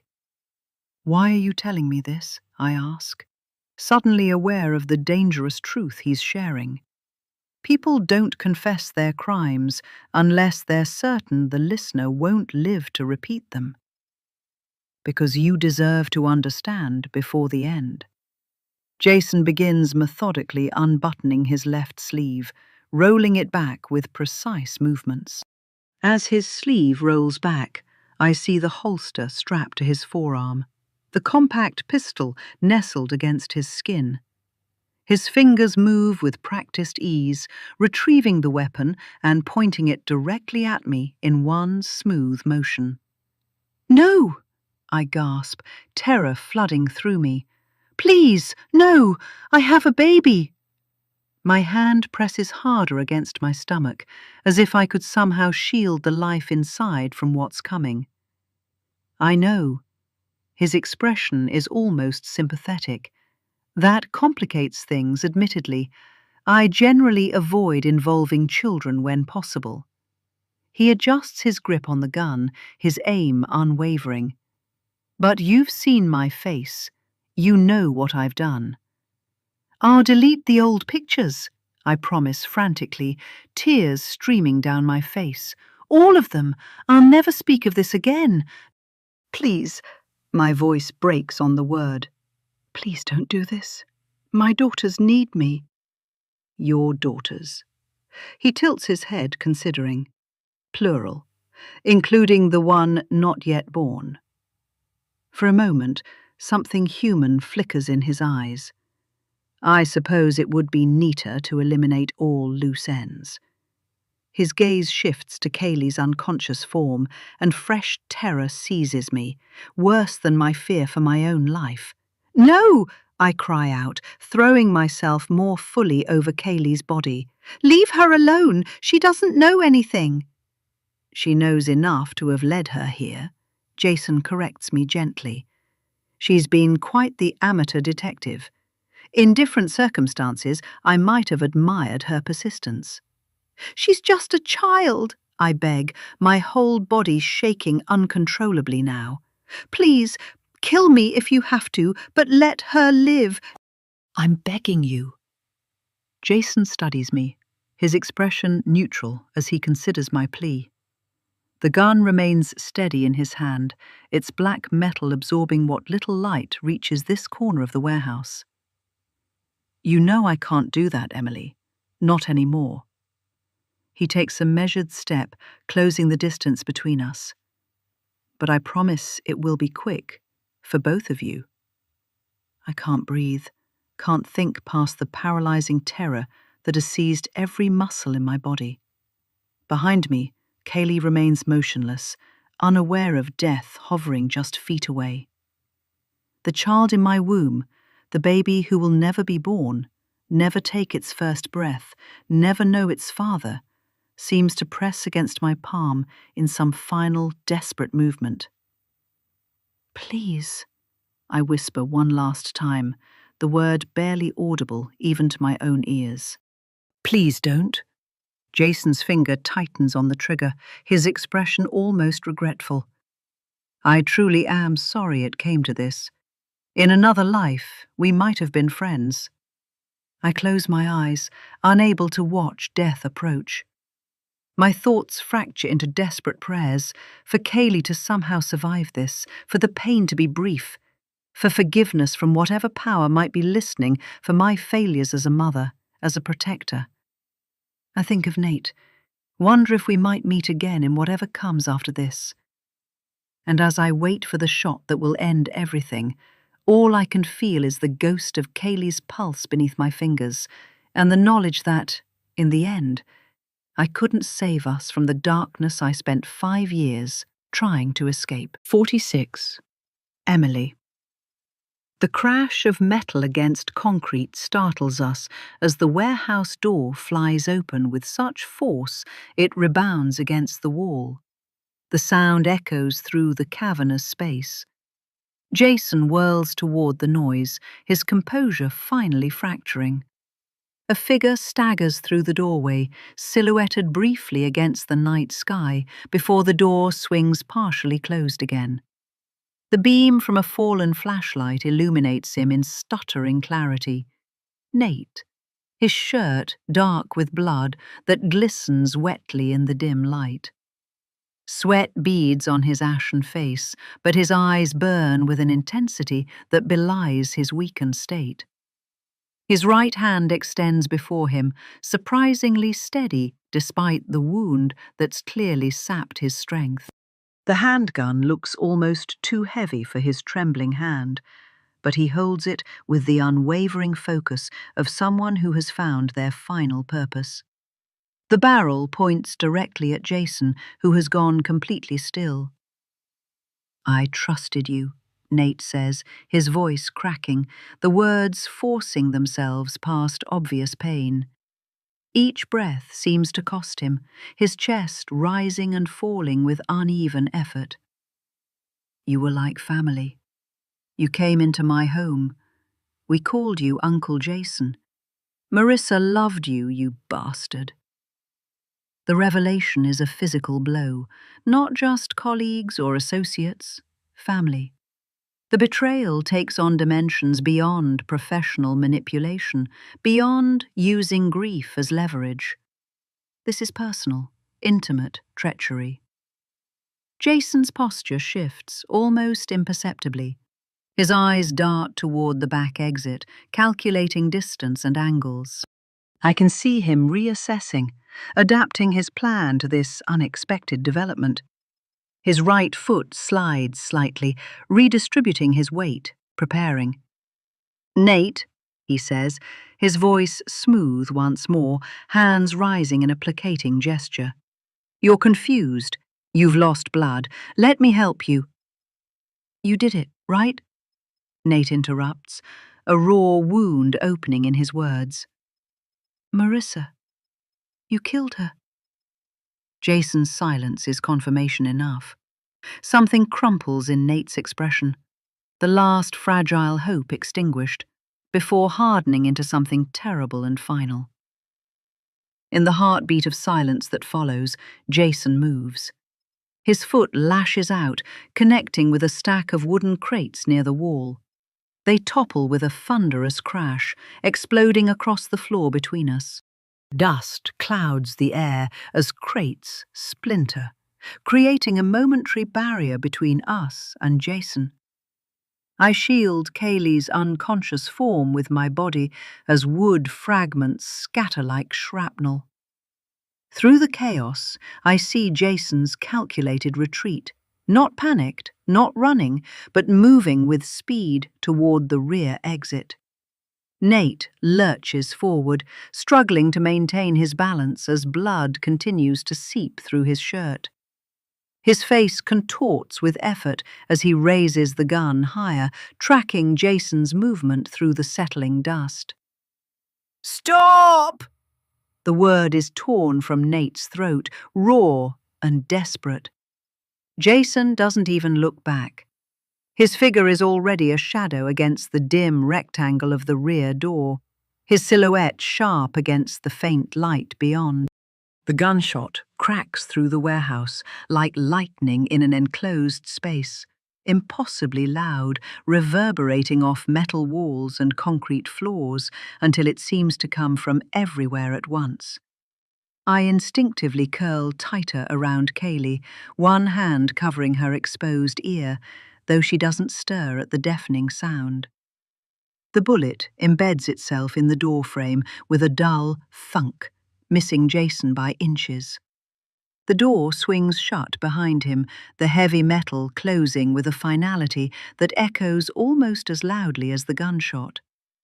Nate makes a strangled sound, frustration and pain mingled into something primal and wounded. His arm drops, the gun suddenly too heavy to hold. He staggers sideways, catching himself against a support beam before his knees buckle. He slides down the metal pole until he's kneeling on the concrete, his free hand pressing against the dark stain spreading across his chest. "Emily," he says, my name barely a whisper as his strength visibly drains. I never meant. I'm torn between rushing to him and staying with Kaylee, the conflicting impulses freezing me in place for one horrible second. But my daughter's unconscious form decides for me. I turn back to her, gathering her closer, one hand cradling her head while the other feels for her pulse again. "Kaylee," I whisper against her hair, ignoring Nate's labored breathing, ignoring Jason's escape, focusing entirely on the fragile life in my arms. "Kaylee, please wake up now, please." As if responding to my desperate plea, her eyelids flutter. A soft moan escapes her lips, so faint I might have imagined it if not for the slight movement of her head against my hand. I lean closer, hardly daring to believe. "That's it, sweetheart. Come back to me." Her eyelids flutter again, then open halfway, her pupils still dilated from whatever drug Jason administered. She blinks slowly, struggling to focus, her gaze drifting around the dim warehouse before settling on my face. "Mom?" Her voice is a cracked whisper, her confusion evident. "What? Where?" Relief floods me with such force I feel lightheaded. I pull her closer, pressing my lips to her forehead, tasting salt from my own tears that I hadn't even realized were falling. "I'm here. You're safe now." The words are automatic, maternal, though I know they might not be true. Jason is gone, but not far, and whatever plan he set in motion isn't finished.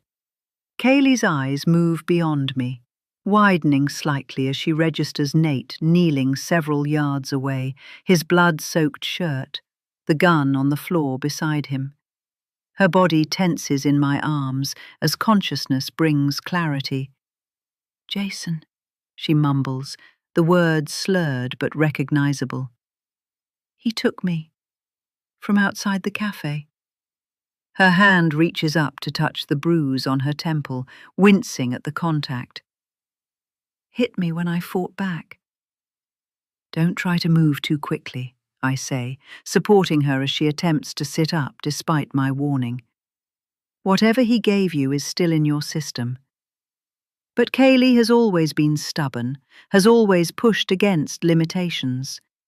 She struggles upright, her movements uncoordinated but determined, her gaze becoming more focused with each passing second. "Is that Nate's blood?" she asks, her voice stronger now. I nod, unable to find words that adequately explain the situation. How Nate burst in, wounded but unwavering. How he called Jason family. How he tried to stop Jason's escape. How he collapsed after firing that single, futile shot. Kaylee's eyes narrow as she looks toward the rear door, her natural sharpness cutting through the drug's lingering fog. "He's getting away," she says, the words surprisingly clear. "Jason. He's the one who's been pulling all the strings." Her perception startles me. Even drugged and disoriented, she grasps the truth of our situation with her characteristic insight. I wonder briefly how much she heard while unconscious, how much she pieced together from fragments of awareness between sedated darkness. "I'm calling an ambulance," I say, reaching for my phone. "For both of you." "No!" Kaylee's hand closes around my wrist with unexpected strength. "He'll be gone by then. Everything, all of this, it was for nothing if he gets away." She pulls herself more upright, her movements becoming steadier as resolution seems to burn through whatever sedative Jason administered. Her gaze fixes on Nate's gun, lying where it fell when his strength gave out. "Kaylee, no," I begin, but she's already moving, disengaging from my protective embrace with single-minded focus. She crawls toward the weapon, her progress shaky but relentless. Her fingers close around the grip with surprising steadiness, her thumb finding the safety as if she's handled firearms before. A realization that sends a fresh chill through me. How much of her investigation into Nate went beyond research? What else has she learned that I don't know about? "Go get the bastard, Mom," she says, her voice hoarse but clear, perseverance burning through the lingering effects of the drug. She extends the gun toward me, grip first. "I can't shoot worth a damn right now, but you can." I stare at the offered weapon, at my daughter's fierce expression, at her absolute certainty that I'm capable of this, of pursuing a dangerous man, of potentially taking a life. The gun seems impossibly heavy in her outstretched hand, a weight measured not in pounds but in consequences. "Kaylee, I can't leave you. I'll stay with Nate, but Jason has to be stopped." Her eyes, so like mine, hold a hardness I've never seen before. He killed Clara. He took Marissa. He tried to take me. Who else, Mum? How many other daughters? The question strikes something primal within me. Not just maternal instinct for my own child, but something wider, a responsibility that extends beyond our immediate circle. How many other daughters? How many other mothers searching, grieving, not knowing? I take the gun from Kaylee, surprised by its solid weight, by how naturally my finger finds its place outside the trigger guard. I've never fired a weapon, never wanted to, but in this moment it feels like an extension of my protective instinct, a tool, like my camera once was, to document and expose truth. "You call 911, I tell Kaylee, rising to my feet, handing her my phone. "Keep pressure on his wound." I pull off my jacket and hand it to her. "Use this." She nods, her movements becoming more coordinated as adrenaline continues to burn through the sedative's effects. "Be careful," she says, but her eyes tell me something else. Be merciless. I move toward the door Jason used to escape, the gun steady in my hand. I am no longer the woman who hid from threats 5 years ago, no longer the woman who buried evidence to protect herself and her daughter. No longer the woman who fell in love with a man without questioning the coincidences that brought him into her life. I am a mother whose child was threatened, a witness who can finally testify to the truth. A photographer who once documented murder, now prepared to do more than observe. The metal door is cool against my palm as I push it open, stepping into the night air where Jason Reynolds has disappeared. But not for long. Not if I can help it. 47. Emily. The night air hits me hard, cold and sharp against my skin, still warm from the warehouse. I clutch the gun tighter, its weight unfamiliar but necessary, and scan the darkness beyond the doorway.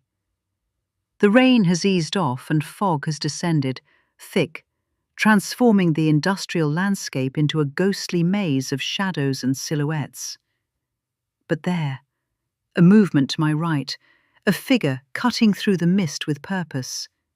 Jason, heading toward the harbor. I take a deep breath and follow, my daughter's words echoing in my mind. How many other daughters? How many other mothers? My feet find their rhythm on the wet pavement, splashing through puddles. The gun feels impossibly heavy in my hand, a foreign object that represents everything I've spent years avoiding. Confrontation, violence, the ugly truths I once documented through the safer distance of a camera lens. But cameras can't stop men like Jason, can't bring justice for Clara, can't protect Kaylee. Ahead, Jason's figure moves with the fluid efficiency of someone accustomed to escape, to slipping away from consequences. His outline blurs at the edges where fog curls around him, but I keep my eyes fixed on that moving shadow, refusing to lose him in the mist. My lungs burn already. I'm not as young as I once was, and the pregnancy has sapped some of my endurance, but I push harder, narrowing the gap between us. "Jason!" I shout, with all the fury I've contained for years. For a moment he falters, turning slightly, as if surprised I've pursued him. That hesitation costs him precious seconds, allowing me to gain ground. The harbour appears through the fog like a ghost sea, black water lapping against concrete barriers and weathered docks. Jason veers toward a long, neglected pier that stretches into the nothingness beyond, a skeletal finger pointing into oblivion. Even from a distance, I can see its deterioration. Missing boards, listing railings, the whole structure sagging toward the water as if tired of resisting gravity. He's chosen his escape route poorly. That pier leads nowhere but open water. I follow him onto the wooden planks, which groan beneath my weight with each step. The sound of water slapping against the pilings rises from below, along with the smell of salt, rot, and rusting metal. Fog swirls thicker here where water meets air, reducing visibility to mere feet.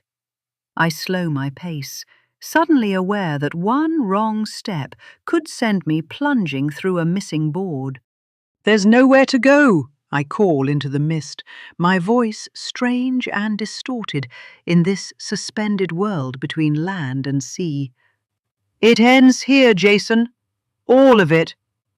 His laugh drifts back to me, soft, almost gentle, the laugh of a man who believes he's still in control.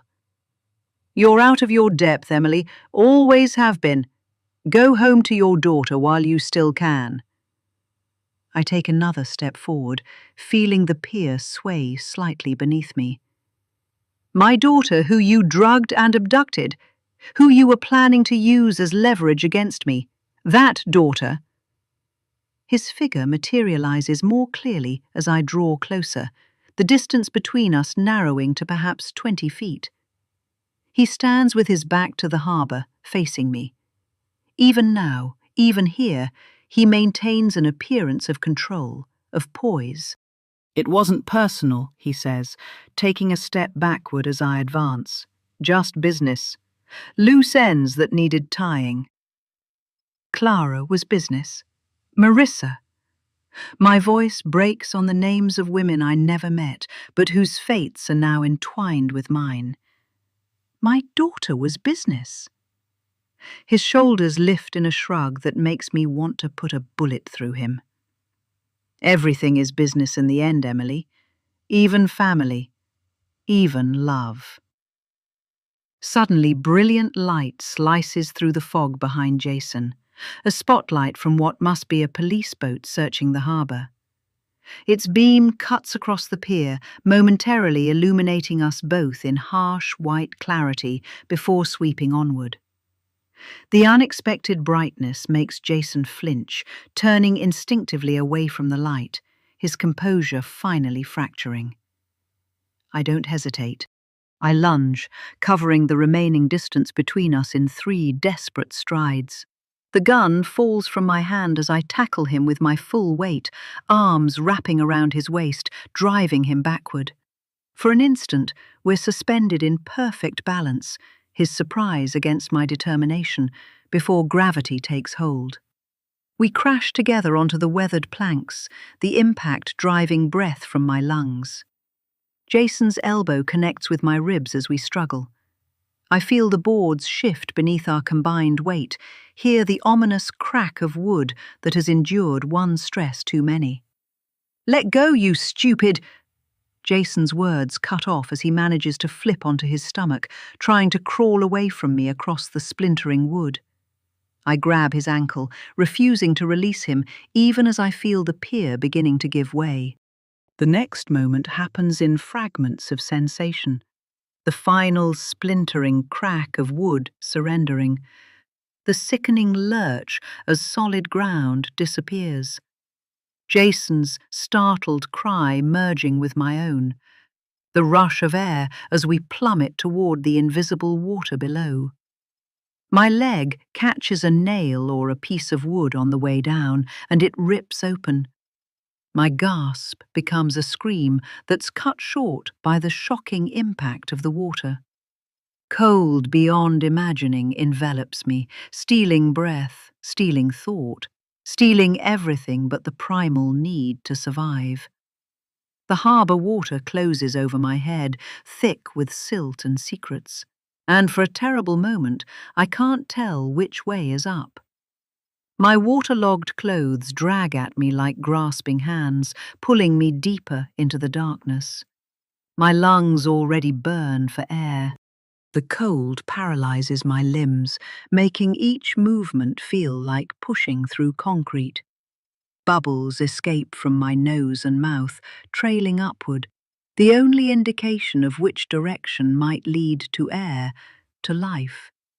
I orient myself by those bubbles and kick desperately, fighting against the sodden weight of my clothes, against the disorienting darkness, against the pier debris raining down around me. The surface seems impossibly distant, a slightly lighter darkness above the absolute black below. My chest constricts painfully as my body demands oxygen I can't provide. In this moment, suspended between life and death, I think of Kaylee waiting in the warehouse, of the baby inside me, innocent lives depending on my survival.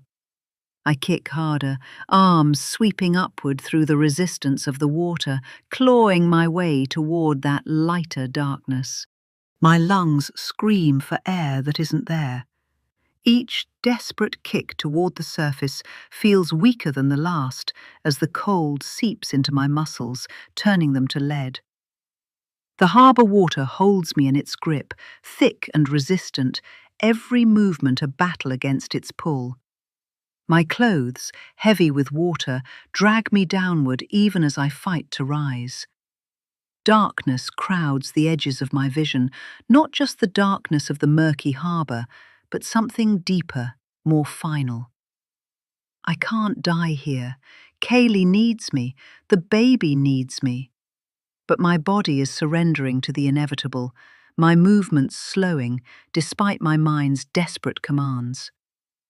I think of the other life inside me, the tiny spark I've carried these past weeks, and a fresh surge compels me to kick again, harder, my arms clawing upward through the murk. The lighter darkness above, what must be the surface, seems closer now. Just a few more seconds, just a little more strength. Something seizes my arm from behind. The grip is strong, insistent, pulling me backward. Terror explodes through me. Jason. He's found me in the darkness, is trying to drag me deeper, to ensure I never resurface with what I know. I thrash wildly, twisting in the water to face my attacker. The movement costs precious oxygen, but survival instinct overrides everything else. I can't see his face in the murky water, just a darker shape against the general blackness. My free hand claws at the fingers gripping my arm, my nails raking across skin. The grip loosens momentarily, and I kick away, but the hand finds me again, this time wrapping around my waist. No, not like this. I slam my elbow backward with all my remaining strength, feeling it connect with something solid. Bubbles explode around us, my attacker's air escaping in a surprised rush. But instead of releasing me, the arm around my waist tightens, pulling me closer. My lungs feel like they're collapsing, imploding from the pressure of held breath. Spots dance across my vision, bright against the darkness of the harbour depths. I'm losing this battle. The realization comes with strange clarity as my struggles weaken, as the cold and lack of oxygen dull my responses. My limbs feel disconnected, no longer responding to my desperate commands to fight. The arm around my waist shifts, and I'm being pulled upward. My oxygen-deprived brain struggles to make sense of this change, not deeper into the harbour, but toward the surface. The lighter darkness grows brighter, closer, as we rise together. My attacker isn't trying to drown me, but save me. The last of my strength ebbs away, and darkness closes in completely. My final conscious thought is of Kaylee's face, not as I last saw her, drugged and frightened, but as she was years ago, laughing in summer sunlight, before Nate, before everything complicated and dangerous entered our lives. Then, nothing. Pressure on my chest, sharp, rhythmic, pain radiating through my sternum. I want to tell whoever is hurting me to stop, but my body won't respond, my lips won't form words. Water rushes up my throat, burning like fire. I'm rolled onto my side as I cough violently, expelling harbour water that tastes of salt and oil and decay. Emily! Emily, breathe! Please, breathe! The voice penetrates the fog surrounding me. Nate's voice, raw with fear and effort. Another round of coughing racks my body, more water spilling from my lungs onto the rough wooden planks beneath me. My eyes flutter open to blurred shapes and smeared light. Gradually, the world resolves itself into recognizable forms. Nate kneels beside me, his face ghost white in the shifting light of what must be emergency vehicles.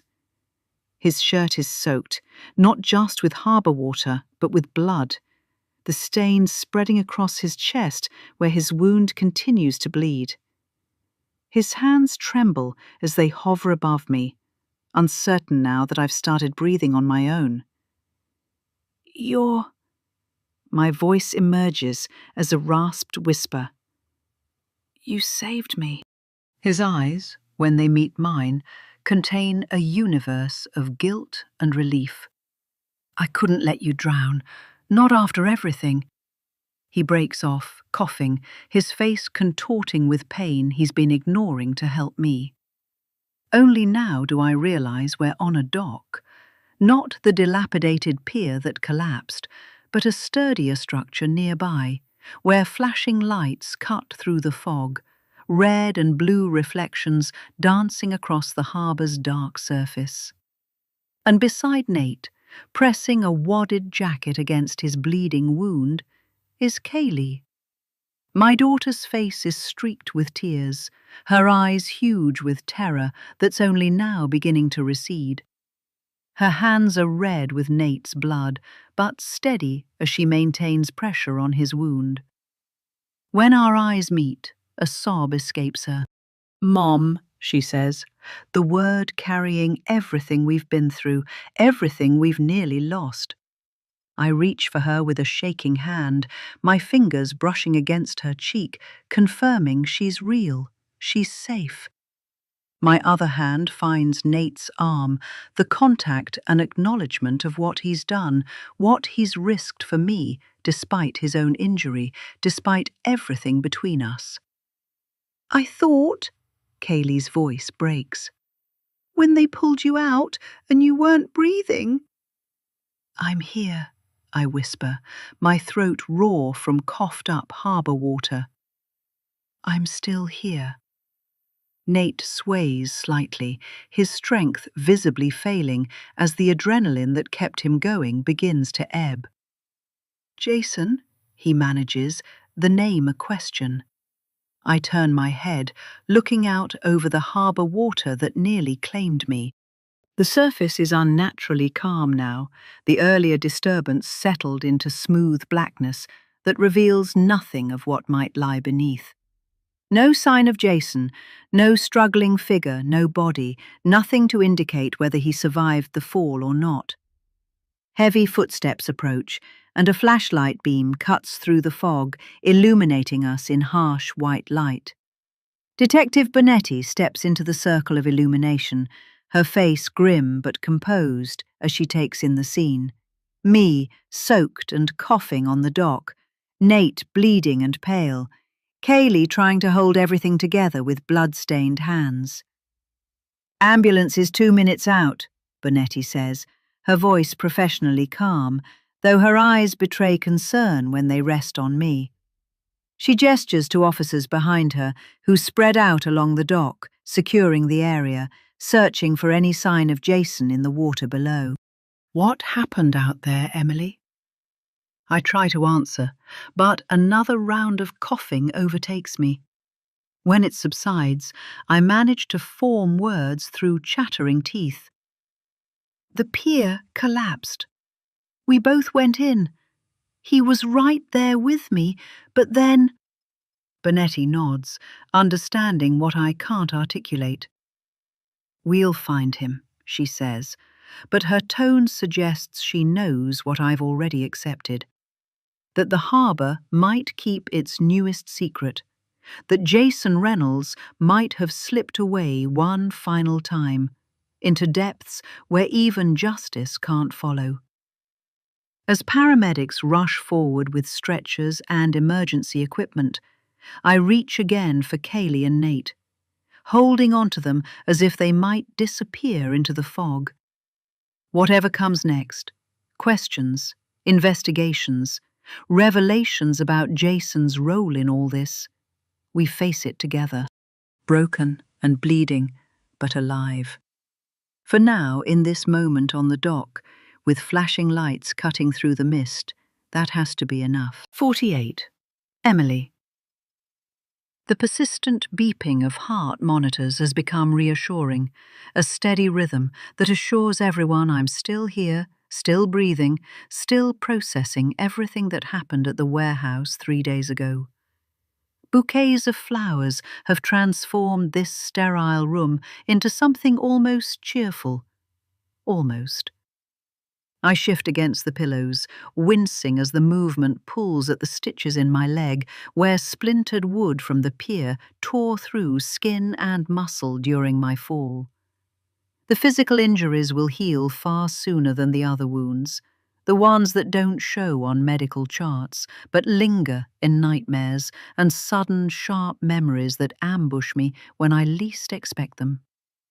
Kaylee sits in the vinyl chair beside my bed, her fingers tapping on her laptop as she does her schoolwork remotely. She's barely left this room since they admitted me, sleeping in that same uncomfortable chair despite my protests. But there's nothing I can do. Dark circles shadow my daughter's eyes, but there's a resolute set to her jaw that I recognize from my own reflection. Her protectiveness has shifted from suspicion to vigilance, as if she might personally guard me against any remaining threat. "You should go home and sleep in an actual bed," I tell her, not for the first time. "I'm fine."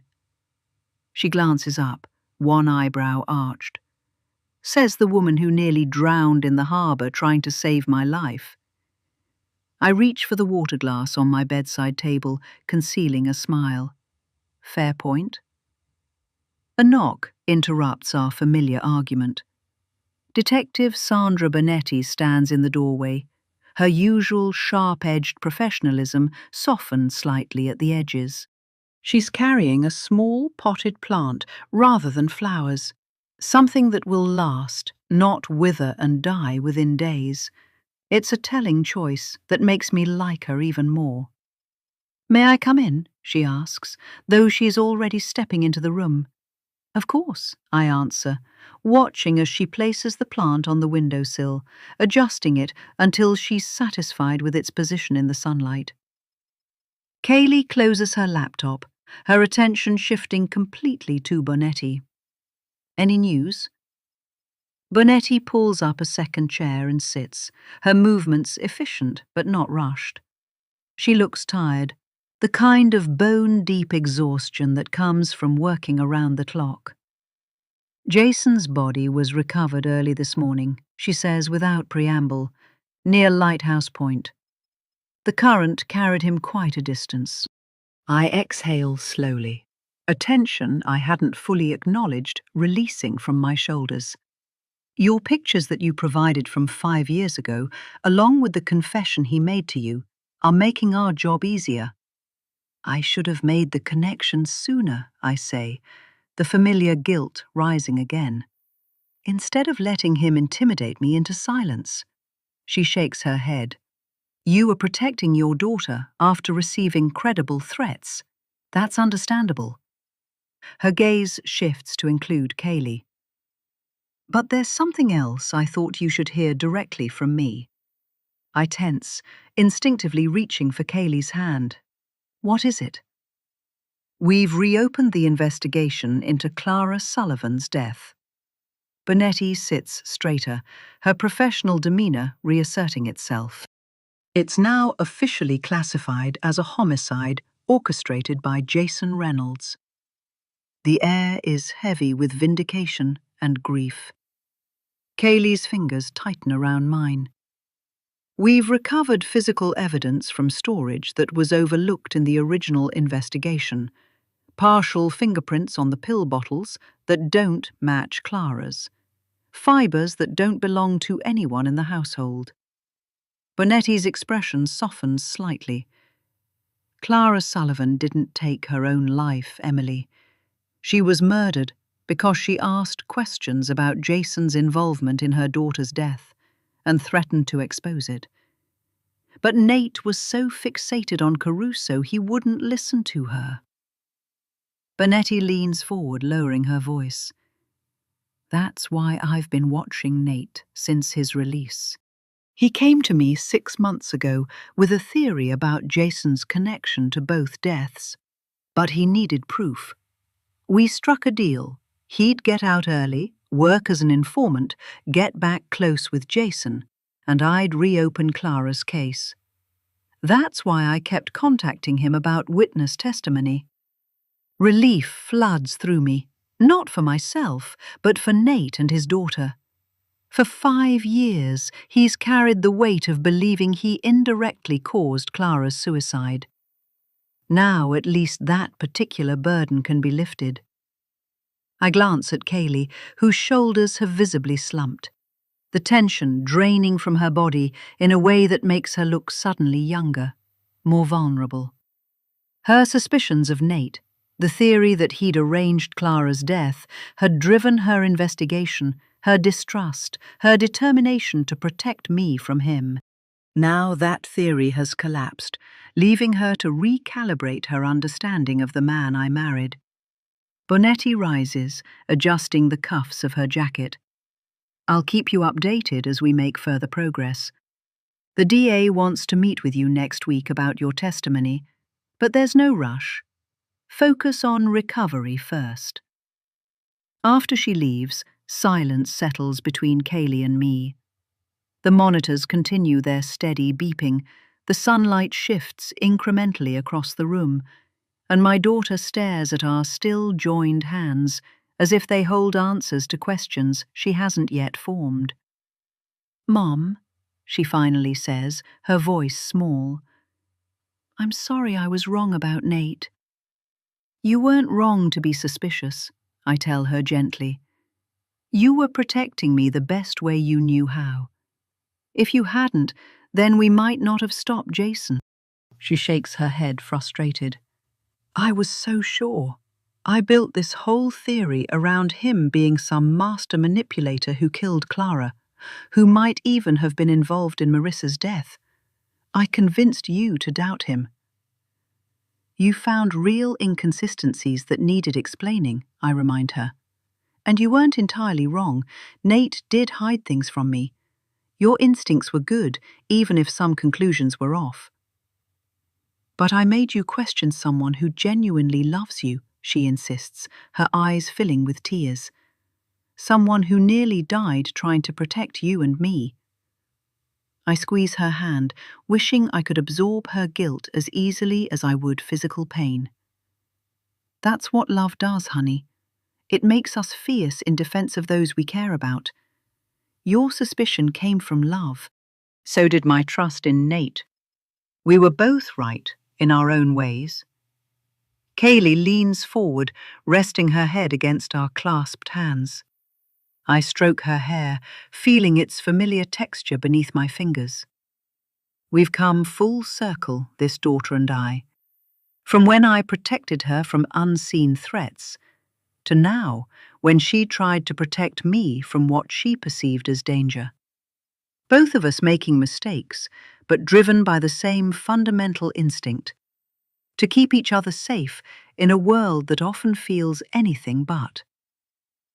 I'm proud of you, I whisper, for asking questions no one else would, for not backing down when it mattered. She looks up, her eyes still damp, but a small smile touching her lips. I get that from you, you know. The monitors beep their steady rhythm, marking time as we sit together in the shifting sunlight, no longer divided by secrets or suspicions, but united by the truth we fought so hard to uncover. 49. Emily. The hallway stretches before me like an obstacle course. Every step sends a dull throb through my injured leg. I lean slightly against the wall for support, my fingers brushing the cool surface as I make my slow progress toward Nate's room. The antiseptic smell grows stronger here in the surgical recovery wing, mingling with the faint scent of flowers that seems to follow visitors like perfume. 3 days since the warehouse, since the pier collapsed, since Nate was shot twice, and this is the first time I've been allowed to see him. The doctors insisted I rest, that I focus on my own recovery first. But some needs transcend medical advice, and seeing him, confirming with my own eyes that he survived, has become as essential as breathing. I pause outside his door, gathering myself. Through the small window, I can see him propped against pillows, his shoulder heavily bandaged, bruises blooming across his exposed skin in watercolor patterns of purple and yellow. Beside his bed sits a young woman, Leah. I knock softly before pushing the door open. The steady beeping of monitors provides a baseline to the silence that falls at my entrance. Nate turns toward me, wincing slightly at the movement, his eyes lighting with something that might be relief, or joy, or both. Emily, he says, my name carrying the weight of everything we've endured. Leah nods in greeting, her expression guarded but no longer hostile. You came, Leah says softly, surprising me. Her voice is hoarse, whether from disuse or emotion, I can't tell. I hoped you would. The simple statement touches something deep within me. Of course I came, I reply, moving further into the room. My leg protests as I cross to the empty chair on Nate's other side, but I hide the discomfort. How are you feeling? The question is meant for both of them, but it's Nate who answers. Better now, he says, his gaze never leaving my face. The doctors say that physical therapy will be challenging. Nate reaches for the worn wallet on his bedside table, his movements careful to avoid pulling at the IV lines attached to his arm. From inside, he withdraws a photograph, creased and softened with age, its edges rounded from handling. He holds it out to me. Clara Sullivan gazes back from the image, her eyes kind but determined, her smile gentle. She looks like both her daughters, combined in one face that radiates quiet strength.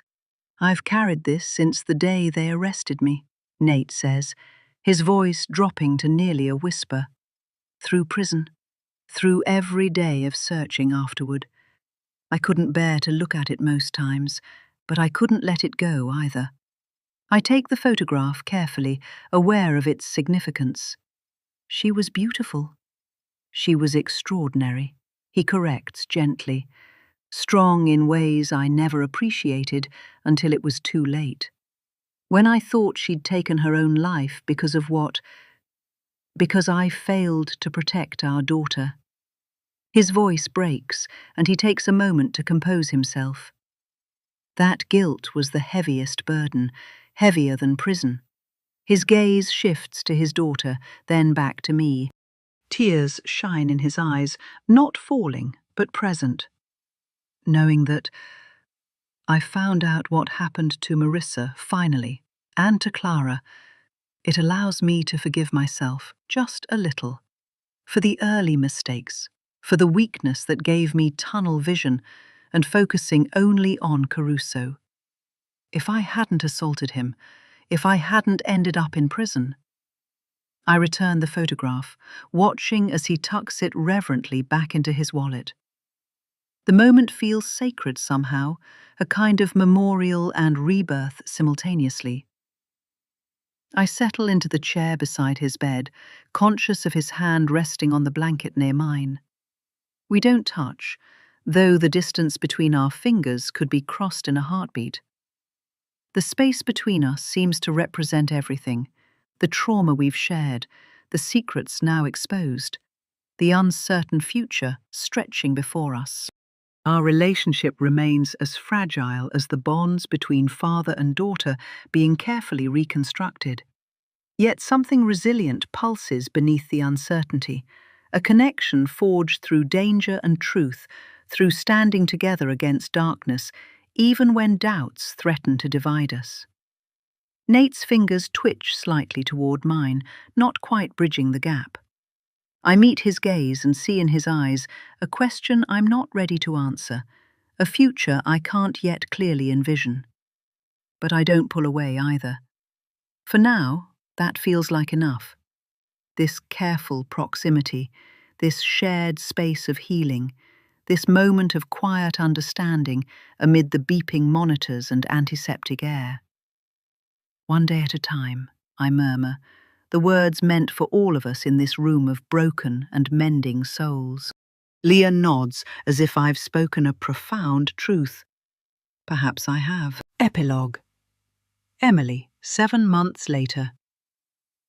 White ribbons flutter against the blue sky as I adjust my camera's aperture, capturing the play of light and shadow across the park. It's unusually warm and sunny for this time of year, so we have decided to have the event outside. Through my viewfinder, the scene transforms, ordinary decorations becoming symbols of something deeper. Lanterns waiting to be lit, strung between trees like sentinels. The lighthouse stands behind it all, watchful and enduring, like the family we've glued together from broken fragments. I lower the camera, feeling its familiar weight against my chest as I scan the gathering. Our daughter's christening day has arrived, and with it all the people who helped us survive to see it. Kaylee arrives first, of course.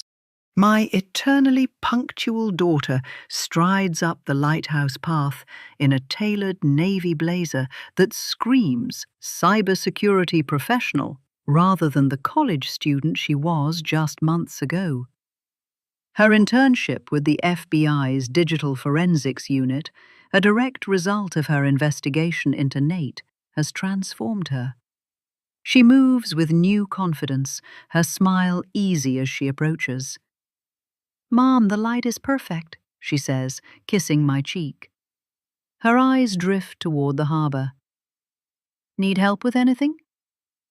Before I can answer, I spot Leah making her way up the path.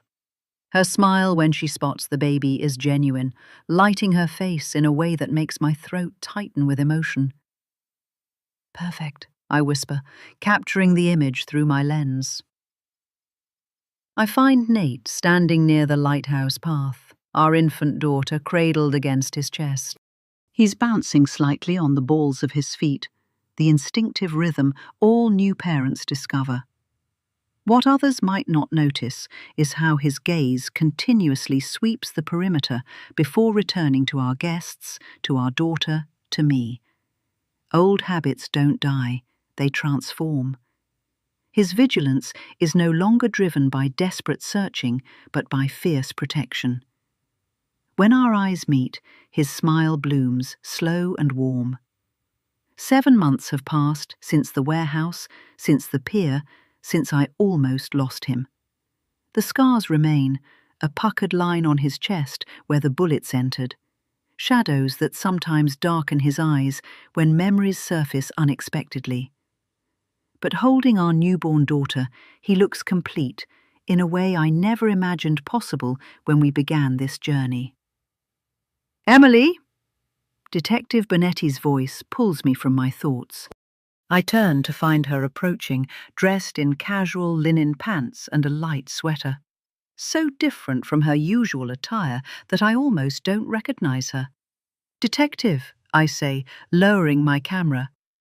"Sandra," she corrects, embracing me warmly. "I'm off duty, and at a christening, for God's sake." She steps back, her eyes crinkling at the corners. "Congratulations on everything. The baby, you returning to your job as an investigative photojournalist." "Thank you for coming," I reply, meaning it. This woman who once investigated Nate now stands as a witness to our daughter's christening. Another unexpected thread in the tapestry of connections we've woven. It wouldn't have happened without you. "Oh, I think you would have gotten there eventually," she says with a knowing smile. "You're rather persistent." Across the gathering, Angela and Karen bustle between tables, arranging flowers and refreshments with the comfortable synchronicity of old friends. Angela catches my eye and points triumphantly to the christening cake, her pride in its 3-tiered perfection evident even from this distance. Karen adjusts a vase of white roses with small, exact movements that remind me she once worked as a florist before retirement. At the edge of the group stands Tom, looking simultaneously out of place and determined to stay. He clutches a small, gift-wrapped package, shifting his weight from foot to foot. Kaylee goes to hug him, and I make sure to get a picture of the two of them together.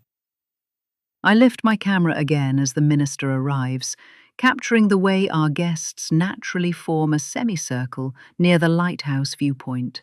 From here, Harbourview Heights spreads below us, the town and harbour visible. The ceremony begins, and I move between roles, stepping back to photograph the gathering, then forward to stand beside Nate as our daughter is blessed. Marissa's name forms part of our daughters, Hope Marissa Riley Sullivan, honouring the young girl whose life and death set everything in motion. When the minister speaks of family extending beyond blood, I capture Leah's hand reaching for Kaylee's, Angela wiping a tear while Karen passes her a tissue. Through my lens, I see the story of us, not just as individuals, but as a unit forged in crisis and strengthened by choice. Click. Nate's hands, strong and steady, holding our daughter toward the light. Click. Kaylee's face, soft with wonder as she watches her half-sister's christening. Click. Bonetti's quiet dignity as she stands witness to a family she helped to save. When the minister invites everyone to welcome Hope Marissa into the community, I hand my camera to Kaylee and step forward to take my daughter from Nate's arms. Her weight settles against me, familiar and miraculous. Her eyes, blue like her father's, like her half-sister's, blink up at me, untroubled by the complex history surrounding her birth. "Welcome to the world, officially," I whisper against her downy head. Nate's arm slips around my waist, his body solid and warm against mine. His vigilance remains, a constant low hum beneath his joy, but I no longer fear it.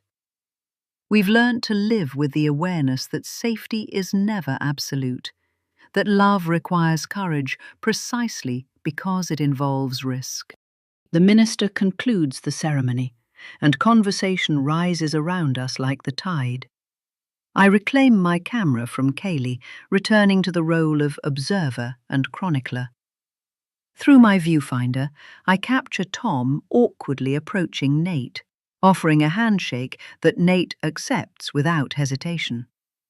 Each image I capture tells part of our story, not just what happened at the warehouse or on that pier, but what happened after.